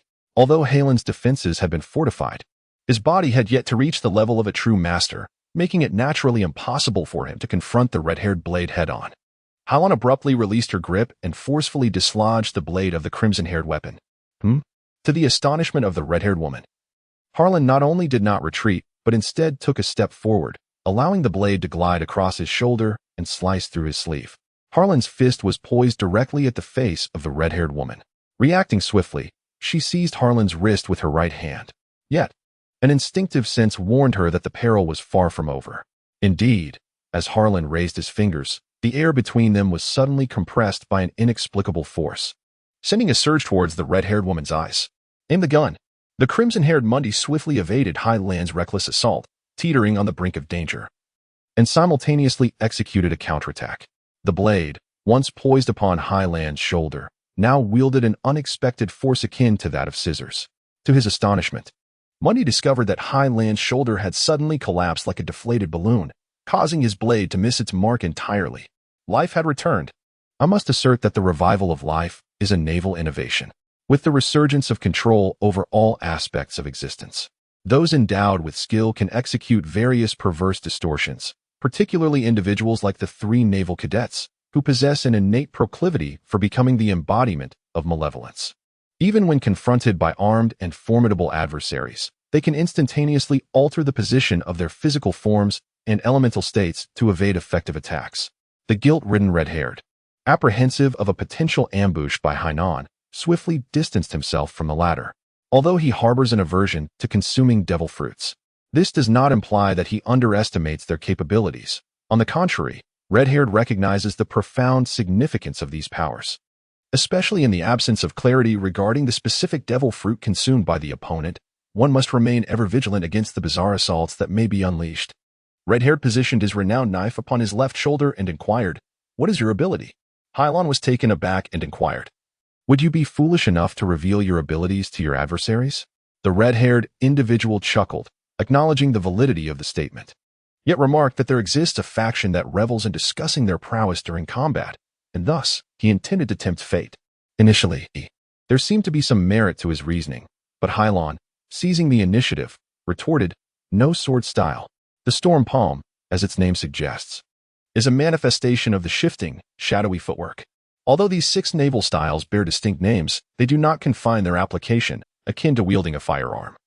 The fundamental action is to imbue one's fingers with the lethality of bullets. However, with diligent effort, one can cultivate various movements tailored to their unique capabilities, even amalgamating the skills of iron to bestow their fists with tremendous destructive force. 2 azure vacuum cutters slice through the air, greatly complicating the red-haired individual's evasive maneuvers. With no refuge in sight, the red-haired figure leapt into the sky, closely pursued by Hylon. The red-haired combatant had neither consumed a devil fruit nor mastered the moonwalk. The sky belonged to Hylon. Indeed, within less than 3 exchanges, the red-haired woman plummeted from the heavens, landing in a deep chasm below. Had it not been for her armor, she would have lost 30% of her combat effectiveness. Yet, there was no time for her to rest or lament. For the descending sea fog prepared for Halen's imminent assault, a sword technique, the kybird. The renowned blade in the red-haired warrior's grasp was raised high, unleashing a verdant sword aura that surged toward Hylon's visage.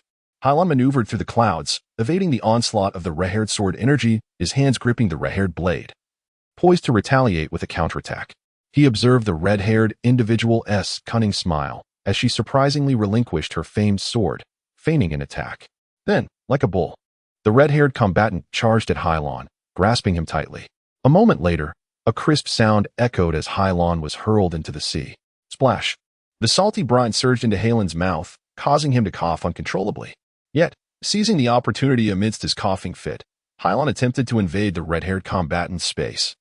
Enduring the discomfort of tightly clenched jaws, the red-haired individual swam toward Hylon, eager to reap the fruits of victory. Alas, Hylon was not the devil fruit user he had anticipated. The red-haired combatant was startled. Hylon, submerged, did not yield the strength of a helpless duck in distress. Just as he approached, Halen's right leg suddenly shot out toward him. The water's resistance diminished the force of the strike, but only relative to an ordinary individual. Not to mention, both Hylon and the red-haired warrior were far from ordinary. Even Captain Wagner could kick stones in depths of several meters. The red-haired combatant raised his arms in defense as Hylon's right leg collided with his forearms. Boom! The red-haired figure successfully intercepted Land's foot, preventing the launch of the Azure vacuum helicopter. Nevertheless, the energy emanating from Halen's legs still stirred towering columns of water on the surface, reminiscent of explosive shells detonating in the sea. As the bracing, salty seawater rushed into his eyes, Hylon felt a piercing sensation echoing within them. Yet, his adversary, with crimson locks, was not far off and appeared equally uncomfortable, squinting his eyes into narrow slits. Observing that Hylon was not the coveted fruit of the devil, the red-haired individual turned to retreat to the shore, intent on reclaiming their renowned blade. However, how could Hylon allow him to escape so effortlessly? Hylon reached out and grasped the red-haired individual's ankle, simultaneously pulling him back. I swiftly advanced across the water's surface, employing the technique of lunar walking. Ever since he plummeted into the sea, he surged forward like a bolt of lightning towards the shimmering ocean, his straw hat swept away. And without a rope tethering it around his neck, he would vanish beneath the waves, his crimson locks unfurling like a mane of scarlet seaweed. Even an ordinary person, upon falling into the water, would experience an intense instinct for survival. The very act of rescuing swimmers could lead to mutual demise beneath the depths, let alone when pitted against the formidable strength of Hylon. Just as Hylon seized his ankle, his own body began to rise, yet the red-haired individual clutched Halen's ankle, desperately attempting to drag him into the depths. The son of Hylon, with his oversized feet, ruthlessly stomped on the head of the red-haired man. Yet, the latter seemed to unleash a latent potential, resolutely refusing to relinquish his grip on Hylon. Although he was unaware of how to shear his fiery locks, he traversed the lunar surface alongside the infamous pirate king, Roger, embarking on numerous adventures. At one point, he released a burden from Hylon, momentarily gathering strength in his legs, causing his red hair to float with a velocity that rivaled Hylon's own.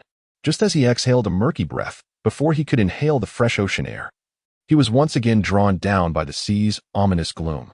The two grappled beneath the surface, devoid of the elegance that would typically characterize naval captains or pirate lords, like two schoolchildren embroiled in a quarrel, leaving no trace behind.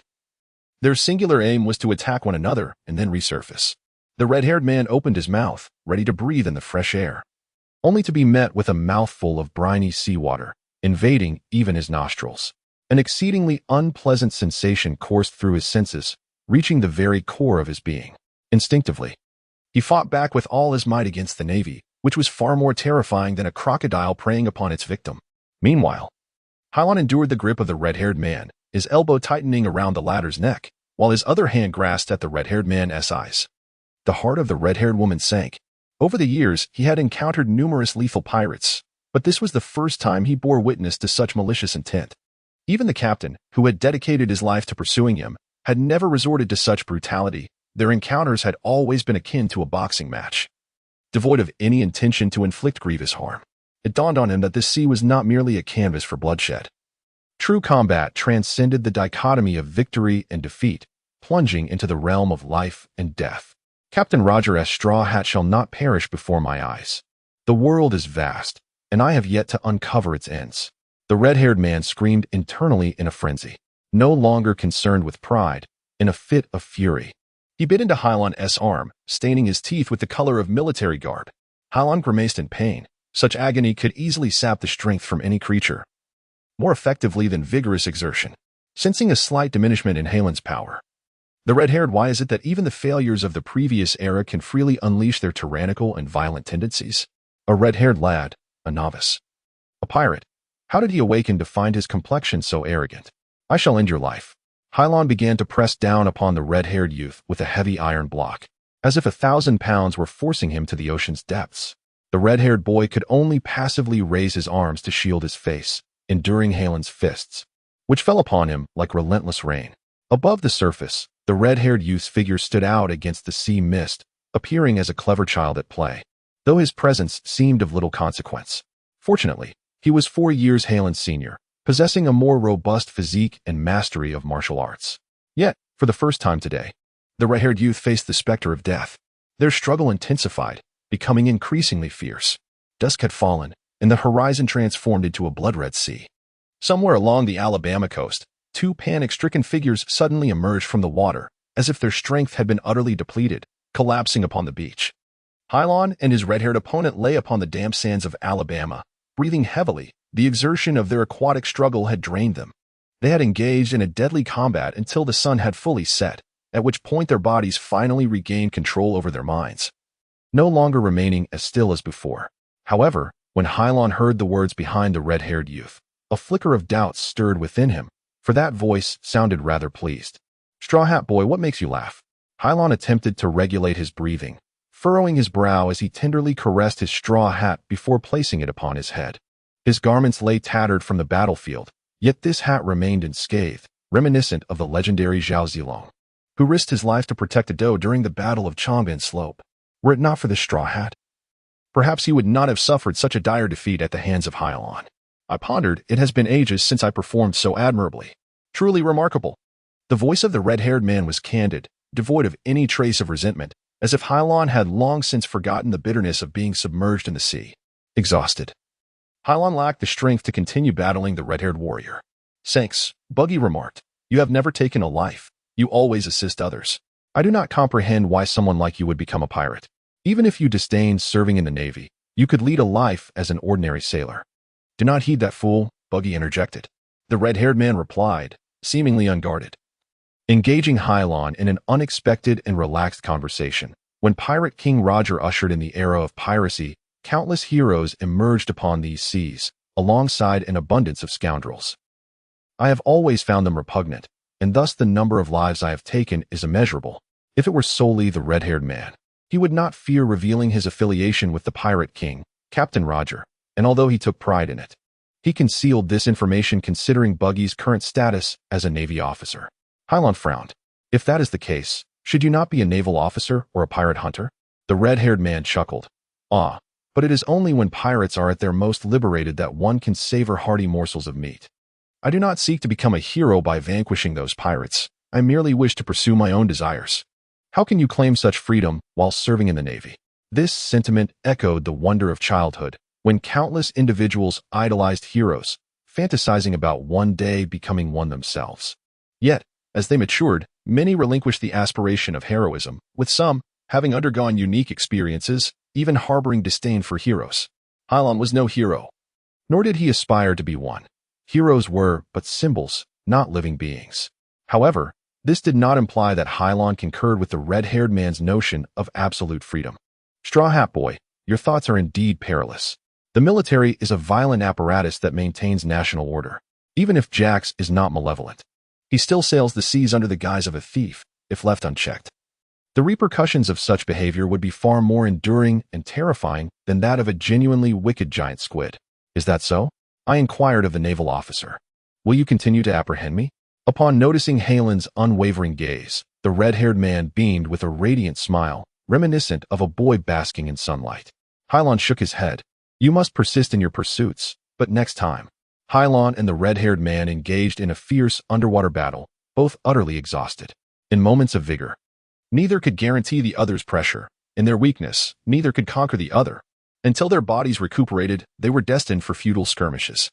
The conflict erupted because the red-haired individual mistook Hylon for a devil-esque fruit user, dragging him into the depths, thus igniting a life-and-death struggle.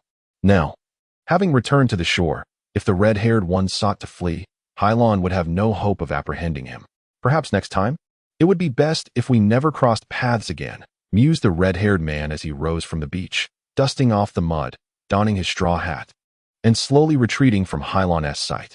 The redhead harbored concerns that this marine might follow him across the world, akin to the relentless pursuit of Captain Roger by the infamous Carp. Yet, in truth, he was overthinking the matter. Carp had been hailed a hero by the Navy long ago for his pivotal role in their battle against the rocket pirates. Subsequently, when Gold Roger surrendered, the world government, with the promotional aid of the Pirate King, fabricated the tale of Carp capturing Roger, thus immortalizing the name of the naval hero throughout the seas. In essence, Carp's current stature was a result of vanquishing formidable foes like Rox, Whitebeard, Roger, and the Golden Lion, rather than merely tailing Roger. Within the Navy, there was no arduous labor, only honor. Could it be said that he was pursuing the red-haired pirate rather than the red-haired pirate himself? Clearly not. When Hylon encountered the red-haired pirate, he would naturally endeavor to seize him. However, should he be permitted to continue his dogged pursuit, he would decline. After all, traversing this grand path could take a month. Yet, if this month of training could be utilized to capture pirates, even if merely to strengthen himself, it was far more pragmatic than chasing the red-haired crew. Hylon would not squander his youth on a mere straw hat boy, especially if the latter was not of malevolent nature. Hylon also departed from the coast. When the sand crocodile faltered, the plan unraveled. I fear neither Guillaume nor I will yield favorable results, but Wagner shall not disappoint me. Shall he? I apologize for disappointing you, sir, she replied. Upon returning to the ship, he encountered Wagner, who bowed in apology, alongside Chloe, who remained silent. Hanamachi had yet to return, and Ben Beckman had already taken her away. Flame Harris had sustained grave injuries from Crocodile and fled from Alabama. Tina's vessel, equipped with her invention, the Black Spear, sank Harris's pirate ship. However, Harris's flames had vanished, presumably rescued by the fiery pirates of the sea. The mere mention of fishmen conjured memories of his previous encounters with the red-haired sea folk, the fishman karate and fishman jiu-jitsu lingering in Halen's mind. Why did you not inform me of what transpired? Capturing the sniper with Klaus should not have posed a challenge, should it? Wagner is remarkably honest and has little patience for excuses, although this instance is not his fault. Ultimately, Chloe was the first to speak, saying, "Sir, you may find this hard to believe, but Captain Wagner and I managed to corner the sniper in the stone forest, yet that individual has vanished." In the end, even Chloe appeared somewhat weakened. After all, this sounds akin to a devil fruit. Could it be the transparent fruit or the colorful one? It doesn't seem plausible. Chloe's glasses slipped slightly. Yet this time he did not dare to push the matter further. If this were indeed a devil fruit ability, why had it not been utilized sooner? Harlan was not angry. He was not a rogue officer. Should they fail, the blame would lie with them. After all, when confronted with certain forces beyond their control, no one could offer assistance. In truth, the colors of the fruit and the transparent fruit could render not only oneself invisible but also others. Are there really 4 varieties? Accidentally, it appears this fellow has been concealing his misdeeds from the very beginning. In a stone forest within the Alabama desert, 3 towering monsters stood atop a column, one with an enormous head, another adorned with peculiar tattoos, and the tallest resembling a bear. The large-headed one suddenly spoke. "Dorag, why do you wish to assist that red-headed octopus?" The desert sand whirled around them, yet Dorag seemed unconcerned. That individual will become an invaluable ally in our revolutionary endeavors. The large head appeared perplexed. "Do you mean to say that you wish for them to join us?" "They need not officially join us, oftentimes. The enemy of my enemy is my friend." Beside Dorag, the large-headed one was named Ivankov, while the towering figure resembling a bear was called Bartholomew Bear. The bear possessed a meatball-like ability, with palms that resembled meatballs, granting him the power to bounce, which enabled him or others to move as though teleporting. The bear was responsible for the disappearance of the Jesuits' divine intervention. I observed Jax, wearing a straw hat. During the king's execution, he continued. His straw hat is identical to the one worn by the king before his ascension. He represents a potential force for rebellion. Not the type that would bring calamity upon innocents, nor the kind that could never be caught by the Navy, Ivankov inquired. But isn't Colonel Harlan your friend? Dorag had relinquished his revolutionary efforts in the Victorian era of the East Sea Kingdom due to Harlan. This was how Ivankov discovered Harlan. If one disregards his status, he truly is my friend. However, as a man, one should never forsake their own standing. Halen's words prompted Dorag to ponder for an extended period, gradually leading him to formulate his own thoughts. Throughout her travels around the globe, Dorag frequently encountered similar debates. As if this cruel king were a loving father to his son, provided one did not adopt his perspective. A courageous individual, if not one who aligns with any faction. It seemed not to be a matter of stance. Why refrain from taking a position? He was neither an omniscient observer from the heavens nor the sister of the long-ago Virgin Carmelo. He was merely a flesh-and-blood human being. I hope our interactions remain devoid of conflict. Dorag and his subordinates ventured here upon receiving word of a guardian in Alabasta, thus leveraging this centennial celebration to unearth certain information. Regrettably, he returned empty-handed, having assisted the red-haired lady. What connection does the desert kingdom of Alabasta have with the ancient battleship Pluto? Nefertali. What significance does this name hold? Departing the desert with profound skepticism, Dorag became an invaluable ally of the Navy, or perhaps a cunning infiltrator among the pirates, the 7 warlords of the sea. Days later, the 7 warlords issued directives for pirates to plunder civilians, only to later emerge as heroes defeating those very pirates and seizing their treasures. Was this a moral distortion or a perversion of humanity that allowed the blazing pirates and the red-haired marauders to evade the Navy's onslaught? The broadcaster employed audacious headlines while distributing newspapers across the nation and neighboring territories. Opening the window, turning to dust. Crocodile soared directly towards the news agency that published this article. Get out. Crocodile intended to obliterate the news organization, but upon observing the Navy station nearby, he paused, refraining from rash actions. He was now one of the 7 warlords. He could not confront the Navy recklessly. It would be acceptable to eliminate her. Yet what if the rear admiral was inside? He could not act hastily. No one engaged him in conversation. Crocodile endeavored to suppress his rage as he entered the newsroom. Strangely, the naval guards did not impede his entry, even greeting him amicably. Upon stepping through the door, he beheld a sailor seated awkwardly across from him. legs crossed and utterly nonchalant, exuding an air of provocation. Is that not the esteemed warlord Crocodile? Have you come to kill him? Apologies. Are you here to commit murder? Hylon bluntly addressed Crocodile, directly articulating his intentions. With a cigar clenched between his teeth, he squinted. When he observed Halen's unabashed defiance, his previously furious disposition abruptly calmed. After a few chuckles, Crocodile casually took a seat. The newsroom staff also resigned themselves to witnessing what suggestions could arise from the Navy and the Seven Warlords. Crocodile took a puff of his cigar, refraining from directly addressing Harlan's inquiry. I never expected a Marine, a representative of justice, to utter the phrase "killed to silence." I believe you possess the potential to become a pirate. So, Mr. Sand Crocodile, are you not here to eliminate dissent? How is that conceivable? I merely wish to discern the reasons behind such absurdities appearing in the newspapers. Crocodile's composure astonished Helen, who had anticipated that this zealot, interfering with naval plans for his own gain, would remain silent and head straight into battle. Helen cast a glance at his staff. Did you hear that? Mr. Sand Crocodile claims he will not harm you. Are you all at ease now? Proceed with your tasks. The employees nodded and smiled, yet they remained oblivious to their actual duties. Do not fret. Have you not heard of crocodile tears? Can you truly trust a crocodile? Suddenly, Crocodile interjected, halting the staff's activities. I do not wish for anything to appear in the newspapers until this matter has been deliberated. Crocodile produced a newspaper, pointing emphatically at the headline. Isn't this Captain Harlan?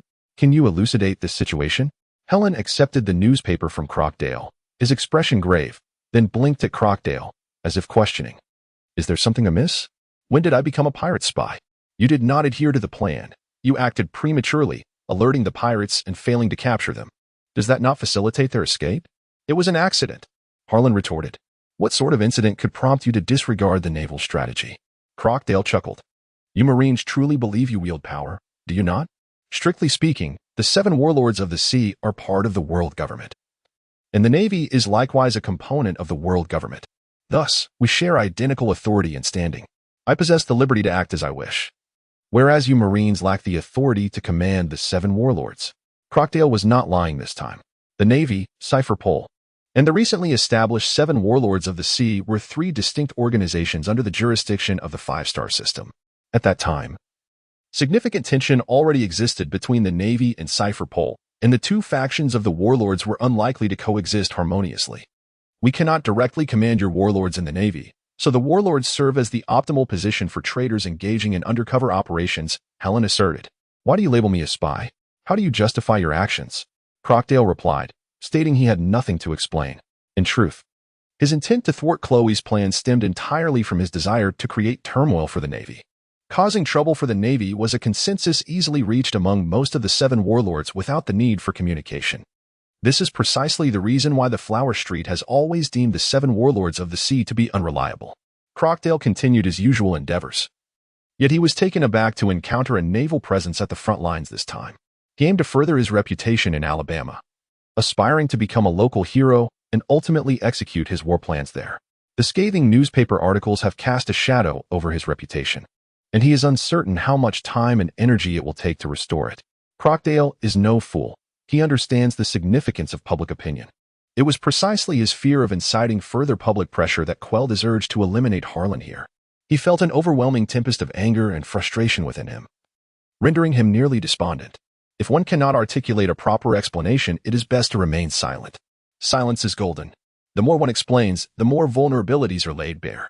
Crocodile shifted the conversation, gesturing towards the newspaper, questioning how anyone could believe he orchestrated pirates to plunder innocent civilians, only to emerge as a hero vanquishing the marauders and seizing their treasure.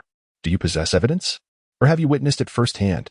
Harlan opened his mouth, but before he could articulate a response, Crocodile interjected, imploring him not to claim he had seen anything. That would be slander. I have already told you he is a pirate. With a cigar clenched between his teeth, Crocodile reclined with an air of smug satisfaction. This time, he felt unburdened by shadows. He had engaged in similar antics before, yet he had never framed the one-eyed pirate. I did not see. Observing Harlan's swift response provided Crocodile with a measure of solace. At last, it was his turn to retreat. The journalist responsible for that article was merely a freelancer. The newspaper has dismissed him. Shall I accuse him of defamation and ensure he spends 10 to 8 years in the town's lower quarters? I have already informed the paper that I will clarify the article's content as soon as possible. If you harbor disdain for Mr. Sand Crocodile, feel free to confront the author yourself. I shall not impede you. What do you think of Harlan's benevolence? Crockett felt somewhat bewildered. What was this maneuver? A conspiracy theory, indeed quite popular. It resembled the tale of Zhao Zilong rescuing Liu Shan, only for Liu Bei to cast a doe to the ground. Some speculate that Liu Bei was merely performing for the sake of public favor. But who can discern whether Liu Bei genuinely cared for his subordinates? Or if it was all an act? The truth is inconsequential. As long as such narratives persist, Liu Bei has sown the seeds of a trust crisis. Once the dark seeds take root, they are exceedingly difficult to eradicate, regardless of what plans the fateful pirate Crocodile concocts. Harlan shall not allow his schemes to come to fruition. Harlan is uncertain of Liu Bei's character, yet he is acutely aware that he is no gentleman. For this man has harbored a vendetta for 10 years, and Harlan, the general, will strike on the very day of his revenge. Navy boy. Do not call me Navy boy. You are unworthy. Prosperity. The gold hook clattered onto the glass table, crashing between Crocodile and Harlan. Do you wish to die? I desire you. Crockett rose to his feet, furrowing his brow as his veins bulged. Even a fool unable to perceive Crocodile's fury could sense the suffocating ferocity of the sand alligator. Based on his observations of the battle against Harris's flames, Hiram concluded that Crocodile was a highly evolved being, albeit not a particularly skilled healer. Furthermore, his devil fruit was the sand fruit, with a vulnerability to water, in stark contrast to the nearly invulnerable glint fruit of the yellow monkey. Hiram was confident that, with his proficiency honed across the 6 nations, he could bring Crocodile to his knees. However, to Hiram's astonishment, Crocodile ultimately endured. Ambitious and astute, Crocodile was quick to react. While he possessed the typical arrogance of most pirates, he undeniably commanded respect as a leader among them. One could not simply slay the Navy here. One would have to massacre an entire city to render all its inhabitants mute and dead. Yet, such an act would constitute a far graver crime, relegating the warlords of the sea to irrelevance. For the sake of future ambitions, one must exercise patience. The Navy has killed it, but not at this moment. Harlan's assessment of Crocodile is at an apex. His intention is to incite Crocodile to end his own life, to withdraw from attacking the Navy and the 7 warlords of the sea. It seems the other party has realized, amidst the astonished gazes of the newspaper staff, that he has altered his purpose through inhalation. Do you know how to fight? What would you do if you encountered Fire Harris? Mr. Sand Crocodile, who would be concerned, stood up and approached Crocodile, stating that since Mr. Sand Crocodile was not here to kill, he was reassured, as an apology, this table would be paid for by our Navy. However, if any staff from the newspaper were to mysteriously disappear, Mr. Sand Crocodile's accusations might be substantiated. Crocodile remained seated, silent, refusing to meet Harlan's gaze. It was only after Harlan left the newspaper office that Crocodile rose. He did not harness the power of fruit. Instead, he forcefully crushed the armrest of his chair. Crocodile was contemplating the subject of Harris in flames, testing Harlan's ability to cope with the inherent evil of the devil fruit. How could she not recognize it? He would not tell Crocodile that if he were submerged in water, he could strike his essence. If Crocodile had any concerns, he would not dare to attack the Navy. Is this not a matter of fishery enforcement? In truth, the Naval Academy had already instructed Crocodile about his inquiries. The elemental nature of the devil fruit of nature can withstand most harm, yet they all possess vulnerabilities.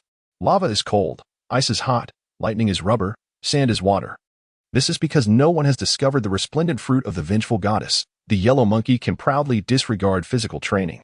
The outcome often advocates against an over-reliance on the devil fruit, as Zephyr serves as a negative pedagogical example, with both forming a contradiction.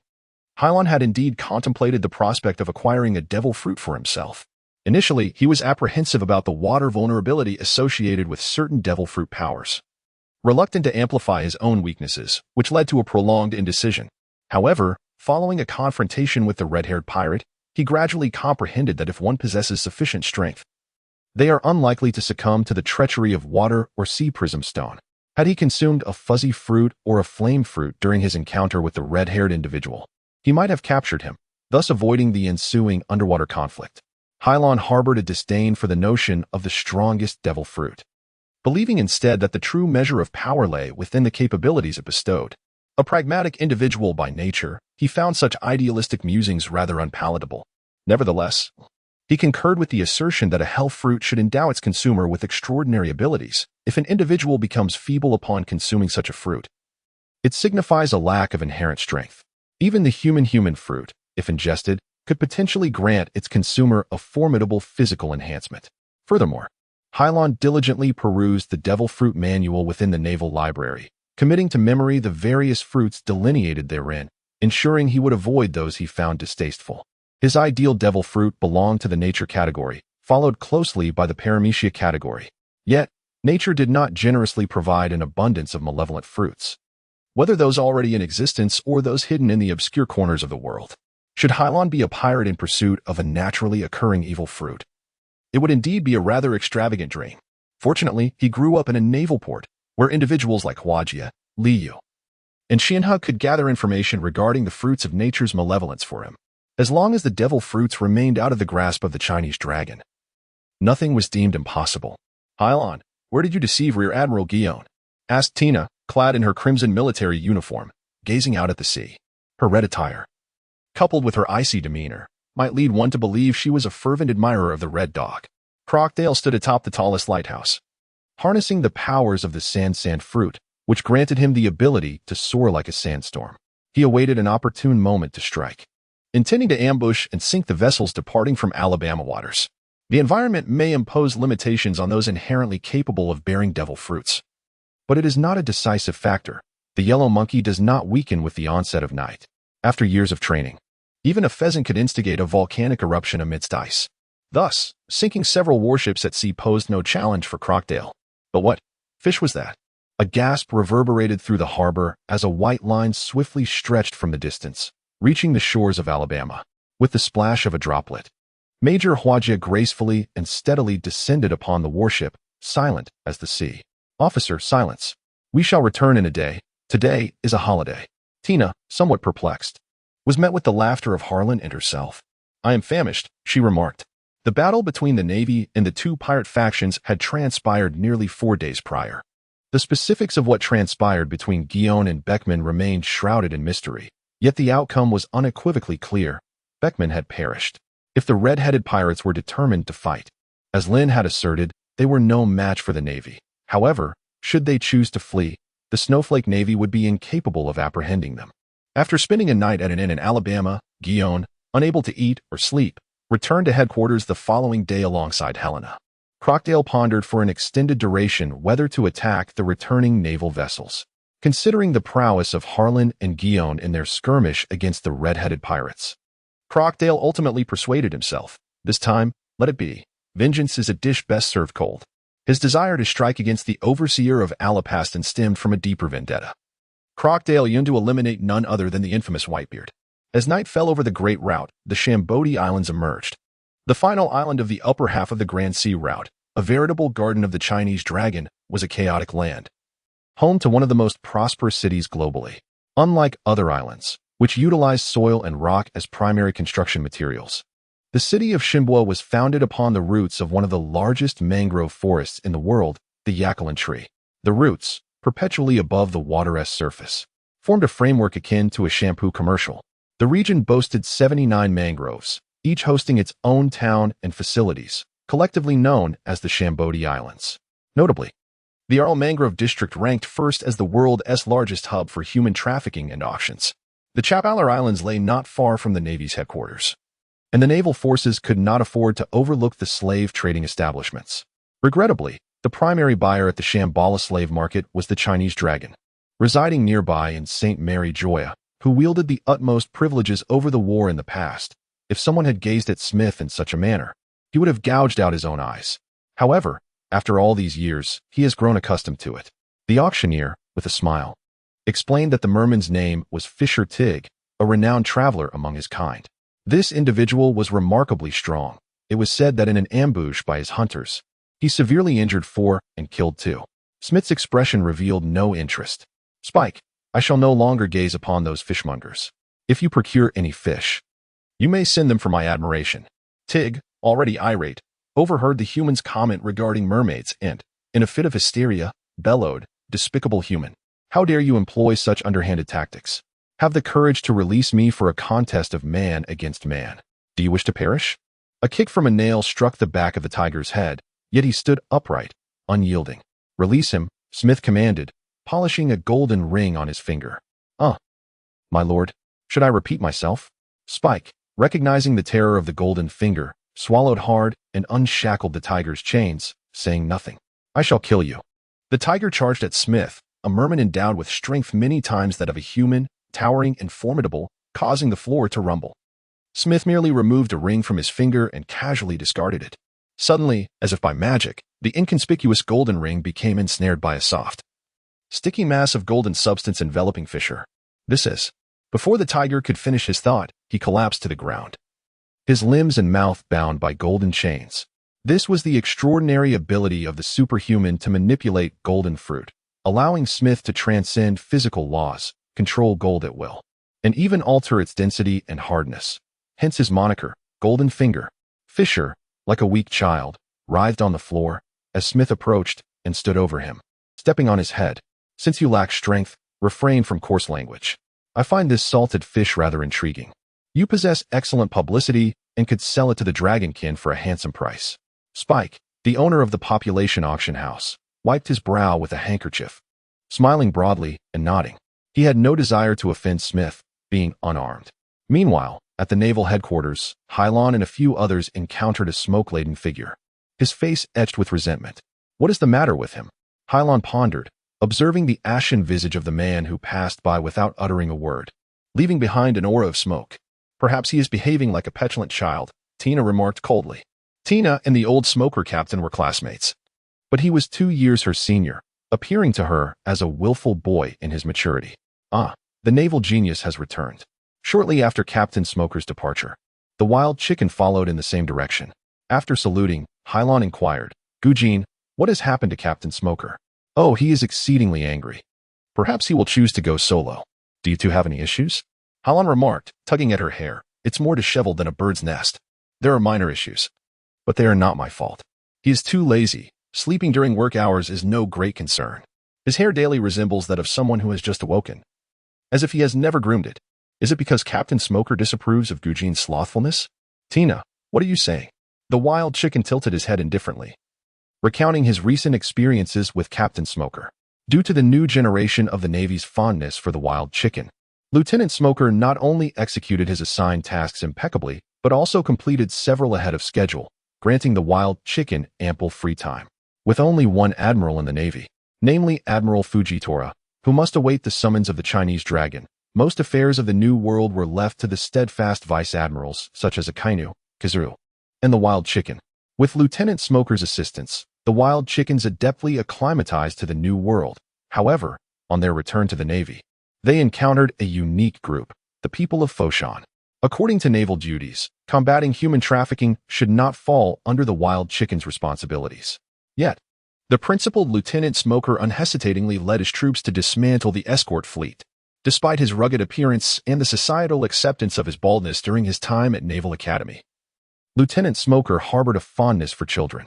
Upon witnessing children among the captives, he was furious and condemned the Navy's ineptitude before the wild chicken and all present during the early phase of this grand voyage.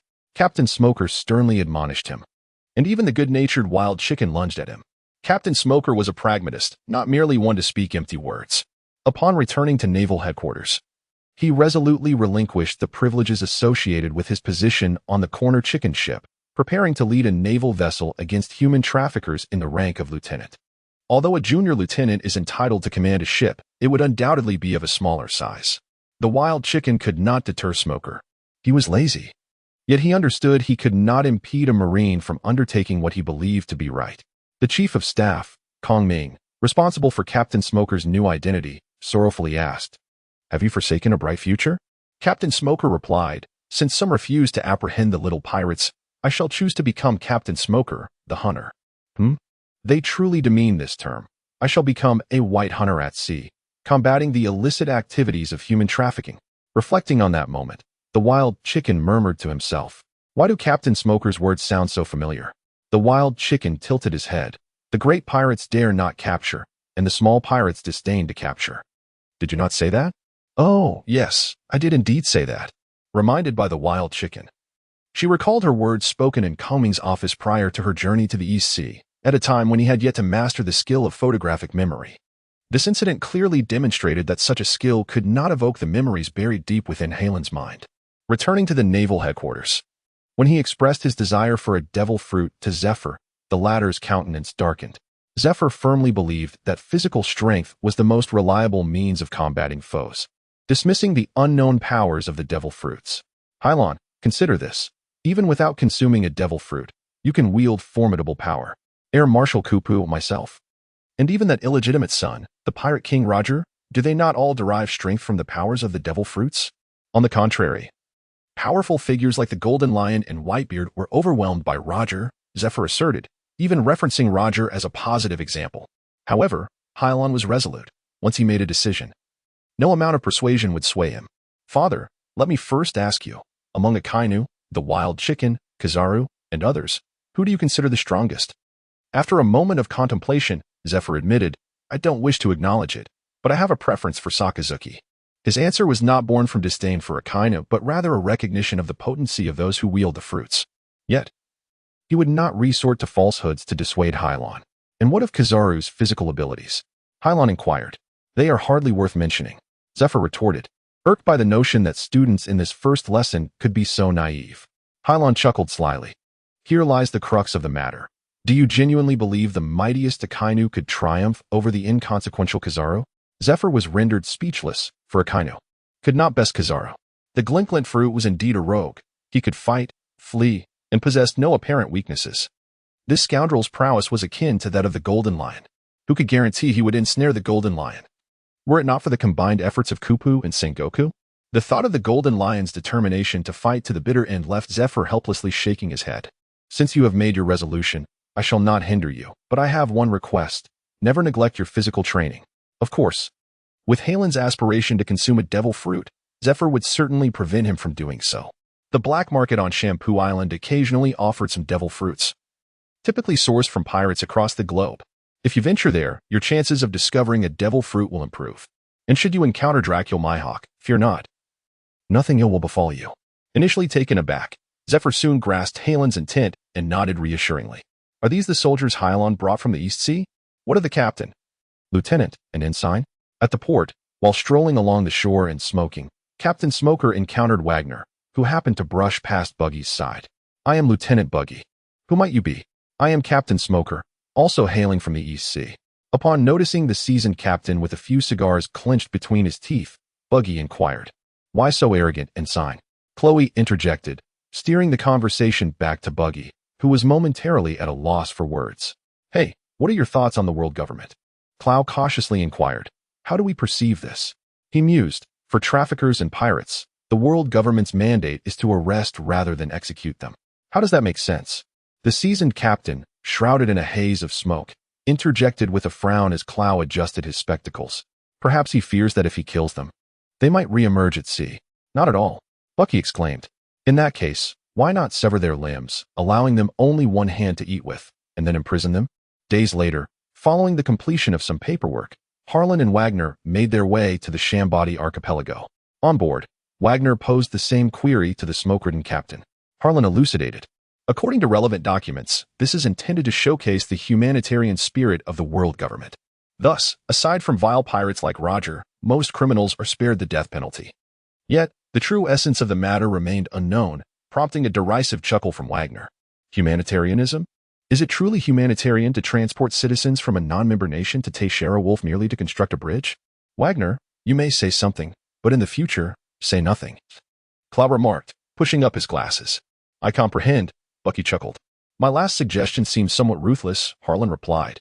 This is not a matter of humanity. We are the ones imprisoned. Who knows if the incoming prisoners are maimed or whole? The crux is, Bucky squinted, if you sever their hands and feet. Are you not concerned about the pirates resorting to suicide?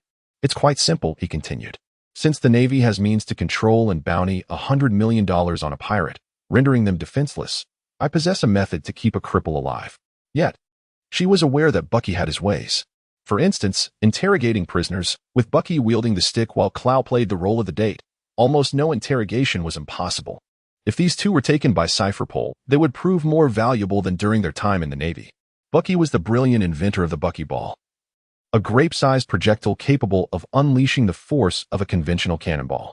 Harlan personally delivered samples of the buckyball to this prodigious doctor, who was lauded by even the self-proclaimed 500-year-old sage for his ingenuity.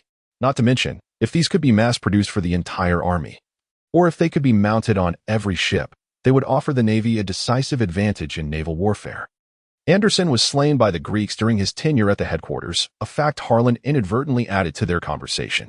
As for the reason, it was said that upon learning of Anderson's absolute defensive capabilities, he was taken to the frigid hell to battle in the snow.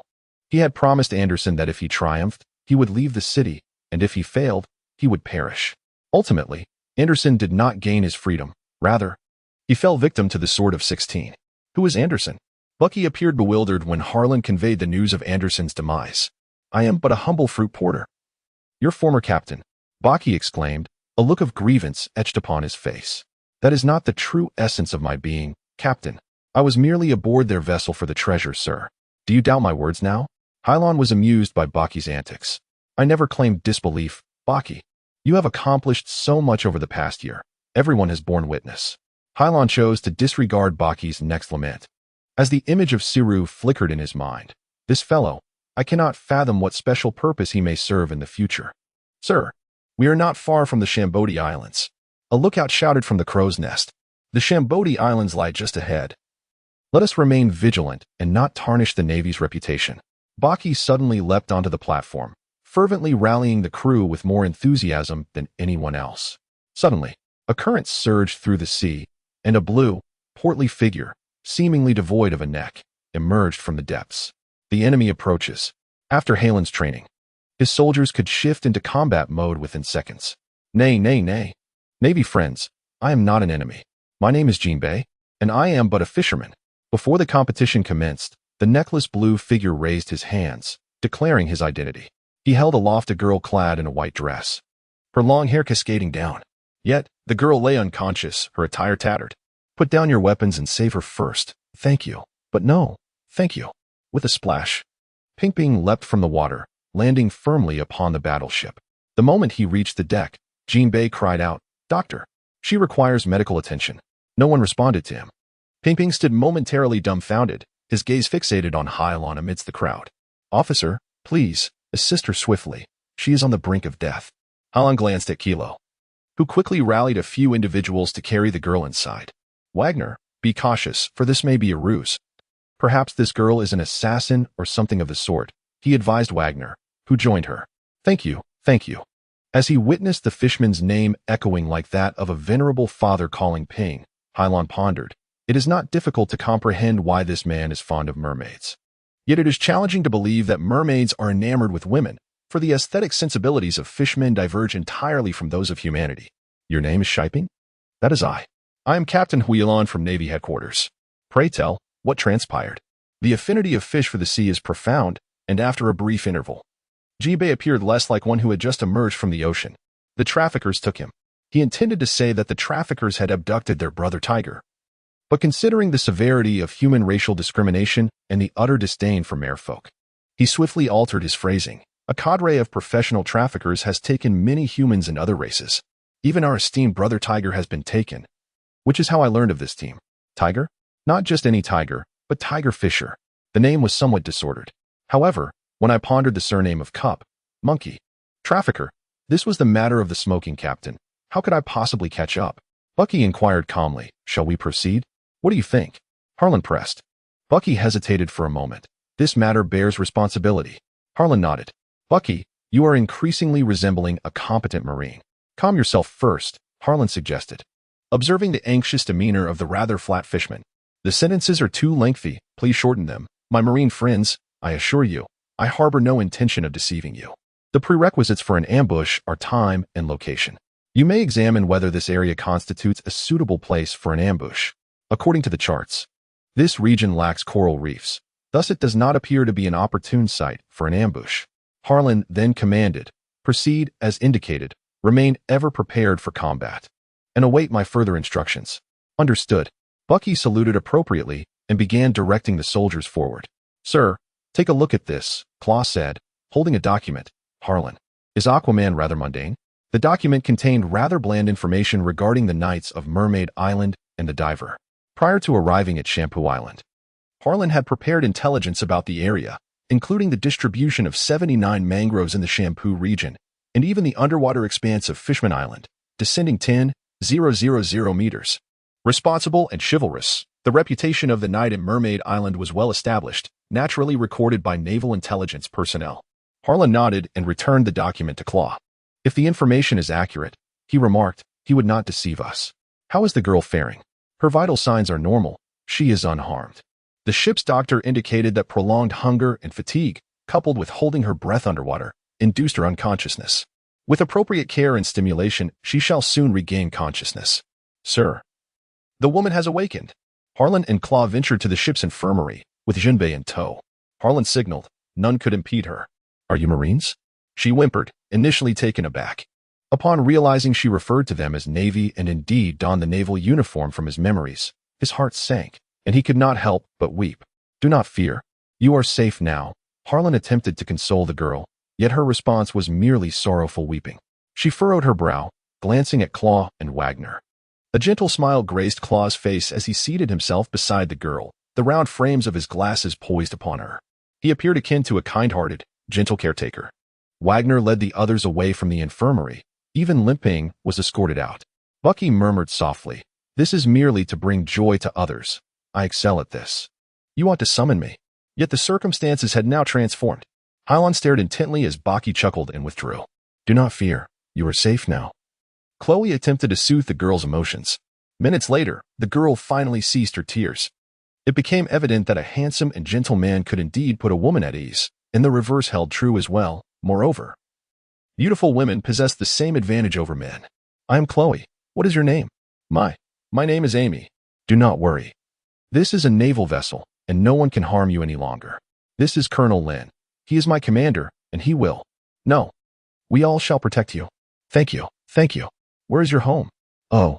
As they inquired about her hometown, Amy's emotions, which had calmed slightly, began to rise again. Just as Chloe contemplated how to further break the impasse, Amy sobbed. "I once resided on Peachtree Island in the Grand Canal. Many children under the age of 10, including myself, were taken by pirates. Please help them."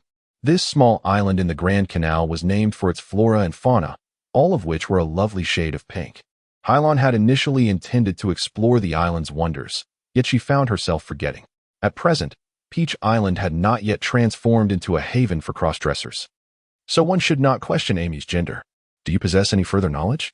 Perhaps the names of the traffickers or their combat capabilities? No, I do not know. A look of disappointment clouded Halen's face, which deeply affected Amy, a long-suffering victim of the traffickers. She was engulfed by a profound fear, anxious that the Marine Corps would cast her aside for being worthless.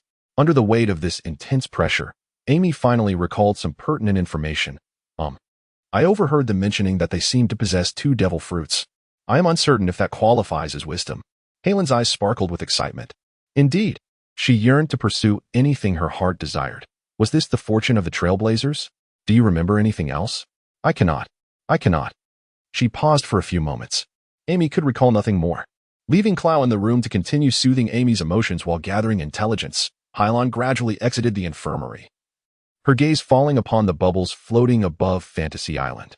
By Halen's command, this warship for the first time did not report to the naval base on the island, but instead, under flat command, navigated around the 60 to 69 sector, directly entering the Forbidden Zone. The Shambodi Archipelago is a sensitive military area. Even the Navy and the world government hesitate to exert sole dominion over this territory. The pirates of the Four Seas and those from the first half of the Grand Line, en route to the fabled Raftel of the New World, must first traverse the Shambodi Archipelago, navigating through the world government's blockade and then transitioning through the underwater Fishman Island at a depth of 10,000 meters to reach the New World. Similarly, the esteemed pirates of the New World, such as Whitebeard, Kaido, Big Mom, and their crews, must traverse Fisherman Island and Shampoo before returning to the first half of the Grand Line. Should the world government impose a complete blockade on the Shambodi Archipelago, it would only incite vehement opposition from all pirates worldwide, leading to endless conflict. Thus, among the 79 mangrove sectors, the only areas that could be managed by the governments and navies of various nations are the 60 to 69 sectors, while the regions ungovernable by pirates and drug traffickers are 1 to 29, with the remaining areas resembling no-fly zones with civilian facilities. However, an unspoken rule prevails across the 79 sectors: never provoke the Dragon Clan of China. Isn't that a naval vessel? How could they be in uncharted territory? Despite their distance from the shore, numerous incompetents on the island had noticed the distinctive naval craft. This was not Bucky's first visit to Shambodi Island, thus the barrenness of Shampoo Island would not cloud his judgment. Sir, this is not the place. Why do we not proceed in such a manner? If we do not march in this manner, it will be too late. This does not imply that she has disregarded Bucky's concerns. However, once the abhorrent fruits of slavery fall into the hands of the Merchant Guild, it ceases to be his responsibility as a naval officer. The existence of the secret gold Merchant Guild is no secret, on the contrary. It is because the world government and the Navy are aware of such a dragon organization that the Guild has survived to this day.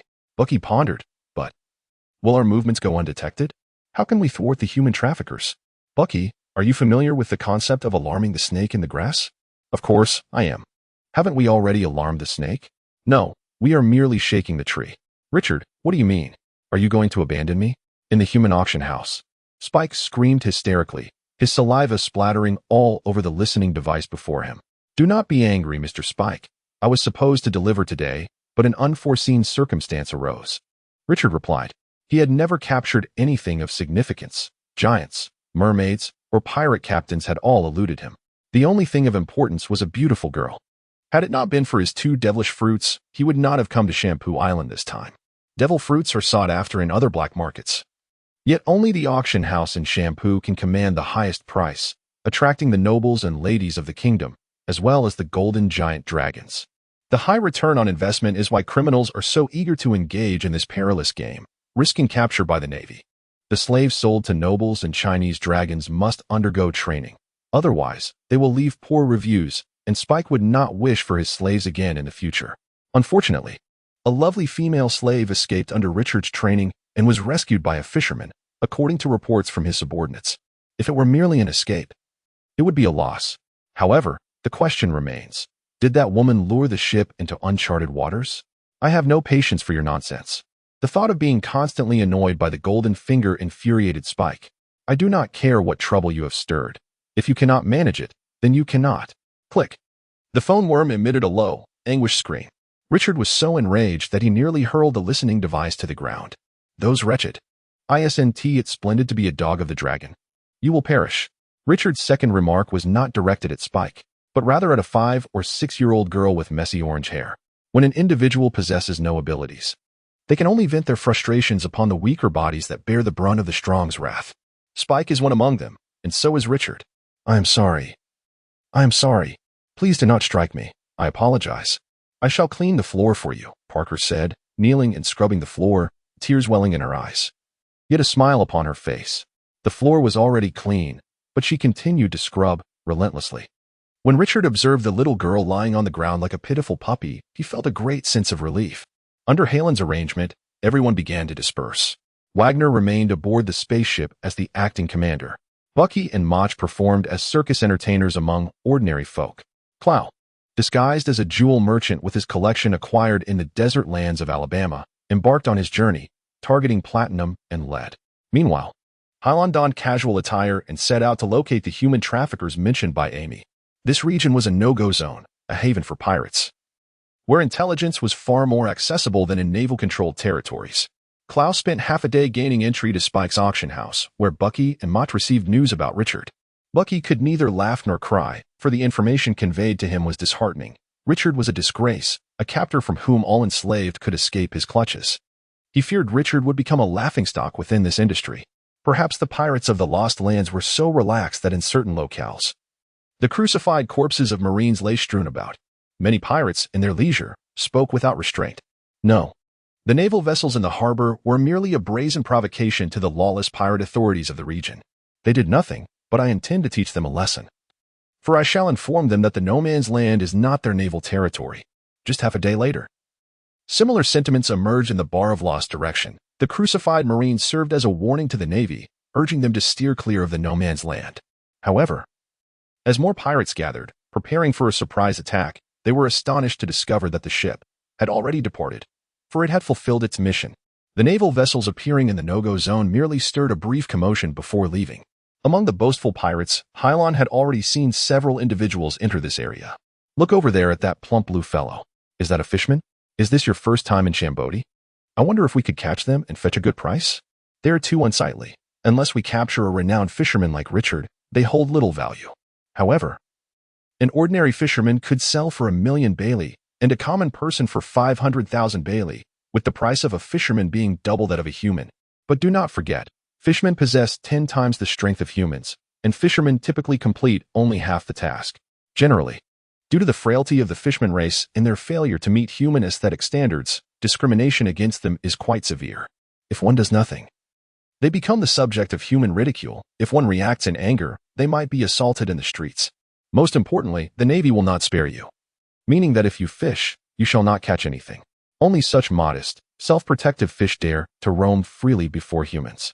Jinbei is a man of integrity, not particularly loquacious, seldom initiating conversation with her unless absolutely necessary. Hylon is pleased to have some leisure time, as his mind is preoccupied with other matters. Following the skirmish with the red-haired pirates, Hylon has discerned the vulnerabilities of the Navy, despite the presence of 6 formidable allies to strengthen their ranks. The Navy remains fundamentally human, devoid of a scientific exercise regimen. The water does not inherently favor the Navy over pirates. The fishmen possess an innate affinity for the sea. Their fishman karate and fishman jujitsu, enabling them to command the ocean's currents with astonishing might. Should these techniques be disseminated within the Navy, its overall strength would undoubtedly ascend to unprecedented heights. What perplexes Hylon is why, while giants can enlist, the Navy lacks a cadre of seafarers. Are we not here to seek companionship? What significance does appearance hold? Is it perhaps due to arrogance, or the prevailing notion that fishmen are a flawed race, leading to reluctance in their inclusion? The art of seduction may be permissible, yet the pursuit of such is not. Children may tread on toes, and adults invariably quarrel. If this endeavor could foster amicable relations with the fishmen, Hylon is inclined to recruit a few into his team for a trial. Should all proceed smoothly, this initiative may eventually extend throughout the Navy, as those fishermen could at the very least serve as underwater surveyors. Hylon walked calmly through the desolate expanse, and little did anyone suspect that the figure beside him was, in fact, his own captain from the Navy, a sailor, indeed. The rotund blue figure was the very one who had rescued Amy. Return and inform the boss that I shall keep a watchful eye on Richard's associates among the audience. At the auction house, Clow, disguised as a merchant, conversed with his employer, Spike, backstage. Do you have fishermen? Fishmen? Spike gasped, taken aback. It was the first time he had heard such a term. Typically, those who purchase fish are the Chinese dragons, as others buy slaves for labor, while the dragon folk acquire slaves for amusement. Compared to ordinary humans, fishmen possess a resilience that allows them to coexist longer with the dragonkin. What purpose do you seek for the fish? Clow awkwardly pinched his glasses between his legs, his movements stiff yet not overtly suspicious, eliciting a chuckle from Spike, the bodyguard. Sir, you hail from afar and may not be aware that slaves and bodyguards are 2 distinct entities. Do you genuinely believe these individuals are your protectors, let alone their identities? I am in need of additional slave collars, the kind that are explosive. But for now, I simply wish to inquire if there are any fishmen available. Truly none, Spike replied. None at all? Clow raised an eyebrow, wondering if the fishermen had misled them. Just days ago, we sold a piranha to a giant dragon, Clow lamented, and now we have no genuine piranhas left. This is quite rare. I refer to mermaids, not sirens. How could mermaids be scarce? He chuckled with pride. You fail to comprehend, do you not? Let me elucidate. Mermaids are seldom encountered in the sea, and capturing them is not cost-effective. For mermaids possess strength 10-fold that of humans and are twice as valuable. He prattled on about the advantages of piranha men, claiming that Clow had likely encountered them here days prior. Clow, however, remained unfazed. He suddenly devised a plan. Mr. Spike, may I reserve a fisherman in advance? What do you mean? I require a suitable fisherman to serve as my bodyguard. If you can procure one for me, I shall pay 10-fold the price of an equivalent human slave for this fisherman. What say you? 10-fold, 10-fold? Do you speak the truth? Spike exclaimed with excitement. The average price of fishmen indeed surpasses that of humans, yet they are challenging to sell, aside from a fleeting whim of the Chinese dragons. Few would pay such a price for 1 or 2 fishmen. Do I appear to be in need of money? Clow retorted. for he bore treasures from Alabama and artifacts from the treasure maps of Bucky and the treasure hunters, valuables that Spike had appraised long ago. This is a deposit. Clow produced a diamond from his pocket. It is worth it to Spike. He restrained the urge to eliminate Clow and bid him a respectful farewell.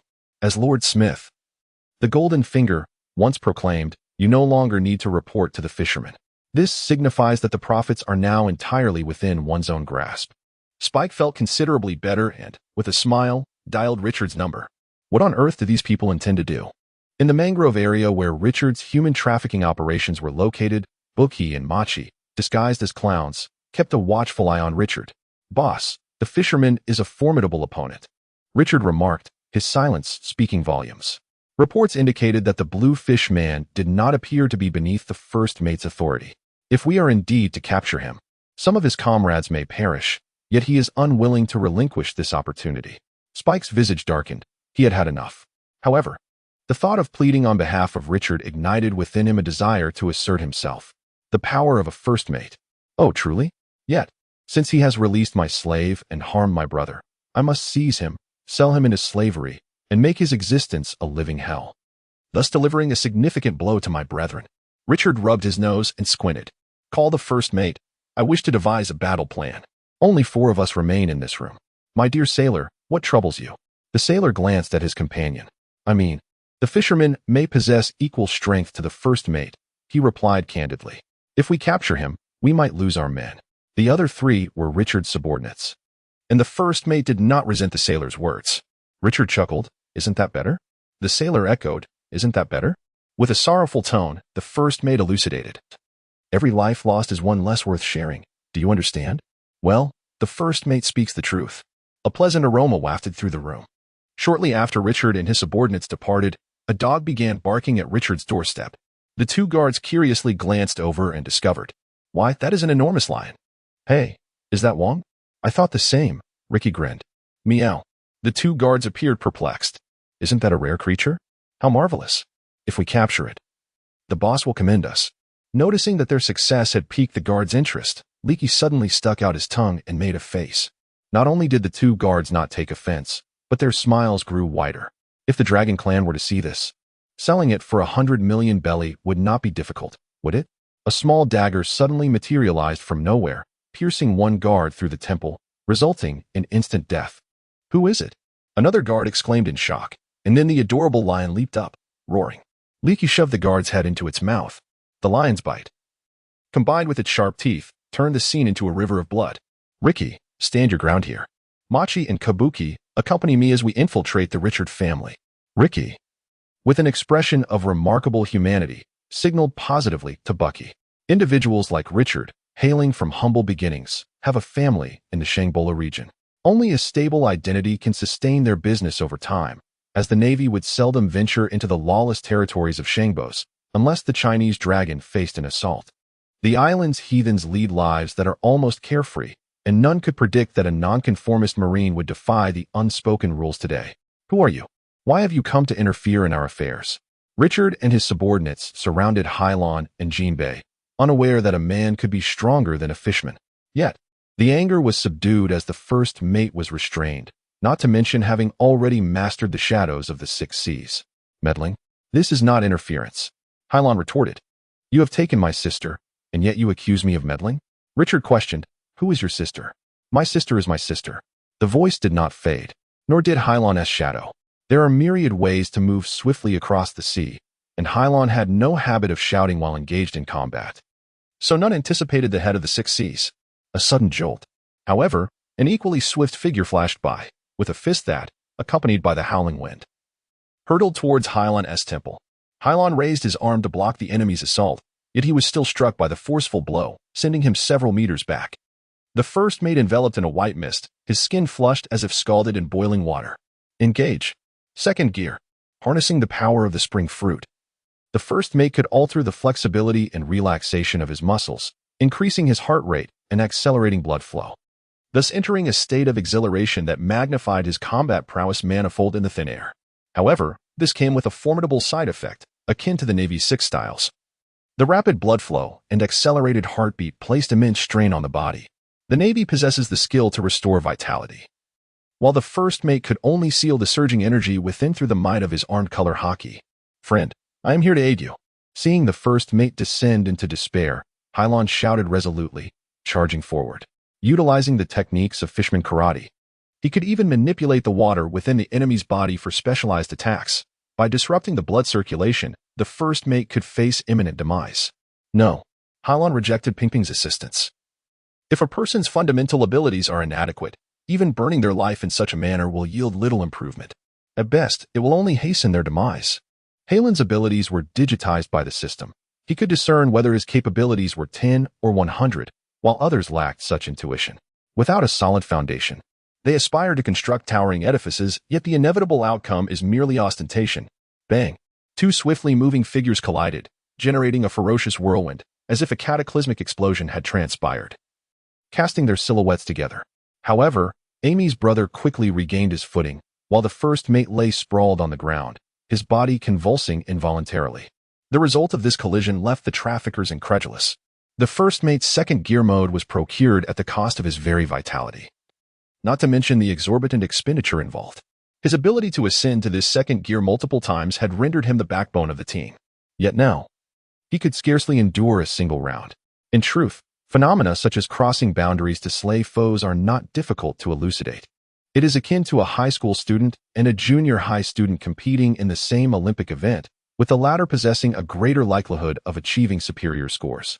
For, under the influence of life's resurgence and the weight of iron, the foundations of academic elites are far more robust.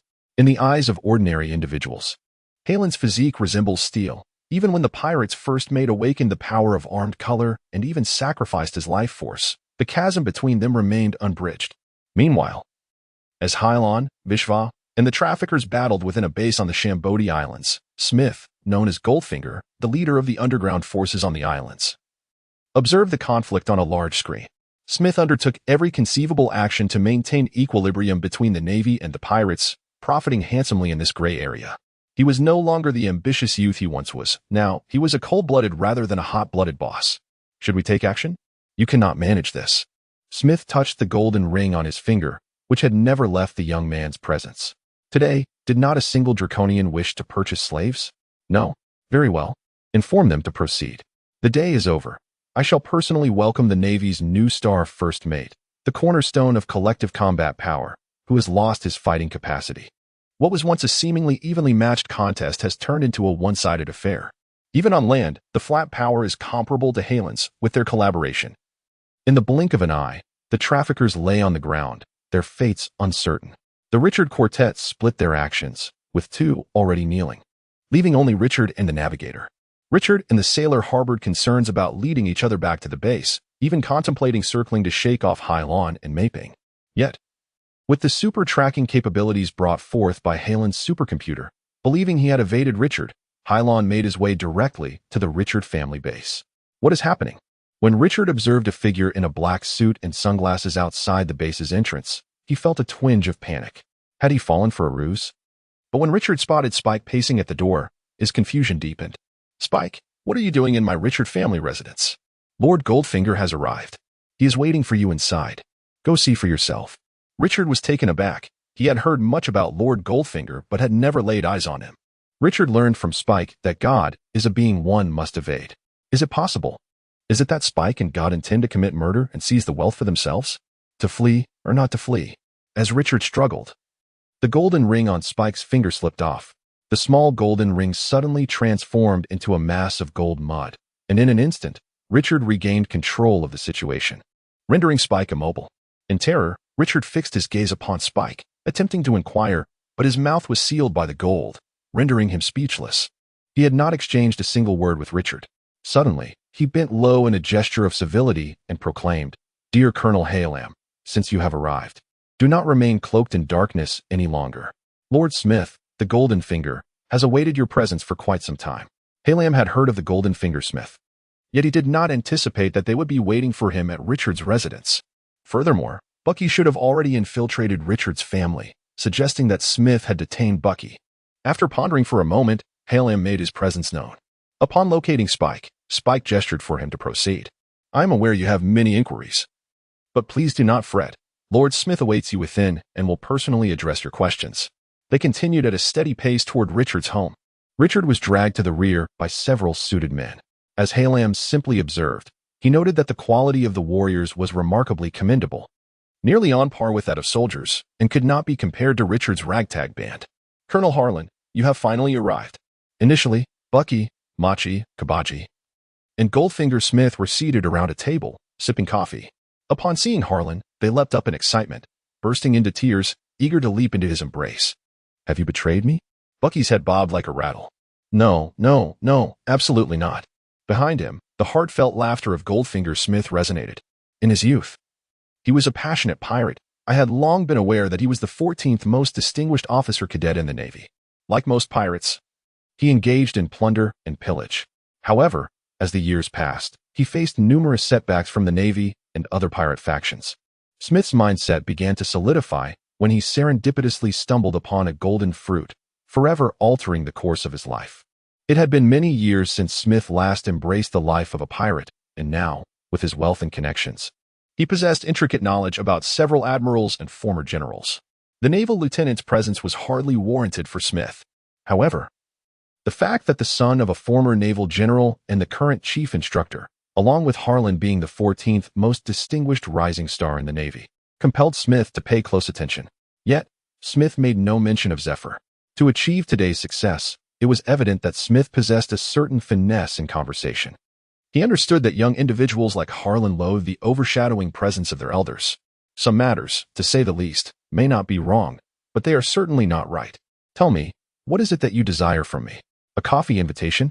She inquired, casually taking a seat opposite Smith, directly across from Bucky. Harlan, naturally, would not yield, prompting Bucky and the others to leave as well.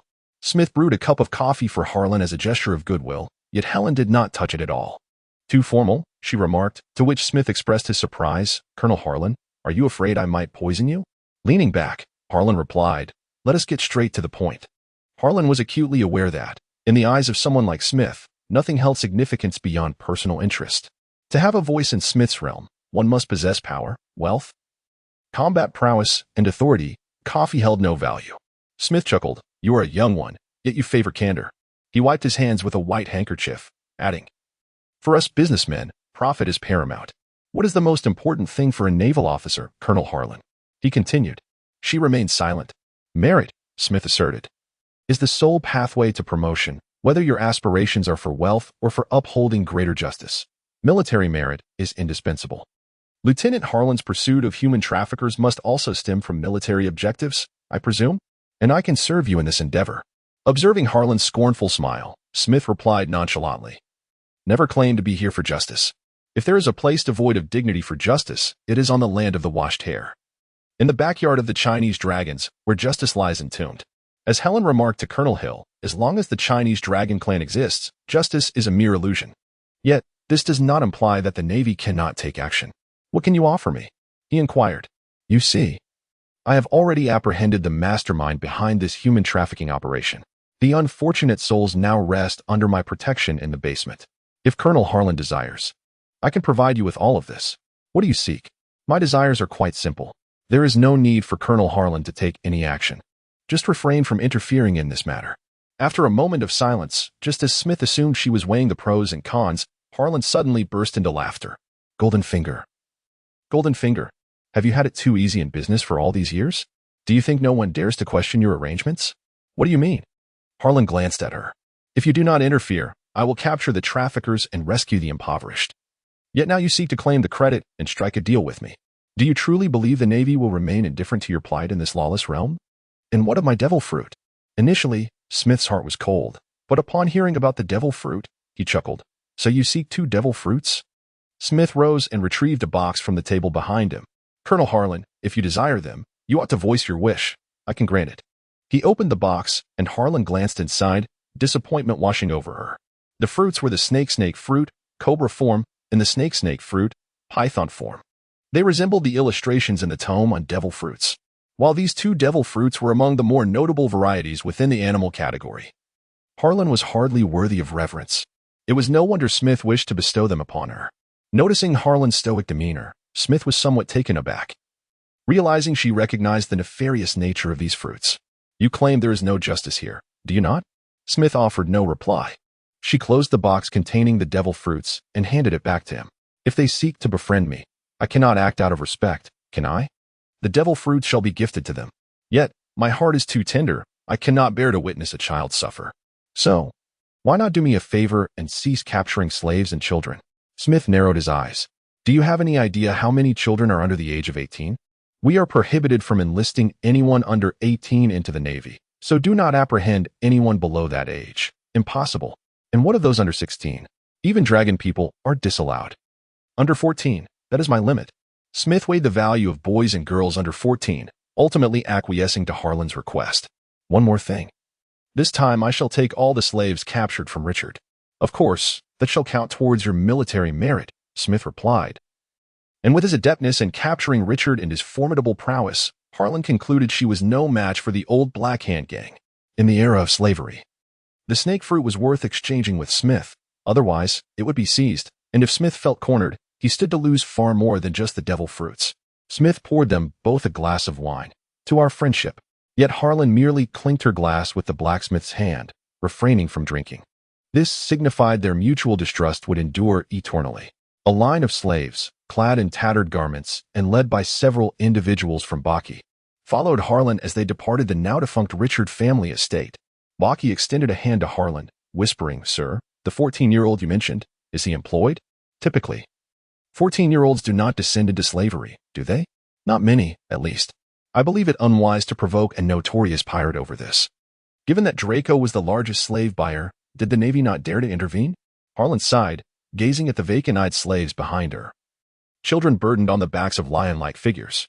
If the sky is perpetually shrouded in darkness, then let us dwell within the shadows. If making a sound is perilous, then let us remain silent. Yet, we cannot take pride in our mere survival. Though the seeds of justice may be fragile, they shall never wither. These enslaved individuals can save the Navy one by one. Justice shall not perish. The wicked fruit is not intended to tantalize others' appetites, but rather to bestow upon her an aura beyond that of the system, akin to her desire for the devil's fruit. What, then, could be so splendid? I wish for everyone to appreciate that skills and the devil fruits are all accomplishments painstakingly achieved by Hylon herself.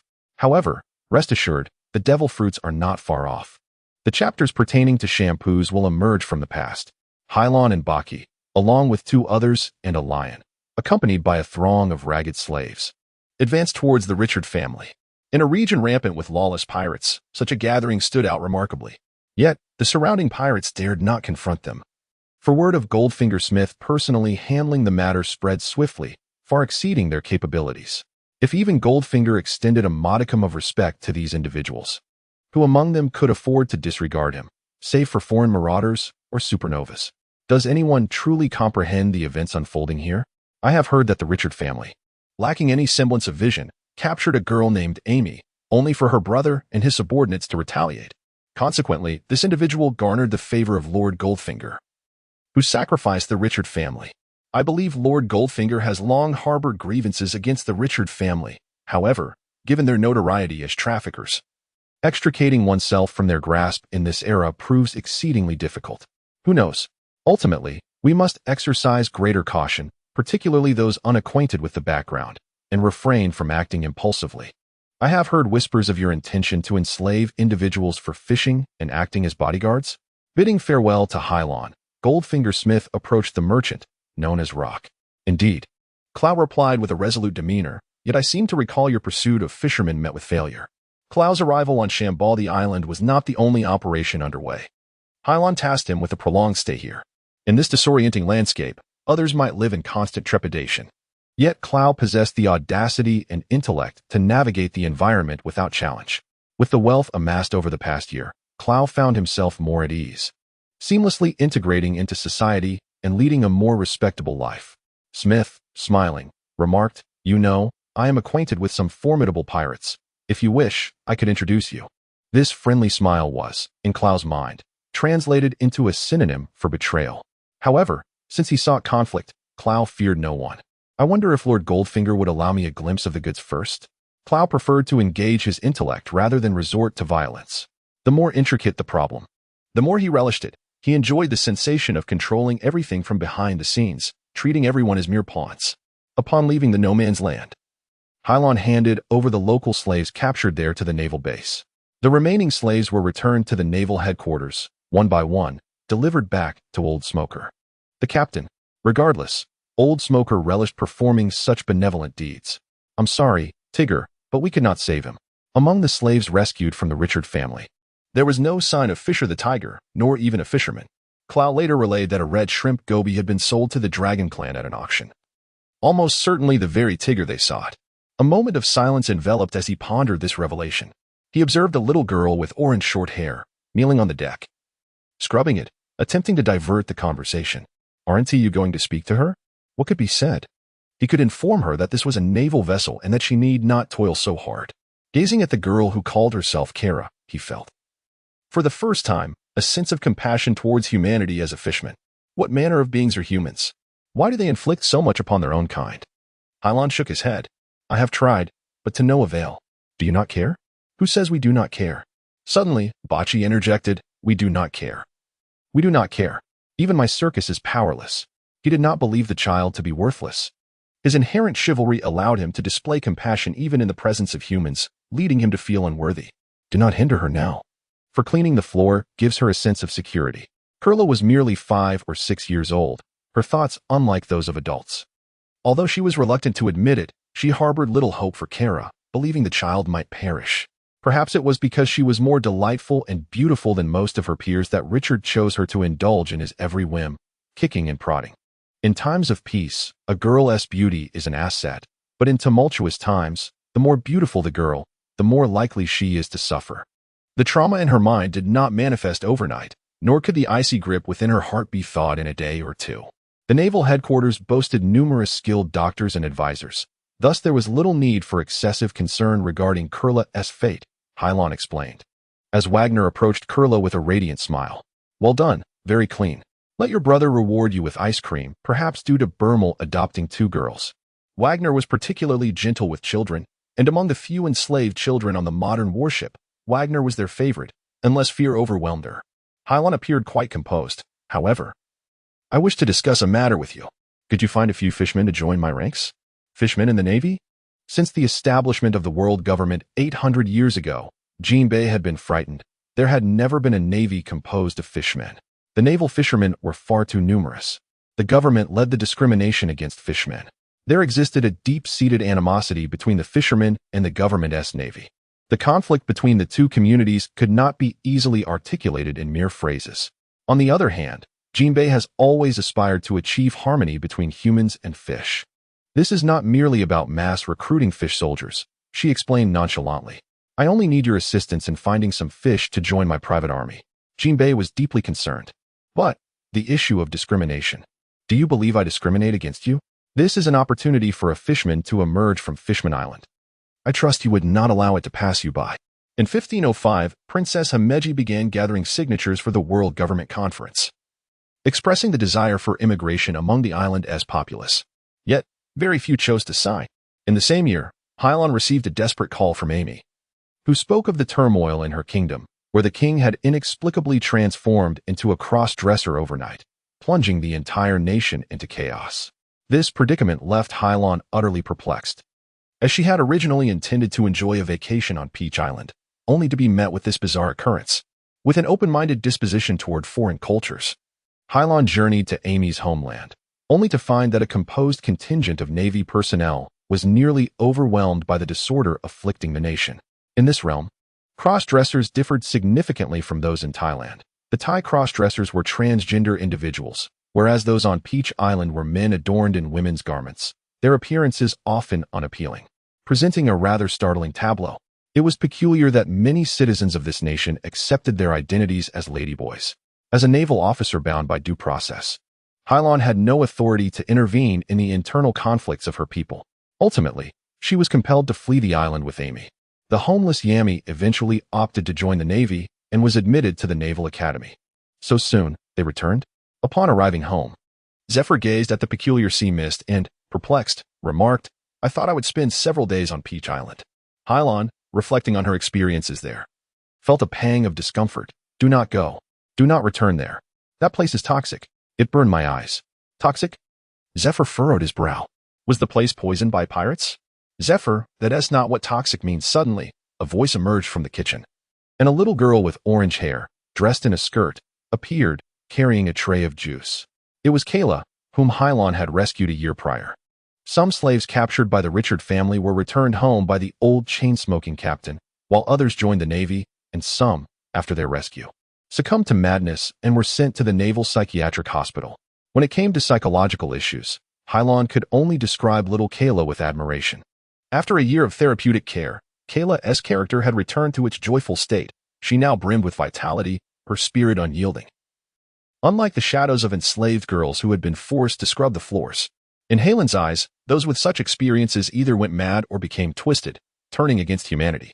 Kayla's resilience was remarkable, largely attributed to her own indomitable spirit, though not without the care of the elderly naval officers. Such cases were rare. However, Kayla was too young to enter the Naval Academy. After some discussion among several seasoned naval comrades, they decided to temporarily adopt the little girl. As the sole admiral, Sengoku was far too busy. General Klein was preoccupied with the pursuit of the Don Quixote family. Everyone concurred that Garp could not take her child to Harvard.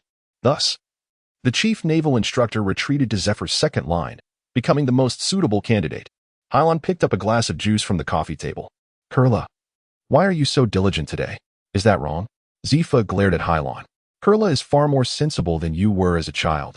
Children like you are simply absurd. By the way, is this how you poison others? Don't teach Clara to speak, as I find it utterly ridiculous. When have I ever acted foolishly? The elderly enjoy protecting the young, and I do not mind. Hylon inadvertently glanced at Clara, who was nervously fiddling with the hem of her skirt, as if concealing something within. Hylon bravely asked, is there truly something there? Clara, if you have something to say, do so aloud. No one here can bully you. Not like that. Clara suddenly shut her eyes tight. I'm sorry for deceiving you, but I actually have a mother. When I was Richard's slave, she said she missed her mother, and Richard struck her. This made her tremble instinctively. The mere thought of her mother sent chills down her spine. To avoid punishment, Kurla has always lied, claiming she has no parents. After a year of living together, Clara not only regained her cheerful disposition but gradually began to trust Zephyr and Hylon. Oh, so that's how it is. Zephyr felt a wave of dizziness wash over him. He suddenly perceived himself as wicked, disappointed to discover that Clara's mother was still alive. Zephyr recalled his son's words. One cannot discern whether a person is good or evil merely by their thoughts, but rather by their actions. The countless times his yellow monkey had uttered, I do this for your own good, suddenly seemed feeble. I'm sorry. I'm so sorry. Kurla kept apologizing. But I truly miss my mother. Tears streamed down the little girl's cheeks like a flood. Now barely 7. What more could Hylon expect of her? There was no need to demand apologies. It was not wrong to think of her mother. Did it contravene naval justice? Where is your home? Fuchside Island. Fukai Island? In the New World. But fear not. I shall personally escort you home tomorrow. Kurla's big eyes sparkled. Really? Can I return? Return? I want my mother to join the Navy so that no one dares to arrest us. Of course you can. The more people who dare to uphold justice, the better. Hylon, let go of me. Zephyr suddenly stood up. Kurla, you go prepare. I have something to discuss with Hylon. Sensitive Kurla hopped back to her room. What is it? I thought you were worried about me being in danger in the New World. There was news regarding the devil fruit. Seeing that Halen's expression remained unchanged, Zephyr understood that the child had grown nearly numb. It had been a year since Hylon planned to search for the devil fruit, and yet, the ideal fruit remained elusive. Entangled in a mixture of helplessness and sorrow, it is said that the devil fruit in question is exceedingly rare, whether in its natural form or its unpredictable variations. This is not dissimilar to what you previously mentioned. Coughing awkwardly, Zephyr cleared his throat. However, this time it differs. Even the people of Poly have been eliminated. Where are they? Although Hylon harbors little hope, he resolves to seize any opportunity that may arise. Certainly, one could remain comfortably inactive, yet without endeavoring. It seems the elusive devil fruit remains out of reach. The destination lies in the kingdom of Faroe, where it is rumored that 500 of the king's subordinates have been taken hostage by pirates. The kingdom of Faroe is a small island nation situated along the first half of the Grand Line. Its population is modest, and the king's army is comparatively limited. When the Steel Blade pirates arrived in this nation, within a day, under the overwhelming might of their formidable forces, the kingdom of Faroe was swiftly invaded. leading to the capture of the king's army by the pirates numbering 500. In despair, King Louis had no choice but to seek assistance from the world government. Typically, governments around the world are reluctant to engage in dialogue with nations of negligible value, often preferring to impose sanctions instead. However, there are two reasons that compelled the world government to respond to the Kingdom of Faroe's plea for aid. Firstly, it is said that the pirates have taken 500 of the king's soldiers hostage and are extorting King Louis, as within the kingdom of Louis lies a devil fruit, offered to the world government in the name of heavenly gold. This heavenly gold is essentially an offering to the dragon clan. In truth, it is merely another form of tax contrived by the world government, which could be in the form of berries, wealth, or precious items akin to the devil fruit. This time, the pirates seek the coveted devil fruit.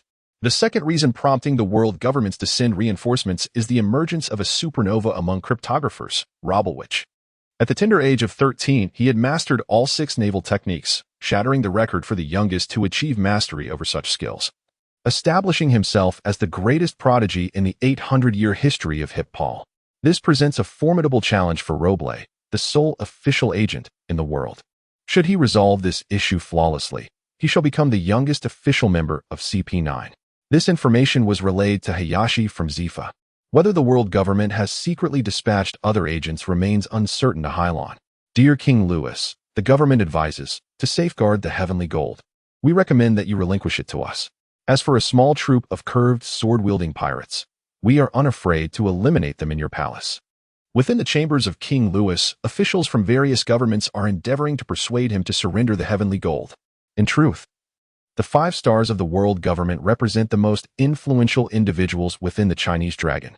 Although most government officials and naval commanders remain unaware of their identities as members of the Chinese dragon, should they discover any promising devil fruits, they would prioritize reserving them for their closest confidants. The remaining items will be delivered to the Dragon Clan Entertainment Company or the Cipher Police Bureau. As for the 500 kings, they remain indifferent. The celestial dragons have become the aristocrats of the world, trampling upon other races as their slaves. While the 5 elders represent the utmost authority of the Chinese dragons, the lives of 500 commoners are merely a statistic to them. Although the Faroe kingdom may seem feeble, their king is no fool. If you were to hand over the gold in advance, would you still assist me? Please understand that we have 500 soldiers held hostage by the Navy. Their wives, children, and parents await their return. I cannot gamble with their lives. I am unable to provide you with the heavenly gold at this moment. King Louis speaks with utmost seriousness. I can perceive that he is a monarch who cares deeply for his people. Unfortunately, the government officials before him resemble wooden puppets, their expressions fixed in a professional smile that never wavers. I comprehend your perspective. You believe we should first address the issue of the pirates, do you not? Thank you for your understanding. This weak nation lacks diplomatic means. The old king rises and bows deeply to the government officials, apart from a few major powers. The so-called allies of the world government are nearly equivalent to vassal states under a suzerain. Nevertheless, King Louis has underestimated the instruments of the world government. Once he departs from the old king, the smile on the official's face vanishes, replaced by a countenance as tranquil as stagnant water. Roblevsky, this operation hinges on you. With a singular objective, annihilate all pirates. The 13-year-old lurch does not belong to the youthful exuberance. His expression mirrors that of the official. Weakness is the original sin. And I have no desire to save a flock of feeble sheep. Do you not grasp the gravity of your mission? I am disinterested in the process. Lurch suddenly grins, resembling a bloodthirsty leopard, exuding an air of cruelty. Thus, matters become much simpler. What did you say? You claim your name is Harlan? He has come to the Ferriton Kingdom not on official business, but for personal reasons. Harlan assumed that in this small nation, no one would recognize him, yet unexpectedly. After exchanging a few casual words on the street, someone identified him. Little Robert? I was unaware that his hometown was the Kingdom of Louis. Robert was one of the children saved by Harlan, and he is in excellent spirits, later returned to his homeland by Captain Smokey. I must say, Captain Smokey's character is quite remarkable, neither greedy nor pretentious. Harlan's name is destined to gain prominence. It is no wonder that his value recognition surged particularly swiftly last year. Indeed, Lord Hylon, has Lord Smorgo not arrived? Hylon smiled at everyone. He is currently occupied with apprehending human traffickers. Very well. Even in Captain Yengu's absence, we continue to believe in your presence. Please, Lord Hylon, save my husband. Please save my son. Please save my father. An increasing number of people began to plead with Hyalon, some even kneeling on the ground. The scene was truly tragic. Hyalon never aspired to be a hero. Yet, as a soldier, his duty was to combat crime and protect the populace. After all, they were merely a band of pirates wielding steel blades. What is there to fear? Hyalon lifted the nearest elderly man, signaling the other citizens to rise. Return home and thoroughly clean your quarters. Prepare for the arrival of your families. In no more than 3 days, you shall be reunited. Sir, do you believe King Louis will acquiesce to our demands? I cannot fathom that a devil's fruit could possibly equate to 500 lives. Have you lost your senses? Is that even a rational being? That is the army of King Ferredin. If only it were a great nation like Alabama. But how many subjects does the kingdom of Ferredin possess? I doubt he harbors ambitions of kingship. The boss speaks wisely. If a man lacks talent, it is best he does not possess anything of value, lest it become a source of original sin. Though I am uncertain of the boss's meaning, it is indeed wise to flatter. The boss is sagacious. Meanwhile, near the warehouse of the factory seized by pirates, several armed marauders patrolled. I have heard that King Louis has sought assistance from the world government. It seems their officials have already arrived. We are not in any peril, are we? Rest assured. We hold 500 hostages. Even the world government would not dare dismiss them. They are viewed as demons by ordinary folk. But the true devils, who can say if they reside within the upper echelons of the world government? 500 lives. Most pirates would submit without question. However, in the eyes of the elders, even that number holds little significance. For a single call from a demon slayer can obliterate an entire island, the number of affected souls. I cannot estimate how many beyond those 500. The pirate had intended to deliberate further, yet his gaze suddenly shifted, and he sank to the ground. His neck had been twisted from behind, the earth beneath him becoming the last sight he beheld. Kill, kill. Another one, eyes wide with terror, had yet to utter a word when a finger pierced his heart. Blood erupted from his mouth, splattering the figure before him, who showed no restraint, allowing the crimson to spray across his visage. Robe extended his tongue, savoring the blood upon his lips, a gesture that sent the other two pirates fleeing in fear. Yet, before Luigi could even finish shaving, they floundered like snails.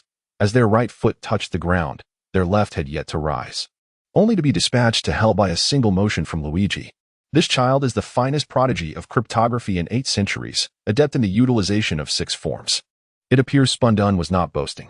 In the shadows, Hyalon quietly observed Robovich's actions. Trained as a C9 operative, Luigi possessed exceptional detective skills. Swiftly locating the factory where the pirates were encamped and the warehouse where the king's army was imprisoned, Hyalon merely followed Luce quietly, effortlessly reaching their destination. Even while trailing the enemy, there was no need to contend with his own Luce. He procured the key from the guard and opened the warehouse door, which emitted a jarring metallic screech. The light from outside gradually illuminated the dark interior, revealing 500 pairs of terrified eyes fixated on the figure at the entrance. At 13, Luigi was not particularly tall, yet under the light, he cast an elongated shadow that exuded an air of solemn authority. Lurch squinted, his expression devoid of emotion as he inquired, "Are you among the 500 captives taken by pirates? We have succeeded. Forgive me, are you here to rescue us?" Luigi's gaze grew increasingly frigid. "No, I have come to kill you." The soldiers appeared incredulous. "What are you saying? Weakness is a sin. As a king's army, it is disgraceful to be easily captured by pirates, leading to a national crisis. Perhaps the same fate awaits you once more. Soldiers as feeble as you have no right to exist." Luigi patiently expounded upon his philosophy, and without waiting for the soldiers to question him, he lunged at the nearest soldier, brandishing a weapon. "Aim your guns. Fire. Aim your guns." Lurch, blinking in front of the soldier, suddenly felt a perilous chill behind him. Just as the explosive projectile was about to strike Luigi's back, he hurriedly steadied himself. The iron fragment collided with him, producing a metallic clang as it struck his back. She had no intention of directly killing the agent, thus Luigi successfully defended against the assault. Had it not been for Halen's swift reaction, the soldier might have been fatally wounded by Luigi's finger, even as the soldier remained unwittingly pierced by his own lifted arm. Furious, Luce spun around. "Who?" "Naval Headquarters, Colonel Hyalon." An invisible figure emerged from behind the door, instantly captivating everyone's attention. The soldiers were bewildered, staring at Luigi. "How? What is happening? Aren't you part of the Navy?" Luigi showed no concern for the weak, challenging Hyalon. "Why do you prevent me from dispatching these failures?" Luce had heard of Hyalon, As his officer, Spundun, frequently admonished him, "Luigi, you must master 6 moves to stand up for me. The naval officer Harlan truly infuriates me. You must do this for me." "Oh, no, let's maintain some dignity for our code enforcers." Initially, Luigi found Spundun repulsive, but over time, his animosity naturally extended towards Harlan's physique. "Why should one prevent you from eliminating them?" Harlan chuckled. 500 soldiers equate to 500 points, along with their wives, parents, and children. Can you afford to lose such a multitude of points? No, no, no. Your duty is not to save the soldiers, but to eliminate them, Harlan queried. Weakness is a sin. Their incompetence jeopardizes justice. I must eradicate them. Yet, he was not a killer. Thus he continued to argue with Harlan instead of taking her life. Is weakness the original sin? Well said, well said. This phrase was initially meant to motivate oneself to become stronger. When did it become a mere prompt for others? Step by step, Harlan cornered Luigi, whose height approached 1.9 meters. The 13-year-old could only look up at him. If you were an old man with a white beard, you might say such things, but you are merely a child, and you have no right to speak here. You are guilty, for you are weak. If Harlan were a pirate, Luigi would not engage in such futile talk. An argument would swiftly escalate into a confrontation. However, Luigi was a police officer, and Harlan represented the righteous navy. From a broader perspective, both factions belonged to the same alliance.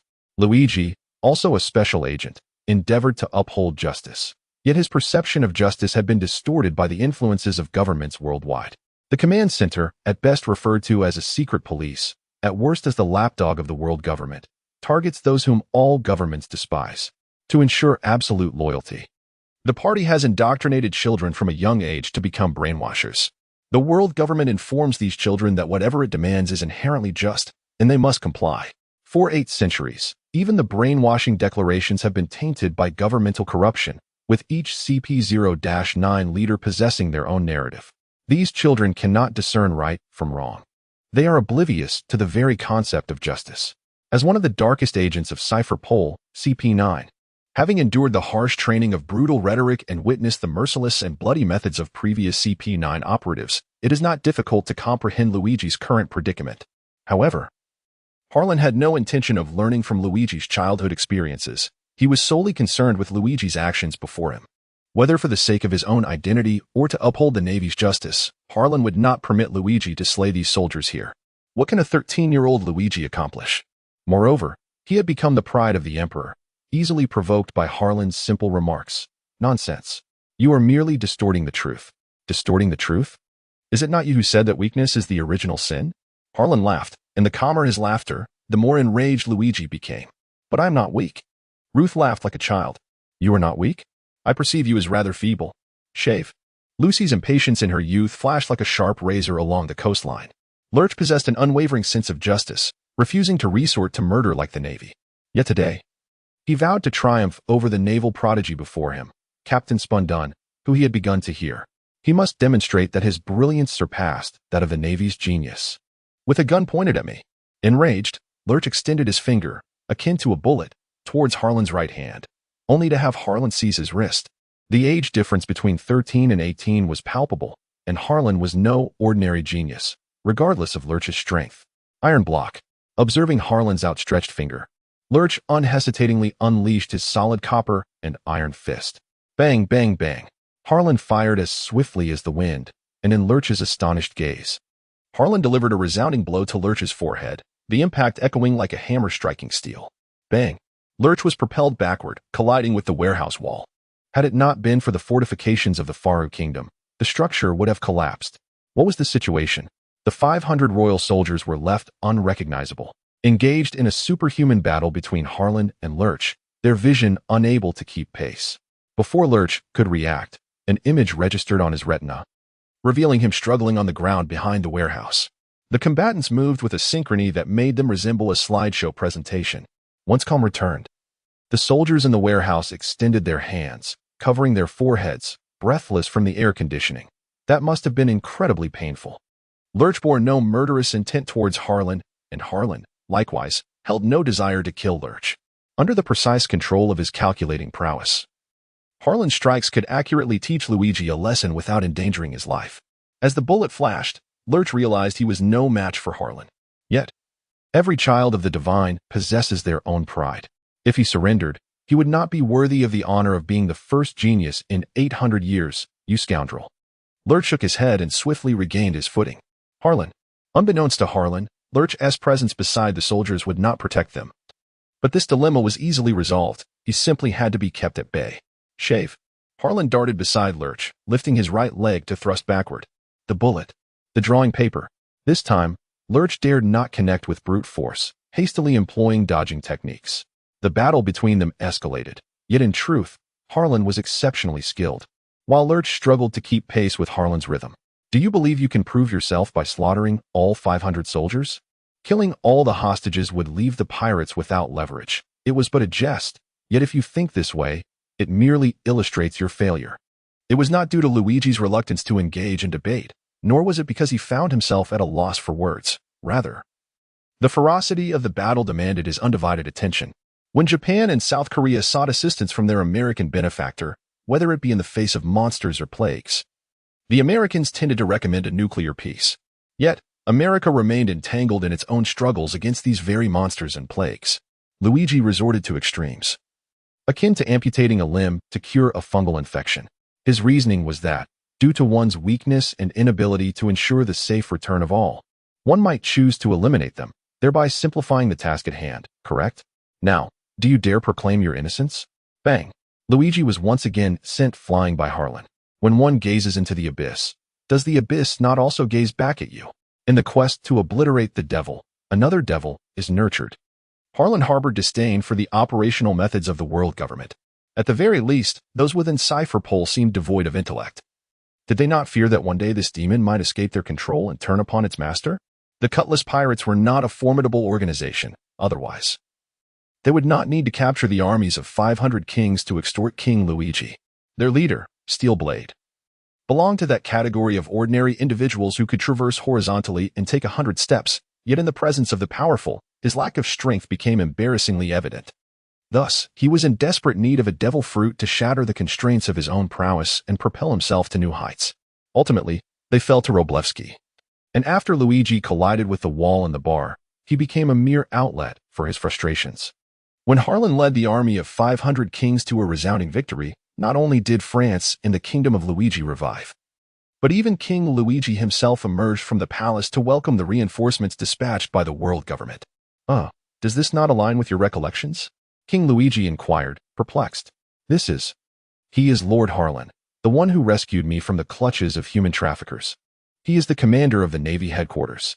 The feudal ideology of the world was not particularly severe.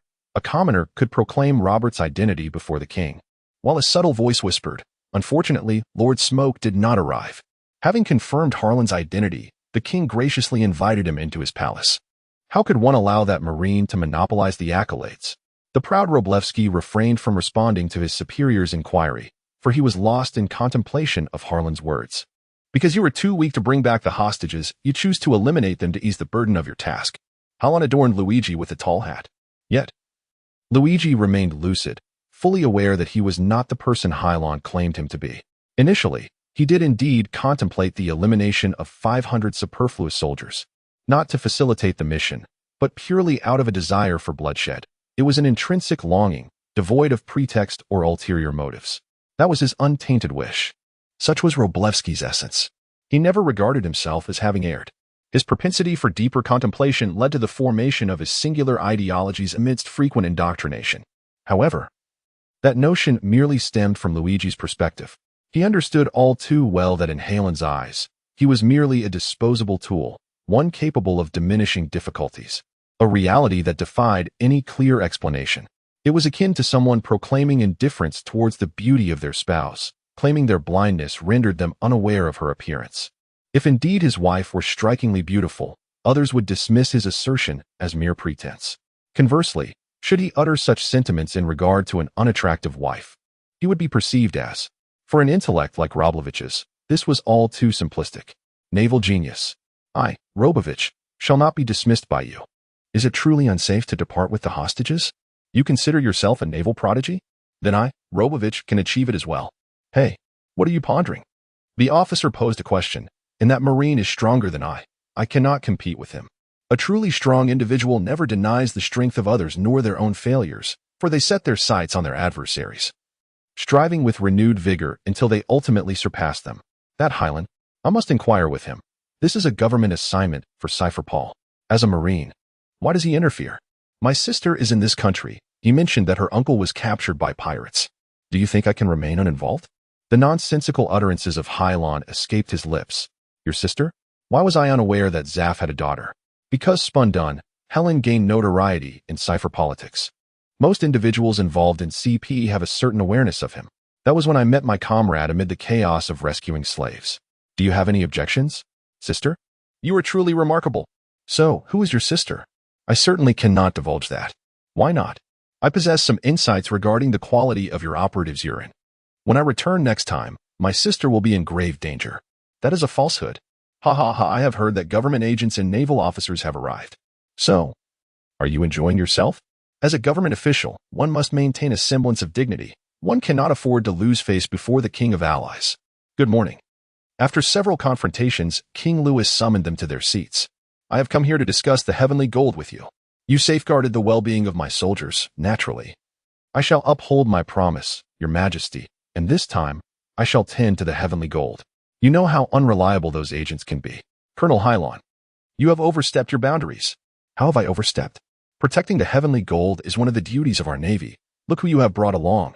A 13-year-old child. Are you jesting about heavenly gold? A large hat was placed upon the other's head, and they embraced, speechless. In truth, with Lucci's power, even 7 or 8 adult agents could not defeat him.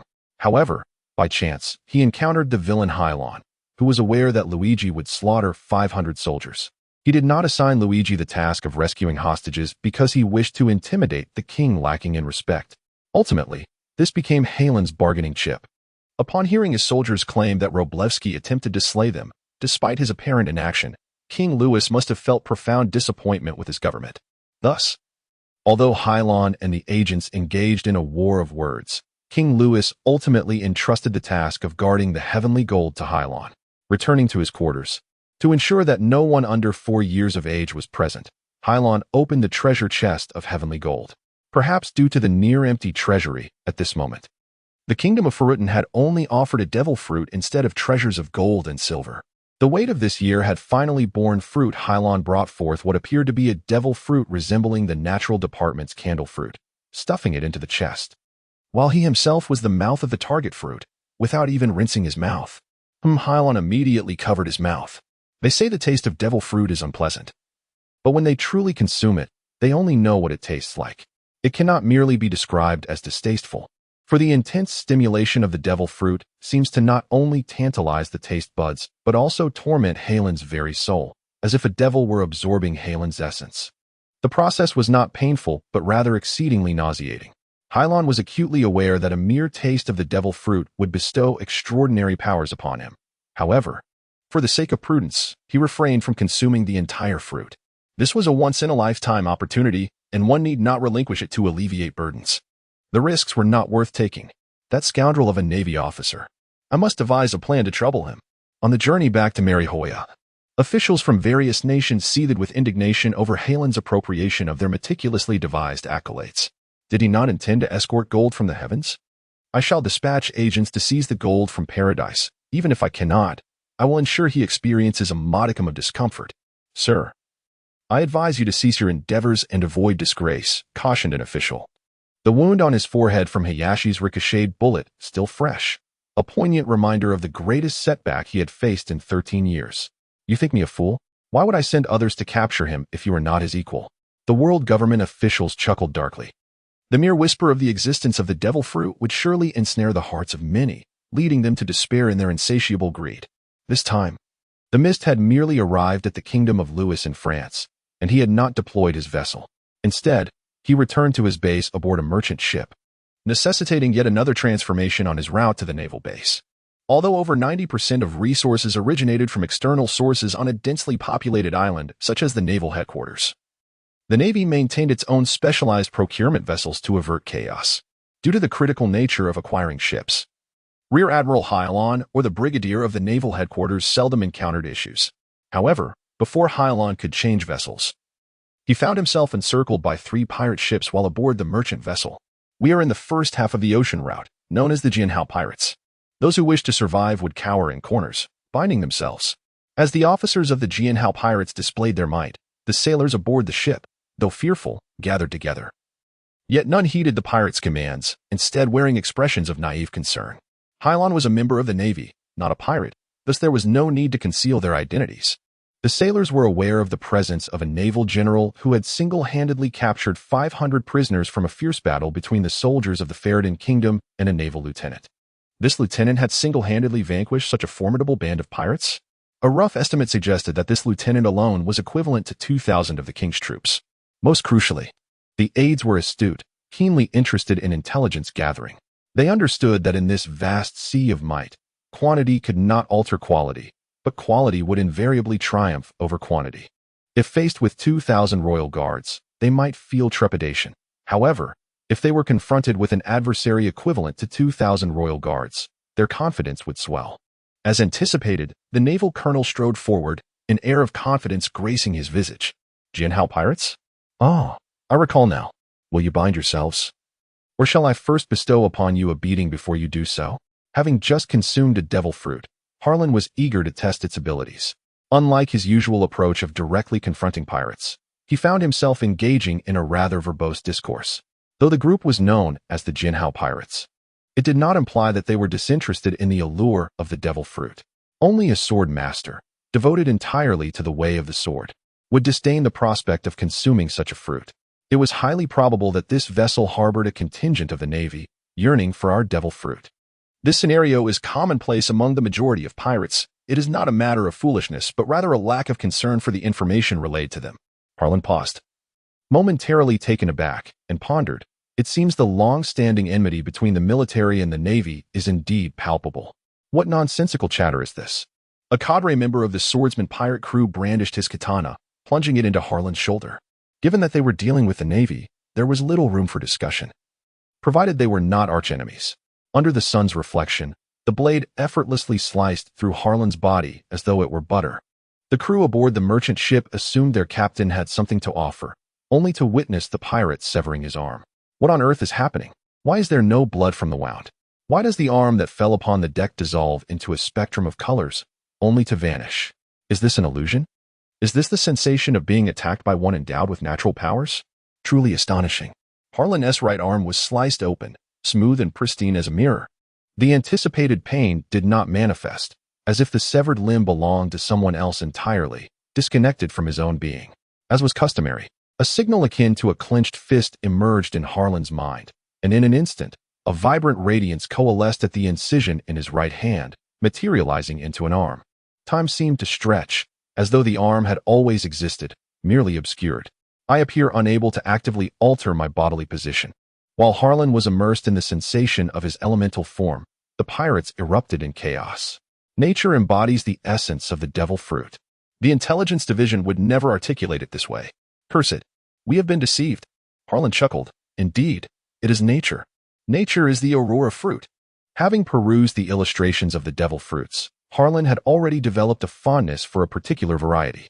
Aside from the consumed devil fruits and the impossibly dark ones devoid of elemental properties, only the lightning fruit and the aurora fruit aligned with Harlan's aspirations. Fruits such as the swamp fruit, gas fruit, and snow fruit were either weak or possessed conspicuous flaws. The aurora, akin to a shimmering fruit, exhibited no apparent weaknesses.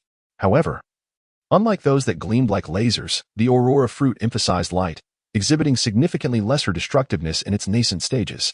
The burning fruit transforms into the lava fruit, the snow fruit into the freezing fruit, and the aurora fruit into the shimmering fruit. Within the devil fruit compendium, the aurora fruit is documented as the subsequent shimmering fruit. However, Hylon is acutely aware that the formation of the aurora is an intricate phenomenon, far beyond merely the dazzling light that graces the surface. The paramount determinant of the superiority of fruits lies in their ability to vanquish inferior varieties through shared attributes. For instance, the magma fruit possesses the capacity to incinerate, while the frost fruit can freeze its adversaries. It is evident that the glimmering fruit tree lacks any significant prowess when set against the aurora fruit tree. These are two entirely distinct varieties of devil fruits. A mere mortal who consumes the magma fruit need not cultivate the capability to emit thousands of degrees of heat, for it becomes an innate passive ability. Conversely, the aurora fruit does not confer such extraordinary passive capabilities in the absence of development. It merely allows Hylon to emit a splendid array of colors, devoid of the destructive force akin to the glimmering fruit's laser. He appears to be nothing more than a stage lighting technician.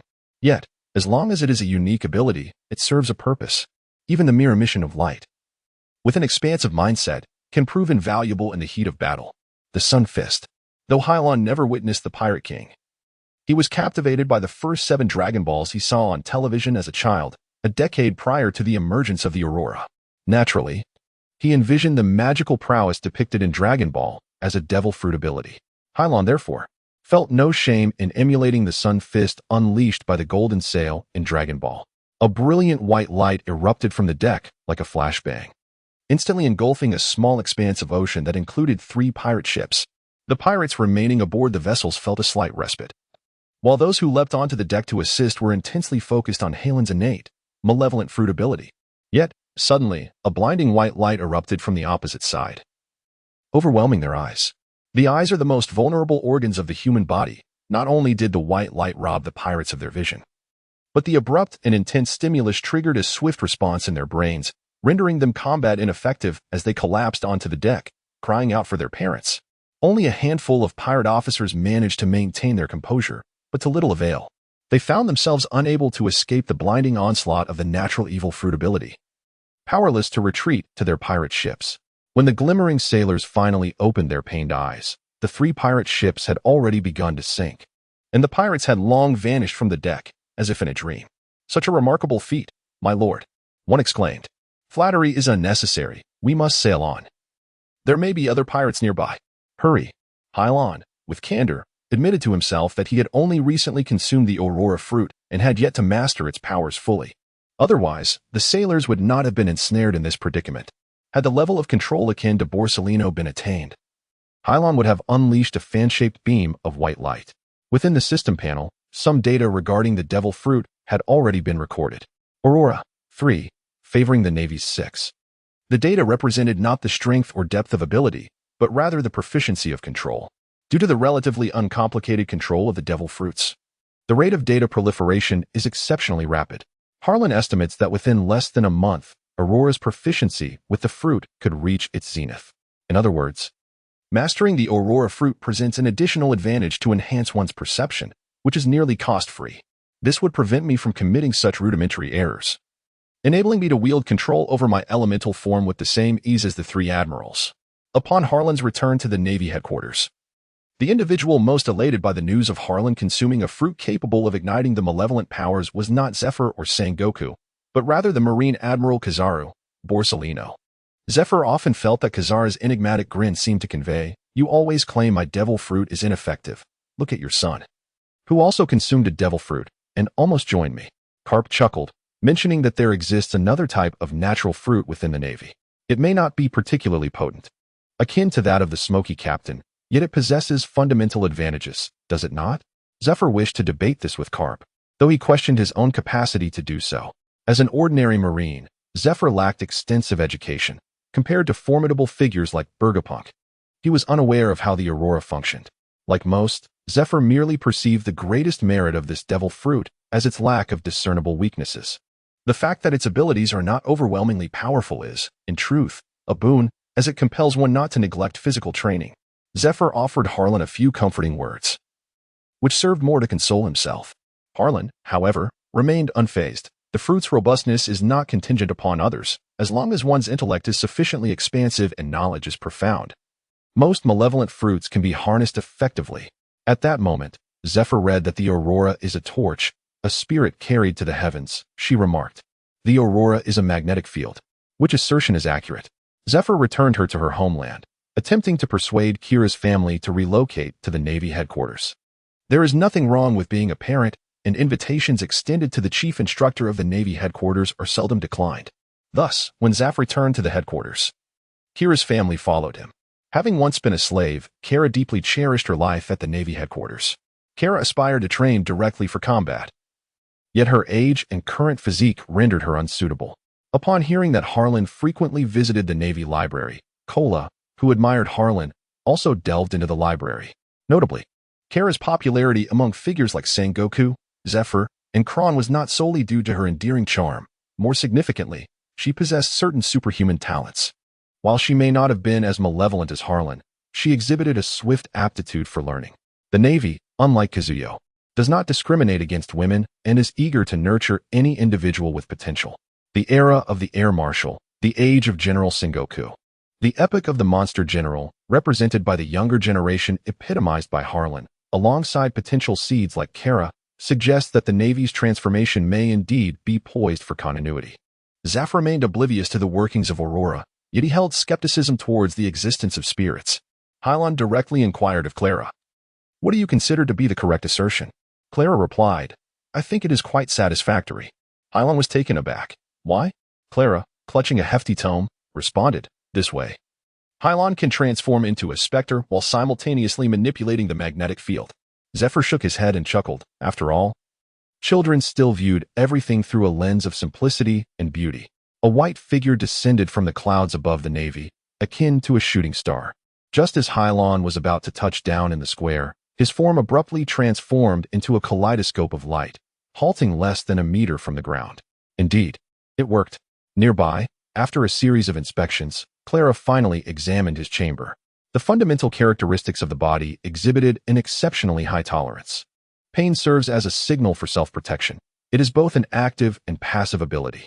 When an external force interacts with the body, causing the nerves in the brain to generate pain signals, the affected area instinctively reacts, unless one's conscious will intervenes to prevent the sensation.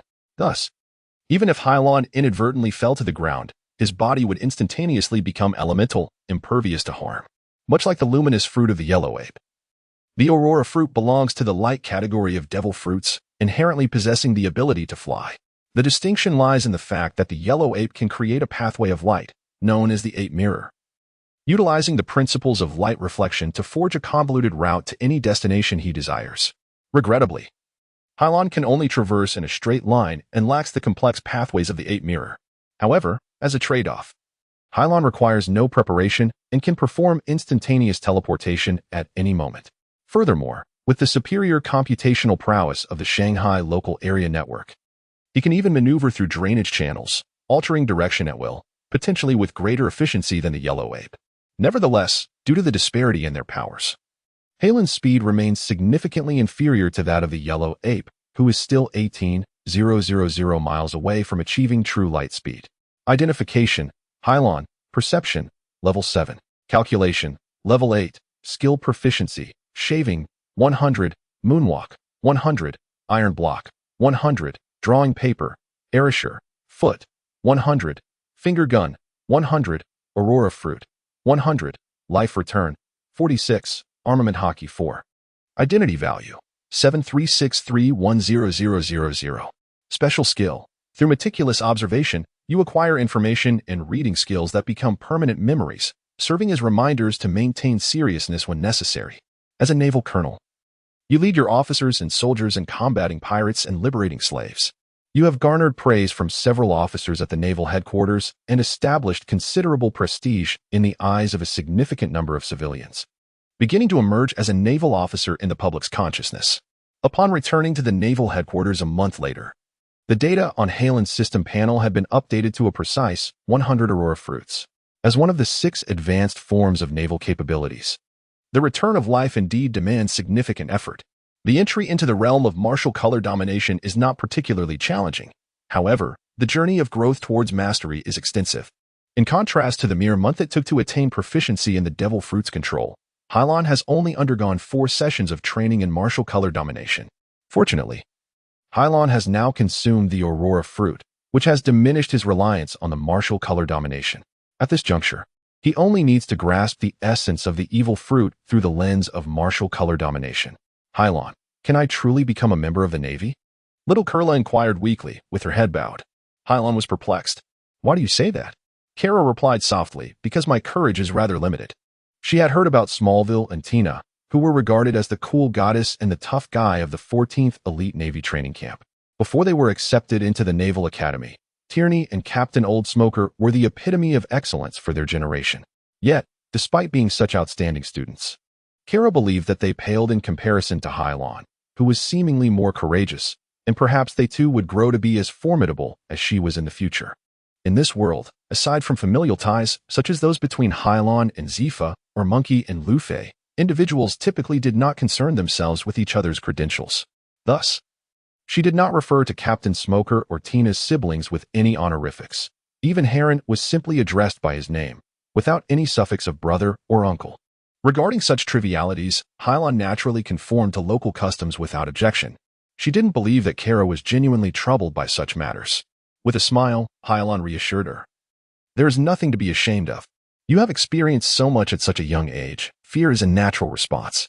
As you grow and gain strength, your courage will flourish.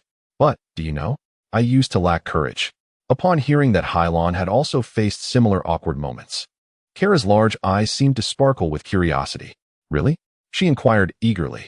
Indeed, a hint of nostalgia graced Halen's face.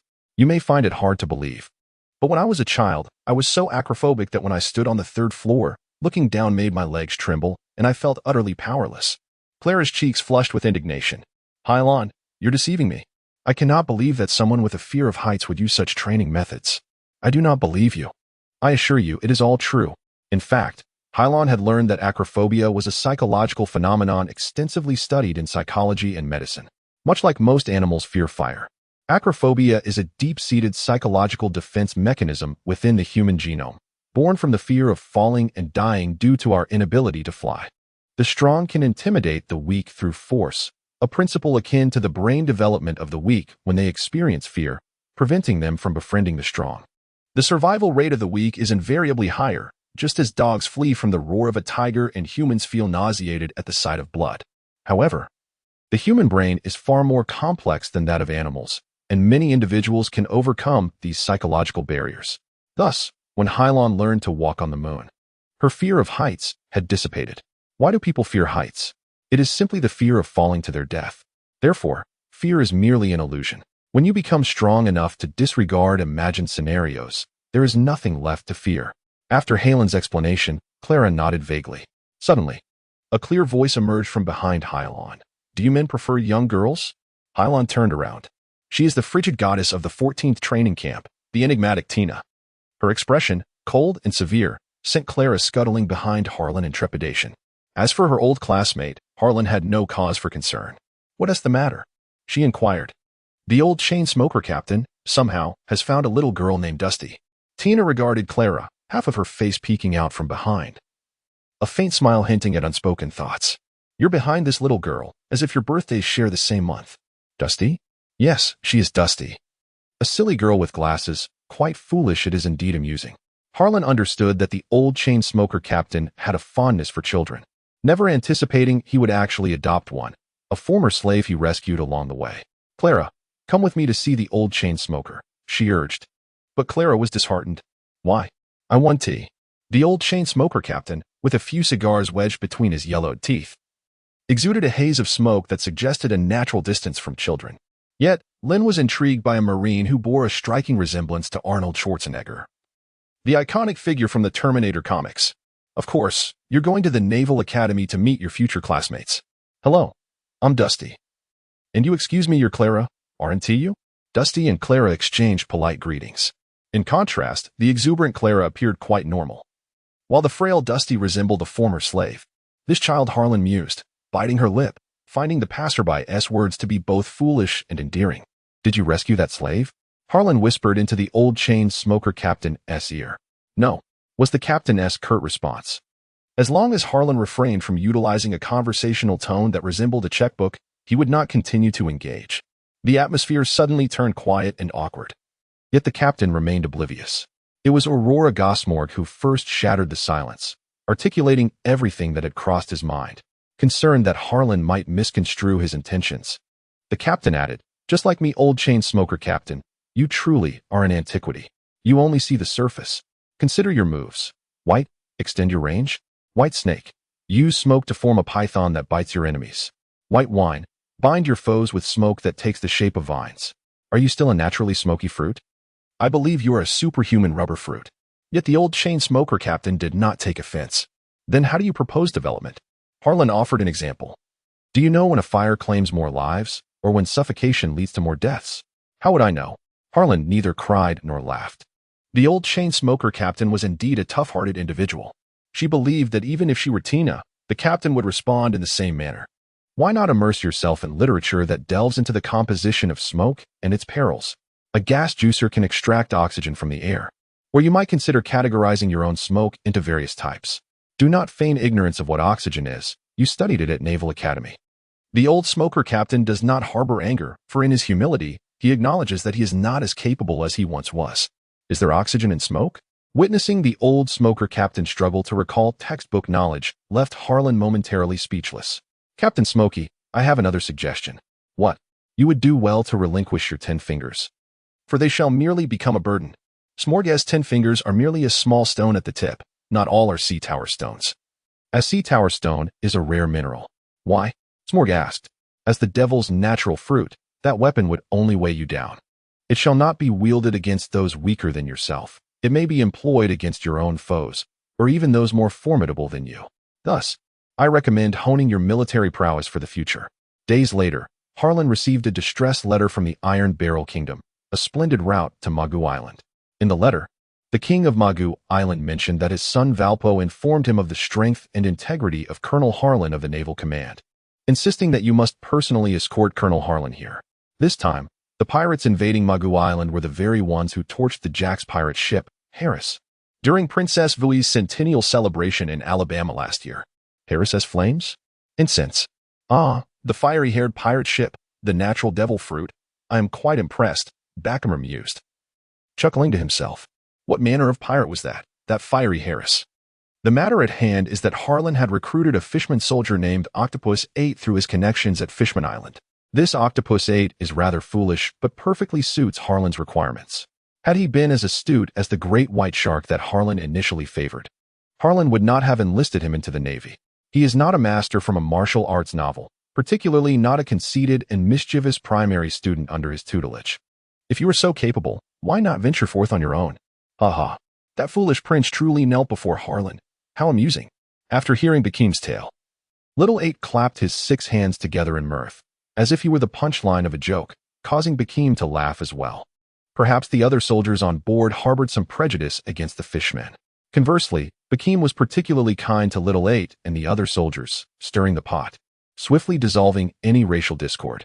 However, Harlan did not assign the fishman soldier more significant tasks, as they were not particularly bright, and he feared they might cause trouble, especially since the fishmen were still in the recruitment phase. Sir, shall we go or not? Lieutenant Wagner was displeased by the shameless request of the dim-witted prince that Halon kneel before him, despite Valpo ultimately being the one to kneel.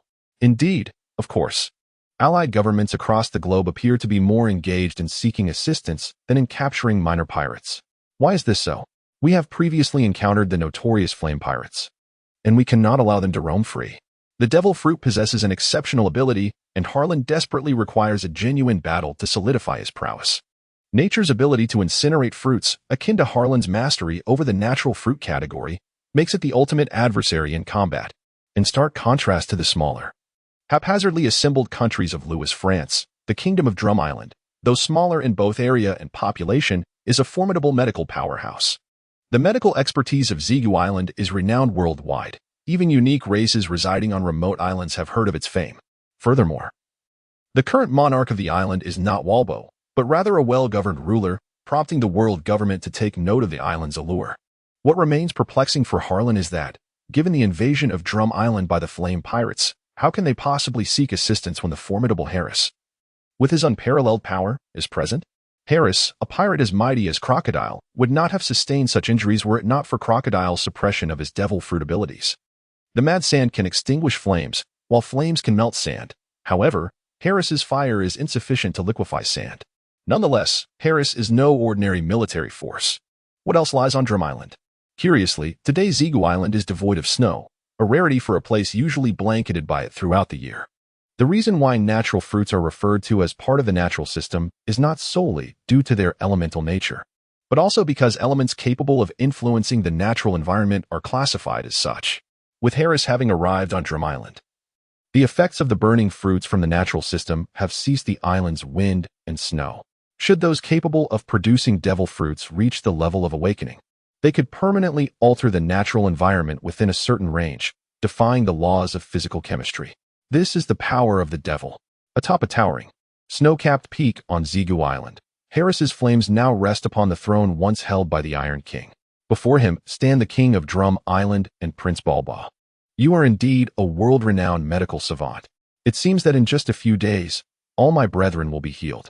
The flame pirates have just endured a fierce battle, leaving many pirates injured, and now the doctors on Drum Island are laboring to mend them. However, Harris has yet to extend his aid to the King of Drum Island, as he is in search of a physician named Galiva, rumored to be over 120 years old. Although Balba may have been a mere boy in his time, he has always been capable of conjuring significant insights at crucial moments. Would you like to know the secret to my eternal youth? Walbo, astute as he is, fabricated a lie. According to Galiva, coupled with her age, that woman indeed possesses the secret to her youthful days, which has undoubtedly piqued Harris's interest. The secret to eternal youth? I yearn to uncover it. Bring me that old woman. Following Harris's command, the Flame Pirates and the King's army on Magnetic Drum Island commenced their search for Galiva. Although she was once a close companion of the pirate King Roger, her skills were neither exceptionally strong nor weak. If it were merely to evade capture, she could easily accomplish that. It was precisely due to Vorbo's plan that time was gained on the island, allowing the king to pen this letter and instruct Dalton to find a way to deliver it to the Navy. However, no one anticipated that Dalton was an old friend of Galiva. To elude the fiery pirate's scrutiny, Dalton entrusted the letter to Galiva while everyone was in pursuit of her. Galiva successfully delivered the letter back to Dalton. Days later, the pirates and the king's army not only failed to locate Dr. Galiva but also discovered a naval vessel at the port of Zigu Island. Speed is power. Have you ever been struck by light speed? A pirate had just produced his mobile listening device to inform the captain when a flash of white light dazzled his eyes, followed by a voice behind him. Indeed, the colors of the aurora are extraordinarily diverse. Depending on the various causes of its formation, it presents a myriad of hues. However, the elemental mist is not a natural aurora, but rather a manifestation of the devil fruit's power, thus releasing a spectrum of colors unless filtered. According to the principles of additive color mixing, when all lights converge, the resultant manifestation turns white. What? The pirate holding the phone worm said nothing, instead being thrust away by Hylon and tumbled into the sea. Odd, a monster. Observing the justice emblazoned on Halen's naval coat. Most pirates experienced a psychological retreat, some even directly sitting on the ground. The manifestation of the yellow monkey's invention truly bore pressure, Hylon mused inwardly. With just 1 foot, the outcome was nearly determined. Yet, there are always exceptions. Fire. A few audacious pirates squeezed the triggers in their hands, igniting the gunpowder and propelling the projectiles from the barrels. The spiraling bullets pierced Halen's body, but it was as if they were struck by a mirage. It appeared to be an illusion of Halen's current calculations and sensations. He could not only perceive the trajectory of the bullets, but also visualize the spiraling air as they flew. In the most ordinary rifle, this was impossible. Natural. As natural as the captain. What is impossible? Bucky flew from the ship, exclaiming, "Look at my little dagger." The sea. With Bagua holding Bucky's foot with both hands, while the other 4 swam swiftly. For Bucky, this large gummy candy was an object of adoration. "What are you staring at? Let us begin," Bucky urged him. The king's army, intimidated, dared not resist, swiftly turned to the water, and with Bucky's skills, split into segments and paper-like images, revealing a hint of a phantom. In that moment, the pirates were apprehended. The soldiers trembled at the prospect of battle. For the formidable flame Harris loomed as an overwhelming force. Yet, amidst this trepidation, a band of robust and eccentric sailors emerged, instilling hope and igniting the spirit of combat. Wagner, Crow, and Bucky, the initial heroes of the East Sea, now commanded respect as merchants on the Sandy Islands, while Captain Wagner possessed the potential for promotion to major, tasked with the solitary pursuit of pirates, with a bounty of less than $50 million. Now, only Bucky remained on Highland's side, yet even so, the military prowess of Highland's squad was incomparable to that of these royal armies. Long live the Navy, the sight of those valiant Marines, the soldiers from Mugu Island, and the nearby inhabitants invigorated the spirits of all present. Where were the flame pirates now? As the pirates were bound, Hylon began to inquire about the whereabouts of the flame pirates. The relationship between the world government and its member states is markedly different from that of the United Nations or the European Union with its constituents. Rather, it bears a closer resemblance to the federal system of the United States. Each ally operates as a nation under the world government, possessing its own self-defense forces or police, the Royal Army, with the only true regular military being the Navy. The governments of the world wield absolute authority, save for superpowers like Alabama, which commands a certain deference from the navies of other nations. It appeared that within the castle, the king and prince were secure, suggesting that this mission was not exceedingly arduous. Hylon was pondering her next course of action when, quite unexpectedly, a peculiar figure emerged from the throng. Clad in a tattered tailcoat and adorned with a large black top hat, he sported an odd hairstyle reminiscent of a magician. "Was this the Navy?" exclaimed Dr. Saluk, leaping in front of Hylon, his countenance alight with excitement. The soldiers and civilians, witnessing the Navy's exuberance towards this stranger, were immediately subdued. "Greetings. I am Captain Hylon of the Navy headquarters." Hylon politely addressed Saluk, though her expression soon darkened. Abruptly, he exclaimed, "Hylon, you are unwell. You are ill." In a flash, Baki lunged forward, seizing Saluk by the collar and lifting him. "Careful now, no. I shall arrest you." "Officer, you are unwell as well. Are you addicted?" "Baki, release him at once."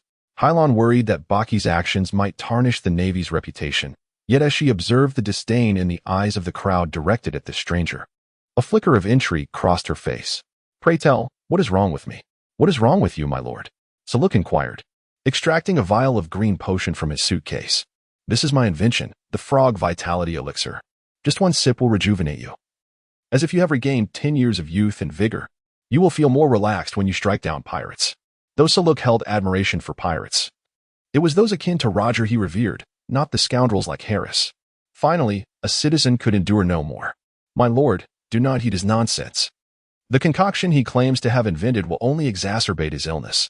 The more he consumes, the more my little son suffers from colds and runny noses."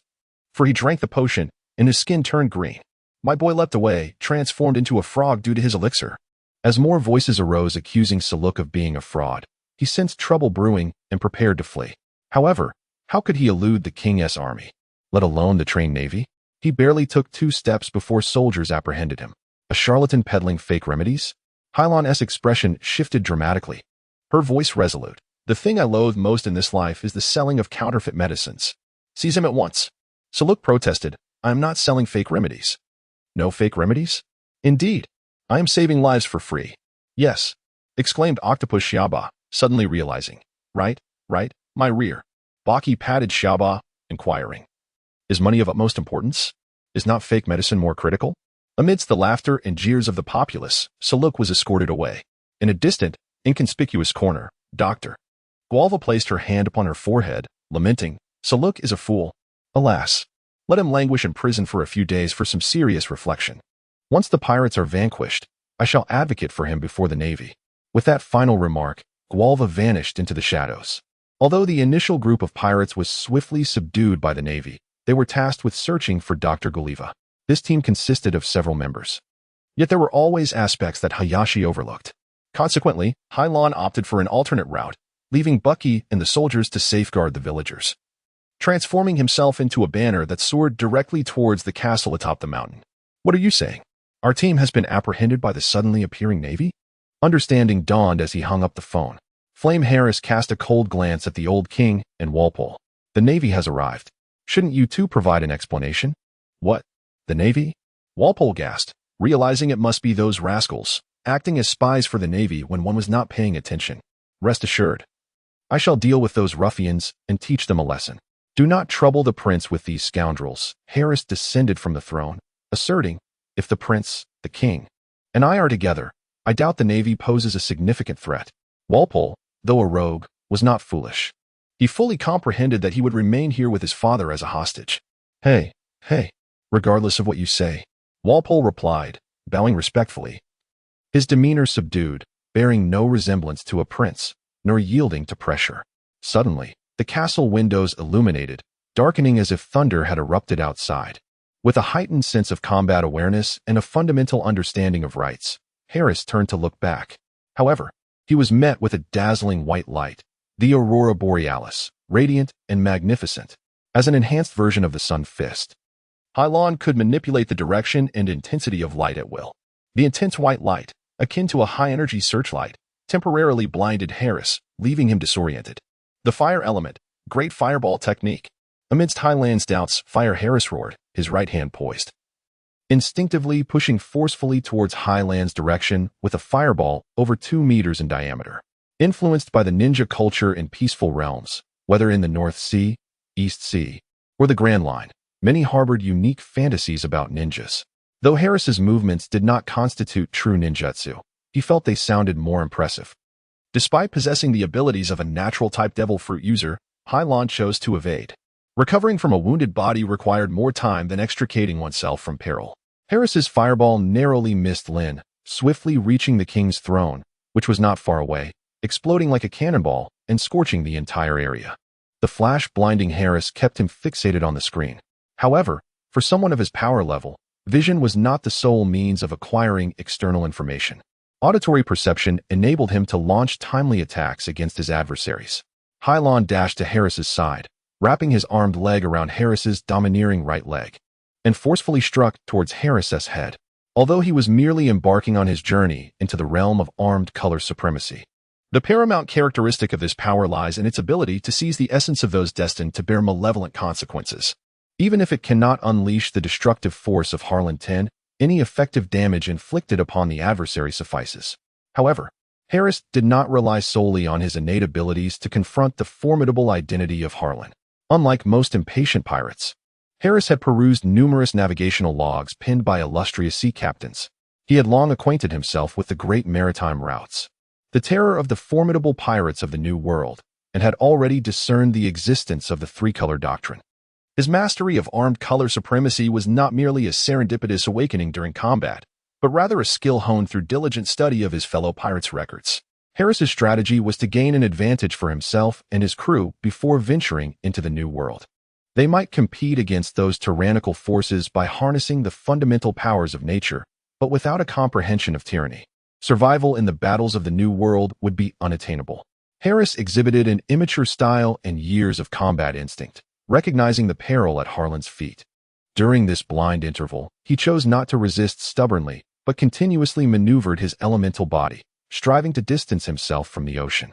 Yet, to Harris's despair, no matter how far he retreated, the foe could close the gap in an instant. What was the cause of this phenomenon?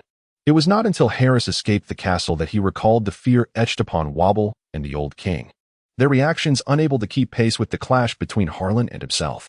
The old king, accustomed to his son's temperament, bellowed at the soldiers, "My throne! You scoundrels! Why do you not extinguish the flames?" His greater concern now lay with Harlan, the naval captain, and whether he could vanquish Harris, the fire starter. In a moment of blindness, Harris fled in a panic. Despite his efforts to avoid confrontation, speed remained Harlan's advantage, and his body bore the scars of Harlan's success. "You two are a fruit of the natural devil." Based on the characteristics of Harlan's corpse, Harris quickly deduced, the natural fruit of light?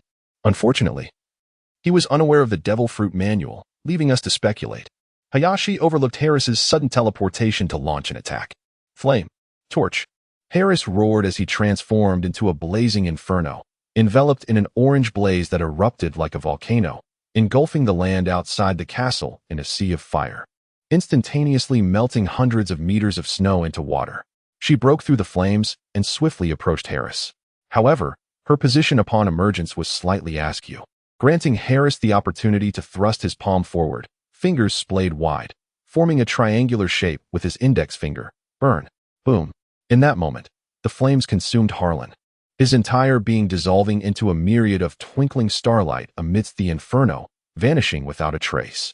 Yet, Harris knew he could not incinerate his adversary. Indeed, the white light began to radiate in all directions, swiftly manifesting above Harris's head. Harris proclaimed with confidence, "The heat of the flames and the convection of the cold air will distort the light. I have thwarted the power of your malevolent fruit." Hylon was somewhat astonished. "I thought you were unaware of much." Harris scoffed, "We are pirates. While you are the Navy, our fortunes diverge daily. Whenever we camp in the wild, we witness the phenomenon of flames twisting in the air." Hylon regarded these cultural plagiarists, who were oblivious to the principles of light refraction, yet overlooked a salient truth: they could distill scientific laws from the minutiae of life. Truly, Science permeates existence. Suddenly, Hylon chuckled and transformed into a flash, darting towards Harris. Blaze. An explosion. Harris once more urged forth his malevolent fruit powers. This time, the convection of hot and cold air even conjured a gentle breeze, causing his flames to flicker precariously. The following day, she stood before Harris. What did Harris say? Bang! Hylon encircled him, delivering a kick infused with armament hockey to his face, propelling him backward. Hylon promptly pursued, executing a powerful kick. However, this time, Harris hastily shielded his body with his arms to avert Halon's onslaught. As he collapsed to the ground, blood streamed from his nose. This is impossible. Harris wiped the blood from his hand and evaporated it, struggling to comprehend the situation. Hylon smiled and remarked, the principles of light refraction can be calculated in advance. These questions are often posed in junior high. Damn. Harris, both furious and astonished, completely disregarded the concept of junior high. Hylon suddenly declared, You now face two choices. Either surrender obediently, or I shall defeat you, and you will be captured. Choose wisely. Kuro had previously stated that the world government refrains from executing pirates due to the fear that, upon their demise, the devil fruits would return their powers to the sea. She deemed this a prudent suggestion, especially for Harris, who inherently possessed the powers of a devil fruit. Imprisonment would be far safer for him. To her astonishment, Harris opted for a third choice. Without hesitation, he leaped from the solitary peak of Xigu Island.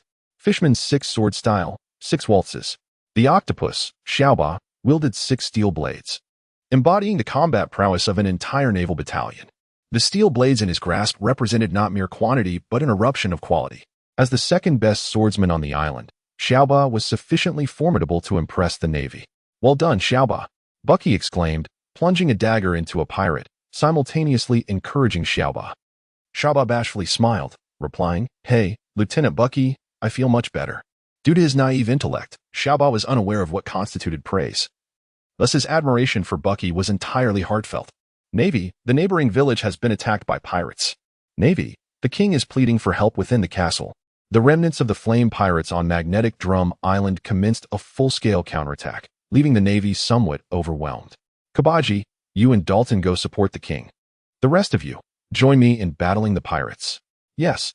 Shio Ikabag rode his unicycle along the cable that extended from the palace of Xigu Island, emitting a series of squeaks, faster than the cable car that carried Captain Dalton.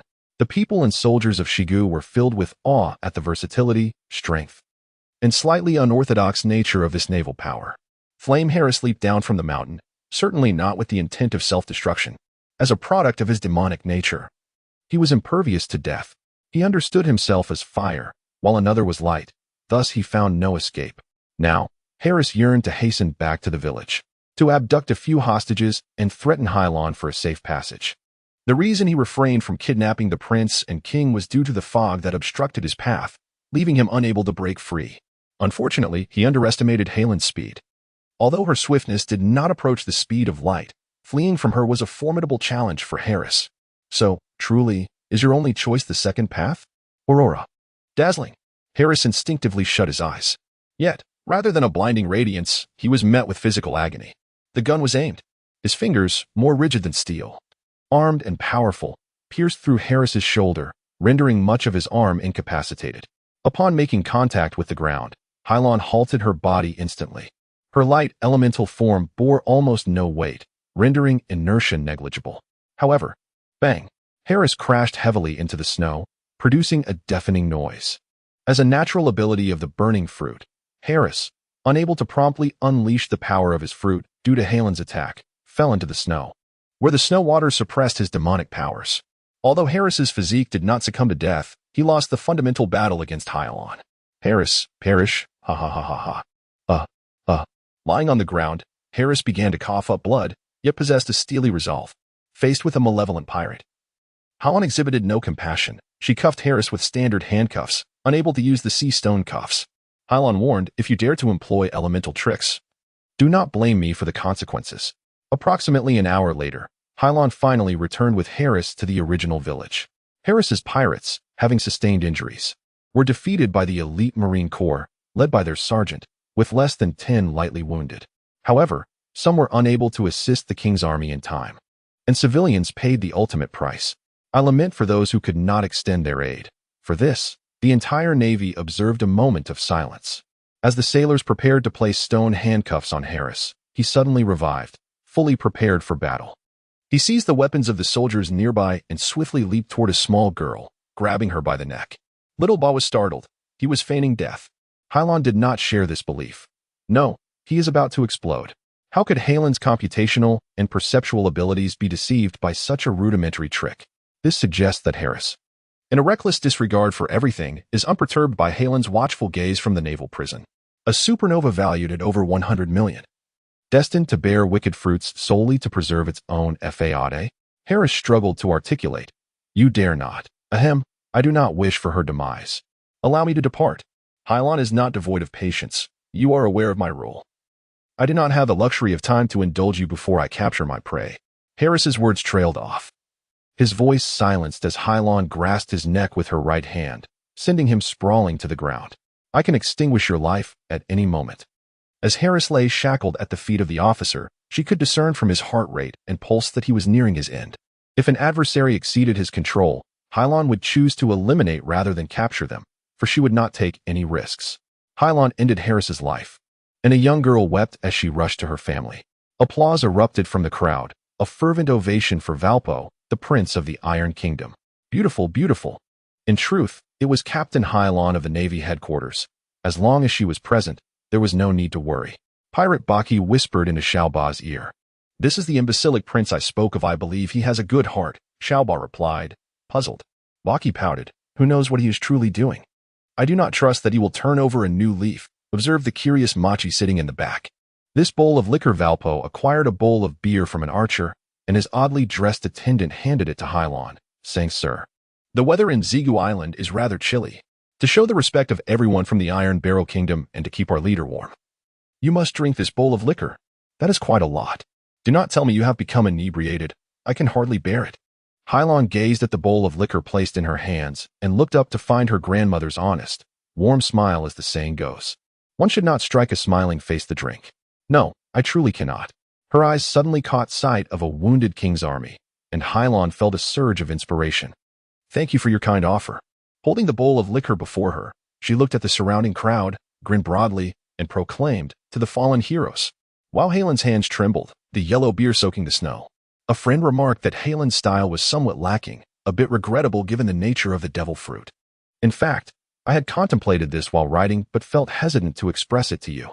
Very well, let us seize this opportunity to elucidate. Hylon has only consumed the devil fruit for a month and has just begun to hone her skills. The narrative timeline encompasses merely 7 or 8 chapters. Surely it cannot be compared to the development of the yellow ape's Hakushaku Keigyoku. Some attentive friends may have noticed that during Halen's duel with Drexler and Domingo neither awakened nor was confined in a cage, for he had not yet. Likewise, the 100 proficiency level is not indicative of developmental extent, thus explained, as Halen's devil fruit abilities remain in a nascent stage. Furthermore, I wonder if my friends have noted that while they all burn fruit, the styles of Flame, Harris, and IC are entirely distinct, implying that different individuals possess varying styles. If Harlan were to consume the magma fruit, the technique of the Red Dog Demon would undoubtedly be premature. One of the criteria for initially gathering the devil fruits is to refrain from being overly rebellious in the early stages. Thus, there is no cause for concern regarding the development of devil fruit abilities. Have you all seen where Walpole has gone? Moments ago, within the castle on the isolated island of Drum, the elderly king, attending to matters of the castle, discovered that his son had mysteriously vanished. No. The king, the Prince Dalton, the commander of the king's forces on Drum Island, rushed in, startling the old king. What has transpired? Have pirates secretly abducted Walpole? No. Dalton hesitated, contemplating whether Prince Walpole should disclose his experiences in Alabama to the king. Nonetheless, the prince was poised to take action to alert the king. Prince Walpole had gone missing, and according to the soldiers, he seemed intent on seeking revenge against Colonel Harlan. The old king was taken aback. Returned to Colonel Harlan's side? Is there discord between them? Dalton shifted the subject. There is no issue between you. You must prevent him from taking action in this realm. Aside from the king, no one can halt Prince Walpole's endeavors. As the old king, accompanied by Dalton, ascended the cable car to the village, they chanced upon a scene of Harlan toasting. Such a large bowl of wine would not be offered to the commoners of Drum Island. However, Walpole enjoyed various privileges on Tsuku Island, much like the Dragon Clan. The common folk dared not voice their thoughts, just as they were curious about how the local colonel would behave. They heard Harlan suddenly exclaim, "Thank you for your kind gesture." Harlan raised the wine basin before him, scanning the surrounding crowd, and smilingly proclaimed, "To our fallen heroes." Well, Harlan's hands trembled. The golden ale spilled onto the ground, a tribute to the revered lives lost. Harlan's hand quivered once more, causing half of the wine in the basin to slosh out. Glancing around, he noticed there seemed to be an excess of drink, and shamelessly shouted, "A toast to the conscience of the world." An abundance of wine splattered onto the snow, leaving but a scant portion of wealth in the basin. In the astonished gaze of Walpole, Harlan boldly raised the basin to his lips and drank freely. His audacity was evident, as even a mere trickle of the brew flowed from the corners of his mouth. "Huh, what splendid wine!" Harlan unabashedly praised it. Just as Walpole was about to speak, the old king rushed forth, shoving Walpole aside, raising his hands, and taking the basin of wine from Harlan. The people of Margaret Island erupted in applause. Although Walpole was their prince, it was evident they were cheering for the naval officer. The old king glared at Walpole, who lay in the dirt, while Harlan wiped his lips with the handkerchief handed to him by the king. "Your Majesty, we have eradicated the pirates. We accept your mercy. If there is nothing further, we shall take our leave now. Please hold on." Due to his apprehension that Hylon might disapprove of his disappointing son, Old Wong warmly persuaded Hylon to stay. The officers have now arrived at Saguki Island, and the pirates have been executed on the spot. There is no rush to return. We are surrounded by many breathtaking landscapes on Saguki Island, as well as some rare creatures such as snow hares, labans, and hiking bears. Moreover, I have yet to find the time to entertain you.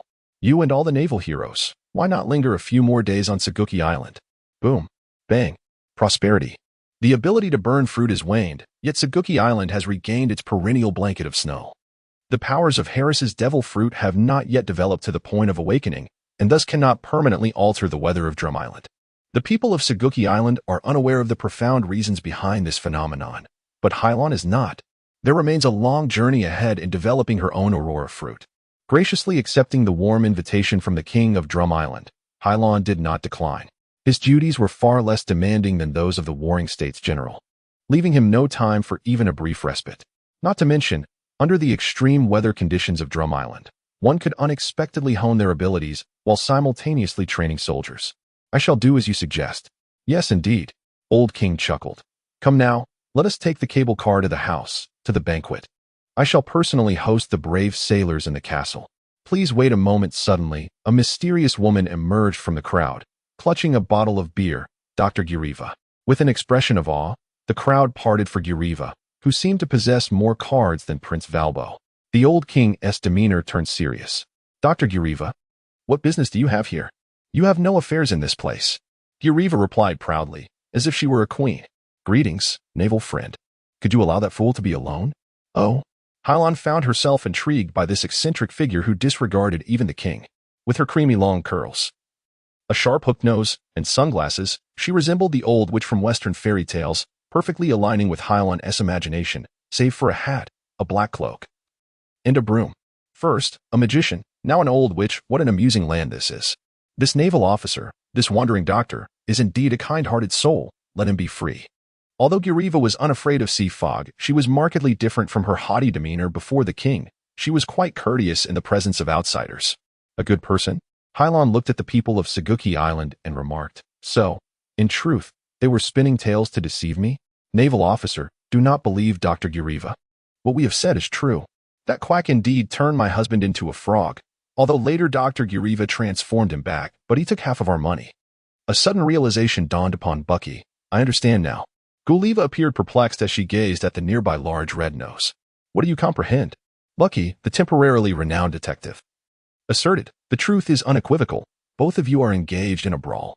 One is a purveyor of counterfeit medicine, devoid of funds, while the other seeks out a physician to exploit. You two are utterly shameless. Who will apprehend this extortionist?" With resolute command, Bucky charged forth, and Little Eight hurriedly followed suit. The remaining naval officers watched Harlan, anticipating the colonel's orders. Unfortunately, given the skills of Bucky and Little Eight, a direct confrontation might suffice to subdue Guriva, but should she flee, they would find themselves in a predicament. Harlan inquired of the king of Zagudo, "What transpired?" The old king shook his head, sighing, God did not intend for this. Indeed, Shirak was a purveyor of quack remedies, yet his intentions were not malicious. They aimed to assist the afflicted. Intentions matter not. What matters is the actions taken, Kabaji interjected. As the strategist for Bucky's pirates, Kabaji may not have been as competent as Clow, yet in this instance, he possessed discernment. Recognizing that some matters ought to be addressed by their subordinates rather than the highest authority, Harlan. I understand. Kabaji began, seemingly astonished. You are aware, are you not? You did not issue the order for his arrest. The old king forced a wry smile, to apprehend him or not. Kabaji found himself at a loss for words. And what of this Gulliva the doctor? Harlan shifted the conversation. Gulliva claims to be a witch. Yet she is the finest physician in Segudo. She can cure ailments that ordinary doctors cannot, Kabaji scoffed. A self-proclaimed doctor is a quack. Yet a self-proclaimed witch is a miraculous healer, the old king insisted earnestly. For my sake, do not apprehend this Dr. Harlan. After all, she exists for the benefit of the nation. Given His Majesty's words, I shall not pursue the matter, but rather focus on that charlatan. Do as you please. Under the king's warm hospitality, Harlan and the soldiers lingered on Segudo for several days. During this time, Zephyr and Clara reached out, inquiring if he faced any difficulties. Upon learning that Harlan was actually on vacation, Zephyr imparted a few words of wisdom, reminding him not to neglect his training, while Clara insisted that she be taken to Drum Island next time. Time devoid of missions always passes swiftly, and before long, Harlan returned to the naval headquarters. Upon his return, Zephyr was engaged in instructing the naval recruits, thus he did not come to greet him. As Harlan beheld Clara overlooking the sea from the naval port, he immediately noticed a stranger in a white coat beside her. I will ensure you go, Bucky. Very well. Bucky saluted and rolled up his sleeves, shouting, Beja punk? What do you intend to do to Keela? Like a flash of lightning, Harlan positioned himself between Clara and Beja punk. In the realm of mad scientists, Harlan invariably placed them in a precarious situation, flanked by two bodyguards. Harlan mused that they deserved the rank of Rear Admiral. Dear Colonel Harlan, do not panic, Belgamore stated, raising his hand to signify his benign intentions. I am a serious scientist. I do not conduct experiments on children. Harlan glanced behind Kira, observing nothing amiss, and began to smile. Let me clarify my intentions. I am coming to find you. Harlan furrowed his brow. Me? Yes, indeed, you. Vegapunk continued to elucidate. Those individuals wish for me to research formidable weaponry. I seek General Huang, but as you know, he is perpetually occupied, lacking the time to engage in scientific inquiries. Though Huang's demeanor suggests a mere clock-in attitude, he is now a general, not merely awaiting the summons of the Chinese dragon for the next illustrious admiral. Hence he has numerous responsibilities. Harlan quickly grasped the implication. Your scientific research pertains to the optical systems of the devil fruit? Vegapunk nodded. Conversing with intelligent individuals is indeed a delightful experience. Alas, I have not yet acquired such a habit. Harlan was preparing to depart with Kira when Bazapunk did not deter him, but instead called out loudly, Captain Harlan, if you ponder this further, you may uncover numerous advantages. Harlan reflected for a moment, recalling that he had recently apprehended a counterfeiter and surmised he should present it to Vegapunk for further study, reminding him to wear it atop his head. Fake medicine? Indeed, his concoction can transform individuals into frogs. Quite intriguing. Suddenly, Hozo felt a surge of inspiration. This transcended mere weaponry. It could potentially yield a breakthrough in his genealogical theories. What benefit does this confer upon me? Bazapunk shook his head. It is different. If you allow me to proceed, the advantages will manifest instantaneously, while the benefits for the counterfeiter will hinge upon the breakthroughs he can assist me in achieving. Amidst the territory of the Capone family, a curious creature resembling a peculiar onion head emerged, provoking laughter from a gathering of mobsters. Yet one inebriated individual widened his eyes. Retreating slowly, fear etched upon his face. Hee. The strange being emitted an unusual chuckle, a testament to the decadence of an era dominated by several mafia families during the great age of piracy. Laugh, but do not laugh too soon. The drunken man exclaimed. Everyone, run. It's homemade Moglia. What? The expressions of the mobsters transitioned from mirth to profound terror. Behind Moglia, an isolated peculiar creature was revealed, accompanied by a band of oddly featured pirates. They were so formidable that they were nearly always subdued by the mainstream mafia. Within a matter of minutes, more than 12 members of the mafia were ruthlessly slain by Moria's crew.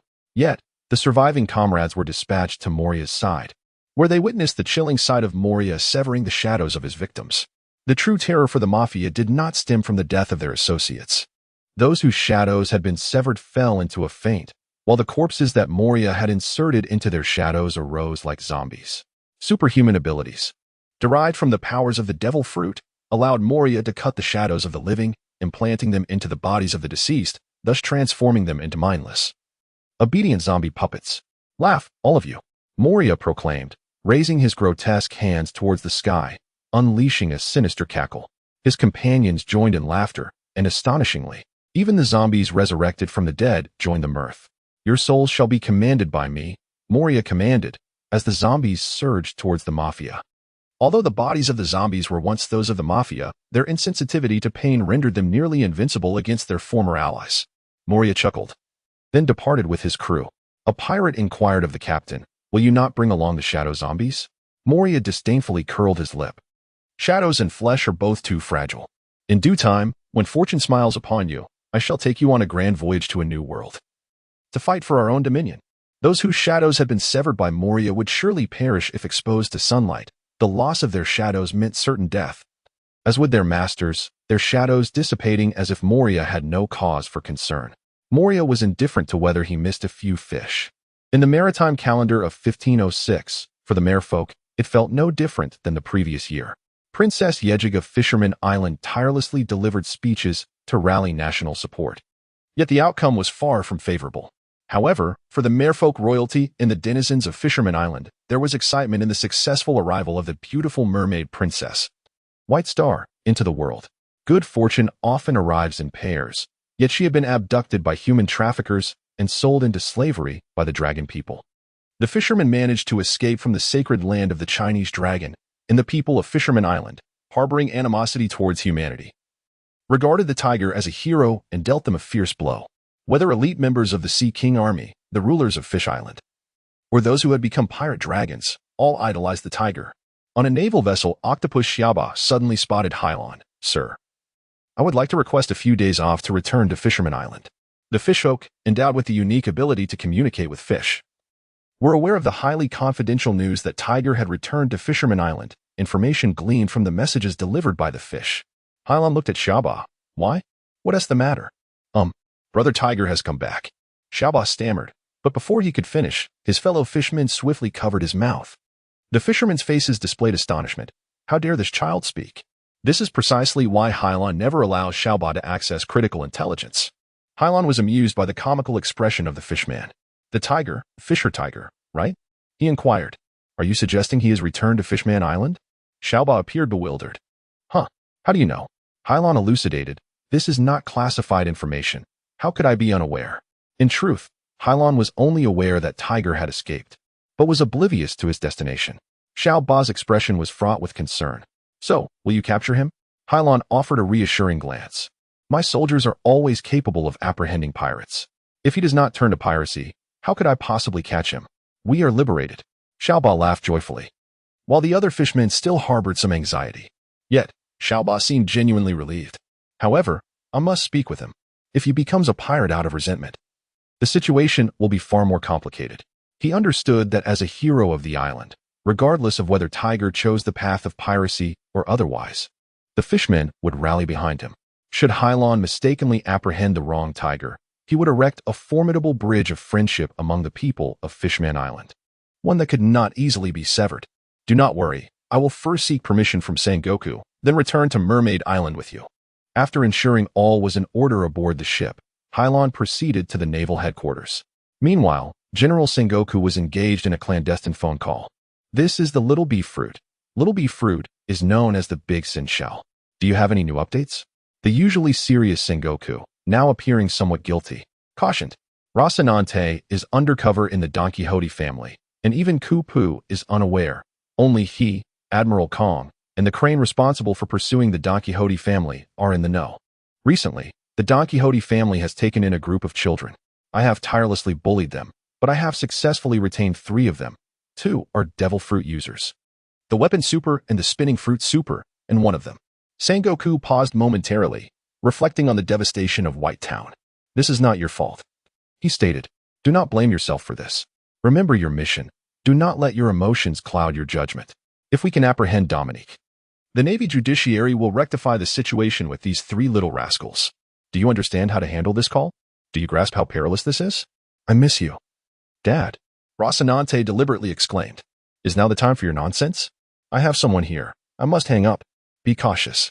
As someone arrogantly approached his office, Sengoku hastily ended the call. Dad, Hylon is just a little one. Is that Rocinante on the line?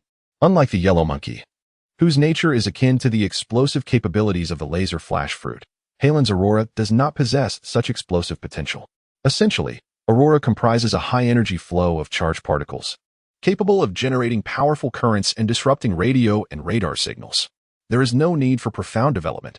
Hylon merely needs to relish the release of the Aurora. In his presence, the signals for phone tapping will be disrupted, rendering the transmission and reception of information impossible. It is akin to how the temperature rises when a fruit burner unleashes flames. This is an innate ability. As Hylon evolves, inspired by Lego, he aspires to manipulate the auroral currents through computer control, transforming his capability from merely interfering with electronic signals to enhancing perceptual abilities via their use. With the aid of visual and auditory techniques, Hylon can effortlessly discern voices that others intentionally suppress. After all, he consumes the aurora, not the lightning berry, which limits his range to merely a few hundred meters. However, overhearing the dialogue between Warlord and Rocinante suffices for him. Yet, Hylon refrains from deliberately revealing Warlord from the film, as he wishes to keep his abilities concealed. Report in.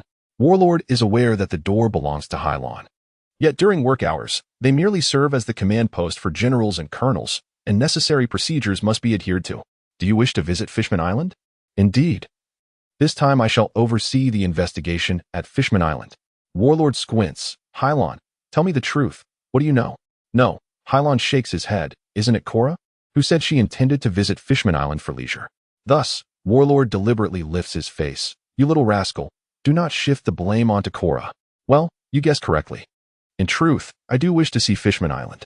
Suddenly, Warlord, from the film, finds himself at a loss for laughter or tears. Is this what you meant by cannabis? You are now a brigadier in the naval headquarters. With your abilities, you might become the youngest rear admiral in naval history in a year and a half. Hylon, do not jeopardize your future. Refrain from engaging in certain matters, especially those involving the Chinese dragon. Do not worry, I have no time to fight with the Dragon Clan. As you know, I have several mermaids aboard my ship. The last Fisher Tiger did not escape from Mary Jane, did he? I intend to visit Fishman Island to converse with the merfolk. Do not let this matter affect the Tiger. I certainly do not plan to rescue that tugboat. However, I will not relinquish control over the island's resources and water management technology. Upon hearing Halen's explanation, Warlord's frown significantly eased. His primary concern now is Hylon, reminiscent of Coop's son, who might unexpectedly embark on a revolutionary path. Now that you have assured me of this, I shall refrain from further comment. I feel at ease in your company. Then I shall call the brigadier to inform him not to proceed to Fishman Island. Thank you, Uncle Jean. You need only focus on your duties and thank him. By the way, Uncle Jean, what about that cake? That is half the cake I brought back for you from Dresden Rosa. It was spoiled. I have discarded it. What trickery are you playing? I still do not comprehend its purpose. Really? Hylon chuckled awkwardly as the cake fell from the pirate's grasp. During the Warring States period, he caressed his temple, pondering the multitude of pirates in the world, uncertain which among them would relish such a cake. We shall discuss it later. I have much work to attend to. Unfortunately, Harlan remained oblivious to the cake's true significance. The only certainty was Domingo's involvement. Otherwise, he would not be playing word puzzles with the Warring States cinema.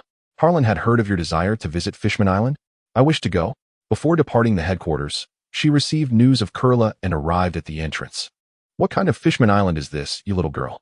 The fishmen there harbor intense hostility towards humans. It is perilous. Indeed, it was as if the very mention of the devil summoned him, yet blame should not rest upon Kurla. I have taught myself the art of navigation. I can assist you in sailing and even serve as your temporary ship's doctor. I was once a slave? What does slavery have to do with visiting Fishman Island? It was as if Harlan could sense the confusion enveloping her. The inhabitants of Fishman Island despise us because, after all, we prey upon our own kind, Kurla elucidated. You are of the Navy. They must believe you protect the Chinese dragon lineage, but I am different. I am a slave. They will treat me with greater leniency. Harlan shook her head. You little girl, you possess a heart vast enough to embrace the past as if it were the plight of another. The past is but a shadow, the future holds the true essence. So, do you consent to my journey to Fishman Island? Regardless, I shall not engage in combat. Splendid. Chloe promptly silenced herself as Harlan answered the call. It was noon at the Harvest Festival. The signal was clear, indicating that all was well on Chloe's end. Hurry, what is it? Well, Chloe cleared her throat. Yes, a man who identifies himself as Club came to see me. Clubs? As in a suit from a deck of cards? Chloe simply added, Clubs, who is all sticky and clingy, mentioned that his employer, the Joker, wishes to collaborate with me to rid ourselves of Goldfinger Smith and ensure my Shampoo Island is devoid of the Joker's presence. I lack the authority to decide such matters. So I seek your counsel on the next steps. Joker, do you know who he is? Does the sticky fellow have a photograph? Understood. Very well. You shall return it to me later. You may agree to the Joker's demands, but remember, never engage in conflict. The Joker may be a colossal octopus that even I cannot easily defeat. Harlan had witnessed Tori Pole being seized by a crane in Dressrosa and had discerned the Joker's identity. He merely required a photograph for confirmation. I comprehend, sir. I shall proceed. Chloe hesitated. If he replaces Goldfinger Smith, he must assume control of human trafficking? Go ahead. Fear not. I shall not hold you accountable.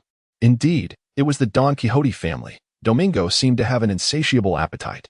Upon receiving the photograph from Chloe, Harlan confirmed the identities of Sticky and Tori Pole. When the battlefield of the Don Quixote family ostensibly lay in the North Sea, the Dark Jester's claws reached out to the distant Shambadi Islands. In the North Sea, Admiral Klein, alongside the War State and Carp, was tasked with the pursuit of the Don Quixote family, armed with her strength and intellect, and in collaboration with the undercover officer Rossinet. This operation ultimately failed to apprehend the band of pirates, vividly illustrating Domingo's prowess. However, this also hinted at another truth. Domingo himself could not establish a foothold in the Champagne Islands. Should we manage to extricate ourselves from the clutches of Goldfinger Smith with Domingo's assistance, allowing Chloe to become the Jester's representative on Shampoo Island and the principal figure of that locale, the reality would be that in the future, Chloe would oversee the human trafficking of Shampoo, capable of rescuing more slaves through fraudulent accounting. This plan is ingeniously crafted. Yet one question lingers. Why would Smith dare to serve the dragon people? Helen does not believe that Domingo is unaware of Smith's allegiance. Are you suggesting that the puppet master behind Don Flamenco is the Chinese dragon?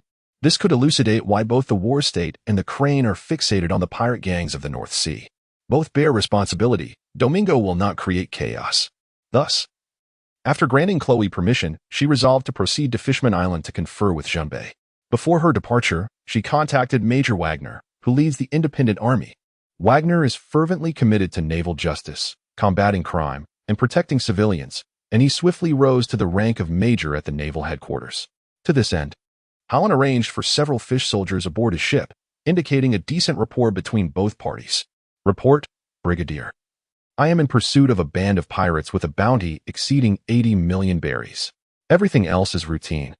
Hylon would not instill a notion of death in his subordinates, as the strengths of different individuals hold varied significances. Rest assured, their captain has only offered 46 million. The eavesdropper perfectly mimicked Wagner's awkward expression. After a few exchanged words, Hylon ended the call and, accompanied by Kira, Baki, Guba, and others, proceeded to Shambadi, where the paint began to submerge into the depths of the sea near Fishman Island. Fisher has transformed into a different individual, no longer merely a maritime explorer. His back bears the brand of the Chinese dragon, akin to the hoofprints of a soaring dragon. This is not a deliberate, frivolous trick concocted by the dragon people to humiliate their slaves. Every slave marked by the dragon's foot bears a symbolic brand. Upon fleeing, the dragon people reclaim the dragons, and all officers above the rank of lieutenant are assigned the additional mission of recovering lost dragon property. Few are aware that Fisher Tiger was once a slave of the Chinese dragon, though this fact has long been known within the naval and cryptographic departments.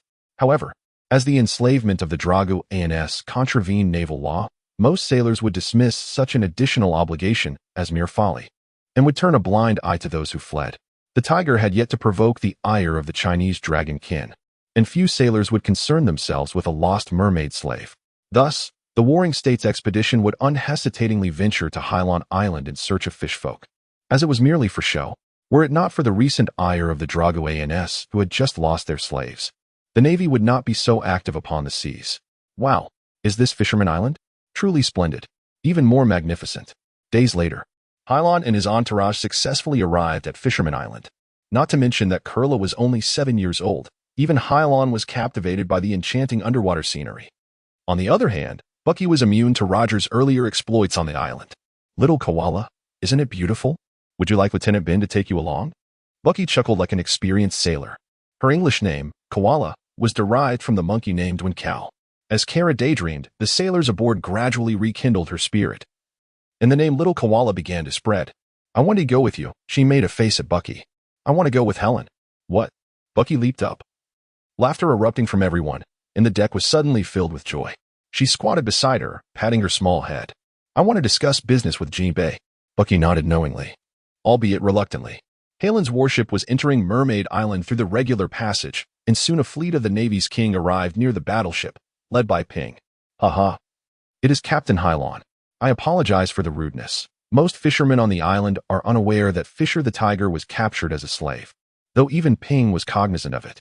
Before long, a warship arrived at Fisherman Island. Is it to capture Brother Tiger? Bucky timely corrected. It is Major General Hylon. Ping was taken aback. Oh, then I truly must congratulate Major General Hylon. Hylon smiled at Ping. The zoo is missing a tiger. I wonder if Mr. Jinbei has heard? A group of Neptune's army overheard the banter. What are you doing on Fisherman Island? The zoo's tiger is missing? The jest about the tiger was clear to Ping, as it evidently referred to his elder brother, Tiger. Thus, Major General Hylon requested my assistance in capturing the tiger. Hylon shook his head. The tiger is lost. It's no big deal. I merely wish to visit Fisherman Island. A tiger that has escaped from the zoo would not engage in any perilous acts, would it? Hylon and Jinbei laughed together, exchanging words, leaving the Navy in a state of bewilderment. Before long, Jinbei took her to another location, where the warm-hearted mermaids of the island provided several free guides to accompany the Marines to Florida. There, they enlisted in the Navy, a decision influenced by the sea mist, which also served as a stark reminder of the arrogance of the merchants of the Sea People Island. Do not worry, I am not here to apprehend Fisher Tiger, she stated directly after ensuring, with the aid of the Aurora field, that no one was watching. I believe that your previously calm demeanor has turned serious, but what exactly are you doing here? Kurla, do you remember? Yes, we just played together a moment ago. The thought of Kurla's lively demeanor brings comfort. Hylon nodded.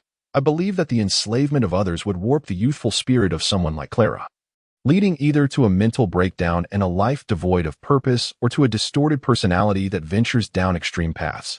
Yet, as you can see, Kurla is quite normal now, not peculiar in the slightest. I am genuinely impressed by the manner in which this child has grown. Suddenly, Hylon turned to him and asked, what about Tiger? Tiger? Your elder brother, is he as radiant as Kurla now? Jinbei pondered. After several days of interaction, even Ping had noticed that the optimistic elder brother Tiger now bore a heavy heart, his presence often exuding an aura of danger. Hylon observed the transformation of Ping's expression. As Ping remained silent, he continued to elucidate, Fisher Tiger, the fishman traveler, I harbor no interest in his past. I did not bring him back for the Dragon Man. However, if your elder brother, the tiger, has become a man consumed by hatred due to his experiences, embarking on a path of piracy, I shall show no mercy to my subordinates, Jinbei replied without hesitation. Brother Tiger is not like that. He is not even an adventurer under the guise of a pirate flag, not because the actions of the red-haired pirates differ from those of other pirates, but because he cannot control them. A stable society may tolerate the mafia masquerading as legitimate enterprises, but it cannot permit legitimate enterprises to exist under the banner of the mafia, for the vast majority of the public can only perceive the tip of the iceberg. Even if these red-haired pirates are fundamentally merely a band of adventurers, their piratical nomenclature may lead impressionable youths astray. Jinbei failed to grasp why a mere name could hold such significance. Helen's eyes spoke volumes. It is indeed important. After a moment of stalemate, Ping chose to yield. Very well, Fisher Tiger is the most formidable soldier of the Sea People, even when faced with the population traffickers who have captured him. What choices do you have in the face of a powerful opponent from the human navy? Suddenly, Hylon inquired, Jinbei, how do you intend to join our naval headquarters as a fishman karate and fishman jiu-jitsu instructor? I shall consider it. Do not dwell on it. If you provide me with what I desire, I shall apply to establish a special operations unit in the Chapala Islands, specializing in the eradication of human trafficking in the Mermaid Islands, and you may lead it. Jinbei's countenance brightened. Really? When have I ever gone back on my word? If Dominic can indeed eliminate Smith Goldfinger and allow Chloe to ascend as the underworld leader of the shampoo trade, then controlling the large-scale slave trade in shampoo would no longer be a mere daydream. Jinbei hesitated no longer. Very well. As long as the Navy can ensure the safety of Fishman Island, I can serve as a naval instructor. In the central region of Fishman Island, following the report, the great maritime knight, Neptune, the king of Mermaid Island, addressed Fisher Tiger, who stood beside him. The soldiers report that the Marine Corps is enjoying themselves, and it appears they will not be making any arrests. Can you be at ease?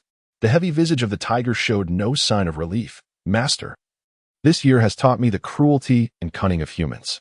You are too benevolent to be deceived by their superficial actions. Rest assured, with Jinbei here, there is no danger. Jinbei is an exceptionally reliable individual. The tiger nodded in silence. For a long time, I have resolved that once I have healed, I shall endeavor to rescue the slaves of Maricoa. The sea god was taken aback. That is the Dragon Man, a noble among humans in this world. Tiger, you cannot let this go. It is far too perilous. Though countless souls may perish, the tiger rises to proclaim that none understands the loathsome cruelty more than he. Who shall rescue them? He bows deeply to the sea god, addressing him with reverence. O Lord, I beseech you, let my master keep my experiences shrouded in secrecy, and spare the people of Fishman Island from knowing that they venerate human slaves. Is this all? The sea god believed the tiger would dispatch troops to aid him. This is no trifling matter, the tiger asserted earnestly. Witnessing the tiger's grave demeanor, the king felt a stirring in his heart. I comprehend.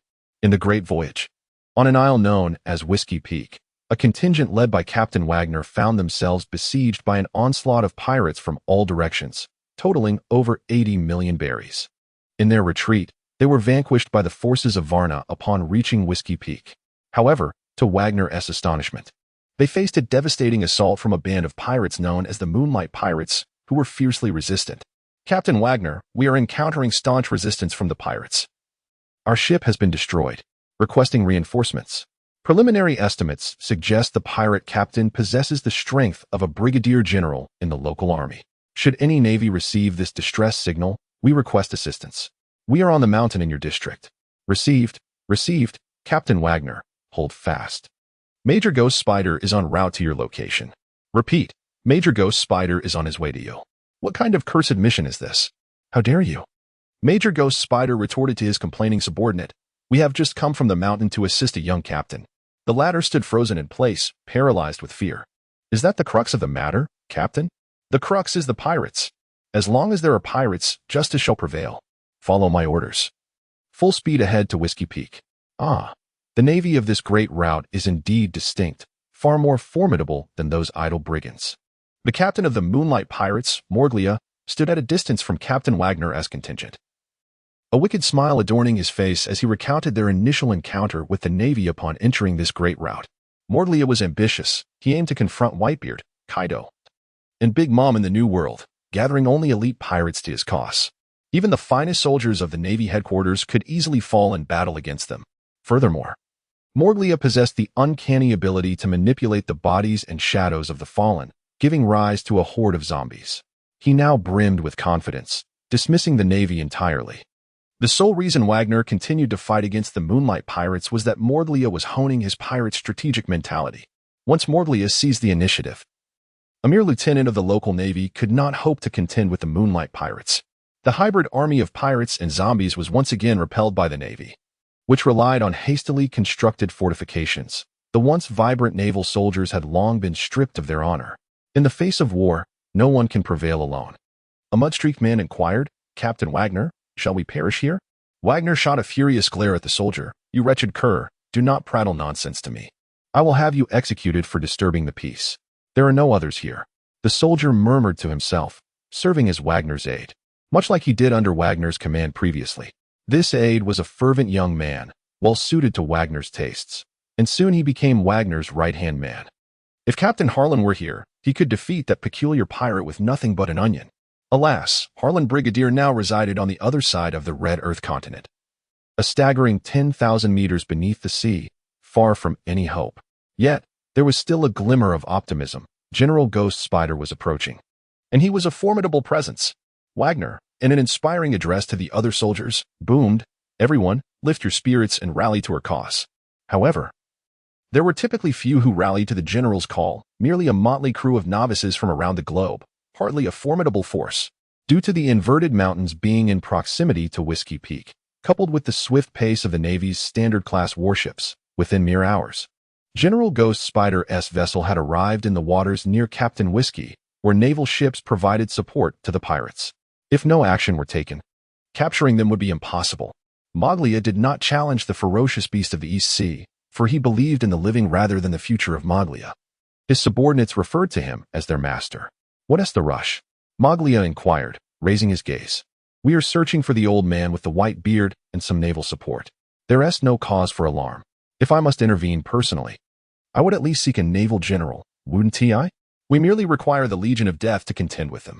Under Moglia's command, the zombies crafted by Whiskey were unleashed upon the battlefield, joining forces with the Moonlight Pirates to assault the makeshift defenses held by Wagner's men. They approach. The scouts returned hastily with intelligence. "Leave the bullets for the good men. The rest, draw your knives." Wagner was the first to unsheath his steel blade from behind. "Snipers, be cautious of the living pirates. The rest of you, follow me and carve them to pieces." Uncertain of how to vanquish the zombies, Wagner adopted the simplest strategy. They had lost their ability to move. "Did you see that? Major Spider's ship has arrived. It is time for our Navy to retaliate. What is our motto? Justice shall ultimately prevail. Follow me." Dozens of Marines faced a staggering multitude of zombies and pirates, appearing utterly outnumbered. Yet, thanks to the arrival of Major Ghost Spider and the leadership of Wagner, the Navy found themselves gaining the upper hand, with severed limbs littering the battlefield. "What is that?" A scout aboard the naval vessel, observing the distant clash between the Navy and the monsters, could not suppress his astonishment. General Ghost Spider seized his binoculars and, after a moment, concluded, "It is zombies." Zombies? The soldiers aboard the battleship swallowed hard, instinctively fearing these creatures that existed solely in legend until they became accustomed to their presence. A firefighter urged, "Fear not. If the Major can lead his soldiers thus far, it means the zombies are not invincible. Everyone, take your positions. Prepare for the landing support. Fire." Did you hear that? Open fire on the command post. Wait. Fire? Fire. However, we have our own people on the island. If, in a fleeting moment, those zombies slip through the net, how shall you confront the future? How shall you face the justice of the Navy? I declare, open fire. Yet, with a resounding gunshot, the shocked eyes of the Marines witnessed the sergeant being gunned down by General Ghost Spider for those who disrupt the morale of the troops on the battlefield. A fate that shall be met with execution. Now heed my command. Fire. No soldier dares to question the orders of the Ghost Spider any longer, as all are busily engaged on the island. Among the few snipers, one observed an anomaly in the sea. How did that warship arrive? Boom, boom, boom, boom, boom. A tremendous barrage emanated from the headquarters of the Navy's general-class warship. Black shells soared through the air, indiscriminately landing upon the battlefield. The explosions drew the attention of both sides, yet the relentless zombies continued their assault against the Navy. Is this how responsibility is repaid?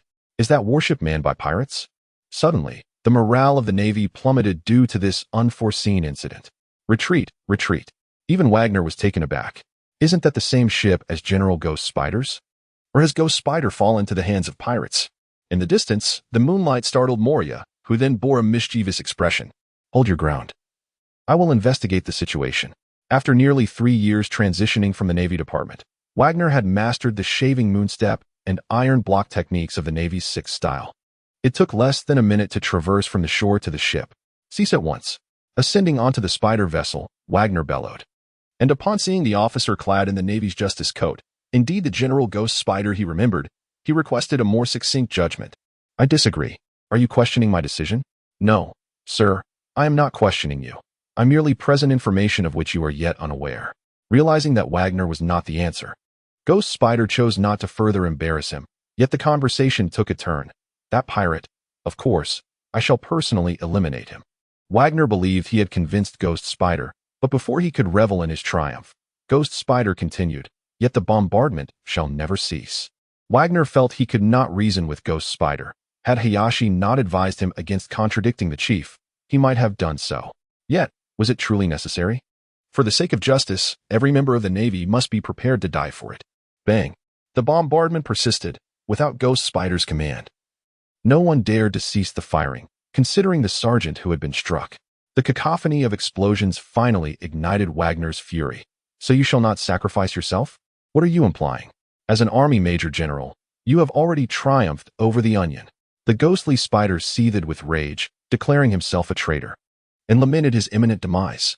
Wagner, in the throes of his turmoil, disregarded the spider signal, intent on obliterating the ship as cannon. Just as this department head was about to confront his longtime adversary, the ghost spider, he felt a sharp pain as a phantom arachnid severed his right foot from behind, sending him plummeting into the depths of the sea.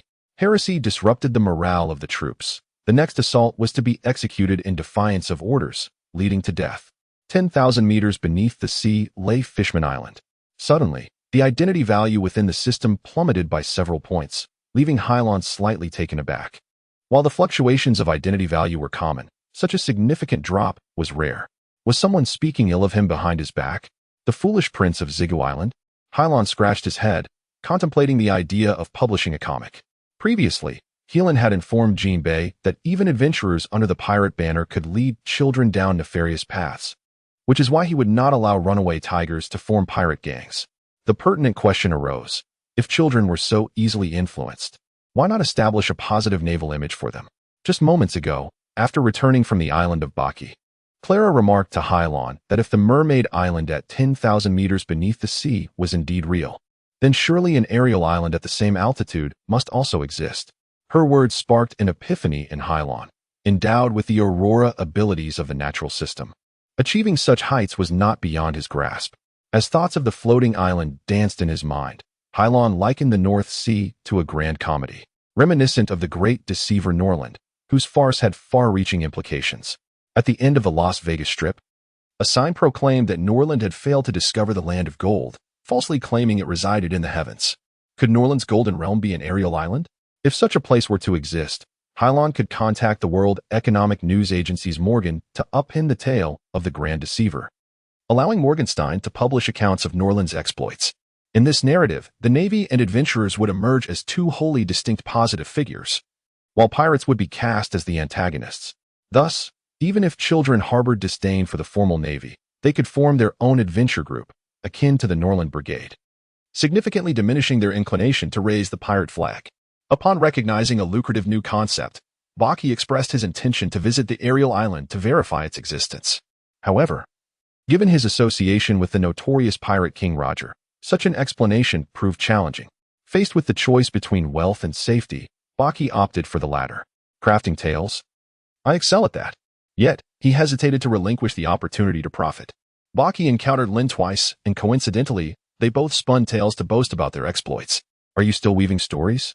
Reflecting on Baki's character and performance, Hylon surmised that the clownish nose indeed possessed an artistic flair. Very well. As long as it does not impede serious work, you may discuss specifics with the agency. After spending several days on Fishman Island and successfully resolving matters there, Hylon resigned from his position at the Navy office and returned to the surface with Ping. However, he had not yet had the opportunity to apply for the position of Navy instructor for Ping when I received a message from the Ministry of Internal Affairs. Admiral Wagner and Rear Admiral Ghost Spider encountered the notorious Morglia pirates during the first half of the Grand Voyage. The Moonlight Morglia initially defeated the forces led by Major Wagner, subsequently using a zombie army as bait to escape from the main Ghost Spider. Major Wagner and his entire naval force perished, leaving the entire Navy in solemn silence. Rear Admiral Ghost Spider has been relentlessly pursuing the Moonlight Pirates since the demise of the zombie army. A bounty of 180 million berries has been placed on Moonlight Morglia. Dead or alive? Xiaoba scratched the back of his head and remarked, "Well," when Baki quickly covered his mouth from behind, hushing him. Can't you see there's something off about the Brigadier General's expression?" Even Kira dared not utter a word. She had never witnessed such an expression on Hylon's face throughout the years. Emotional fluctuations can trigger a chain reaction among those inherently capable of consuming devil fruits. The unstable high-energy, charged particle stream incinerated the documents in Hylon's hands. Gazing out at the vast ocean, Hylon squeezed out a few words through clenched teeth. Blood debt 2 days prior, during the first half of this grand voyage. The inverted mountains and dual capes presented themselves. The weather has been rather inclement, Caracas, the lighthouse keeper of Twin Capes, resides within Robe's belly. Robe is an adult island whale, enormous as an island itself, as its name suggests. However, this island whale named Robe often engages in self-harm, prompting Dr. Rab to construct a tunnel and an artificial island within Robe to monitor its health. As the lighthouse keeper, Cass frequently emerges through a small door at the back of Robe to guide vessels in the nearby waters. It began to rain again. The sky suddenly thundered, reminiscent of a referee's horn, followed by sporadic raindrops. Did I perhaps use too many sedatives? That boy named Robe did not provide me with any food, so I had to allow the old man to fish for himself before returning to the lighthouse. The dark-skinned man first scanned the sea, realizing there were no vessels to guide him, then took out his fishing gear, attempting to catch some larger seafood. Beneath the thick clouds, the ocean was so dark that the once crystal-clear waters now resembled a gushing oil, filled with aggressive currents. Suddenly, from the depths of the dark ocean emerged a king octopus. The dark-skinned man's eyes brightened as he bent forward, hurriedly approaching it. Just as he was about to act, a man's hoarse voice rang out through the rain. "Ghost spider, Ogo will kill you." What manner of creature is the ghost spider? A newly discovered marine species. Wait, why do voices resonate with tension among those afflicted by the agonizing grip of the plague, until a second thunderous roar emerges from the depths of the ocean? He is convinced that the source of this voice lies within the depths, amidst the great octopus. Wagner, perceiving the ambiguity of the situation, mistakenly equates the octopus's supple tentacles with the terrifying, spider-like appendages of a monstrous arachnid. Fueled by an instinct for survival and a deep-seated loathing for these spectral spiders, Wagner unleashes all his fury upon the colossal octopus, wishing it to perish. Wagner clutched the octopus's tentacle, cradling it in his embrace. After tearing open a fissure, Wagner ripped apart a tentacle on the scene. The octopus, startled by a sudden bang, swiftly turned and fled. It remained oblivious to the fact that an ordinary human could inflict such grave harm upon itself. Whoosh! Boom! Boom! 3 harpoons pierced the octopus's skull with lethal precision, causing its form to instantly shrivel. Sensing the waning strength in its remaining tentacles, Wagner convulsed before beginning his slow descent into the ocean's depths. Just as his eyelids fluttered shut, a mysterious figure emerged from the aquatic gloom, a stranger adorned with feathered headdress swimming toward him. "Oh no, cannibals! You shan't feast upon me for another 2 days." Wagner awoke from a nightmarish slumber to find himself in a rather humble cabin. The sound of the lighthouse echoed in the air as Cass entered, inquiring, "Young man, are you awake?" It was then that Wagner regained his senses, realizing that the peculiar figure adorned with feathers was not a cannibal, but rather the lighthouse keeper of Twin Capes. As he beheld the elderly man traversing the mountains from the eastern sea, Captain Harlan Colokas chuckled heartily. "What? You recognize me? I apologize, for I have forgotten your name. Thank you for rescuing me. As a physician, it is my solemn duty to save lives." "Oh, no." Wagner began to think clearly. He recalled what had transpired. "Where is my phone's listening device? When I retrieved you from the sea, you were clad in nothing but tattered rags. Do you possess a listening device? If so, why? I implore you. I have an urgent matter to convey to the naval headquarters. The lives of dozens of Marine Corps personnel hang in the balance." Cass, though once a crew member aboard Roger's ship, was neither a pirate nor an adventurer. When Roger first invited him to join the vessel, he declined the second invitations. But ultimately, for personal reasons, he boarded Roger's pirate ship at the last moment. To Cass, the notions of piracy, the Navy, or even ordinary sailors held little significance. He only revered those who pleased him. Alas, Cass sighed. The mere thought of Wagner's desperate plight over the last 2 days provided him with a clearer understanding of the situation. Knowing only that it was another naval force besieged by pirates, there were far too few individuals like the Lombard pirates and Roger, while the majority of pirates in the world were scoundrels. "Here you go," Cass said, handing over an old listening device he had with him to Wagner. The latter had no time to express his gratitude, hastily dialing the number for the naval command. In stark contrast to the usual laughter and merriment, Harlan's warship has recently been shrouded in mist. The Moonlight Pirates have gone missing, lost under the command of the ghostly Spider Lieutenant, their whereabouts unknown. Harlan and his soldiers are itching for action, yet there is no outlet for their pent-up fury. Is the Spider Lieutenant somewhat inept? How could he have lost the pirates? Let us not hastily judge, for the cunning fox, the pirates excel in evasion. Otherwise, why would the headquarters be filled with so many generals, allowing so many to enter the New World each year? Major Wagner, a seasoned veteran, accompanied me to the headquarters in Rogue Town of the East Sea. I am uncertain of their fates this time, and I ponder the thoughts of Lieutenant Buck and Lieutenant Crow, who hail from the East Sea. Harlan has suppressed his sensory field, unwilling to hear his men as chatter, as he is solely focused on tracking down Moria's whereabouts, intent on honoring his fallen soldiers with his blood. Just as Harlan was about to call Crow to inquire about any news of the Moonlight Pirates in the Dark World, the ship's listening device emitted a signal. News of the Moonlight Pirates? Everyone held their breath as he prepared to confront the pirates. When an elderly voice emerged from the phone worm. "Hello, I am the lighthouse keeper of Twin Horns, Colocus. Is Harlan there?" Upon regaining his composure, Wagner reconsidered. To eliminate the possibility of misidentification, he instructed Colocus to greet him. "It is I, what is it?" Although Harlan was irate, his anger did not cloud his reason. Even if the voice was peculiar, he would not terminate the call out of annoyance. At the very least, they needed to ascertain the purpose of the call. Suddenly, the vintage phone worm displayed signs of anxiety and eagerness, proclaiming loudly, "I am Wagner. I wish to reverse the capes." There are various types of phone worms, including those that eavesdrop and those that interfere with communications. The Ghost Spider's actions have cast doubt on Wagner regarding the naval headquarters, and upon confirming the voice belonged to Hayashi, he eagerly provided the essential information first. The voice from the listening device startled the others aboard the ship, akin to a class bell ringing, inciting chaos. Yet, Harlan did not quell the soldiers' unrest by interfacing with the listening device. He could utilize his intellect and computational prowess to convert the received telecommunications signals directly into useful information for his mind, bypassing the audio conversion process entirely, remaining unaffected by the soldiers' clamor. "I understand. I am on my way." Harlan concluded the call. "Buck, prepare the permanent needle. Proceed at full speed to the reversal point. If any emergencies arise, contact me. Otherwise, do you comprehend?" Buck hurriedly saluted. "Understood, sir. And you?" "I shall go first." A beam of white light abruptly vanished above the naval headquarters. Approximately half a day later, the sea mist descended before the lighthouse of Twin Horns. In the sunlit clearing, Cass was startled by the sudden appearance of Fogg. "So soon? You must be Mr. Cass." "I am Harlan. Thank you for your assistance. I shall repay you in due time." Thanks to the utilization of the electric field, he captured the scent of Wagner. While Harlan slipped into the small room through the window, the youth of today are often quick-tempered. Cass had intended to follow, but considering he was a naval officer who might utter words unbecoming for civilians, he returned to his recliner.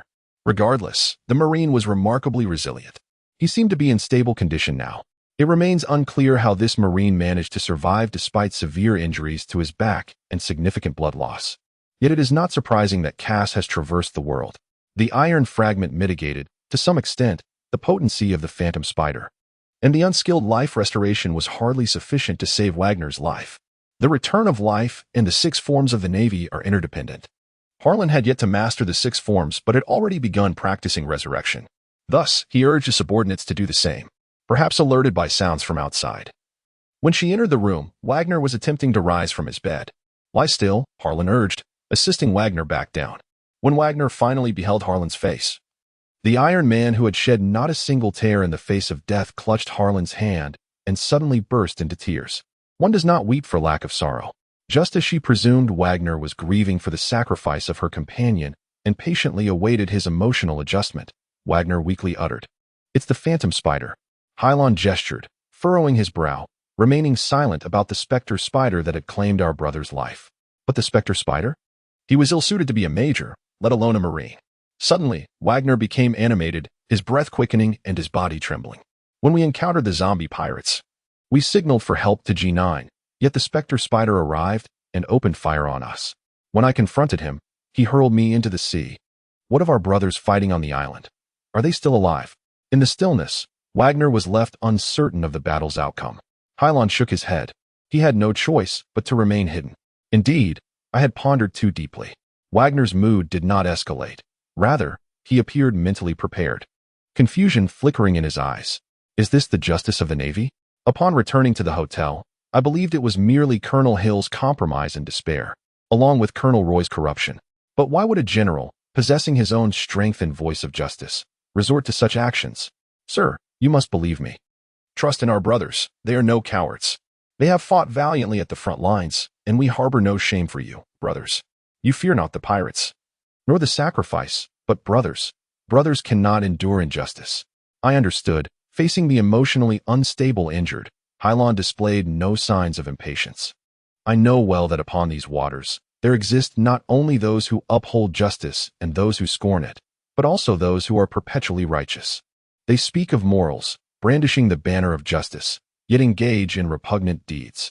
In their realm, justice is merely a tool to enforce law upon others. Do not dwell too much on this. Rest well. Soldiers will not have sacrificed in vain. This shall not simply conclude here. Are you to confront the specter spider? Yet we have no evidence. The specter spider? Let him roam for a few more days, capturing a few more mosquitoes. I shall call the children home. The specter spider of Moglia. They cannot go anywhere. Whiskey Mountain, one of the first 7 maritime routes to traverse the inverted mountains, is a haven for pirates. Many pirates have lingered here, reluctant to face the great pirates in the navy in the depths of the main shipping lanes, yet unable to return to the four seas. They remain. The whiskey battle from days past is still a topic of conversation among pirates at the tavern. Ha ha ha, the navy fighting the navy, what a joke. It has been years since I encountered such absurdity. In a tavern brazenly named the Pirate Bar, several pirates were indulging in jest. Not far from the hotel entrance, the body of a fallen Marine was nailed to a cross, lacking the courage to slay a Navy man themselves. They scavenged the battlefield for corpses to use as cover. Bang! The bar door was kicked open, and a figure clad in a naval coat appeared in the doorway. Seeking death. Intoxicated and boasting, the pirates momentarily forgot their own prowess. Armed with a sailor's knife, one of them lunged at a Marine. The blade flashing a vibrant green as it cleaved through bodies, leaving them in grotesque halves, blood saturating the floor. The astonished pirates noticed the sailor wielding a luminous green energy sword. The abilities of the yellow ape transformed into photons during elemental shifts, while Halen's auroral capabilities morphed into high-energy, charged particles. Unlike the yellow ape's grass, Halen's weapon, reminiscent of a lightsaber, was not the same as the yellow ape's but rather a high-energy electric current bound by a magnetic field, akin to the lightsabers wielded by Jedi in Star Wars. However, Halen refrained from directly naming his weapon a plasma sword, a term that would elude many. He simply referred to it as the auroral blade. The pirates, taken aback by the gruesome scene at the tavern entrance, were momentarily stunned. One sword was handed to a few pirates, while the Marine, resembling a formidable swordsman, declared, "I shall grant you 30 seconds to kneel before the bar, all of you." Yet, none of the pirates chose to acquiesce to the cold Marine's threat. They were preoccupied with devising a means to escape, some even contemplating whether sheer numbers could overpower the Marine. For the first time, Halen opted not to slay these pirates, recognizing their potential utility, yet he did not provide them a countdown. Instead, he stood at the entrance, brandishing his green auroral blade, seemingly aware that some had made a grave miscalculation. Moments later, Halen sensed someone attempting to flee from the back of the tavern through his electric field. He hurled the green lightsaber in that direction, the wooden wall yielding to the torrent of high-energy charged particles, followed by the piercing screams of the pirates behind the tavern. The green shimmering aurora left a trail of luminous green light in its wake, reminiscent of a meteor streaking across the night sky. With a flourish, Halen's right hand gripped the void, and the blue auroral blade materialized in his grasp once more. The shift in weapon color was unintentional, without detailed categorization. The auroras could now be classified into 6 hues: red, yellow, green, blue, purple, and pink. Halen separated these 6 colors, enabling him to wield 6 auroral weapons simultaneously. Although he lacked 6 hands, akin to how a wild chicken might control multiple ice crystal weapons, the devil fruit of nature allowed him to manipulate elements with mere thought. "I beseech you, do not take my life. I am, in truth, a hunter of pirates." The pirates were terrified by Halen's formidable swordsmanship and incredible abilities. Pleading for mercy at his feet, Hylon nodded, fully aware of the bar's layout and the true identities of its patrons through his electric field eavesdropping function. Yet, there always exists an undisclosed truth. The pirates, attempting to disturb the waters for fish, were well aware of the appearance of the bounty hunters, begging Hylon for compassion. However, 30 seconds later, they were ruthlessly dispatched by a sharp blade. In the bar, only 2 bounty hunters and 7 pirates huddled before Hylon, who, under his watchful eye, carefully placed the fallen Marines on a cross at the bar's entrance. "You too, find a stretcher to carry him. The rest? Lead the way and see where the deceased Marines are." The pirates dared not complain, and even the 2 bounty hunters disguised as pirates refrained from uttering a word. as even the most inept observer could sense the wrath of the naval officer. This marks the first half of the Great Journey on an island known as Little Garden. The initial stretch of the Great Route features 7 paths, with the Peak of Whiskey situated in the midpoint of the 4th route. From Reverse Mountain, one must traverse the 4th path, starting from Whiskey Peak. When the magnetic gas fills the recording needle, the next island is Little Garden.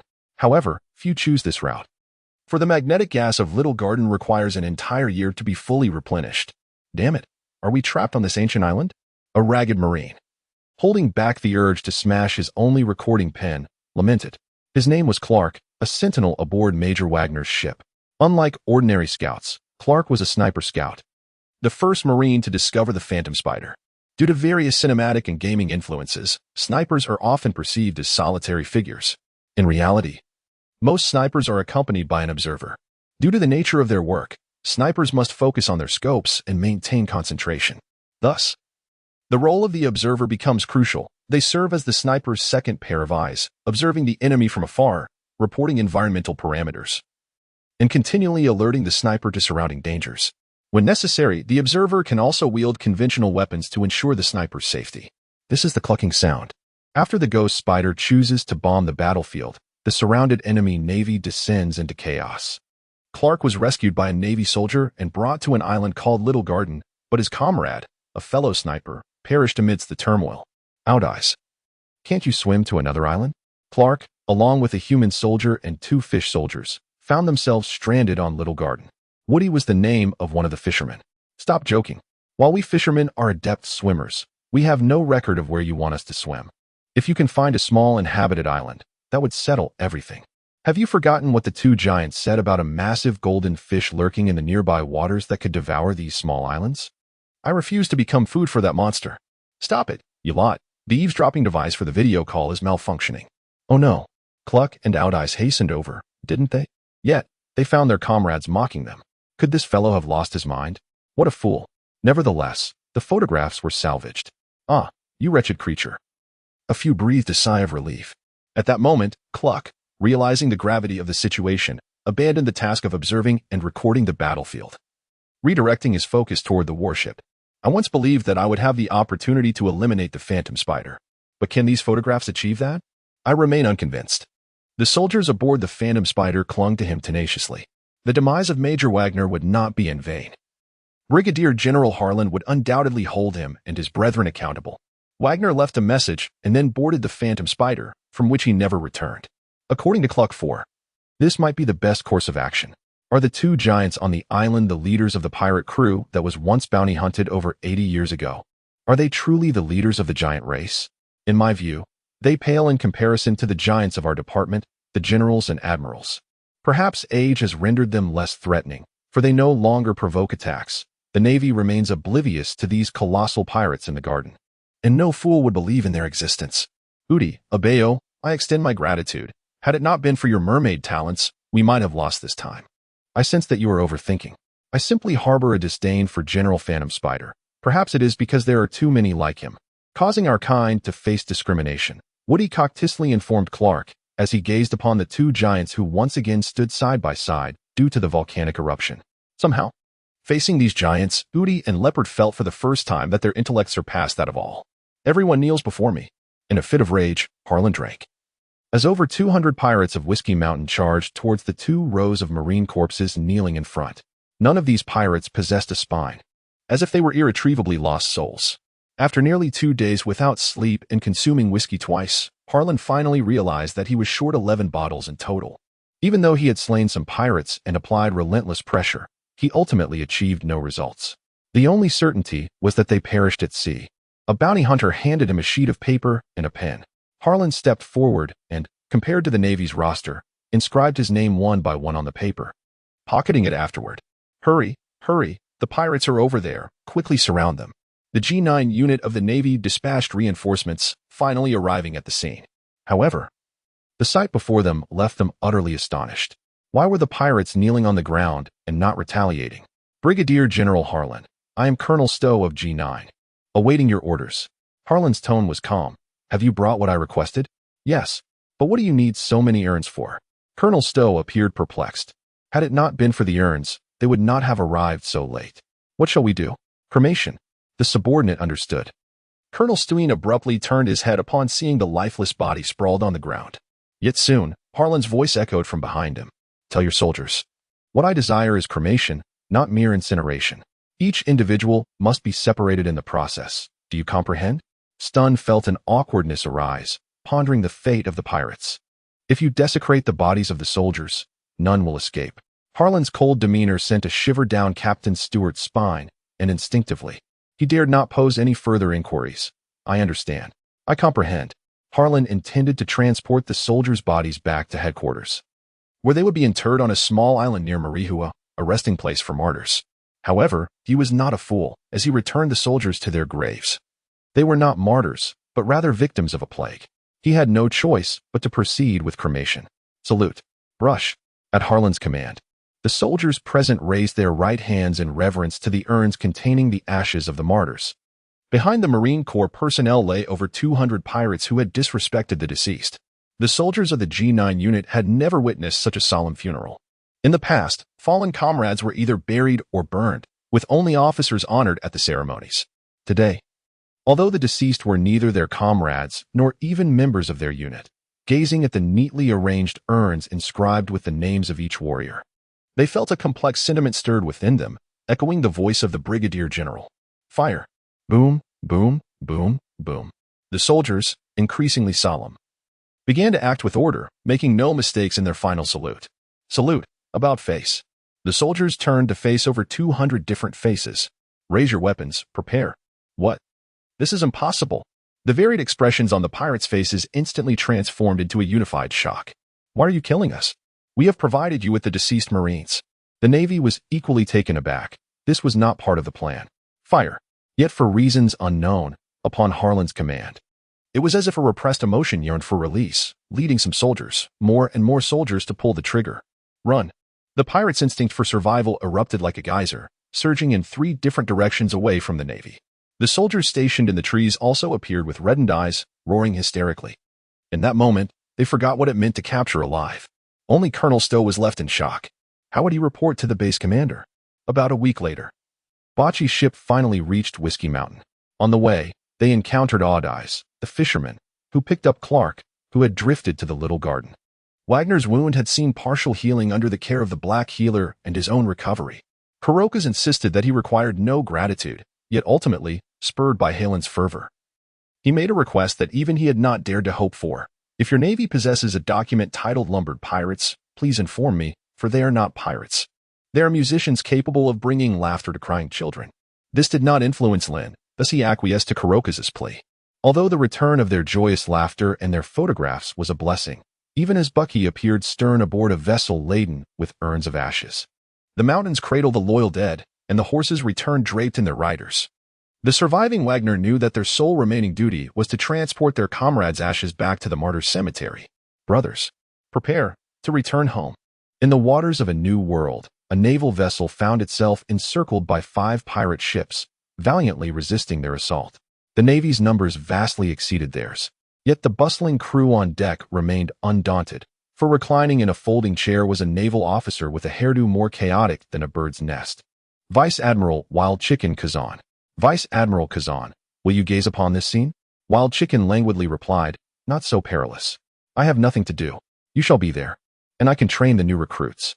The officer, reclining as if on a serene vacation beach rather than at the epicenter of a siege against 5 pirate ships, continued to lounge.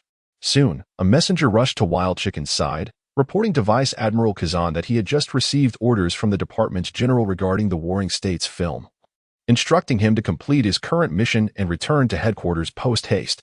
Wild Chicken's large hands pressed against his temples, gently kneading them. What a headache. What is happening? It appeared that the department's Major General had apprehended the Phantom Spider.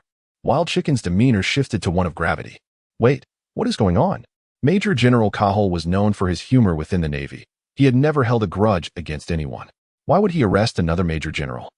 The general in the Warring States film had not provided a detailed explanation over the phone, merely stating that he would have you complete your current task and then return to the command post as swiftly as possible. He stood at the bow of the ship, a chill beginning to emanate from him. Soon, a large bird materialized from his hand, soaring toward the nearest pirate vessel. Wild Chicken, wait. It was not only wild chicken. Several renowned generals from this department, including Red Dog and Yellow Ape, also received similar notifications in succession. This was all due to the petition received by General Sengoku from Brigadier Hylon. Should it be a contest of pure physical skill? Hylon still stood at a slight distance from the Phantom Spider, but with the added abilities from the Devil Fruit, only Hylon himself could vanquish the Phantom Spider. However, Hylon's objective was not merely to eliminate the Phantom Spider, but to pursue a legitimate conviction against him, as only this would truly avenge the fallen soldiers and exonerate their grievances, according to the internal regulations of the Naval Headquarters. Brigadier Hylon lacked the qualifications to apprehend the Phantom Spider without the approval of a superior officer. Thus, Hylon sought out Major General Jiamo, hoping he would facilitate this initial step for him. Naval traitors and pirate infiltrators. Since the Warring States film ascended to the rank of general, how many times has he encountered such circumstances? Yet, this marks the first incident within the naval ranks, compelling him to report to the Air Force commander. In a bid to ensure a transparent, equitable, and just trial, most lieutenants, save for a select few with urgent assignments, have been summoned back to the Naval Headquarters. This is a historic case for the Navy. Precision is paramount. Near Marine Ford, on Martyrs Island, there are no survivors aside from a handful of key personnel. The entire isle serves as a cemetery for heroes. A few seagulls perched upon the branches of a tree, curiously gazing down at humanity, unaware of the significance of their presence before the stones they cherished. Before long, they flapped their wings and soared towards the sea. Wagner and others stood before the graves, quietly reminiscing about their departed comrades. Kurla gathered a few flowers, delicately placing them before each tombstone. Clad in modest attire, her eyes reddened, tears occasionally streaming down her cheeks despite the conclusion of the funeral. Most of the soldiers resting in the graves were familiar to Kurla. During her days as a slave, Wagner and Baki often entertained the children alongside the soldiers, promising that no one would bully her again, only to leave her behind. Serve the dishes. Everyone was free to move about. Wagner and Kurla queued to arrange the flowers, while Hyland and Gigi slowly departed. Major General, thank you for taking the time to come. Although I hold the rank of Rear Admiral, apprehending a Phantom Spider, while simultaneously serving as a Rear Admiral, constitutes a breach of military discipline. It's of little consequence. He was well aware of this, yet he merely smiled at Hyland. I am here to serve, not to command. Punishment holds little significance. I do not believe the Warring States generals will apprehend me for this and thrust me into the city. Unlike the Phantom Spider, Gigi regarded a soldier as a brother, perhaps even more so than Hyland. Given that the Phantom Spider has committed such acts, even without your request, I shall surely rally for the soldiers. Gigi reassured Hyland that he need not feel remorse, and then the conversation shifted. However, I think that merely a few photographs may not suffice, correct? After all, from that perspective, there are no images of the Phantom Spider-esque gunboats bombarding the Navy. Thus, I have another concern. Why? You can imagine that. With the Phantom Spider's history, many soldiers aboard his vessel are unafraid to openly oppose him. I have tracked them down, assuring them that if they eliminate the Phantom Spider, they may seek out the General's most lenient forces. Due to the enhancement of the electric field, Hyland's visual and auditory faculties, coupled with his remarkable computational abilities, allowed him to effortlessly eavesdrop on the private conversations and grievances of the soldiers amidst their daily concerns. Ah, it turns out your son is here waiting for me, he remarked with a hint of surprise, before breaking into a gentle smile and adding, however, given your performance, you must treat me to a drink, particularly my favorite beer. Yet, the deceased were not his own comrades, thus he did not mourn excessively. As an officer, he had to maintain composure before the troops, for he was the steadfast backbone of the unit, the one who could not afford to show weakness. As several seagulls flew overhead, returning to the island, they cried out. The sunset, poised to descend to the horizon, painted the ocean and clouds in a vivid crimson, reminiscent of the brilliance of the aurora. Soon, they arrived at the Naval Headquarters, where the day of reckoning for Rear Admiral Ghost Spider awaited. Almost all the available Vice Admirals, alongside several distinguished Rear Admirals such as Jian, the future Peach Rabbit, and numerous admirals, gathered in the conference room. To accommodate the giants, the Naval Headquarters had opened the assembly hall. Even though the intellect of the giants was not particularly esteemed, nonetheless, the Air Force Marshal placed them in the outermost section of the meeting hall. This trial of Rear Admiral Ghost Spider was unlike any before, representing a formal inquiry within the Navy, distinct from the hollow procedures of Justice Island. Mr. Coop, will you join us? The meeting had yet to commence, and the languorous wild chicken was wandering about. With a chuckle, Coop entered the room. Of course. I will attend. I wish to see what this little devil, Hai Lan, is capable of. Vice Admiral Sikorsky, having not seen Wild Chicken in a long time, exchanged a call with Red Dog, who merely grunted in response. Ever since the O'Hara massacre had caused a rift between them, Wild Chicken and Red Dog rarely crossed paths. Vice Admiral Porcelino, what are your thoughts on this trial? The yellow primate inquired, tilting his head in contemplation before breaking into a smile. Well, Wild Chicken scratched his disheveled hair. Isn't there a proper discussion to be had? Who are these people? Vice Admiral Kushin, how dare you speak of others? A woman's voice whispered in Wild Chicken's ear. It's Miss Jin. I was unaware you were here. You see, you addressed me as Miss in public. You are not the appropriate person for such formalities, are you? Do not mind such trivialities, she replied, reporting to the Air Force commander. All was in readiness as 3 individuals sat on the benches. The Air Force Marshal from the Middle Warring States, film, flanked by Vice Admiral Kongming. Due to the developments of the Don Quixote family in the North Sea, Chief of Staff Klein did not attend the trial. Vice Admiral Kongming, responsible for the interrogation process, had been granted temporary privileges, allowing the Air Force and Military Committee to make significant decisions at critical junctures. The jury consisted of Vice Admirals and Rear Admirals. Under the command of Kongming, the Phantom Spider, and Hai Lan, Gigi entered the conference hall, having participated in the plan to capture the Phantom Spider, thus positioning himself as the plaintiff. The absence of a military tribunal within the Naval Department rendered the proceedings somewhat incongruous when compared to the true military courts on Earth. The defendant, the Phantom Spider, stood without a defense attorney, leaving everything dependent upon his own assertions. His demeanor was one of solemnity, tinged with arrogance, devoid of any indication of weakness, as he firmly believed he had committed no wrong. There exist 2 categories of villains in this world. The first category consists of those who are fully aware that their actions are malevolent yet pursue their desires, be it lust, wealth, or vengeance, by engaging in wicked deeds. The second category encompasses those who remain oblivious to their misdeeds, even convinced that their actions are justifiable. Even when faced with justice, they maintain that they have been wronged. The Phantom Spider belongs to the latter group. However, Hayashi would not extend forgiveness for this illusion, as both types of individuals yield similar consequences. The origin of one's actions, whether noble or vile, bears little significance. What matters is the ultimate outcome. The defendant, the Phantom Spider, stands accused by the plaintiff Hai Lan of murdering a naval soldier. Is this plausible? As this was his inaugural experience as a judge, Major General Kongming appeared somewhat unprofessional, relying solely on intuition. No, the Phantom Spider replied earnestly, dismissing Kongming's inquiry without a hint of deceit. Was it not friendly fire rather than murder? Was it not an unfortunate accident among allies? A stir erupted within the hall as the admirals whispered amongst themselves. Friendly fire is a mistake that can occur to anyone and is often unavoidable. To bring your own soldiers before a military tribunal is rather petty. Kongming rapped his gavel to restore order. Plaintiff Hai Lan, do you hold a differing perspective on the defendant's explanation regarding the Phantom Spider?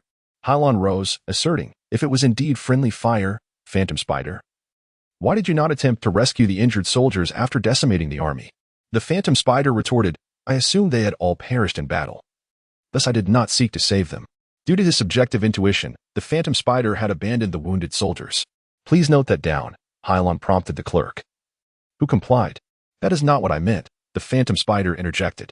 Kongming struck his gavel again. Defendant, Phantom Spider, you possess the right to remain silent. Yet I urge you to contemplate your words carefully, for everything you utter will be regarded as evidence. The Phantom Spider chose silence, and Kongming cautioned, the plaintiff may proceed. I call the first witness, Wagner, he announced. Upon receiving permission, Wagner stated, we were engaged in combat against the pirate zombie army, and I called upon G9 for assistance. It was the Phantom Spider who came to our aid. We expected him to leap onto the beach to support us, yet he began firing upon us instead. The Phantom Spider, filled with indignation, countered, everyone knows that zombies can transform the living into their own kind. At that moment, I was solely focused on exterminating the zombies. If a moment's hesitation allowed the perpetrator to escape, how would the Navy confront the future? Wagner anxiously observed, did I not inform you? There is nothing to fear from zombies. Trained soldiers in our ranks can easily handle 10 of them. Yet, you insisted on opening fire. I endeavored to prevent the shooting, only to find you stabbing me in the back. You have enraged the army. You are a traitor. Who do you think you can intimidate? Kong Ming rapped his gavel. Ghost Spider, are you certain you attacked Major Wagner? Without hesitation, Ghost Spider affirmed, indeed. However, all present are acutely aware that those who disrupt military morale during wartime face severe consequences. Disobedience to orders is punishable by death. Evasion of battle is likewise a capital offense. Perhaps to bolster his argument, akin to Ghost Spider, General Sikorsky executed several soldiers. Do you wish to condemn him as well? Upon hearing Ghost Spider's words, the officers in the audience turned their gaze to the jury's Red Dog, whose face was ashen and eyes shut, uncertain of how to process the proceedings. Just as it seemed Red Dog might erupt in fury, unexpectedly, Harlan's voice resonated from the plaintiff's seat. You? Do you truly believe you are worthy of being compared to General Sikorsky? Bang, bang, bang. Plaintiff Harlan, this is a court of law. Please mind your language, Kong Ming interjected. Sensing Harlan's tone was somewhat fervent, and he struck his gavel timely. I apologize, gentlemen. I am simply overwhelmed. Harlan took a deep breath, regaining his composure. Ghost Spider. Do you view yourself as akin to Sikorsky? Ghost Spider, gazing ahead with pride, declared, yes. Harlan stepped out from the plaintiff's seat and approached Ghost Spider, asserting, yet I believe you and Sikorsky are fundamentally different. Ghost Spider retorted, different? That is also the question posed by the jury. In his view, Ghost Spider and Red Dog belong to the Radical Navy. If one were to simplify, the Navy could be categorized into three factions. Red Dog represents the radicals. Pheasant symbolizes the moderates, and Kazuru embodies the neutral faction. However, in truth, this merely reflects the personalities of the admirals. They do not divide themselves into factions. For there is only one Marshal Buddha. The next admiral will undoubtedly be warring states, hence there is no need for unity. In response to Ghost Spider's rebuttal, Harlan was the first to reply. Vice Admiral Sikorsky executed deserters. You killed them, and as far as I am aware, there seem to be few deserters who disrupt military morale. You conspired with the deserters. Very well, let us examine how the soldiers you killed impacted the army's morale. Call forth the second witness. Sir, greetings. I am a member of the Ghost Spider unit. The soldier, clad in a naval uniform, trembled, having never faced so many distinguished figures simultaneously. Fear not, the bailiff reassured. If you have something to say, speak it loudly. As long as you speak the truth, no one can threaten you. That day, General Ghost Spider received a signal from the G9 division. As the soldier recounted this tale, he trembled with emotion, ultimately immersing himself in the narrative, almost flawlessly reenacting the moment when the Phantom Spider claimed the life of the sergeant. He broke down in tears, exclaiming, Air Marshal, Warlord, please do something for my brother. He is truly no coward. Summon witness number 3. Wait a moment. The Warlord turned to Hylon. Isn't this peculiar soldier your ship's Bucky? It is him, is it not? Indeed, Hylon explained. For certain special reasons, the principal cannot appear in court. I have petitioned attorney Kong Ming to allow Bucky to stand in as the witness. The three judges exchanged a few words, and then the Warlord announced, proceed, please. Bucky steadied himself and solemnly declared, I am merely recounting the exact words of Sergeant Kate. These are not my own. Firstly, do you know why I joined the Navy? A profound silence enveloped the courtroom, as curiosity mounted regarding the purpose of this red-nosed individual. Suddenly, Coop burst into laughter. Ha! Why is that? Before enlisting in the Navy, I was merely a fisherman, my parents were alive, and my life was quite ordinary. Then one day, a band of pirates descended upon the town. The pirates promised that they would cease their harassment once we surrendered all our possessions. However, tragedy struck at that very moment. Just before the pirates departed, they suddenly opened fire, taking my father's life. He had done nothing wrong. He merely stepped out of the house as he did on any ordinary day. I inquired of the pirates, why? Yet they merely laughed and replied, we merely wished to practice our shooting. This heinous act compelled me to join the Navy, vowing to eradicate piracy.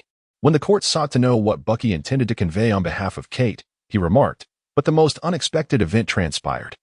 A similar incident occurred aboard the flagship, the Ghost Spider. Without any forewarning, the Ghost Spider's captain gunned down a firefighter. What distinguished his actions from those of the pirates?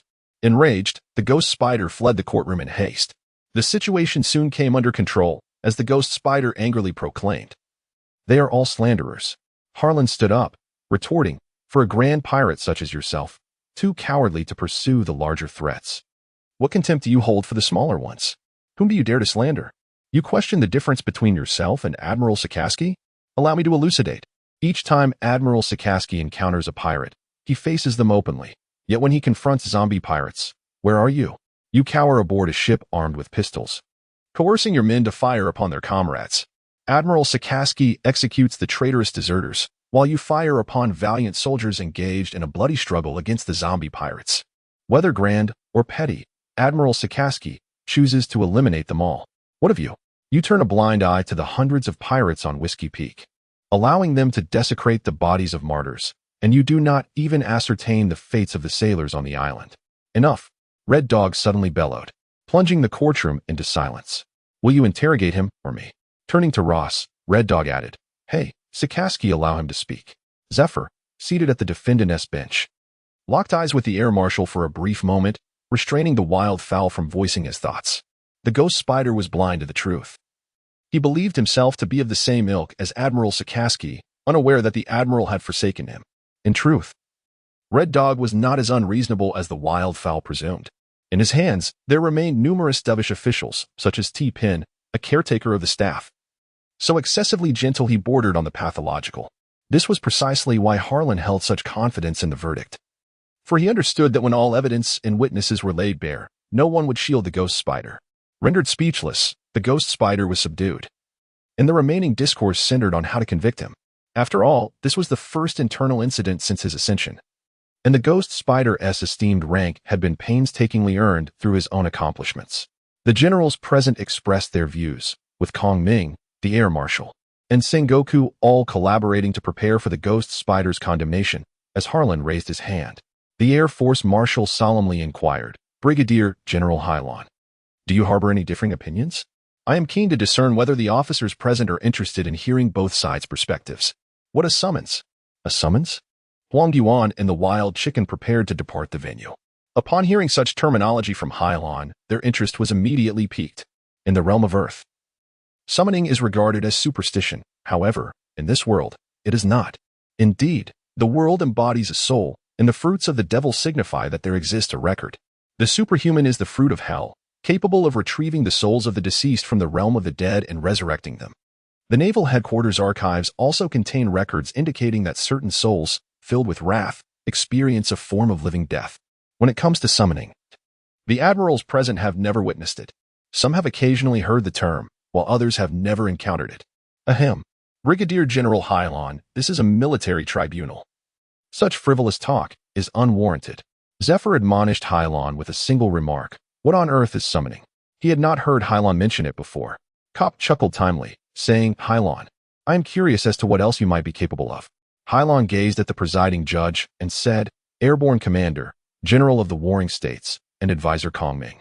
Permit me to first elucidate my summoning abilities.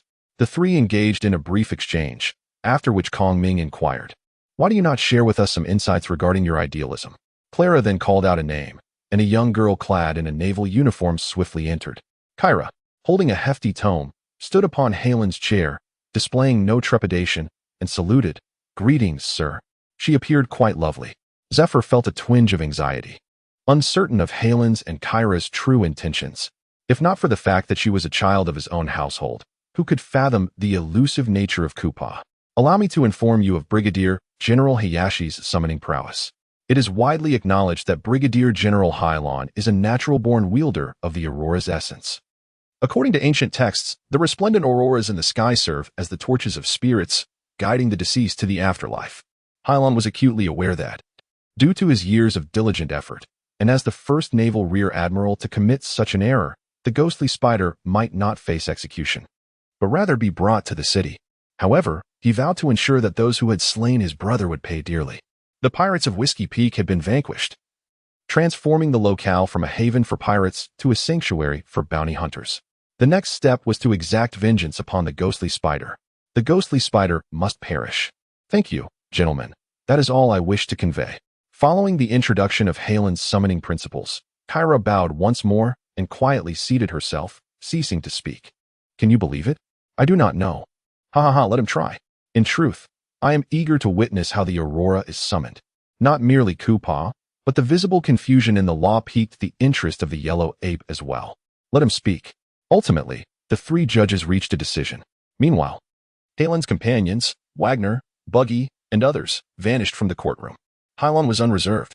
He removed his justice coat, donning only a shirt, and stood in the center of the hall where the ghostly spider once resided. In truth, Hylon possessed no genuine summoning abilities. These were mere fabrications concocted to buy time and bewilder the court. The souls shall return. Hylon opened his mouth, and they felt as if there was indeed a point, for the erudite advisor Kong Ming often spoke in a literary manner to the steadfast Wang Hong. As Hylon altered his rhetoric, his sky, akin to the torch of a general, began to shift in color like the aurora among the clouds. How does this differ from our giant sorcery? Perhaps human magic is indeed this way. The giant generals watched intently. The other jurors were similarly distracted, their expressions markedly perplexed. The yellow monkey, gazing at Harlan as he invoked the spirits, found it far more captivating than the phantasmagoric spider in the trial. Observing the way he craned his neck, one could only wonder about the extent of his involvement. Wagner, Bucky, and others were gathering complaints from the Navy's grassroots. The phantom spider had already been condemned. Do you possess evidence to testify? Hurry. There exists but a single opportunity. The phantom spider has been apprehended, and no one shall persecute you. Who emerged victorious? Who did they aid during the trial, where scarcely any witnesses were present? Even Sergeant Kate dared not show her face. When the phantom spider fell, those soldiers who once hesitated to speak with him finally produced the prepared letter. In the assembly hall, Harlan had completed the summoning ritual, channeling the spirit as he meticulously narrated a tale. On that day, Major Wagner urged us to hold on a little longer. Salvation was on the horizon. But what if the zombies remain unvanquished? Then we shall rend them asunder. Behold, the warship of General Phantom Spider has arrived. Let us disrupt the enemy's formation and prepare for the landing of General Phantom Spider. Harlan did not accuse the Phantom Spider through the mouths of these factions. Rather, it was the battle cry of the soldiers engaged that day. General Jiwei, squinting, discerned Harlan's intent to advocate for leniency towards the Phantom Spider, yet to honor those brave naval soldiers. The astute Kong Ming understood Harlan's message as well. Although the Air Marshal lacked the title of wisdom, he was no fool unworthy of the rank. That was sufficient. The summoning ritual must cease. Report, Major Caldwell. Do you have something to convey? We have just received a plethora of indictments, meticulously detailing the myriad crimes committed by Major General Ghost Spider over the years. Shall we present them now? Bring them forth. Without debate, the Air Marshal directly commanded the others to display the considerable pile of snail-like letters. Few were those whom the Phantom Spider had personally slain. However, his artillery reports indicated that his abandonment of duty had adversely affected the Navy's numbers. With numerous letters pinned by the families of martyrs. Kong Ming, what is your view? Kong Ming, the Major General and advisor, despite being confined to a wheelchair, clearly lacked the capacity to render judgment. The Air Marshal sighed, observing his imminent successor from the Warring States period, yet refraining from questioning him. One by one, the Air Marshal read the letters aloud, while the jurors below followed suit, discussing amongst themselves. I could not ascertain how much time had elapsed. The yellow monkey nearly succumbed to slumber, yet the wild chicken had already been devoured by Zhang Jiong. Suddenly, the Air Marshal rose and proclaimed, the Phantom Spider, former Rear Admiral of the Navy, has abused his authority, transgressed the law, and inflicted harm upon the Navy, allowing its demise. Failing to slay the Navy is insufficient to incite public outrage. If there are no objections, let us now sentence the Phantom Spider to death. The naval command of the Phantom Spider was a trial that was ostensibly open, fair, and just, yet this so-called transparency pertained solely to the naval command. In other words, aside from the high echelons of the Navy and the world government, no one was privy to this trial, and the presence of journalists was exceedingly unlikely. Ultimately, for the naval headquarters, this is not an honorable matter, and there is no need for the outside world to become embroiled in chaos. Convicting the Navy, or referring to it as cipher poll, is hardly a novel occurrence. In the past, most offenders were corrupt Marines, many of whom were defectors or spies.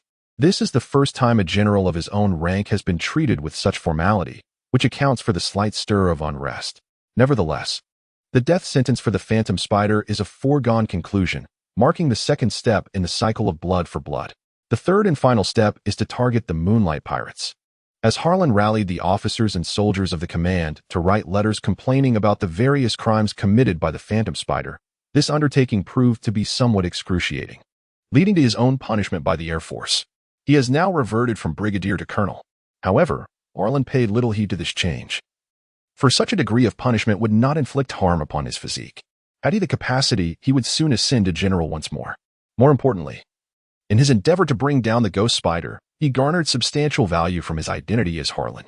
In the rear of the Navy, beneath a peach tree, Harlan glimmered slightly, a blue aurora swirling in his hands, while the wind lifted petals from the ground, cleaving them in twain. As the saying goes, one cannot dance without pressing down. It is often said that one cannot chew more than they can digest. Yet, Harlan is different. The data of his skills can lock in his technical level without regression, granting him boundless potential. Harlan had previously discussed medicine and navigation with Clara. Indeed, this is no mere boast, but a veritable truth. Although these life skills do not contribute to Harlan's achievement points, they equally share the locking effect of data. Now transformed into a Sword of Dawn, the practice of swordsmanship has naturally ascended to the forefront of his agenda. The world possesses many renowned blades, sharp knives, grand knives, and supreme sharp knives. Harlan's choice of a natural fruit of evil is also influenced by the fact that the vast majority of these natural fruits can harness elements to manifest their weapons, alleviating concerns over armaments. Fruits of thunder, aurora fruits, glimmering fruits, willows of grass, ice fruits in the form of ice blades, spears with dual prongs, and fiery knives forged from burning fruits, as well as lava claws. There are not only swords, but also displays of the 18 weapons if she so desires. When strength is lacking, the weaponry of those with natural abilities may not surpass that of a common steel blade. However, as their power grows to a certain extent, their weapons equal, if not surpass, the might of the most formidable blades. Their armaments grow alongside those capable individuals. Here stands the man, and here lies the sword. When the sword falters, so too does the man. Little Harlan, are you sulking here? Came the voice of Major General Genuine from afar. This general, herself a formidable swordswoman, perceived Harlan's flurry of swordplay as a chaotic mess, mistakenly believing he was sulking in solitude after the Air Force Marshal's demotion. Harlan turned with a smile and remarked, "Ah, it is merely you, Sister Yuan." In this secluded space, the voices of the two individuals were somewhat casual. "Do you believe I am the type to lose my temper over trivial matters? I was merely contemplating that if General Borsellino could draw his sword and engage in combat with any great swordsman in the world, I must not forget my swordsmanship training." Guillaume chuckled lightly. Nevertheless, it is worth noting that Major Borsellino had previously faced criticism from Master Zuffer due to their poor rapport. Harlan casually glanced at him, noticing the renowned sword. "I require no instruction on how to wield a sword. Are you here to teach me some techniques?" Guillaume inquired. "I am not here for you. I am in search of Kara. Where is she? If she is not at headquarters, she must be at the Martyrs' Cemetery. I shall not disturb her. I will seek her out another time. My sword remains here, does it not?" Guillaume gestured for Harlan to return to his original position. "Harlan, remember this. If you merely learn the sword techniques of others, you will forever be but a swordsman. You can only become a true swordsman by amalgamating the finest techniques and integrating your own understanding of the sword to forge your unique style. Only then can you attain the status of a genuine swordsman." Roronoa Zoro's greatest strength does not lie solely in his three-sword style, but rather in the entirety of his sword techniques, which he comprehends and invents through practice, meditation, and even combat. Whether it is Koshiro or Eagle Eye, Roronoa Zoro was taught his sword techniques, not merely the art of swordsmanship, commonly referred to as free shooting. The mind dictates the essence of the sword. A liberated spirit births exquisite blades, while a fierce temperament forges formidable swords. As the illustrious sword Kimpolo was drawn from its sheath by Jian, the smile on her face gradually faded. She was no longer the gentle beauty of the Navy. Her demeanor grew increasingly cold, as if she had transformed into a razor-sharp blade herself. With a swift whistle of the wind, the golden sword sliced through the air, instantly stirring the abundance of peaches in its wake. Guillaume appeared to hesitate in drawing his weapon, yet, as if by enchantment, Kimpolo came alive in her hands. She slashed, cut, and pierced with precision, each strike flawlessly executed. Harlan had never witnessed anyone wield a deadly instrument with such rhythmic grace, akin to a dance. The peach blossoms fluttered in the garden like exquisite butterflies, uniting all the blooms into a harmonious whole, resembling a game of chasing the elusive crimson dragon of the golden Piro. Suddenly, Jean Perrault sheathed his sword, a smile reappearing on his face. The weightless peaches and green leaves scattered upon the ground, encircled by the Cheeling garden, forming a hollow circle. The pinnacle of swordsmanship lies in wielding intent as the blade, where one sword can counter an ocean of blades. Harlan understood that Jean referred to the moment when cannonballs rained down from the sky, and the grand swordsman could sever them with a single stroke.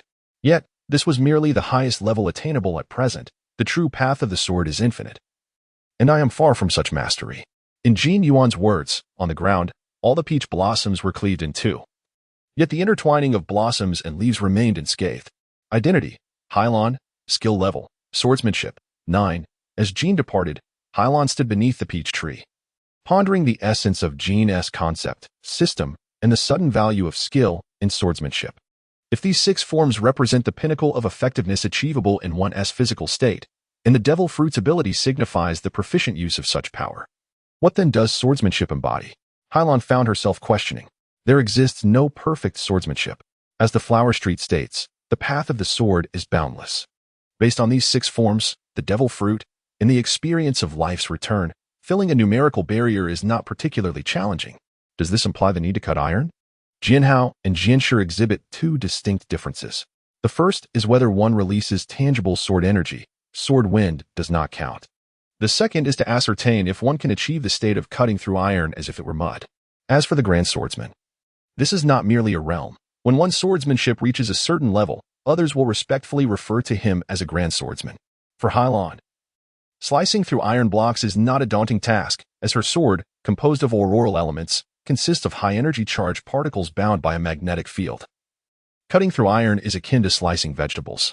However, such acts of subterfuge cannot deceive the system's gaze. To attain points in swordsmanship, one must ultimately hone their skills. A long and arduous journey lies ahead. After a startled gasp, Hylon ceased her inner turmoil, her form gradually dissipating into a beam of light, soaring toward the martyrs' cemetery. The next step would be to launch an assault on the moonlight pirates at sea. Before her departure, she always bid farewell to Keela and Zifa. The ocean witnessed the dawn of the world, and it knew the world's end. Thus it. The girl Kara sang, her journey still ahead. Hylon listened to her rendition of the naval song, Guide of the Sea. Hylon smiled and shook her head, just as she was about to plunge into the sea. She took a deep breath. This was. Halen's expression mirrored a sense of tranquility as she accelerated toward the ground. Admiral Sakaski, you are here too? The red dog of the martyrs' cemetery surprised Hylon. Standing not far from the red dog, Keela, who was singing a naval song, hurried over to hide behind Hylon upon spotting him. Hylon saluted the red dog, who was clad in a naval coat, adorned with the customary naval cap, a red suit. His hands tucked into his pockets, slightly hunched as he faced the grave ahead. The red dog did not turn around but continued to gaze intently at the grave before him. I am quite fond of this song. Seeing Keela here, I thought I would let her sing a few lines. You don't mind, do you, Captain Hylon? Hylon gently patted Keela's little head, which was gripping his thigh. If Keela doesn't mind, I